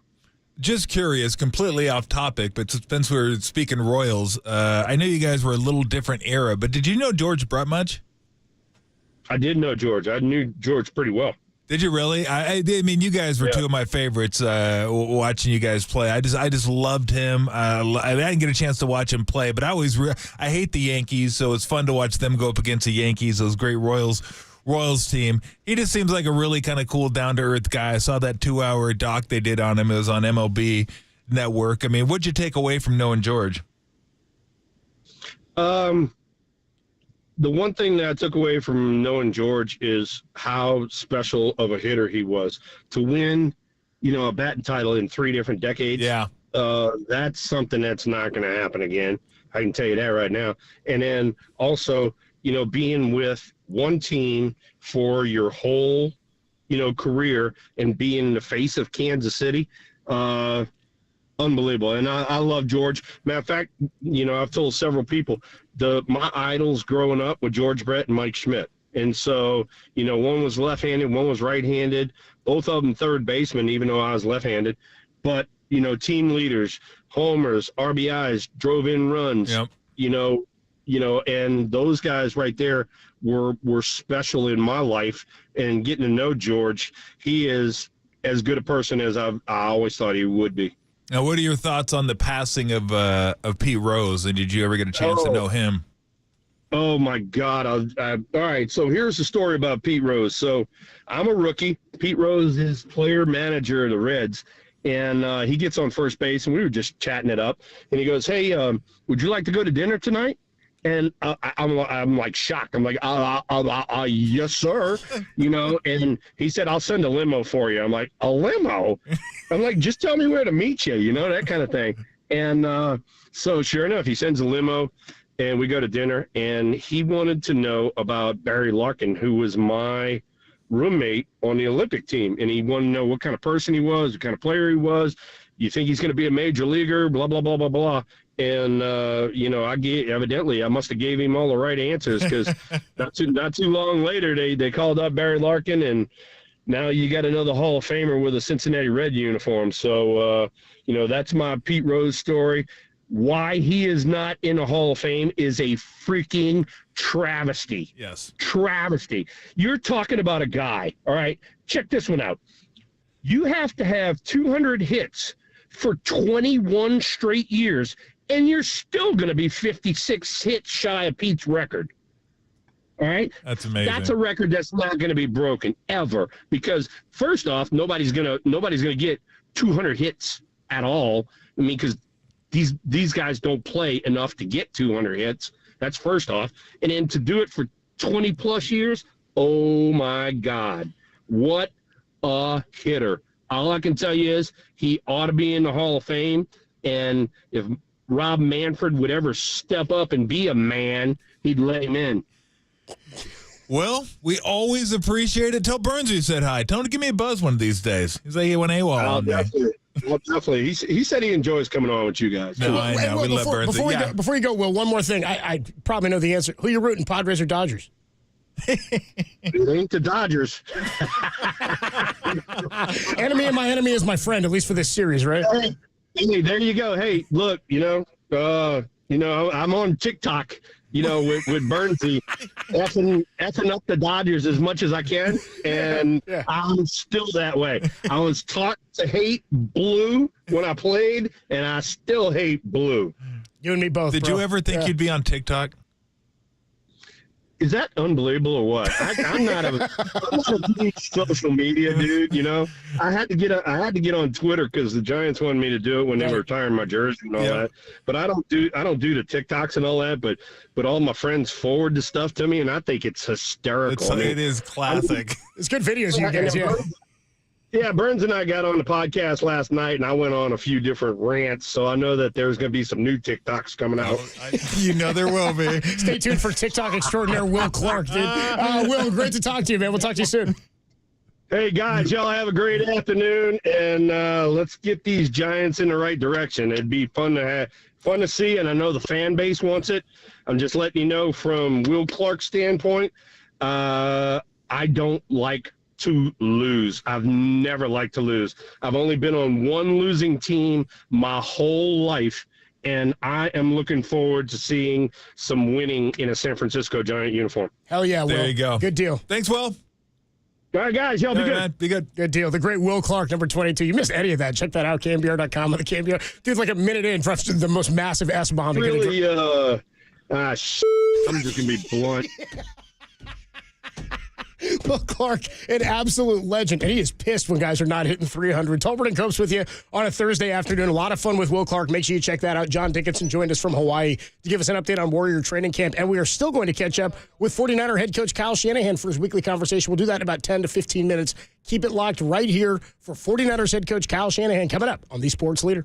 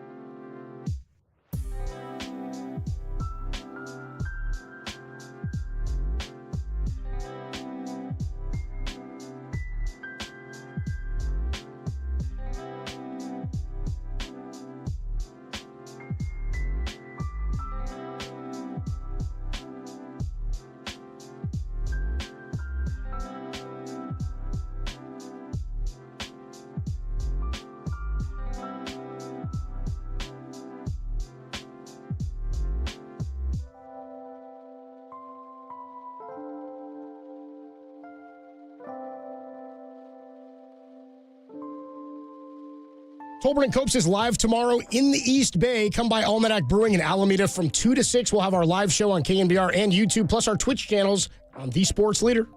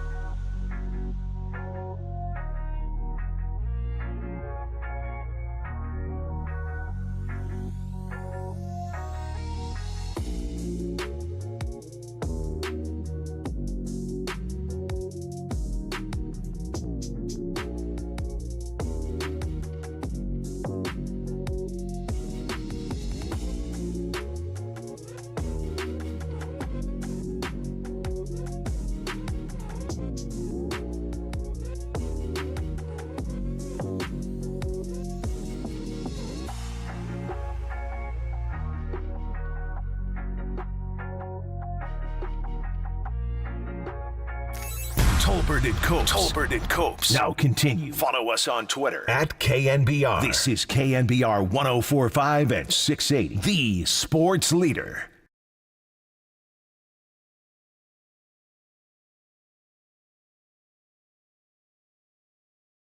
Tolbert and Copes with you on a Thursday afternoon. We're venturing to make the connection with 49ers head coach Kyle Shanahan for his weekly conversation. We'll get into that. And really, I guess the biggest question for this week is the biggest question for you, Fred Warner status for this week? Yeah, I think so. Yeah. I mean, there's other guys that I'd like to see play. You know, Kittle, be nice to see him out there. They both did practice today, by the way. They did? Yes. Okay, that's good news then. But, yeah, Warner for sure. For sure. Because the defense is, again, this isn't like, okay, this is the way it is. It's just the way I see it. That the defense is the one that needs to kind of raise the level a little bit, and it's going to be hard to raise the level without Fred Warner. Fred Warner is the best defensive player on the team right now, so him and Bosa are the two guys, and you can't miss him in the middle of the field, especially with his speed and what Kyler Murray brings to the field. So I'm going to go back and look to see like the last 5 times the Cardinals visited the 49ers and what the score of those games are and what Murray's done. I know he hasn't played in all those games, but it just seems to me like they've played the Niners tough in Santa Clara. Could be wrong on that. Could be dead wrong on that. What do you want I can give you back through 2021. Yeah, like the last 5 games the Cardinals have visited Santa Clara. December 17th of last year, 2023, Niners beat the Cardinals 45-29. Okay. And you want to know what Kyler did in that game? Hammered him. Well, that Kyler hammered him? No. Oh, the Niners hammered him. Yeah. I'll get you. Like I said, I could be wrong. I'll get you the. I'm already wrong. The Kyler Murray numbers here. If you give me just a second, I'll get you his passing numbers for that game. In that game, Kyler was 26 of 39 for 211, touchdown and 2 picks, and he was sacked 3 times. Okay. Very good effort against Kyler. Definitely didn't kill him. Very good effort against Kyler. Game. And again, keep it locked right here. We are going to make the connection momentarily here with 49ers head coach Kyle Shanahan.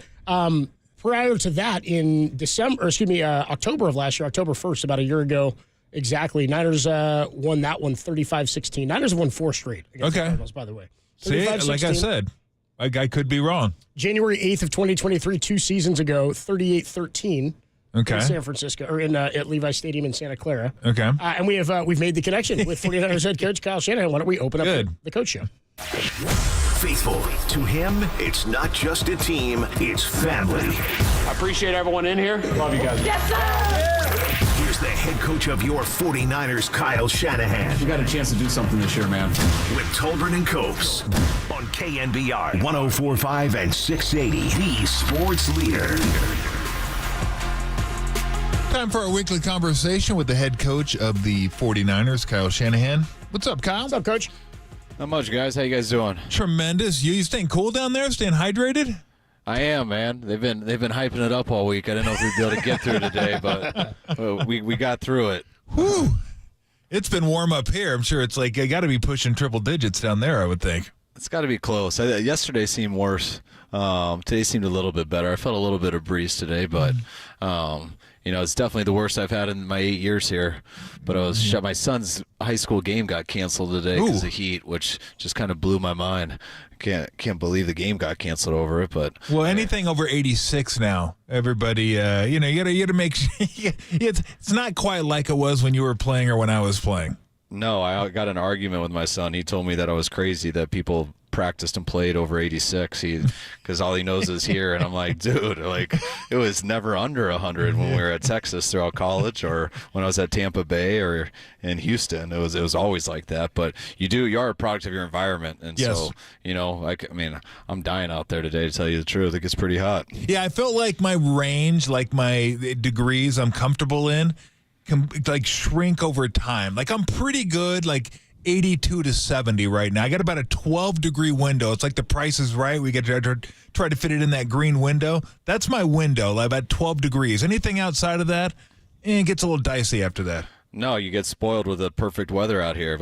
Coming from, before I was here, I was, Austin to Houston to Tampa Bay to Atlanta, and so I was just used to being hot and humid, and I came out here thinking it'd be the same, and I was bothered the first year because on some of the hottest days I was still having to bring a hoodie places with me. I wasn't used to it being cool in the morning, even in the summer or at night, and I was so used to like a summer really hot, and then after being out here, once it kind of got in the second year, man, I don't want to be anywhere else but this weather. Yeah, go back to Austin. Go back to Austin now. Yeah, exactly. You go outside for 10 seconds and you need a shower. Just absolute sticky. Absolute death. So I described last week's game as just kind of comprehensive. That was a professional effort. I thought you guys played really well offensively, really well defensively. I mean, obviously every game is going to have some miscues that you're going to have to look at and try to, whether you win or you lose, you're going to have to try to fix those. But how did you feel about the game? Because it just seemed like a good, solid effort to kind of get back going in the right direction.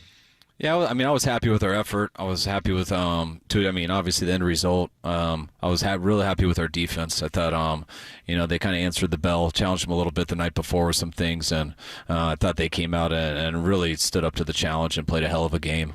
I was a little disappointed with offense and special teams. I mean, there were still some good things, but I thought we had a chance to really run away with that, the way everything was going, and I thought we got a little sloppy there in the second half, and could have put up 50 and made some mistakes that didn't allow us to, which will cost you in some other type of games. If the defense wasn't playing quite as good, or if we didn't get those turnovers and stuff, that stuff can always cost you. So just putting the pressure on everybody to keep trying to strive to get better and try to do it in all three phases and try to have that complete game.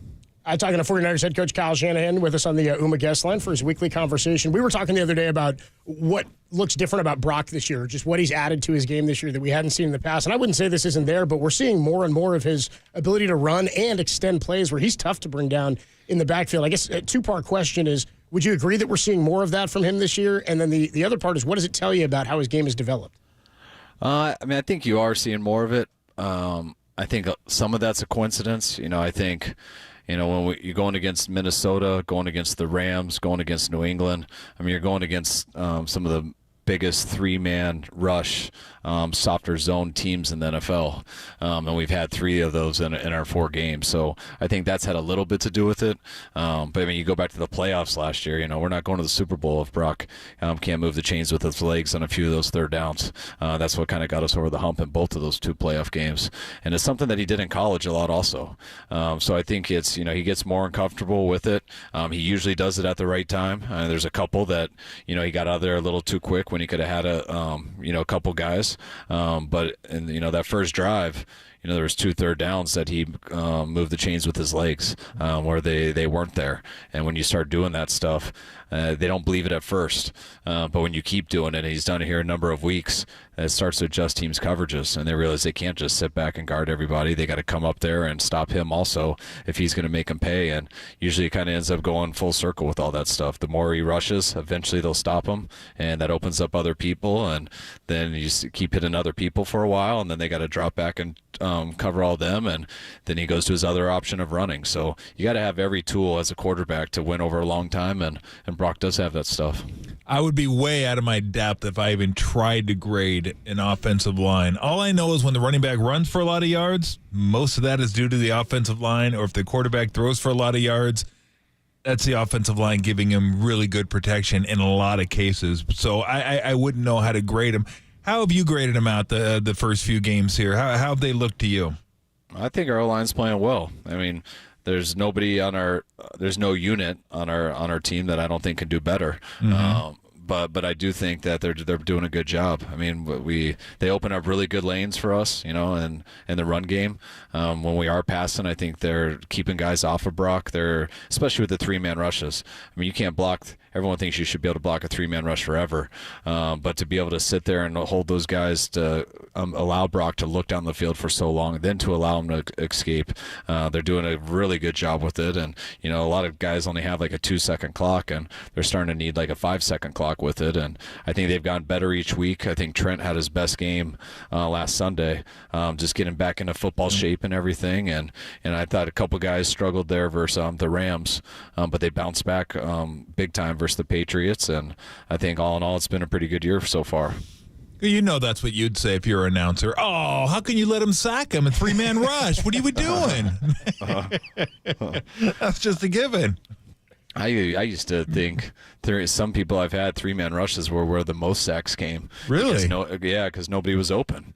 And especially if you're sitting there. And the hardest thing about three-man rush is when they have everyone up in there and it looks like you got to keep extra guys in protection. So you keep 2 guys in there, and then you got 3 guys out going against 8 people in coverage. Yeah.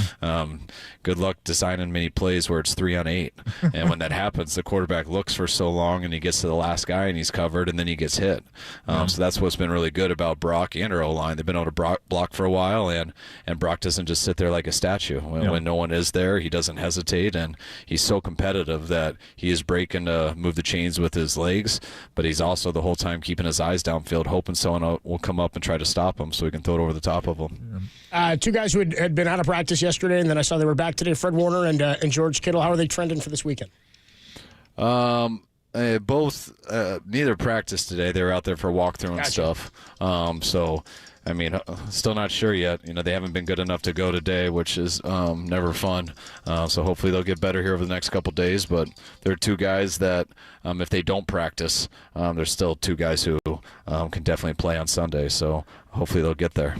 Seems to me number one goal defensively this week is just to build defense around Kyler. Just don't open up any holes. Don't go, it seems like guys always want to get sacks, right? But the defensive end can't cut inside or he can't run past the quarterback. If you keep a fence around him, it's not that he can't beat you. It's just once he squirts through, then there's all kinds of other issues that you gotta deal with. How big a key will that be to winning the game? Just building that fence and kind of keeping him in the pocket. It's huge. I mean, if you're up the field too far versus Kyler, I mean, he can eat up grass faster than anyone in this league. If you give him an open B gap and he just jets through there, he's going to get 8 yards so fast. And right when someone gets there, he's going to slide at the last second. Mm-hmm. He's really good at that. With his baseball skills, he can run full speed like he's stealing second and get down right away. But if you're not out of control trying to eat up that grass so fast, he's going to go for 30 more. So you can never stop. And when he slides, you got to be ready to go over the top of him so you don't get that penalty. But also, if you just sit there and don't rush, Kyler can sit in that pocket and make a lot of big-time throws. I mean, he's a good quarterback. He can throw the ball very well. He can make any throw. So what you really need to do is collapse the pocket. You got to really get everyone. You can't rush with just one guy. You need 4 guys, 5 guys, even sometimes 6 guys. And you got to really give him no open gaps and just condense the pocket and so he can't see, and he's got to back out of there, and that's hopefully when he gets in trouble. On the other side of the ball, what are the biggest challenges their defense presents to you guys? Well, I mean, Budda Baker is one of the best players in this league, whether it's the run game or the pass game. So him out there, he's just all over the place, no matter what scheme that he plays in. The scheme that he's playing in now just really suits to him, too. There's pretty much always 3 safeties on the field. They're all interchangeable, whether they could play safety, whether they can play nickel, whether they can play linebacker. So they're all over the place with it. They do. It's really conservative in the way it's hard to get by them. They have so many people deep. They probably lead the league in 3-man rushes, just like a lot of these schemes we've been going against. But this one even more than the others. Their top coverage in both their personnel groupings is a 3-man rush. And so when you do that, they make you have to run a lot of plays. And when you have to run a lot of plays, even if you're moving the chains and getting some yards, but the more plays you got to run, the more opportunities you give someone like Budda to wreck something. The more they can confuse somebody, and you can just get a tip or some type of turnover that ends up not leading to points. And when you do that, no matter how much you move it, if you don't get a lot of points and the talent they have on offense, that makes them a tough team to beat. There's only been one game this year that they really weren't in. Wasn't as bad as it seemed. Washington just kind of got out of hand there with the run game there in the second half. But they've been in every game and they should have gone up to Buffalo and won. Everyone saw what they did to the Rams. They've been a tough team to beat this year. We thought they were pretty tough last year, and they're getting better each year. And they got a bunch of players on their team too that's going to make them tougher as this year goes. I'll ask you this, knowing I may get a biased answer. Is Texas back? Oh, I think they're back. I wish you're definitely getting a bias because I really don't see anything. But I know Sark well. I know how good he is, and just people don't get how many players are in Texas, just for recruiting and everything, and just how cool of a place Austin is and the town. And when you got a guy like Sark there and stuff, I don't get, right when he got there, I didn't get how it was in a matter of time before they started loading up on talent, and it kind of seems like they're there without me really watching it. Just obviously they're ranked number 1 and everything, so that's what I'm assuming, and I definitely think they're back. Now, I'm assuming you're a football fan. Like, you grew up watching football, going to football. Football's been around your entire life. Is it kind of a bummer? I mean, not that you'd give up coaching to be able to watch games, of course, but do you miss that sometimes? You have so much stuff to take care of as a head coach, and you just don't have time to watch other games. Do you ever miss like a Saturday where you're just kicking back, having a couple of beers, and watching football wall to wall?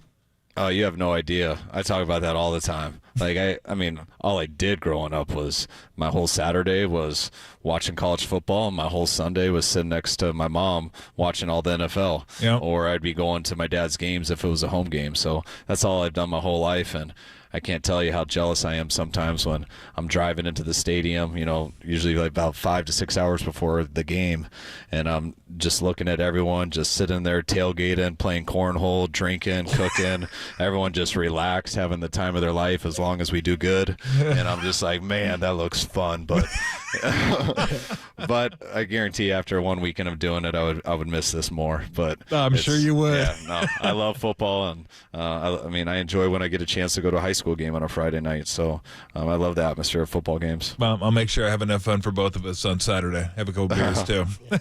Best of luck this weekend, and we'll look forward to talking to you next week, Coach. All right, guys. Thanks. Kyle. Have a good one. Good stuff there from 49ers head coach Kyle. I miss that so Yeah, much. I mean, just playing different beast. cornhole. You just sort of lose that, right? You don't get a chance to sit back and kick your feet up and watch a bunch of ball. That's why Tim and I were so hyped the Niners open on a Monday night, so we got that full Sunday slate of games. Yeah, we could kick back and watch football to kick the season weekend. off. That was a nice way to start. How about this weekend, Tim? We got a full one this one? Oh, boy. Stanford Saturday, Niners Sunday, baby. Not so much. I'm getting a whole lot of Tim. Tolbert and Copes with you on a Thursday whole lot afternoon. of Tim. Okay. A whole lot of Tim. I don't know. None of that sounds good. The situation I'm in and you guys singing it. By the way, on Fred Warner and George Kittle, neither did practice today. They were just both a part of the walkthrough, says Kyle Shanahan. Didn't sound super confident that both guys or either would be out there, but he did indicate that both guys could go forward and not practice and still end up playing on Sunday, but neither has made enough progress to practice this week, says Kyle Shanahan. We'll talk about that a little bit more. Plus, the Las Vegas Raiders are now open to the idea of trading Devontae Adams. Have the 49ers called on this, and is this a situation that they could legitimately be involved in? We'll talk about it next on the Sports Leader.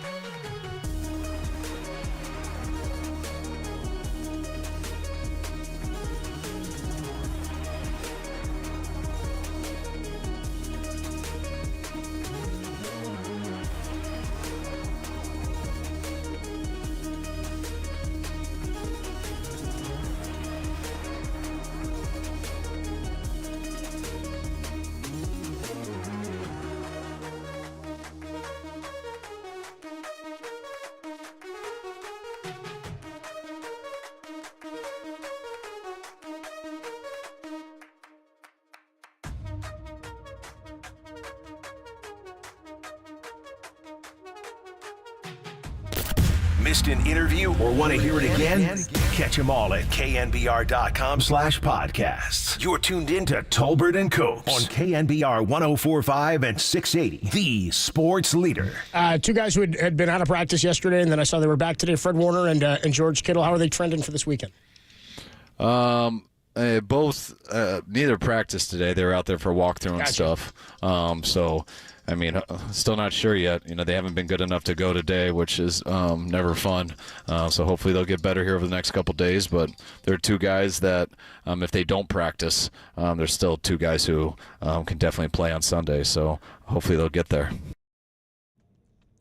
Tolbert and Copes with you on a Thursday afternoon. That was 49ers head coach Kyle Shanahan just minutes ago with us. If you missed any of that, it's all available at KNBR.com and the KNBR app. You can hear it in its entirety. It's funny how Kyle's tone has changed. I mean, you can sort of he said this early on in his tenure, and it might have been his opening press conference. He said he's not a good liar. And in general, he is very honest with us. And even last week, I asked him a question about an injury. I can't remember who it was. Might have been George Kittle last week. And he said, "Oh, yeah, I'm feeling good about George." And he was, excited about it. And then he goes, "I got to put my coach hat on when I speak about this," because he goes, "I got all casual with you guys." Then his wife starts texting him all the updates about, these guys are playing. They're in. They're good. Because he came on and said it to us. So you just got to kind of read the tea leaves and read between the lines a little bit. He was not as confident. He said neither guy did practice today. So initially Cam Edmonton put out a tweet saying it looked like Fred Warner and George Kittle were going to the field with their helmets, and then was like, "Oh, no, they're not." So that's what I had been privy to earlier today. They did not practice. They were there for the walkthrough, and Kyle did say they don't have to practice in order for them to be able to play those two guys, of course, on Sunday. But I'm not real happy with the note that they have not improved enough to have practiced this week. I guess is obviously not a positive thing as we're through Thursday's practice session. No, it's not. We're not going to know until Sunday. That could be like a legitimate game time decision with those two. Usually if guys don't practice by Friday, you can consider them out. But he made it clear that that's not the case with these two. So we'll just have to wait and see. You'd like to see, out of the two, we said earlier that Warner's the more important one. Not that Kittle's not important, because he is, absolutely. But with that offense and Kyler and Warner being the leader on the defense, certainly, you'd love to see him. And it's not like they have a plethora of linebackers. So they're missing Greenlaw. I mean, that's probably their weakest. I mean, not probably. It is their weakest group in terms of depth. I mean, it's hard to call them their weakest group when you have Warner, but without him, then I don't know what you do. I'm not sure. Maybe you go a lot of dime coverage and just have a lot of defensive backs out there, so you don't have two linebackers out there that aren't great. There's my guy, Kyle Pitts. They're talking about Kyle Pitts. You fell for that one again, huh? I traded for him. Oh, that's right. You traded Gesicki for Pitts. Yeah, hell of a move. One of the dumbest trades Walker did. Walker and I just did it because it was dumb. But yeah, I mean, I don't know that we could take it much further because we have no idea what's going to happen. But I agree with you. The tone wasn't great. No, I didn't love the way he spoke about it. But in general, I mean, again, coming off of a big win last week, they've hammered the Cardinals the last 4 times they've played them. Yeah, but I was right on that, wasn't I? See, that's why you look stuff up. You have thoughts about stuff, and you're like, well, let me check that. And then you check and go, not only was I wrong, I literally could not have been more wrong. Thought they played them tough there. Thought they got stomped every time. Like mudhole stomped. Like Steve Austin mudhole stomped every time. I know what you're talking they about. visited. Derek doesn't know, but I know. He doesn't know? I don't think Derek, based on the look on his face, he looked at you like, what? By the way, it's a Steve Austin mudhole stomp. Definitely watch the Vince $60 million man. I got you. No, we're not talking $6 million man. I knew that's where he was going to go. No. Stone Cold Steve that's Austin. Lee Majors. Let's go. This is Stone Cold Steve I don't think Austin. he ever had to mud stomp anybody. No. Lee Majors, yeah. No, if he did. Took him out from a mile more away. than a mud hole. I was going to say, we'll blast him into a sinkhole into the ground is what they do. It'd be a cavern. Just power them into the turf, yeah. But yeah, that great. maybe not great, but really good. Entertaining doc if you're into wrestling. It was, I enjoyed it immensely. Oh my God, is it one episode or is it a few episodes? 6. It's 6 episodes. Yeah. Good. Oh, good. Yeah. I knew it was going to be good when McMahon put out a statement beforehand being like, yo, I agreed to do this, but it's not, based on the cuts I've seen, it's not what I thought it was going to be. I didn't think it was as bad as he thought it was. Like, I think a lot of people know about some of the stuff. I didn't know as much about the sexual stuff. None of it surprises me. But look, they talked to Triple H, they talked to Stone Cold, they talked to The Rock, they talked to The Undertaker, like Hulk Hogan. Like, they talked to a lot of stars from the WWE and WWF. So, yeah, I thought it was solid. Like, I enjoyed it. I grew up with, didn't really grow up with it, but when I was a teenager, watched wrestling and then watched wrestling during, I guess, what they call the Attitude Era. The Rock and Stone Cold, Triple H, D-Generation X, Mankind, all that. But yeah, I thought it was good. Like, if you like wrestling, I think you'll enjoy it. Anyway, the Niners mud stomped the Cardinals the last 4 times they played them. That's how we got on that tip. Stomped a mud hole in them. And then just in general, I mean, I guess I don't want to say I'm not concerned about this game. Kyler Murray's always a factor. I said I think he's one of the most combustible guys in the league. If they don't have Fred Warner, it's much more problematic. But this is a big game in terms of where you are in the division right now, too. 2-2. You don't want another division loss in your first 2. No. There's some juice to that. I think they're all, at this point, until you can get away from 500, I think they're all, like, kind of critical, and especially the division game. Like, if they can get to 4-2 somehow, coming out of, and then look, we're saying somehow. They're like 7.5-point favorites. Like, they're favored to win this game. They're going to be one of the bigger favorites in the NFL this weekend. Of course, they were a 7-point favorite against the Rams, 6.5, and they lost that one. So take that for what it's worth. But they should win this game. They're expected to win this game. They'll probably be favored in Seattle by a couple points, I would imagine. But you win these next 2, then you put yourself in pretty good position. 4-2, 2-1 in the division. But it starts with this one. It starts with this one, and again, it may be one of those games you just got to score a whole bunch to win the game. Hopefully, the defense can do what they're supposed to do. And when I was talking about building the fence around Kyler Murray, he was talking about everybody needs to be a pass rusher, but everybody needs to push in. Like, the fence needs to close in around him. It can't just be everybody, like, doing their own thing and trying to get to Kyler Murray. He's tough dude to handle one-on-one because he's so shifty. But if you can get there as a group and just kind of collapse that pocket and squeeze it, then I think you stand a much better chance against him. Tolbert and Copes with you on a Thursday afternoon. We are still going to catch up a little bit later, by the way. Matt Cain's going to join us at 4:30. Buster Posey's. It's funny, they never say battery mate for the pitcher when you're referring to the catcher, but I'm going to say it. Buster Posey's battery mate. They make the battery. We'll talk to him. Has he received a call? He going to come on back? I mean, I heard Papa just throwing names out there that Buster Was he? Call. He's like, how about Bumgarner? Would you like him back in the organization? It's like, well, yeah, but like what? What are we what are we talking about? What's his job? You know what I mean? Yeah, I'm like, what are we doing? Marco Scudero, he seems like a good third base coach. I don't think he said that, but it's got Eugenio Velez. And no, Jim Brower wasn't playing with Buster. Anyway, yeah, Buster Posey, we'll see who he decides to bring in, but going to try to get guys who I think know a lot more about certain things than he does. But we'll talk to Matt Cain about that coming up at 4:30. When we come on back, though, one of our favorite segments, we do it every week, some of the best sounds from across the NFL when it comes to coaches. Antonio Pierce, Doug Peterson on whether or not he's lost the locker room. And, of course, John Harbaugh. How about this? Jack Harbaugh showed up at the Ravens game last week in the post game. We got some coach speak coming your way next. It's Tolbert and Copes Thursday afternoon on the Sports Leader.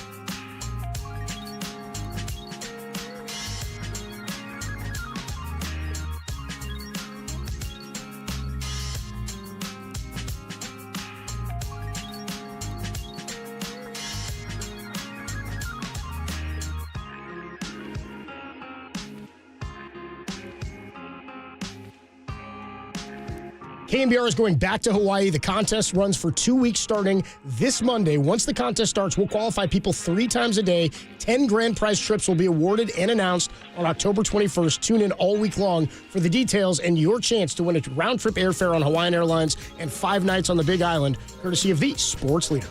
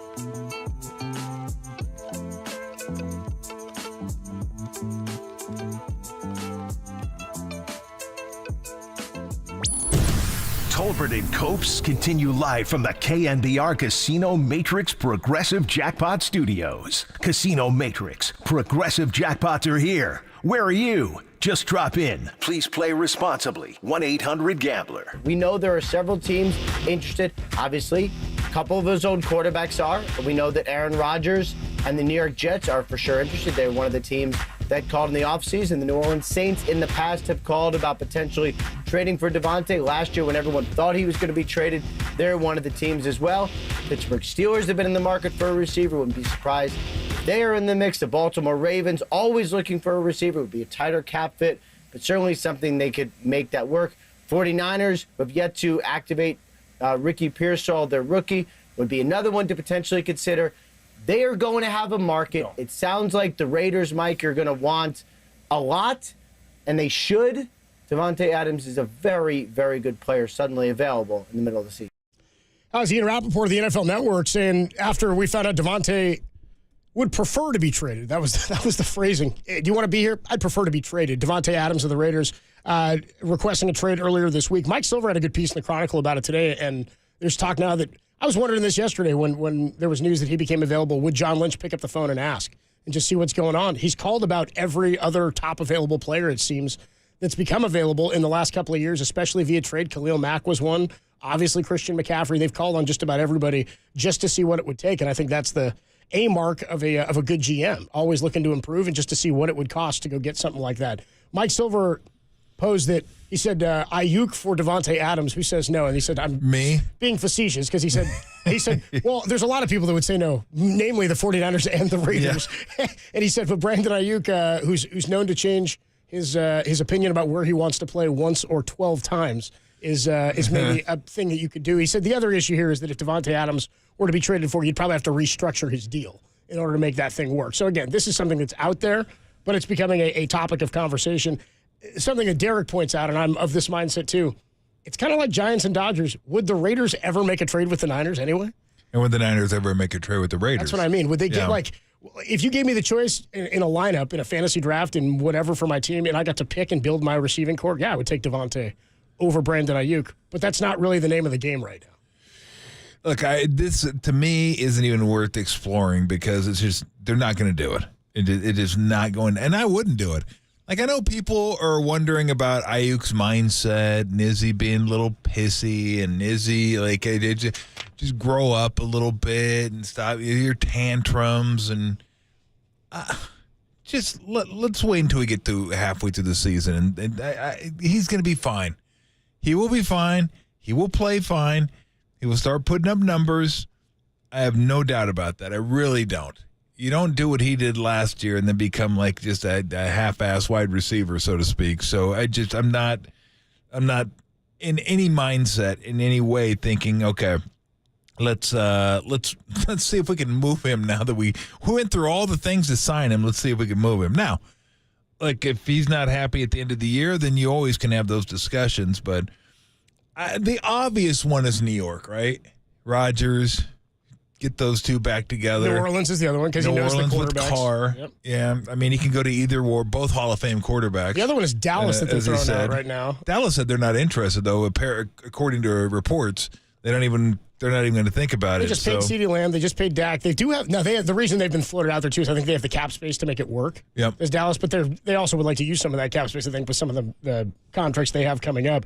Other thing is I don't know how much I look at teams and I go, who would trade for him? Does he make, and this is the question, does any receiver make you a Super Bowl contender or more of a contender? And that I don't really know. He would help of those teams, probably New Orleans the most, is my thought. Based on where their division is, based on the need for a big-time receiver like that in that offense. They have a run game already. Dallas, to me, one of the reasons they're not a contender is they can't run the ball. Look at every team that goes to the Super Bowl in the last couple of years, or both AFC and NFC championship games last year. The things that these teams have in common is that they run the ball effectively. Dallas doesn't do it at all. And so that's why I have a problem with seeing them as contenders, and I don't know that helps them at all. Well, the obvious one outside of those two are the Chiefs. They just lost their number one receiver. Rashee Rice. So you bring in Adams there. I mean, Adams and Mahomes would probably be magic. But I don't know if they want to go through that again. I don't know. I have no idea what the hoops are to jump through to get a trade like that done. I don't know what Kansas City's salary cap situation is like. I think Adams is... Headline from 2 days ago, Chiefs salary cap would allow them to trade for a receiver. Here are their options. And they have a little bit of cap space. And Tim said it in my ear, they are a team, the Chiefs to me, maybe the next on the list with the Raiders, one, aren't flipping Devontae to Kansas City. Yeah, that's a good point. And two, the Chiefs have shown that they're not really interested in paying a receiver what they have to pay him, or they'd have Tyreek still. Yeah. But now that they don't even have a number one, they don't even have I don't even know if Rashee Rice was a number one receiver per se when you look at all the number one receivers in the NFL. But, yeah, it was great. And he's great for them. So I don't know if that's a road they want to go down. I mean, not only did they lose their number one wide receiver, they lost their number one running back. Yeah. I mean, good night. I think they'll be okay. I thought they keep winning. I went back and watched that game. I thought Kareem Hunt looked pretty good in that game. Steele did not. Steele, I think, fumbled on his first carry or something like that. I think he fumbled on his first carry of the game or early in the game, and then I think he might have seen one or two more carries the rest of the time. When he did, I go, that's how a white man fumbles the football. Yeah, it is. Yeah. I was like, shouldn't he be getting burned in the secondary somewhere? Carson Steele. Yeah, just real quick, though, on the because you were mentioning the Chiefs, and you're like, well, they lost their top receiver. Who was their top receiver last year outside of Travis Kelce? Because really, that's the way I look at that, is Kelce's their number one. I know he's not having a good year, but he's supposed to be the number one guy, or has been in their passing. Like Valdez-Scantling? That's what I'm saying. So I'm going to look I at don't know. I have no idea who it was. I really don't. In receiving yards last year, the leader in receiving yards was Travis Kelce with 984. Yep. Rashee Rice was second with 938. Okay.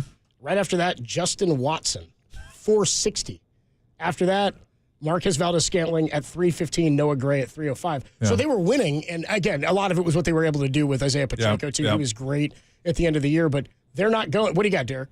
And Rashee Rice hasn't really officially torn his ACL. He's just put on IR for 4 weeks. Yeah. Is that it? Okay. Okay. Like that's today they officially put him on injured reserve, but we've been waiting for a few days to find out what the diagnosis was, because they said they were going to do imaging. The thought was immediately that he tore his ACL. And now I guess they're saying, have they told us exactly what it is? The Chiefs are being very coy with it. I think there's thought it could be a bone bruise, could be a structural thing, but maybe not completely torn. So they're going IR and they're going to navigate it. But sort of like some of the other receivers, like Puka Nacua. He's got I think he's an MCL. Maybe it's a PCL, whatever he's dealing with. CL, some kind of CL. Some kind of CL, some cruciate ligament. Yeah. They said that he's going to be out at least another, it's going to be week 8 or 9 before he's back. So even with the 4 weeks IR for Rashee Rice, it could be a back end of the season thing that he returns. But I don't anticipate the Chiefs in the position that they're in are going to be like, we got to go get somebody else. I think Xavier Worthy, come on down. Might be. It might be. And look, they keep winning. I mean, they haven't lost yet.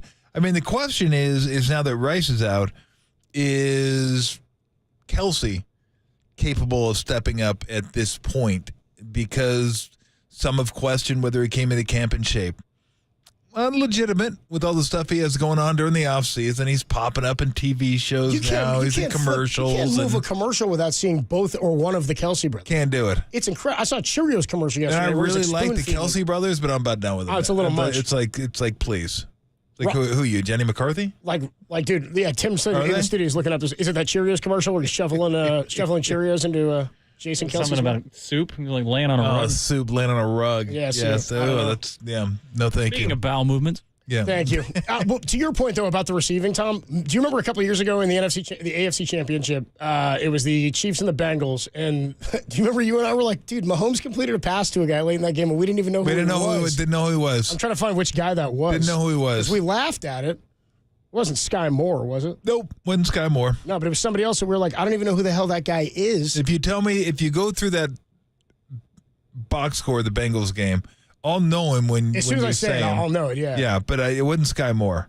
But yeah, I was like, who the hell is that? Sky Moore's too big of a player for us to like. That's my point. It's like it doesn't really matter who's around Mahomes. They're like, whatever. We don't need Tyreek Hill, and we'll just get it done with Juju Mahomes Smith-Schuster. hasn't been great this year. No, he's been okay. How do I know? Fantasy. Yeah, I have him. You have him. Sucks. I got to get you the. I just want to get the box over here before we get to this coach speak on the. Here's the thing, though. Receiving. This has been. I don't know if it's a well-kept secret. I don't know if it's a secret at all, but it's definitely kind of sneaky. Over the last year and a quarter, Chiefs are a defensive team. Yep. They're a defensive. They're not even an offensive team anymore. It's kind of scary. They win with defense, and to think they win with defense with one of the best quarterbacks of all time, Mahomes may not have the numbers that you expect him to have, but would you rather have any other quarterback in the game at the end of the game in a close game with the ball in his hands? Nope. Not me. I don't know if anybody else would, but not me. Like, that guy is so good, and you feel like he's going to figure out a way to get it done when he needs to get it done.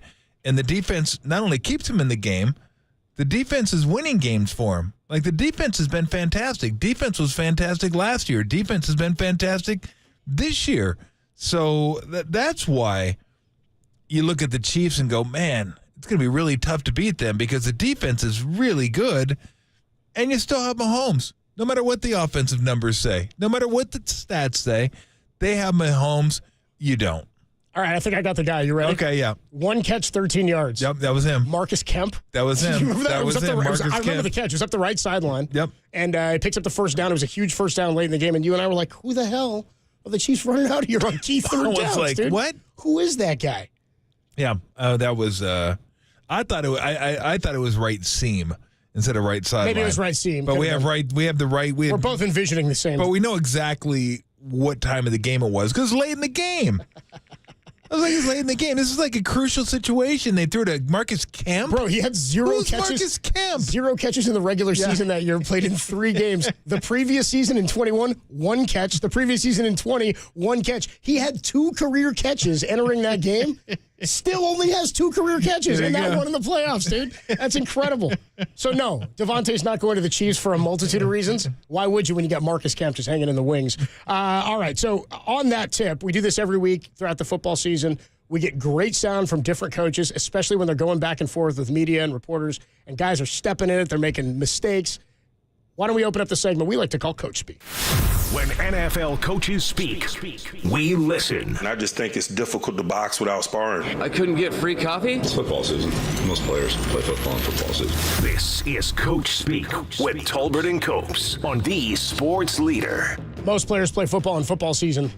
Not yet Christian McCaffrey, though. And by the way, when Kyle Shanahan joined us earlier, he was didn't sound optimistic, though didn't say ruled out Fred Warner or George Kittle for Sunday's game. Yeah, Tim, we're going to get the baseball game on in here? We got it on the wrong TV. With all due respect, I don't want to see Troy and whoever the hell they're playing. Texas State, Bobcats. There you go. Pretty good team. Tech State against Troy. 55 straight days of football starts. Now. Where's our guy Scott Hansen? Not Derek's guy, our guy. Tolbert and Copes with you. Thursday afternoon, some Coach Speak. So we're talking Devontae Adams. Mm-hmm. So the other day, Antonio Pierce, I think I mentioned this to you yesterday, Antonio Pierce caught some heat because Devontae requested the trade and that went public. And then there was an Instagram post out there that said, should the Raiders trade Devontae Adams? And Antonio Pierce, head coach of the Raiders, from his own personal Instagram account, liked it. What are you doing? What are you doing, bro? So here he is having to answer questions about Devontae Adams with the media. This is, I think, yesterday. Could have been Tuesday, but here's Antonio Pierce. Antonio, obviously some developments over the last 24 hours. I'm curious where things stand with the organization and Devontae Adams. And there was also a report about a social media post involving Devontae's status with the team that you'd liked. I was wondering if you could address that. Yeah, Devontae's dealing with a hamstring. He's rehabbing, and the rest of us are focused on Denver. Are you here in the building today? Or? He's supposed to be rehabbing. So yesterday, Devontae went on the Up and Adams show and discussed, I guess, a social media post earlier this week. Is that something that was accidental on your part in terms of liking the post? Or? Yeah, I'm just focused on Denver. Have you communicated with Devontae, and where is the relationship with you? And me and Devontae talk often. Have you talked to him since all of this? I believe that between me and Devontae. Are you concerned at all about this being a distraction? No, because we're focused on Denver. The fact that you're not answering questions about something that's already a distraction is making it more of a distraction. Oh, man. You know what I mean? That's so good. By the way, have you talked? When's the last time you talked to Devontae? Has it been since all this happened? I'm going to leave that between me and Devontae. Yeah. Why is that such a private thing? What is that giving away? Because he hasn't. And by the way, I love the follow up because I asked him twice about the social media post and about liking it. We're just focused on Denver. We're focused on Denver. You can't pull the Belichick when you have nothing to show. Yeah. You know what I mean? You can do we're on to Cincinnati. Can you, they should ask him, can you be focused on Denver and say whether you'd like that? They're not Instagram mutually post or not? exclusive. Like Yeah. you can talk about either of these things. Is not answering this question a business decision? Yeah, right. Yes. Yeah, well, we're going to make a lot of business decisions. Boy, Antonio Pierce. How you feeling, Derek? Yeah, he's shown his true colors from ASU, right, Tom? Yeah. The good news is you're fired. Yeah. That's absolutely right. How long is his contract? 3? I have no idea what his contract was. We got to find out how many years they signed up They for don't this. disclose coaches' contracts. They don't tell you. I know they didn't tell you years. Usually, when a guy signs a new contract, he's just hired as head coach, and we got. We don't know how long Kyle did his contract extension for. We didn't know Farhan was done like after next year until like 2 weeks ago. We were like, "Damn, Farhan's here for 3 more. We got to pay him." I'll tell you what. However long it is, it's probably too long. It's probably too long, no matter what, for Antonio Pierce. I agree. Moving on here in Coach Speak, Doug Peterson, who I don't know what your feeling is on Doug Peterson. When he was in Philadelphia, I was kind of whatever about him. They loved him, and he turned that thing around, Nick Foles and all that, and the Philly special. Like, that was, again, I got no love lost for the Eagles, but that was a cool run in terms of what they were able to do. Tom Brady throws for 500 yards against you in the Super Bowl, and you still win. Pretty incredible. Then the Eagles built a statue of him calling the Philly special to Nick Foles outside of their stadium, and then they canned his ass. I was like, the guy's still coaching the league. You have a statue of him outside of your building. I got more affection for him after he left Philadelphia. And then he went a year where he didn't even get an interview and didn't maybe he wasn't open to one, but before he signed with Jacksonville, I thought, what is wrong with Doug Peterson? And then shows up there and kind of turned things around as the professional guy following Urban Meyer. Now there's some issues with him because Jacksonville's not playing well. He's asked earlier this week about taking over play calling because now he's calling the plays after their loss to the Texans. Here's Doug Peterson. Is there any chance you take the headset over just to change this thing up? For what? I thought he called a great game. We as coaches, we can't go out there and make the plays, right? It's a two-way street. So, you know, you guys can sit here and point the finger all you want, and that's fine. Point it right at me. I can take it. Okay? I can take it. So, whatever you want to ask me, say, whatever, write, go ahead. You did tell us at your introductory news conference a couple of years ago, if it's not working, if it's not in rhythm, whether it's your plays or not, then you hand off the play calling. I mean, is it just one of those, maybe it's just a voice, a confidence? You guys were cooking when you were doing it. It looked like in 22. Yeah, sure. Okay, I'll take it into consideration. So I guess he's not play calling, sure. but he's like, no, sure. I'm not going to take it over. So more from Doug Peterson here. He's getting a little chippy. He was also asked, by the way, earlier this week about losing the locker room. And he adamantly was like, I didn't lose the locker room. I haven't lost it. I was like, sounds like what somebody who maybe lost the locker room might say. I don't know if there's any truth to that. Here's more. This is later in the week. This is more recently from Doug Peterson. He was asked about the passing offense and Trevor Lawrence's struggles. Here's Doug Peterson. I do like the fact, even though we may not be connecting on everything, I do like the fact that we are getting guys open down the field. Our explosive passes. You know, we obviously get. We missed our fair share yesterday, and it hurt us. But getting BT open down the field and Christian yesterday, and you know we had Gabe a couple times these last couple of weeks. I mean, that stuff is very positive. Now, do we have to improve pitch and catch better? Yes, we do. I want Trevor. You got to put the ball in his hands, right? He's our guy, and you got to put the ball in his hands, and we're going to continue to trust him. I'm going to continue to do that. So the next play, we throw it again, but he was high to Gabe. So these are all lessons that he as a player has to understand, right? And the adversity that's going to come with, oh, shoot, I just missed that one, but coach might dial up another one on this play. Let me make that. You have to kind of flush the first one to make the next one. And so he's seeing the field well. We're just not hitting. Okay, so there's a sweet spot between that and Antonio Pierce to answer a question, I think. Yes. He probably just kept going too much there. No, I mean, you got to flush the last one. By the way, Lawrence, 0-4, by the way, are the Jags this season. Since all of this. I believe that between me and Devontae. 53.5, lower than that, 53.3% completion percentage. Only 4 touchdowns to 1 pick, but really it's the 6 yards per attempt and the 53% completion percentage. It has been abysmal. Sometimes more is less. He's like, we're just going to keep going to him. We're just going to keep feeding our guy. Or we're going to ride him. Who's the backup there? Who's the number 2 guy there? I think it's Mac Jones. That's right. It's Mac Jones. Mac Jones and me. That's no good. No. Tough deal. Moving on here in the coach speak. All right, last one, John Harbaugh. Love when we get a Harbaugh in the coach speak. Sure. It's not Jim Harbaugh. It's barely John Harbaugh. Their father, Jack Harbaugh, wandered onto the podium and the stage after the Ravens win before John got up to speak. Here is John and Jack Harbaugh. All of you, who has it better than us? No! Wait a minute. That's quiet. Press score. You got no enthusiasm. Press score here. I'll be with you. Want to try it, Chad? You want to do it? I'll just you say it. I'll say nobody. Okay. Who has it better than us? Nobody! I said nice. I was ready for the bottom. I'm not disappointed in you. You see what I have to deal with every day. That's okay. I appreciate you guys. Thanks, Dad. Sit down there. He's leaving. We're so disappointed in you guys. That was fun. That was a blast. That's your delivery is a little different than Jim's. Yeah. Who has it better than us? Yeah. Nobody. Yeah. Of course, he did it in front of the press. Yeah. It's like the press corps is like, are we supposed to? Like, we're supposed to go nobody, or what are we doing here? Yeah. What's the bit here? Who has it better than us? The cadence on it is so different than Jim Harbaugh. Because Jim Harbaugh's like, who That's was better it? than It's like one big, he does the who and then the space. Man. Yeah, Do you think they do that at Thanksgiving? I bet you they do. He's not cutting until the whole, like every grandkid yells it back. You know what I mean? Absolutely. Mandelbaum. I imagine they're like the O'Doyles in Billy Madison. Like the family just riding around yelling stuff.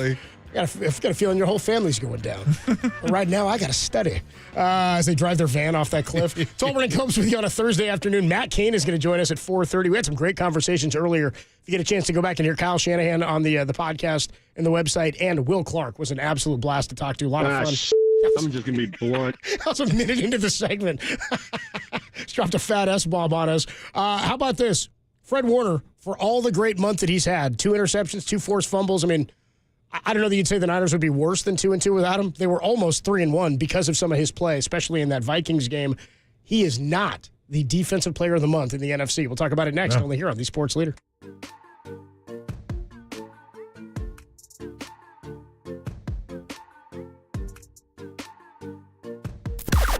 Now, from the O'Donnell Financial Group Sports Desk. Learn more at ODFIGroup.com. O'Donnell Financial Group, because planning is a process, not a product. Ian Rappaport reports the 49ers could be one of many teams who have inquired about the Raiders receiver Devontae Adams. It might happen.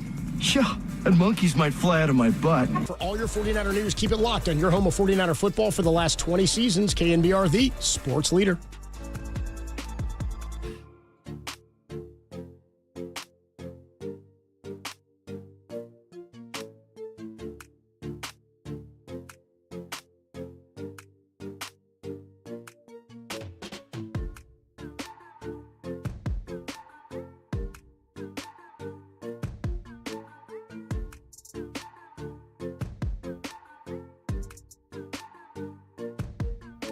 Hey, everybody. Mr. T here for Xfinity. I love messing with Tim. It is just, it's fun. It just gives, I'm the only one that enjoys it, but oh, do I enjoy it. By the way, you know how many devices are in your house right now? Connected to Wi-Fi? Thirsting for high-speed Wi-Fi? The gamers, the streamers, downloading, working, going to school, whatever you're doing, everybody wants the same Wi-Fi, and that is high speed, blazing fast, reliable Wi-Fi. That's what you want.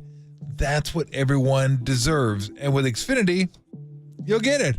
Not just for the 15, 20, 25, maybe 30 devices in your house that are running all at once. You could have a party with hundreds of people over there.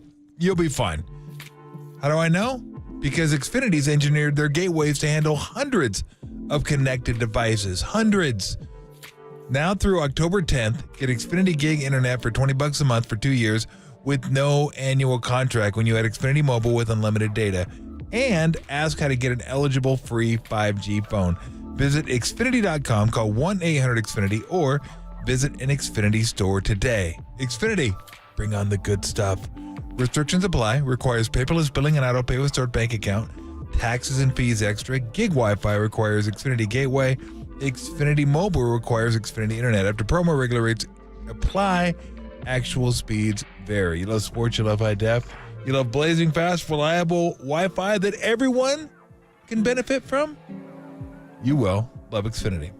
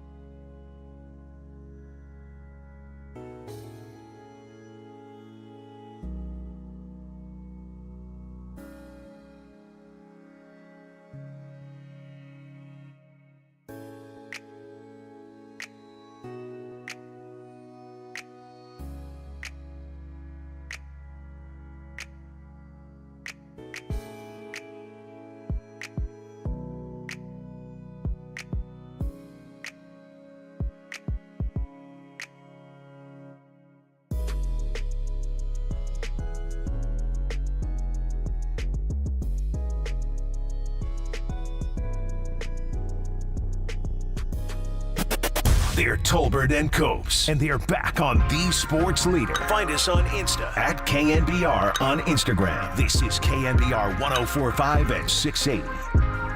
Fred Warner's got to be the defensive player of the month, doesn't he? Well, aren't there some guys who have like crazy stack numbers? There's some there's some big sack. I think Hutchinson has big numbers. Yeah, and his pressures are insane at this point. I mean, didn't he he had a whole bunch of sacks in one game, and those things often kind of skew towards sacks. Sacks and interceptions are probably the first two categories that people look at. Well, Fred has the picks. He has 2 picks and forced fumbles. He has three forced fumbles. Somebody with some really ginormous numbers would have to be the person who gets that nod over Fred Warner. But I would say this, Tom. I would say if Fred Warner is named the NFC Defensive Player of the Month for September, he gets no argument with me, you, or Copes. No, but see, now I'm miffed. Because not only did he not get it, but it did go to Aiden Hutchinson. Yep. Aiden Hutchinson wins Defensive Player of the Month. It's not Fred Warner. Now, the Lions are 3-1, are they not? Correct. So, part of it there, if the Niners win that game against the Vikings, he may be it. Maybe. I mean, because that's a game that then you look at and you go, that game was won because of what Fred Warner himself did, which it's tough to say a defensive player wins you a game like that, but he forced 2 fumbles in that game. He's forced 3 fumbles on the season. He's got, 4 pass deflections on the season now. He's got a touchdown, 2 interceptions. The difference is here, Aiden Hutchinson has 6.5 sacks in 4 games. That's a lot. That's massive. That's a lot. Now, the one catch to that, and this is why I think he may get it, if the Niners are 3-1, maybe Fred Warner does, is 4.5 of his 6.5 sacks came in one game. Pretty impressive. Yeah. And just because your tallies go up in one game doesn't mean you've had a bad month, because he clearly was impactful, and his pressures, as I mentioned in that cut we played coming back, have been problematic for opposing offensive lines and opposing quarterbacks. I do think it's fair in that they're a 3-1 team. they're not 3-1 without what Aiden Hutchinson's been able to do. The Niners are 2-2, and again, if they were 3-1, I think you'd say, yeah, Fred Warner, one of those wins hangs on him. They maybe win these other 2 games without Fred Warner anyway. Hey, the Jets game was key in getting that. I know they got a field goal out of it when he forced the fumble on Breece Hall early in that game. So I'm okay with it. I think it's fair. I think Aiden Hutchinson's deserving of it. Yeah. I just do wonder when you look at like one big game for somebody and you go, he's had the best month. It's just that he's been fantastic. That D-line's been incredible. Yeah, look. There's no wrong answer. No, there isn't. It just recognizes Fred Warner as having one of the best months. And they're 2 of the best players on that side of the ball in the NFC. So, yeah, you put up those kind of gaudy numbers. But again, Warner's numbers are pretty gaudy. I don't think I've ever seen that before. I'm sorry. I'm watching the Brewers-Mets game. A bunt that ricocheted off the bat into the umpire's helmet. It just drilled him right in the face. Did he get stuck in his mask? No, it didn't get just stuck. hit him. It just ricocheted. It was like ping, ping.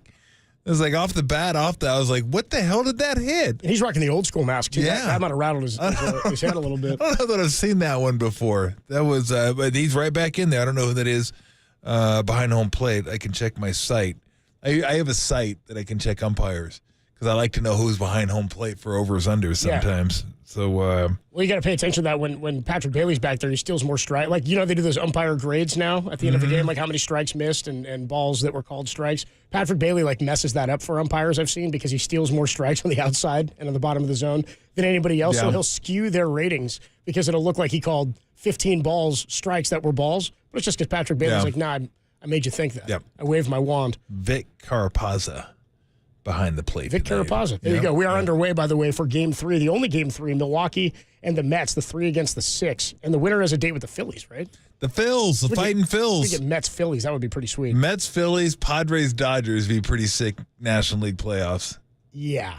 And as Will Clark told us earlier, I said, I think I know the answer to this. Who are you rooting for, Padres or Dodgers? Well, it ain't the Dodgers. I actually feel good about the Padres winning the series. Yeah, so they stayed hot through those first 2 games, too. Just sweep Atlanta quickly and then take care of business against a team you know. I do wonder, is Musgrove going to be okay? Because he had that elbow last night. I'm not sure exactly what the diagnosis. I didn't check back on that to see what the diagnosis was on that. Obviously, that would be an issue for them. Probably their best 2 starters are probably King and Cease. Yes, those are kind of like their 2 guys. And their bullpen's good, but the Dodgers, I have no idea what they're going to have after Flaherty and Yamamoto. I don't know. Who's their 3rd guy? Do you trust Yamamoto? I mean, he's been okay since he's come back. Flaherty's been fine. Flaherty's been good. So, I don't know. That's a good question. I don't know. That's what they're going. They're going Flaherty and Yamamoto in Game 1 and 2, and I don't think they've announced the Game 3. I have no idea who they'd even be who they're even thinking about starting. Like you look at the Dodgers, you're trying to find you go to stats, right? You go to games started. Flaherty 28, Stone 25, he's gone. Glasnow 22, he's gone. Yamamoto 18, maybe Buehler.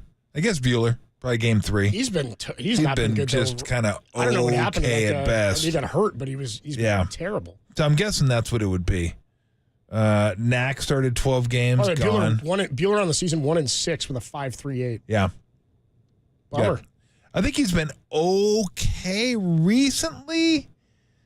Last game, 5 innings, 1 earned. The game before that, 5 1/3, 4 earned. He's the game before that, 6, 1 earned. He's not doing what he used to do, which is strike tons of guys out. No. Get a lot of swing and miss. He's 1.55 whip on the season. Yeah. And he only had 64 strikeouts and 75 1/3, which is uncharacteristic. Yeah. Because he's a flamethrower, strikeout kind of guy. Had that big hammer. I mean, you figure last year he led the Dodgers, 3 years ago actually, in 2021, led the Dodgers with 33 starts and had a 212 strikeouts and 207.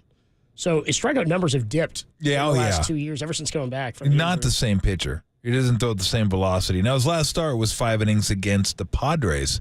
Gave up 1 earned run. So that I would imagine that's going to be your Game 3 starter.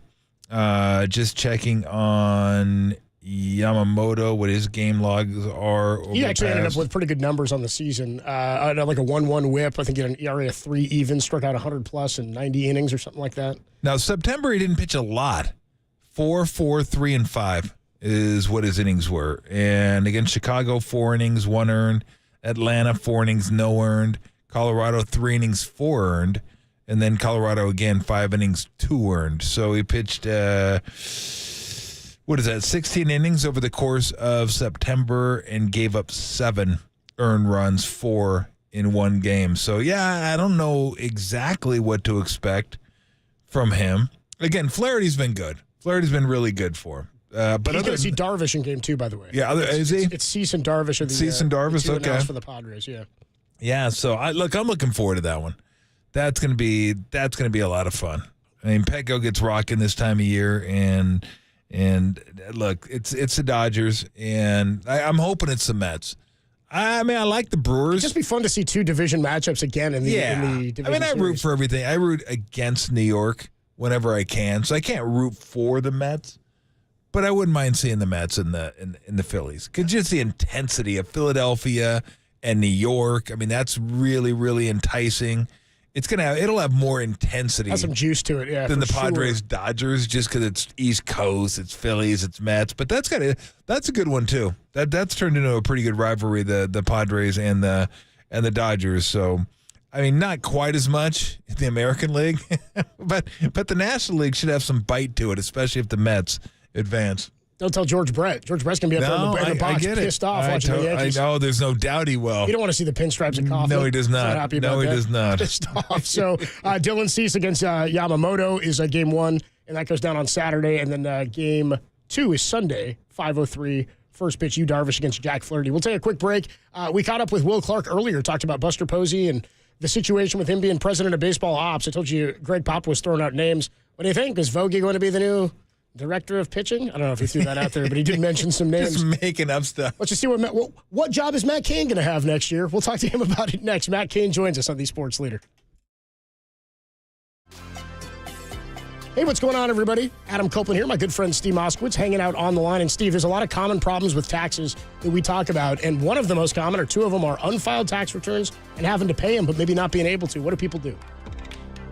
They should call us. Those 2 problems oftentimes go together. And the bottom line is most people don't file returns because they owe money and they don't have it. Or maybe you did file the returns, but you don't have the money to pay the taxes. Or the IRS sends you a bill and says, you owe $1 zillion, pay up. The bottom line is it is a crime not to file a tax return. Just last week, we spoke to somebody new who just hadn't filed for 2 years, and the criminal people came knocking on their door.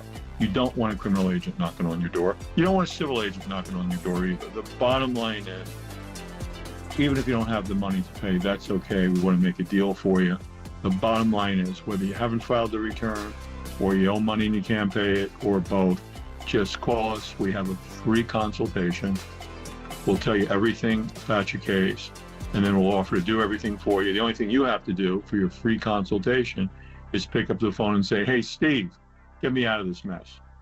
Let Steve Moskowitz take care of it for you. He can help. 1-888-TAX-STEAL, or find him online at moskowitzllp.com.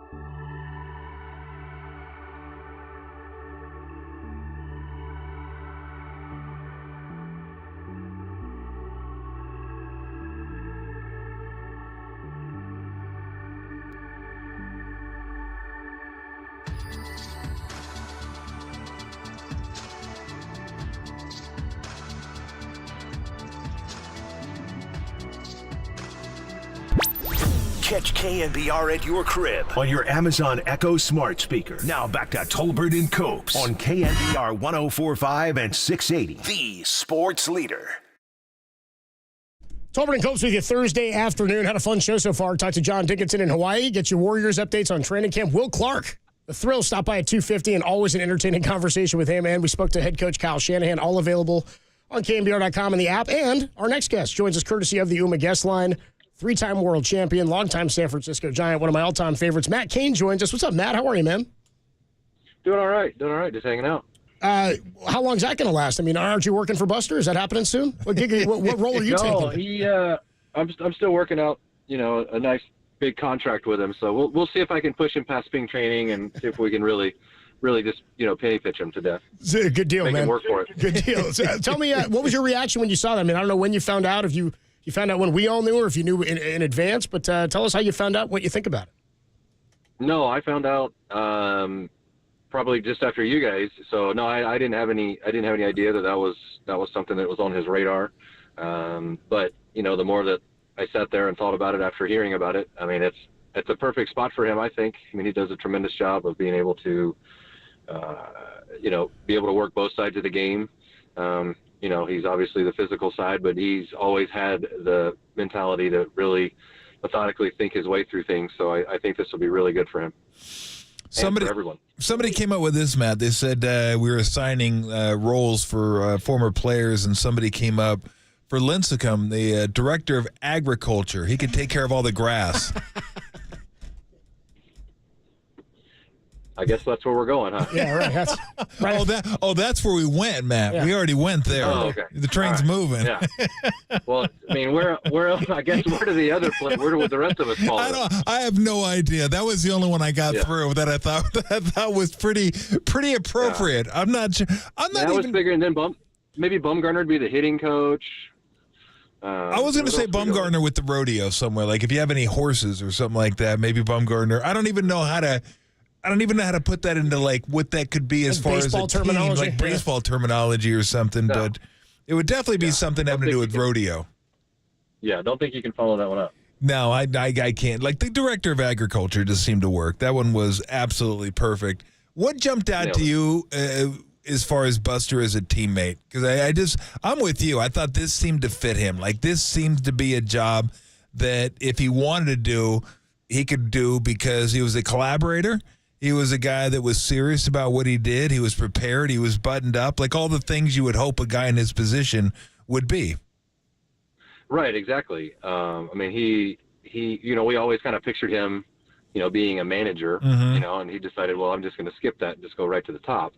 But no, I mean, it is Buster. I mean, he as a catcher, he was probably like one of the most formal catchers that you'd kind of be around. I mean, I guess another one I would think of would be Joe Mauer, just kind of like proper and straight, like, like you're saying, like buttoned up, nice tie and everything. And that is perfect. And I think it is. I think it's a perfect situation for Buster to go into. And I'm excited to see, how he can, kind of express the way that he thinks the game can be played and can be distributed through the whole organization. Yeah. Talking to Matt Cain, nice enough to join us on the UMA guest line. When he showed up I guess he came up late 09, but in 2010 when he comes up in May, because we were talking the other day about how he was a lot of times the backbone, or felt the whole time he was there that he was the backbone of those championship teams, and that he had like sort of a veteran air about him, even when he showed up as a rookie. Is that true? Did he contribute tons to that culture and that stability of what that team and those championship teams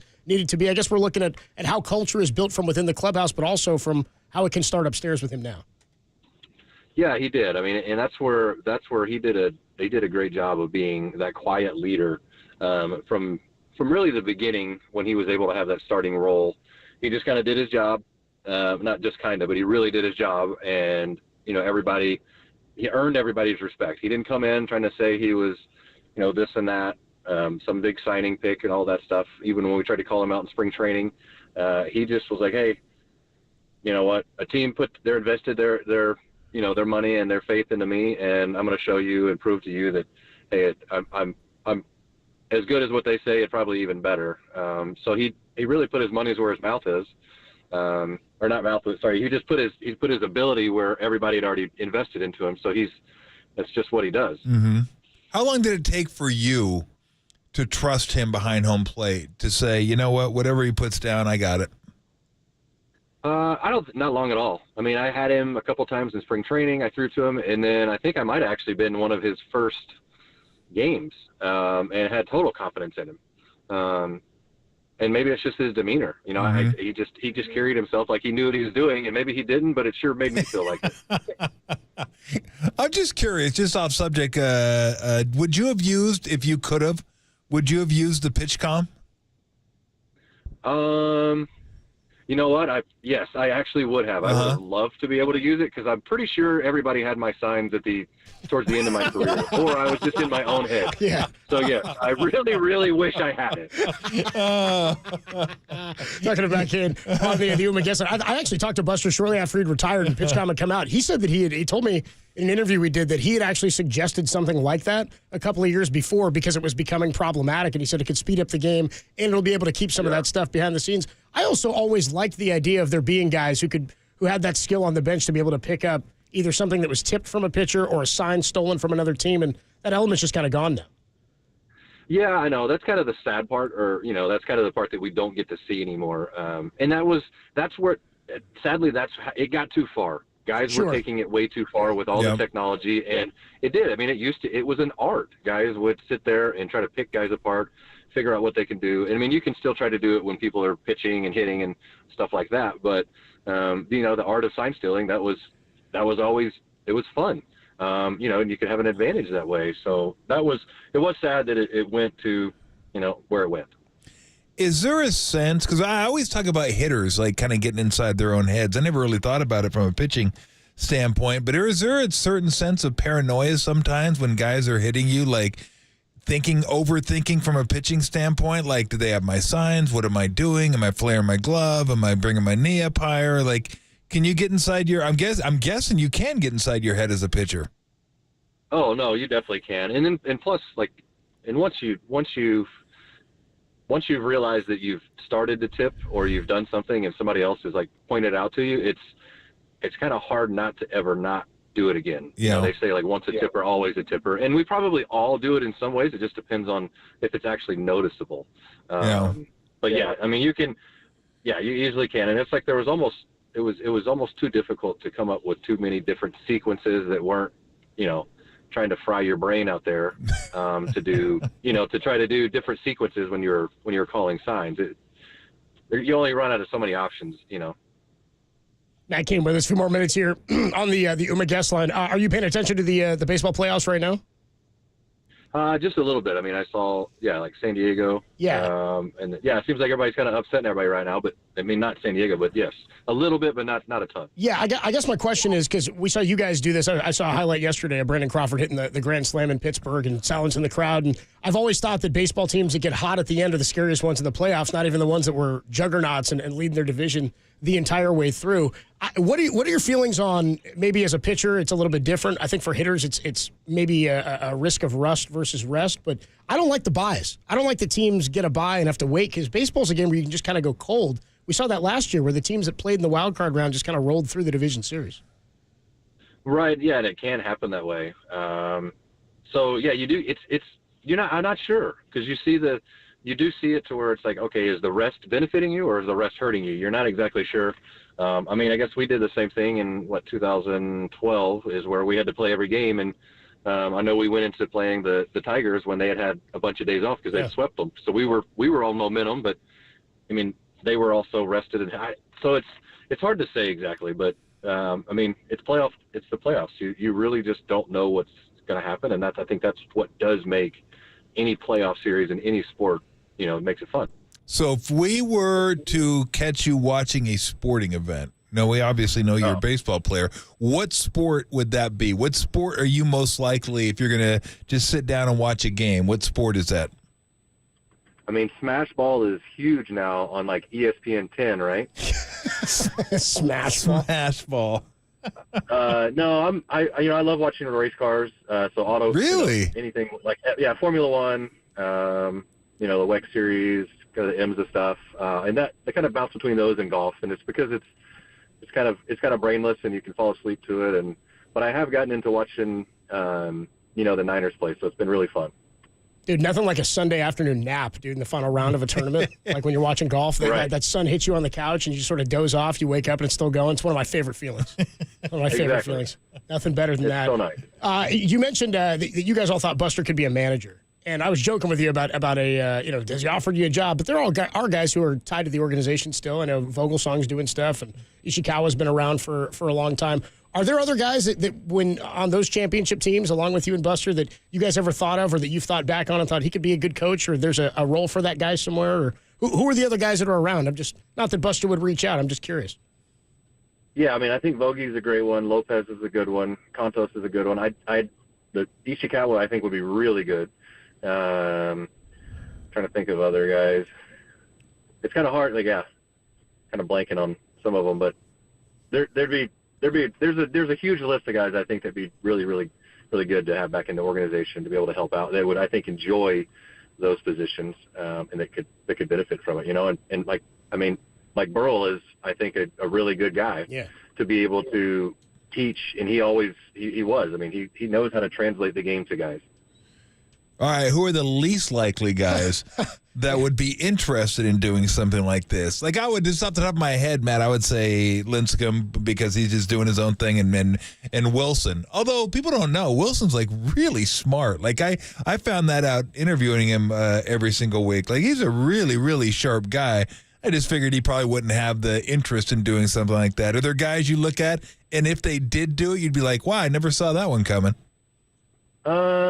No, I don't know. I don't want to run the bus over anybody either, because you never know. Because like you're saying, you're just not exactly sure. And but I think, I'm not sure on who would be surprised, because you never know what'll pop up. But we can make the joke, Jeremy. Yeah. That's what we were just going to go Affeldt now. Yeah, Affeldt. We can crush everything with that. No team can sign Affeldt for sure.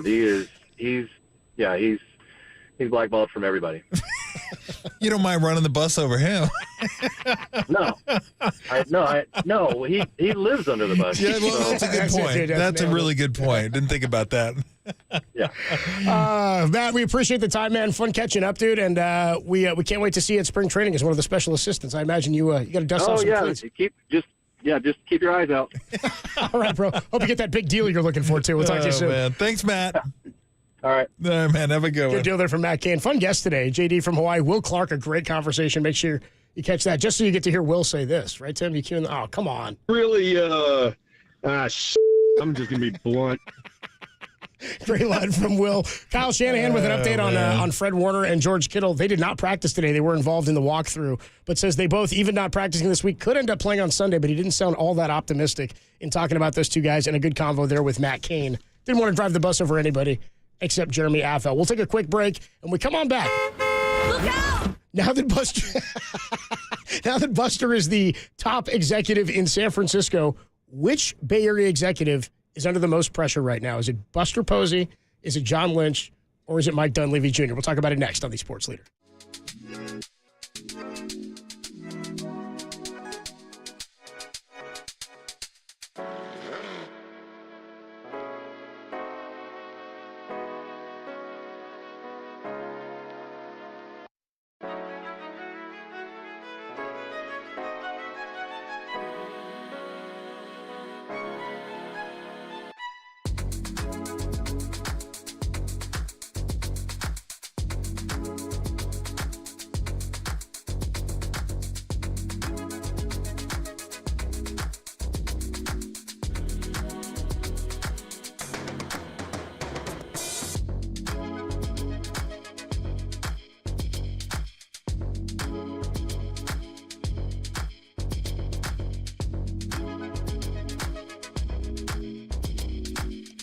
Steve Young joined Tom and myself yesterday and admitted Brock Purdy is doing things this season he didn't know he could do. You can listen to that podcast up now, KNBR.com and the KNBR app.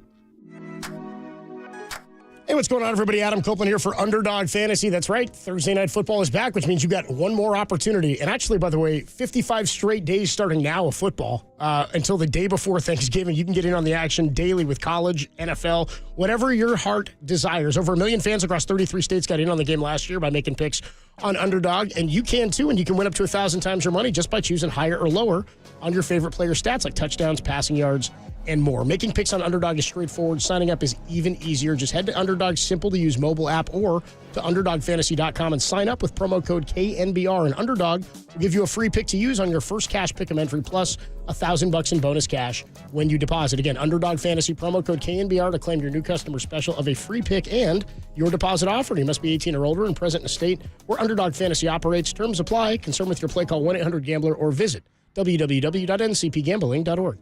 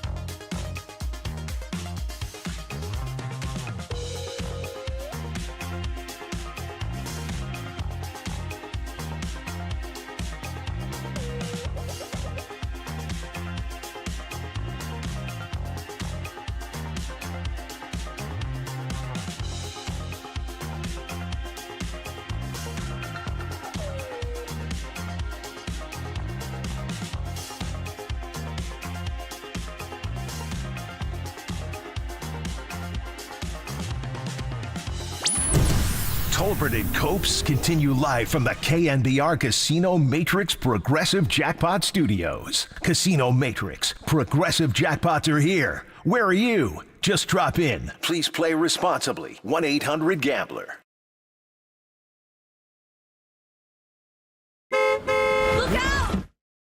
Tolbert and Copes with you Thursday afternoon. Tom and I have a fantasy game against each other kicking off just a little bit. Yeah, I think we have at least one participant, maybe.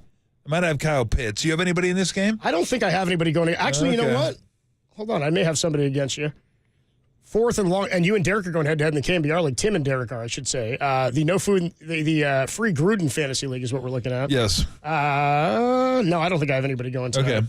Very good. I'm getting banged up, dude. My team is getting hurt. Xavier Worthy. Stop, come please. on, I don't want you to. I'm like undefeated. I'm like, oh, my team. Please, By the yeah. way, there's like 4 4-0 teams in our league or something. I know. It's incredible, Yeah. the discrepancy in talent at the top. So the great part about our league, especially when you're 1-3, is there's 8 teams that make the playoff. Only 4 of you are sitting on the outside So looking good. in. So, but you're toying with a. We got who is it tonight? It's the Buccaneers and the Falcons tonight, and so you have Kyle Pitts potentially going to go. Kyle Pitts. I also have Evan Ingram, and he's questionable. He's been limited in practice today and yesterday. So I can roll the dice, hope he plays Sunday, and not play Pitts, who's been brutal this year. Every year. Yes. If he doesn't play, I'm screwed. I get a goose egg at 0, which basically is what I've been getting anyway. I think last week I had Gesicki, 0.1. 0.1. I That's played 1 yard. I played my buddy Bergie. He had Andrews, 0. Our tight ends combined, 0.1. So I could take Pitts and put him in the lineup and do what my tight ends usually do, which is nothing. Or I could start him tonight and hope he plays well and not worry about Ingram. Or I could just say, you know what, I'm not going to start him and just roll the dice with Ingram and hope he plays. But I don't know. I'm probably just going to start Pitts just so at least hopefully I get a point. I don't know what he's going to get. I was wrong. You are seeing Godwin tonight. I forgot. You are seeing Chris Godwin. I am? I've got him out there. Yeah, I've got him. So Okay. You're going head-to-head with Godwin tonight. My tight end's out today this week, too. I got Goddard on a bye. So you're seeing the big Schultz. Dalton Schultz is my guy. Yeah, Timothy Dalton Schultz. That's where I'm going. Oh, my gosh. Dalton Johnson Schultz. We can go a whole bunch of Daltons. Yeah. Tolbert and Copes with you Thursday afternoon. I do want to get into what I teased a little while ago. Now that Buster is taking over as the main man in charge with the Giants, like relative to Dunleavy and to John Lynch, where does he fall pressure-wise in the eyes of Bay Area fans? And I know we've done this before. We've talked about the same discussion with Farhan. But with Farhan, it was a different pressure because he'd been here. He'd not had great success. Contract was a situation. We talked about whether or not they could continue on this path. Is Dunleavy still the number 2 in terms of pressure because of Steph? Or are the expectations just not what they were, so the pressure's not as high? Because I think I would go Lynch 1 because it's win Super Bowl now. Yep. And then I think I would go Buster 2 because there's all eyes on him to turn around the organization from a front office perspective relative to how he did it as a player. But maybe for me, it's just because I don't really buy the Warriors as championship contenders. The pressure isn't all that big. Where do you put Mike Greer? Mike Greer Sharks? Yeah. Celebrini day-to-day, by the way. Here comes the Cole. Here, they probably have a couple more years there because they were building. I'm going to put Lynch 1. Yeah. I'm putting Dunleavy still number 2. Yeah? It's still the Warriors, right? And I think Joe Lacob's mentality is, hey, we're competing for championships. That's what we're going to do. And the fans think that's what they should be winning still. So I'm going to put Dunleavy number 2. I'm going to put, I guess we only have 4 teams now, don't we? Yeah. Wow, that's crazy. We used to do this occasionally. We'd have like 6 teams to talk about. What did you want to say? Where Forrest fell in? Like, what are we going to do? Where does Dave Forrest fall on this we have list? 4. I'll put Greer 3, Buster 4. I don't think Buster has any pressure at all. I don't think he has any at all this year. I think this is like the honeymoon suite period here. Mike Dunleavy. Everybody's just happy that Buster's here and they're good. Now, it could come on quick, but I think going into this year, I think he probably has the least amount of pressure on him. And I still wouldn't rate Greer all that high either, just because of the Sharks and the rebuild. And I think people understand the youth there, and it's probably still going to be another year or so. You know it's a process. I think they're fine. I would put him last generally, but everybody loves Buster so much that I think he's 4 to me.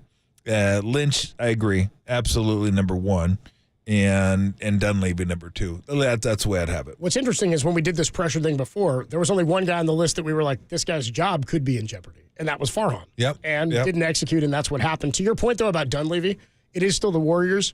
Does he have added pressure still to fill Bob Meyer's shoes, too? Because really, it's not just about the wins. It's about he's got Bob Meyer's shoes to fill, and he's on a bit of a clock with Steph and with Steve. Yeah. Right? So there is added pressure to win while they're still the guys that they are with this organization? Yeah, I think so. I mean, look, a lot of it's going to be about his relationship with Joe. And I think he has a good relationship with Joe, so far as I know. I know Steve likes him. Steve gets along well with him, so I think he's well liked inside the organization. But when you've set the standard that Bob Myers has been a part of setting, and you win all those championships, again, that's going to be the goal. And the one thing I know about Joe Lacob is he does not look back. It's all forward. Hey, we won a championship. That's great. Let's do the parade. Say light speed behind. How do we do it again? Yeah, light speed ahead. Yeah, we're exactly. Not going behind, we're not going back. Now where are we going? Where are we heading? How can we do it again next year? Like that's just the mentality. So, but in all honesty, as far as job pressure, I don't know. I'd still rate all of them really low. I don't care what the rules are. Yeah. As far as job pressure.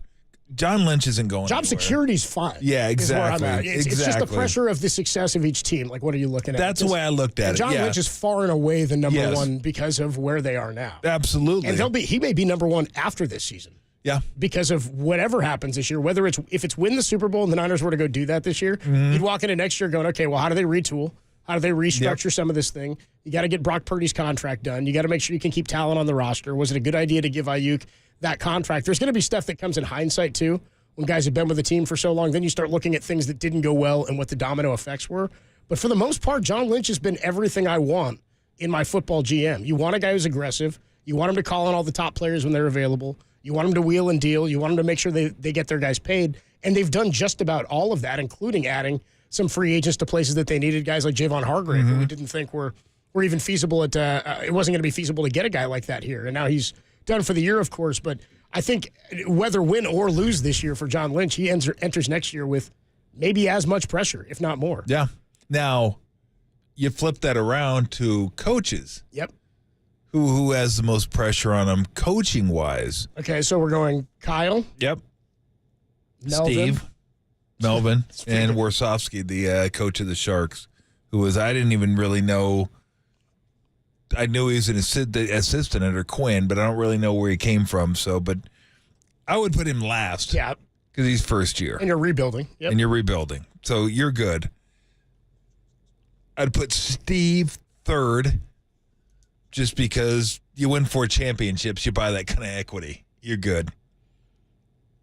I put Kyle next, and then I put Melvin top of the list. As pressure. Yeah. Well, he's a for the lack of a better term, a lame duck manager. Thank you, John Shea. He doesn't like that. He doesn't like that term. No, he used it. I didn't like it. He didn't like it. You said you didn't like it. John Shea is the one that used it.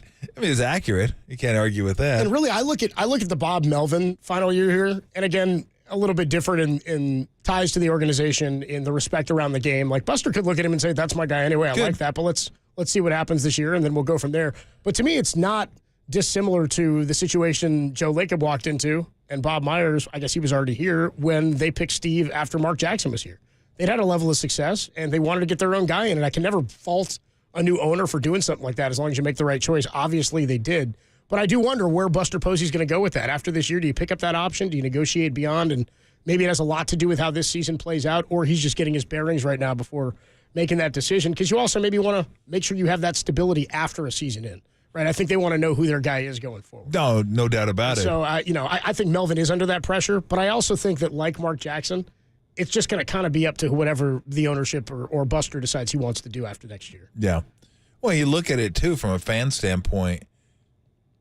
You think they're going to blame Buster after a year? I'm not. What, you think I am? Nobody is. It's going to be all Melvin. It's going to be me? No, I'm not going to be the guy. It's going to be on Melvin this year. So, yeah, there's going to be a lot of pressure.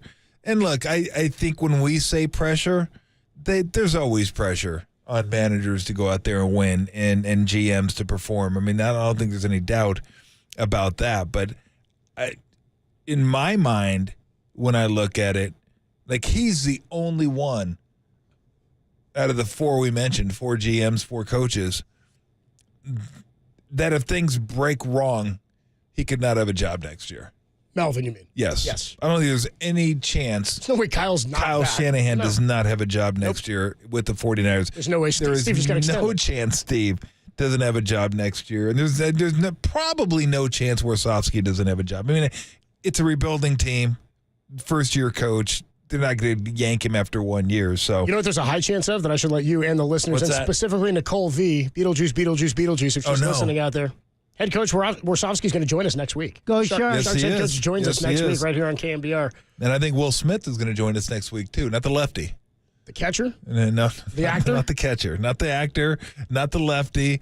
The hockey player. I'm out of Smiths. The hockey player. Nice, good deal. Yes, So thank you get your puck talk next week as we get ready to kick off the start of the NHL Yes. Go season. Sharks. It's not Beetlejuice. Good movie, but I saw it. You saw the second one? I liked it. I did. I liked it. I thought it was really good. I just rewatched the did first one a enjoy couple weeks ago. Did you? Thought it held up pretty good. Yeah. Michael Keaton's incredible. He's so good. Like, he's just so good in that role. He's so good. I went to the theater. There's only about like 5 people there. It's like the end of the run. I was like, oh, this is nice. Sneak a couple beers in here. We're good to go. No, I didn't do that. Of course, I didn't do that. No. I didn't have to sneak him in. I knew the guy. So we're good. So thank you. He stashed him for you under the chair. He's like, what row are you in? You I'll have him under the seat. Put him on ice for me. It was incredible. Yeah, it's a good point, though, in that I don't think any of the front office guys are at risk of losing their job, and there's only one of the 4 coaches who maybe is on the hot seat for this year just based on situation with the organization and that he wasn't picked by the current regime. Yeah. Right? So, it's I'm curious to see how Buster fills this thing out. I will say this because you're like, is there any chance that after this year anybody looks at it and goes, this is Buster's fault? Only way that happens is major contract signings that don't work out or don't look good after this year. Mm-hmm. Right? I mean, you give a big contract to somebody who shows up and lays an egg or it's bad. There would be questions that would be eyebrows raised because I still am of the belief that he's going to have to find success in a handful of areas over the first few years and see actual growth and progression, much like we did with John Lynch. And I think that's why, of course, they have all these appearances, NFC title and Super Bowl, but within 2 years, they were a playoff team, right? He shows up in 17, then 18 happens, and 19, you go to a Super Bowl. Yep. So I'm not saying the Giants have to be in the World Series in 2 years. I'm saying you've got to do more things right than you do wrong, and there has to be tangible progression for the roster and the organization. Otherwise, people are going, it's still, what have you done for me lately? Even though you're Buster Posey, you got to figure out a way to turn this thing around. Sure. Yeah. But he's given a long leash and a benefit of the doubt from the fan base is the point. Correct. But at some point, you want results. You don't really care who the person is. It's all about the laundry winning. And there's no guarantees that you can be really smart and really diligent and really competitive and it's going to work. There are things that are going to be outside of your control. You're dealing with humans. You're dealing with players. So it's just, you do the best you can. You hopefully you're surrounded by really smart people that make sound decisions. And if you make enough sound decisions, then those are going to work out. Just on average, they're going to work out. Not all of them, but more often than not, they're going to work out. And that's kind of what you're banking on, what you're hoping, that you put a group in place that can do that and give the team more chances to be successful with some of these players.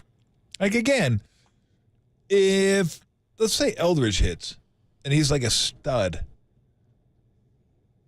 does that make Farhan's a regime look a little more respectable if he's a top 10 guy in MLB, drafted him, develop him, and all of a sudden this guy's in the big leagues? Well, I don't know, because the same thing could be said about how, and again, he's got to be that level of player, like the superstar of the team. Yeah, that would make you feel different, because I do think people in the last year, remember, were like, well, Bobby Evans drafted and found X, Y, and Z. Ramos. And I say, and what I would say then is now it's a little bit different when a guy's in the higher levels of the minors. Like Eldridge went through 4 levels this year, and he's going to likely open next season at AAA, and they'll see what he's capable of doing. Maybe he gets an invite to spring and just give him a taste of it and see what happens. That's what happened for Buster, I believe, in 2009 before he came up late in the year. But when a guy is in the lower levels, like Luciano was and like Ramos were, we knew that those guys were potentially coming. And I said, you still have to give credit for whichever guys are there helping develop and making the decisions to get them to the majors. Mm-hmm. But I don't think one guy like that, and while it could, unless he changes the fortunes of the franchise, right? Like if he's the ultimate superstar player, maybe you look back and go, oh, Farhan, he tabbed one right. He also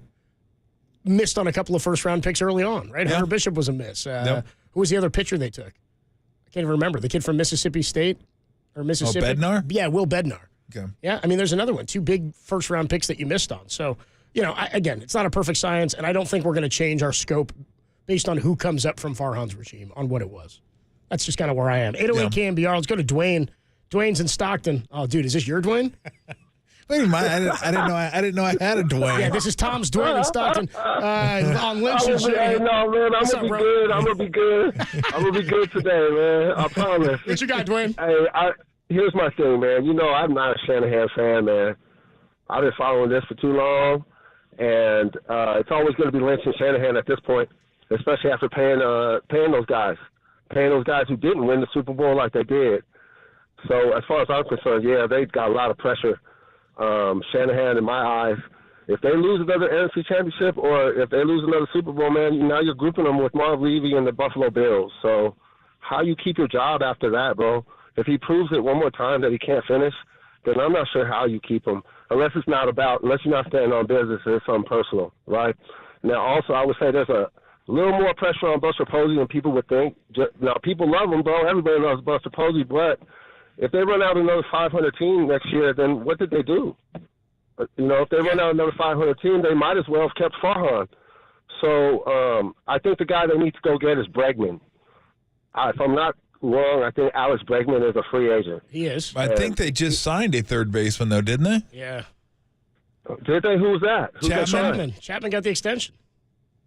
Can't you have Bregman at DH or rotate these guys, or maybe have Bregman at first or something?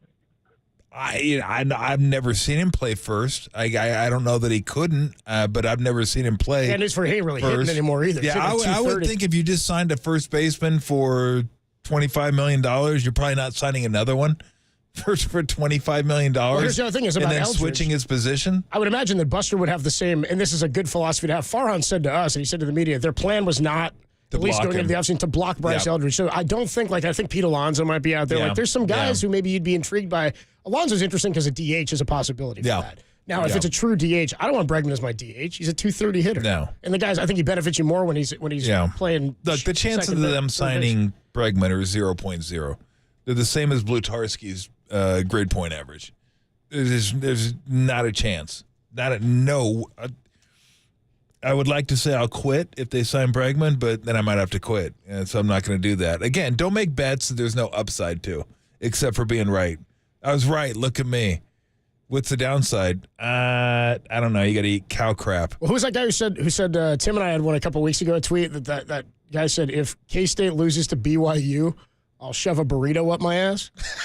I think it was a 7-layer beefy burrito. Dude, BYU won, too. We were just like, why would you put this on Twitter? Yeah, there's no upside. Tim showed it to me during Niner pregame. What's the upside? I was like, wait. 0.0. The upside is my Wildcats win. That's there was a Florida State one, too, where Florida State lost to somebody. I forgot who it was. Memphis, maybe. And somebody said, if Florida State loses, I'll do whatever it was they said they'd do. Something ridiculous, of course. And they lost. And then everybody's coming for his head. Like, you said you'd do it. You said you'd do it. I was like, yeah, he deleted his account.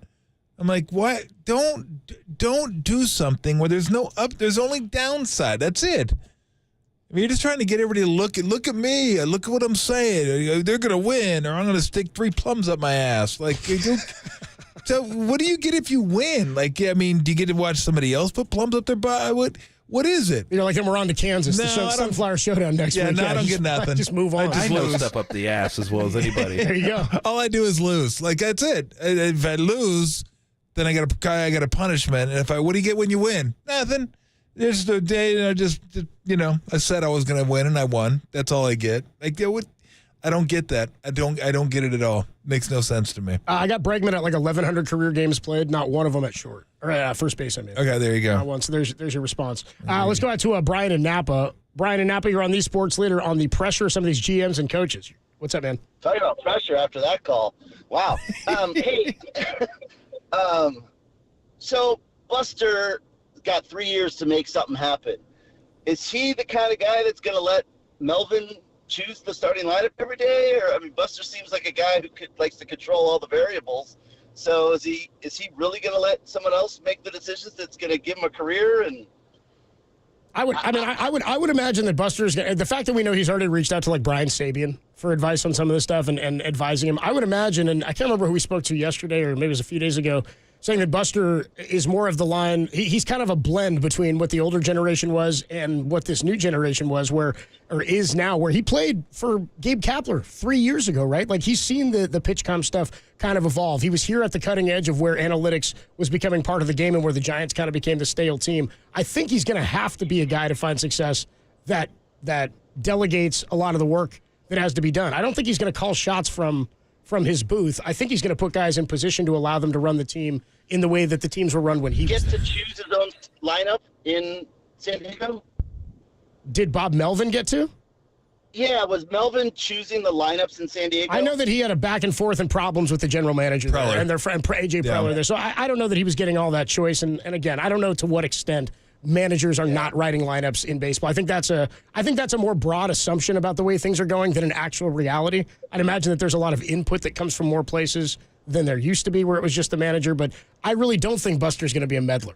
I don't get the impression that that's who this guy is, and I can't imagine that they would go with somebody else who was the same type of tinkerer right after that didn't work. Tinkerer just met her. Appreciate the call, Brian. Thanks so much, man. Tinker Soldier Spy? Tinker Tailor Soldier Spy. Tinker Tailor Soldier Spy. I always get that one wrong. That's a tricky one. Tinker. Good movie, too. You're more of a Lemony You ever see Snicket's that guy. movie? Yeah, I saw with Gary Oldman. Gary Oldman, yeah. I was gonna say, very good. I was going to say with Commissioner Gordon. I don't know why I always... Commissioner Gordon in that one, too? Remember? Wow. Oldman is Commissioner Gordon. Oh. That's funny. You could be the Dark Knight. So we don't have to. Oh, Tolbert and Copes with you Thursday afternoon. We still have some time. By the way, the Game 3 between Milwaukee and the Mets, scoreless right These now. are the best type of games, too, when you're Bottom of just the fourth. waiting for someone to score a run. Runner on third, 2 away right now. Everything is nerve-wracking in playoff baseball. It's very tenses. It's very tenses, dude. Tolbert and Copes with you on a Thursday. When we come on back, we've got a sound soiree, some of the best sounds from across the sports world you might have missed. Scoot Henderson checked in on what he learned from his rookie season. He's the face of the NBA, right? Wasn't that what Chauncey Billups said last year? He was like, yeah, he could be the Not face. that I know of. Remember, we were like, I don't think that's what he's going to be. Tom Brady calling a 49er game this weekend. We'll get into some of that. And we've got some of the best of John Gruden from his YouTube channel. I'm stoked to hear some Gruden. The Sounds Foray is next on the Sports Leader.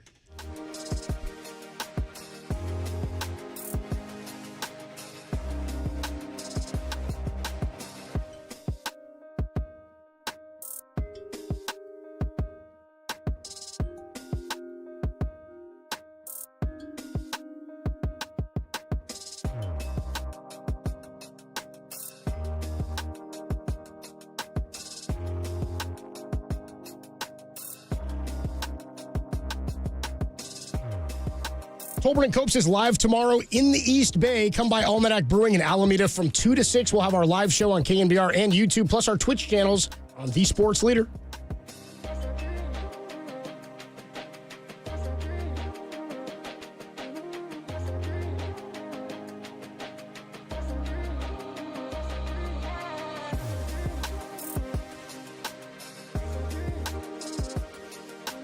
You know how many devices are in your house right now connected to Wi-Fi?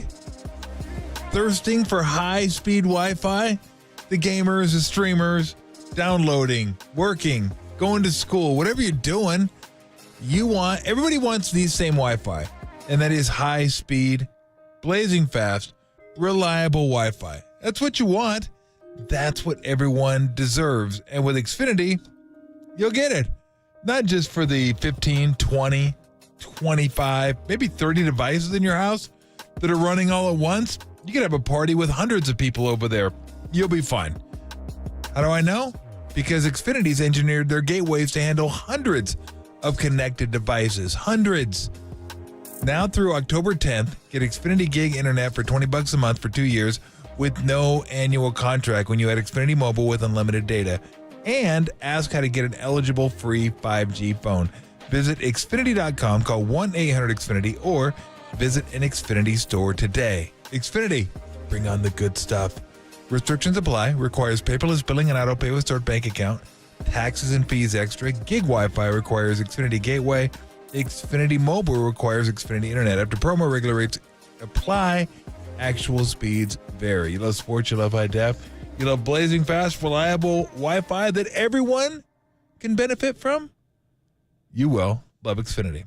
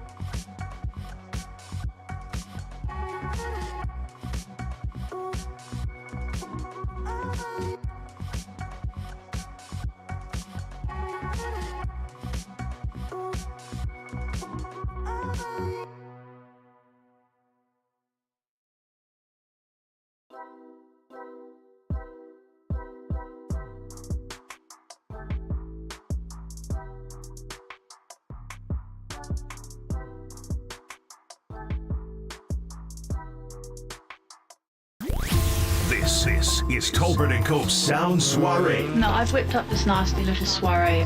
The best sounds you might have missed. What? Soiree, honey. I think that means party. On the sports leader. Tolbert & Copes with you Thursday afternoon. Still scoreless in the Mets and the Brewers. Top of the fifth inning from Milwaukee as they are in Game 3. 2 outs in the top of the fifth. Runner on first for the Mets. Winner gets a date with the Phillies in a best-of-5 in the division series. The NLDS, the other one, starts on Saturday. You get the Padres taking on the Dodgers this weekend, Saturday and Sunday. You got Yamamoto and Dylan Cease in Game 1, and then it's going to be Jack Flaherty for the Dodgers in Game 2 on Sunday evening, and he'll be opposed by Yu Darvish of the Padres. He'll get the ball in Game 2. They have not announced Game 3 starters yet, either of those teams, so we'll find that out when they head to San Diego to play Game 3 next week. We'll get an update on everything else going on across baseball. We'll get into some of the other matchups. Tigers, Guardians, Royals, Yankees, Padres, and Dodgers. And by the way, you can hear all these baseball games all weekend long over on KNBR 1050, where Tim and I will be on Saturday morning getting you ready for Stanford and Va-Tech. Va-Tech and Miami both coming west after that crazy game last Friday night. Doubleheader, do it. Of course, Miami over at Cal for game day, and Va-Tech at Stanford down on the farm. All right, let's get into the Sound Soiree. Scoot Henderson, what he learned from his rookie season. NBA getting a bunch of media out there now, starting to get going on some of these games. Warriors play on Saturday, don't they, against the Clippers? Their first preseason tilt, so that'll be a fun one. In Hawaii, right? In Hawaii, yeah. Scoot Henderson, he's talking about what he learned from his rookie season. Dude, now that you have a couple months of distance from it, kind of what do you look back on about your rookie season and kind of what you learned from it? I look back at the good food that I had. Yeah, a lot of the food. And then, what I've learned from it. You know what I'm saying? Just all the games, obviously think about all the games every night. Is he baked? Okay. He had to be stoned. When he said, you know what I'm saying, I was like, no, I don't know what you're saying. I have no idea what you're saying. What did you learn? Well, I think about all the food.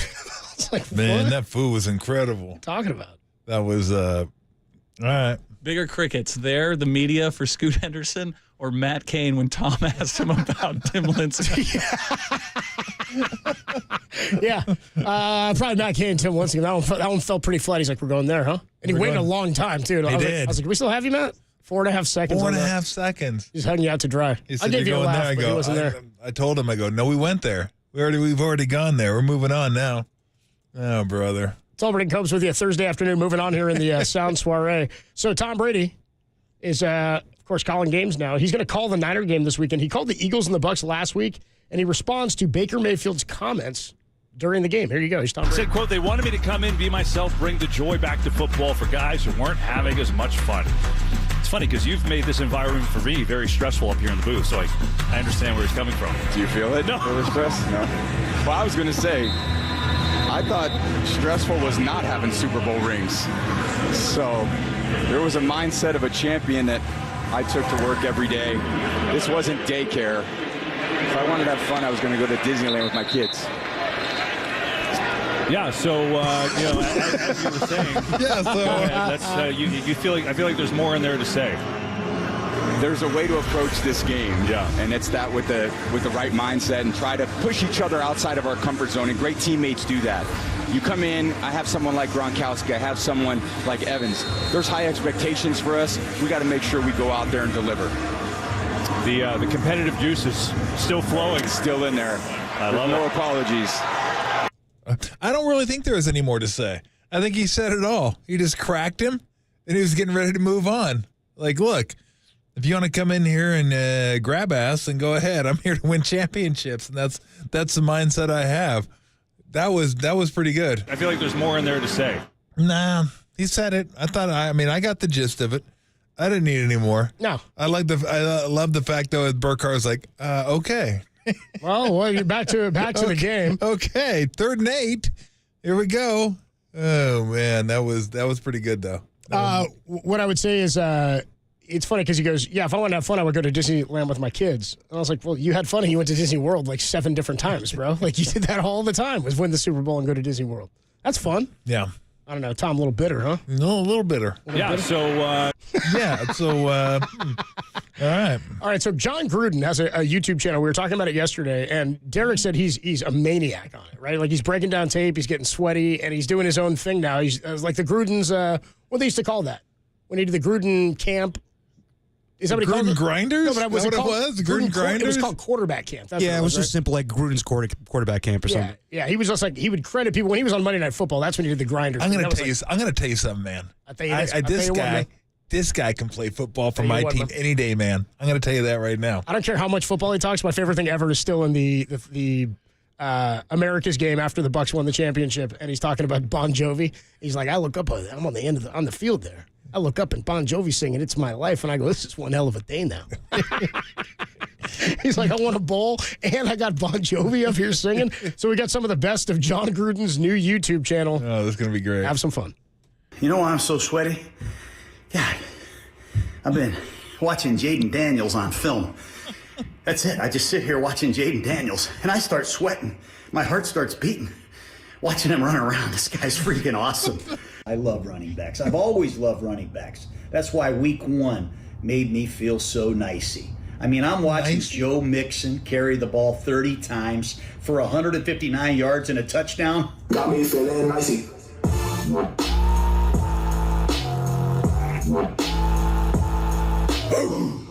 Jordan Mason, San Francisco 49ers, Monday Night Football, filling in for the great McCaffrey. Prime time. This guy runs for 149 yards and a touchdown. Got me feeling nicey.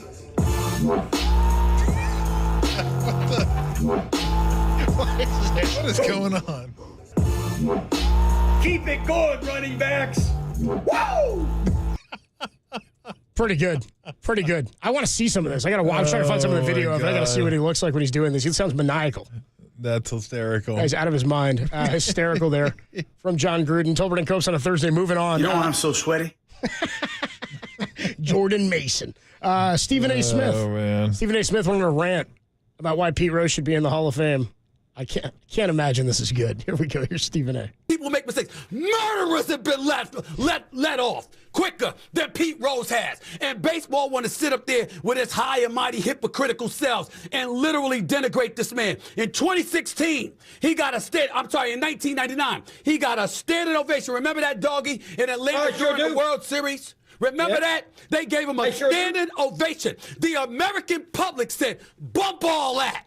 We want this man here. We know what he did for the game. We know he hurt himself. We know that wasn't a good look, but it shouldn't erase 23 years. And they 100%. Did it anyway. Pox on all their damn houses. They better not make any mistakes. They better not make any mistakes. Don't forgive him, y'all. Don't forgive anybody in baseball who couldn't forgive Pete Rose. None of them. That's hysterical. I actually agree. Like, it's time. Hey, how long? But everybody keeps saying it's time. Like, earlier, Will Clark was on with us, and he's like, Manfred's got to get his head out of his A and put him in. I'm like, first of all, it's not up to Manfred himself. Voters would still have to do it. The Veterans Committee would still have to do it. I think they would put him in. If they... all I say is give him the chance. Baseball just has to say he's not on this list. Yeah, just give him the chance. That's what baseball has to do, and then maybe they'd vote him in. Pox on all their damn houses. What I hate, though, is, again, the thing that I stand by is the notion that he knew what the rule was when he broke it. Pete Rose knew if you bet on baseball, and then he lied about it, and the reason he lied is because he knew what the punishment was. Yeah. No, I he know. denied betting on it. So, to say that it was unfair, first of all, the whole murders thing, that's a thing that Pete Rose uses in the documentary. Yeah. There's all these crimes that are committed. Somebody said the other day he's been accused of pedophilia and all that, and I go, and that's why he's not in the Morality Hall of Fame either. That's why he's not on the ballot. Wait. For the Morality He's been accused of pedophilia? Well, remember the thing with the underage girl? It's in the documentary. They talk about it. Well, that's not... Oh, yeah. Yeah, and he says it's not... Well, I guess it was... I don't want to get into all that. My point is... Yeah. Not to mention writing books. I did hear about denying that. it. My point is, O.J. Simpson's in the Pro Football Hall of Fame, and I don't have any problem with that because he was a pro football player and was one of the best ever. Yeah. You should tell the story in context. He's not a great person, and we all know that.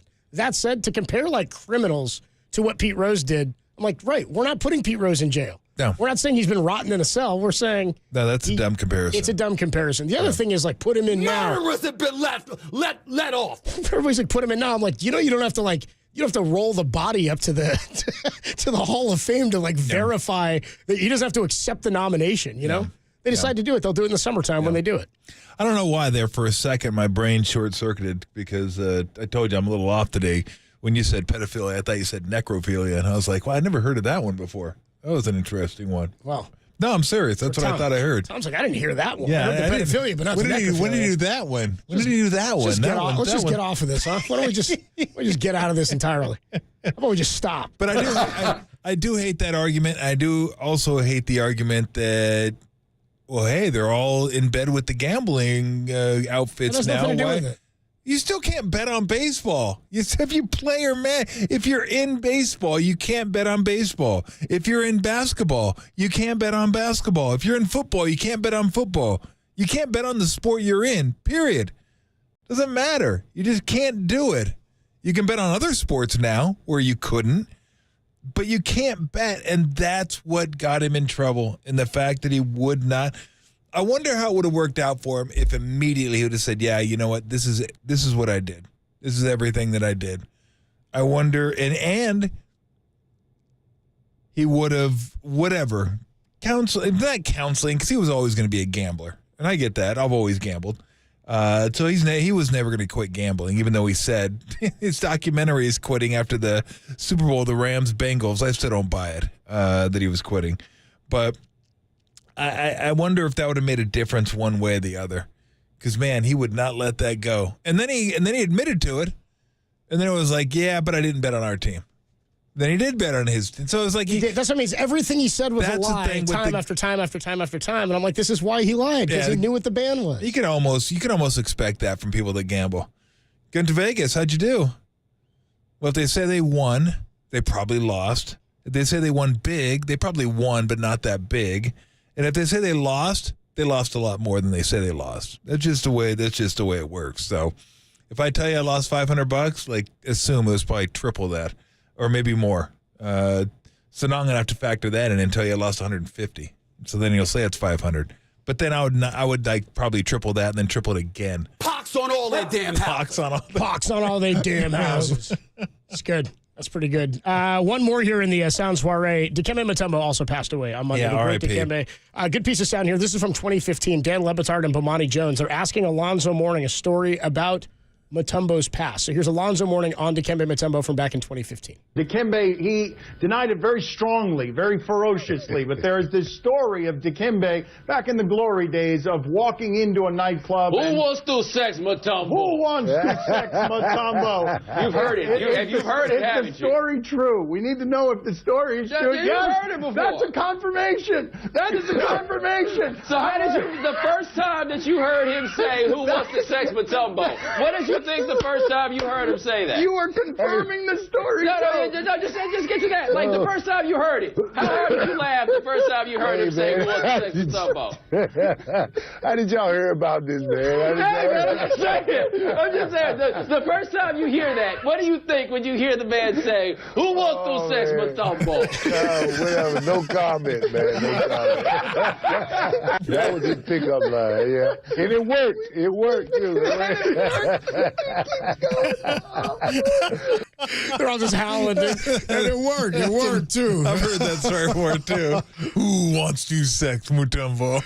Oh, I saw a video going around. This would have been a funny one to grab, too, of, they do the, I think it's on Tonight Show, they do it, to read the mean tweets about themselves. Yep. They had one where it's Mutombo reading a tweet about himself, and it's him and his big sort of raspy voice. And somebody writes, if anything ever happens to the guy who voices Cookie Monster, I feel safe knowing that we have Dikembe Mutombo. And he's reading the tweet, which is pretty funny. No doubt. Tolbert and Copes on a Thursday evening. We'll get a little bit of reaction on what's going on across baseball. We talked a little bit about it earlier. Tigers and Guardians, Royals and Yankees, Padres and Dodgers, and then we'll find out. Still scoreless, bottom of the fifth.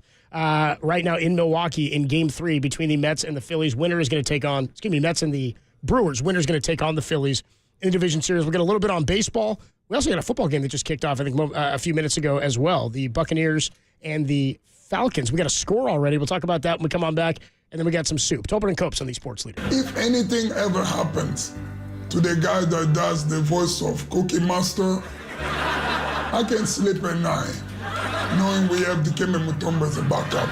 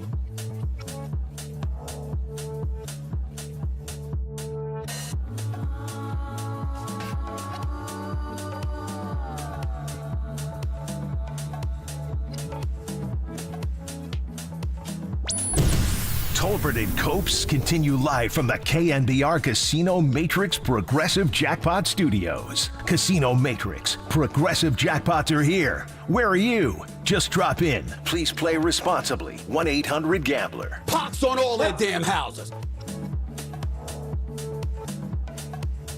Tolbert and Copes on a Thursday afternoon. Top of the hour, 6 o'clock. Larry Krueger coming up with Niners Nightly.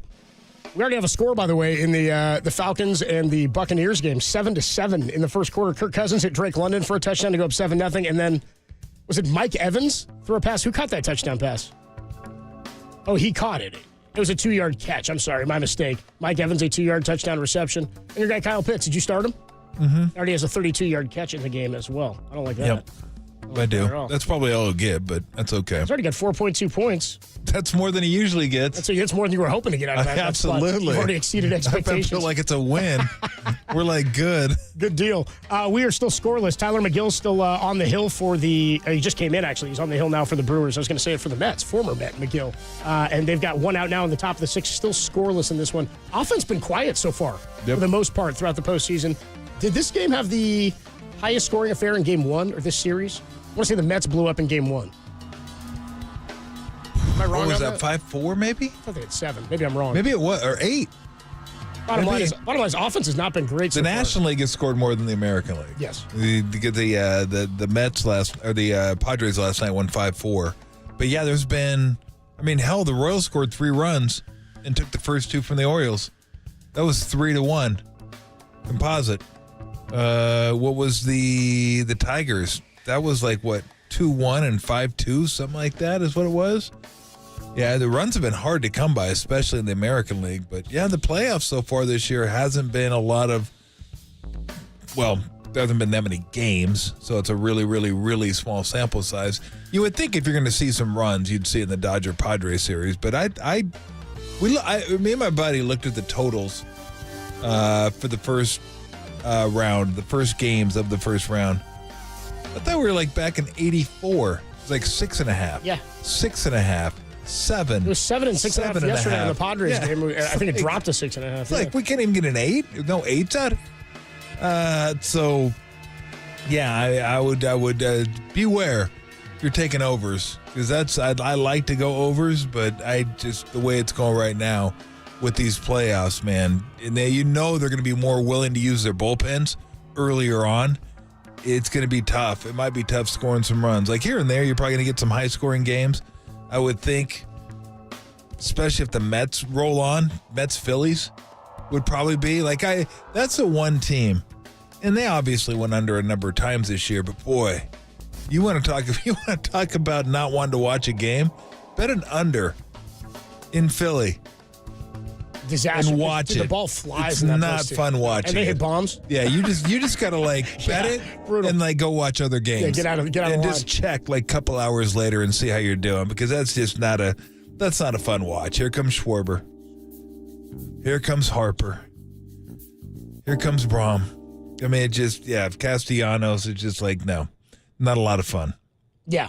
Who do you like in the Tigers and Guardians? Because, again, my feeling is it's tough to go against a team like the Tigers who are as hot as they are and have been this hot for weeks. Really a month plus. They've been as hot as they are, almost 2 months coming up on. Guardians are a better team. Tigers can pitch it, though, which keeps you in games. They may not have to score all that much, but this could be a really, really fun series in terms of tight ball games, I think. Yeah. What is this, best of 5 now? Best of 5. How is this not best of 7, by the way? How is the second round not best of 7? It just, to me, that makes no sense whatsoever. I think if it was best of 7, Guardians would be the easy pick for me. I'm still going to go Guardians, but I don't feel as confident. No. Because if the Tigers are hot, I was going to say if they're hot. They're hot. They've been hot for a couple months now. They take 1 out of the first 2. Can you imagine what that Tiger crowd's going to be like? Holy smokes. They haven't even seen their team yet. They haven't seen them since the regular season ended. So after beating the Astros, if they take 1 or 2, but if they win minimum 1 game in Cleveland and then go back home, that place is going to be insane.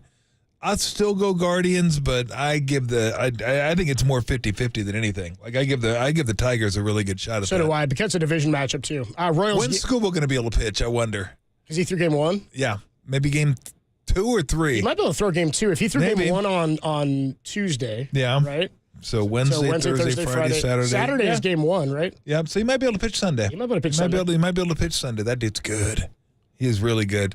I got to go Yankees. I mean, how do I go Royals? I mean, I'd love to. I just don't think I would love to too. I don't know that that's going to be that good of a series, really. Yeah, but their pitching's really, again, the Royals can pitch, and pitching can keep you in games. And the one thing we do know about the Yankees, outside of Judge and Soto, it's not that formidable. That lineup is not something you look at and go, oh my gosh, how are we going to get through this lineup? This isn't the old Yankees lineup where it's like, holy smokes, where do I have a break? Well, you don't have a break. This one, you get some breaks. Now, if you get guys on in front of Soto and Judge, then you got problems. There's no doubt about it. If somebody else gets going in that series, you're going to have issues.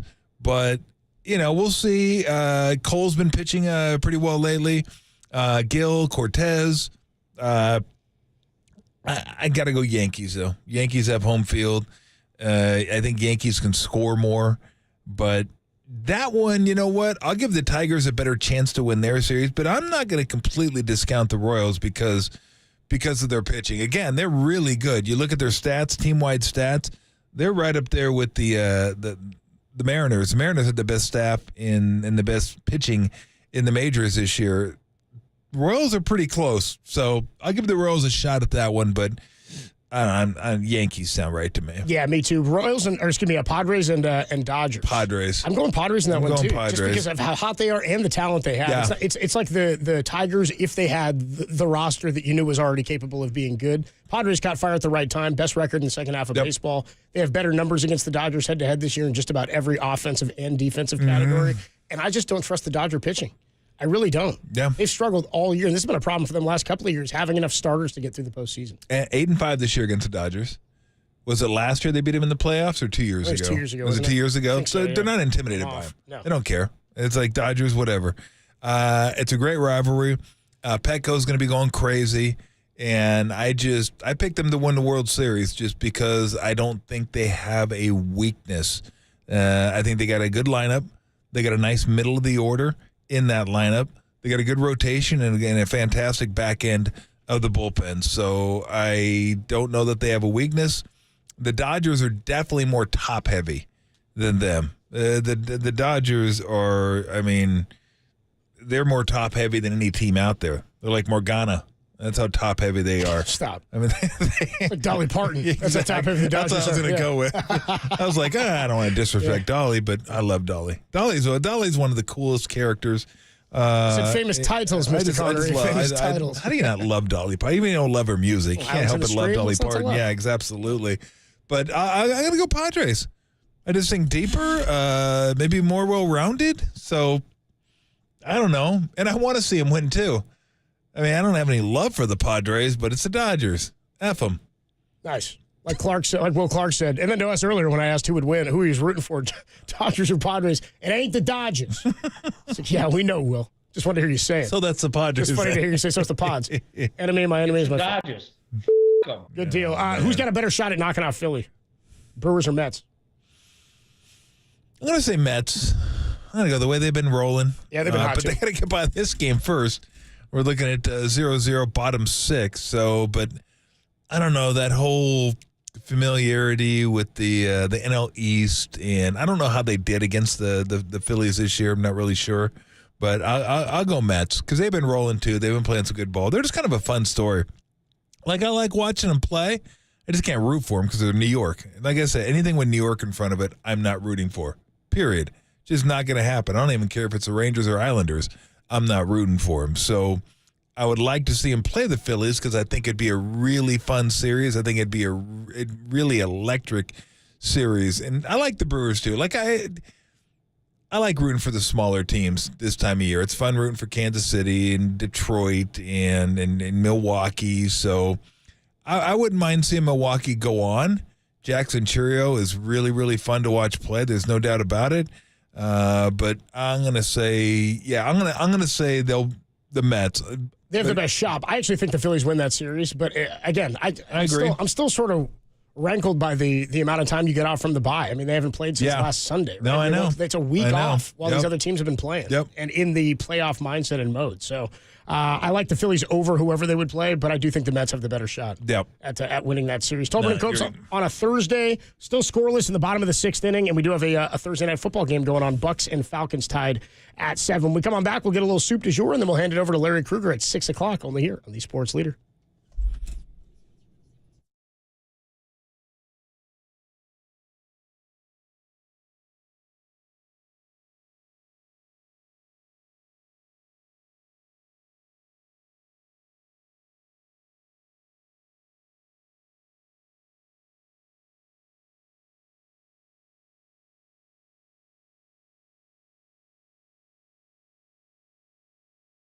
KNBR is going back to Hawaii. The contest runs for 2 weeks starting this Monday. Once the contest starts, we'll qualify people 3 times a day. 10 grand prize trips will be awarded and announced on October 21st. Tune in all week long for the details and your chance to win a round-trip airfare on Hawaiian Airlines and 5 nights on the Big Island, courtesy of the Sports Leader.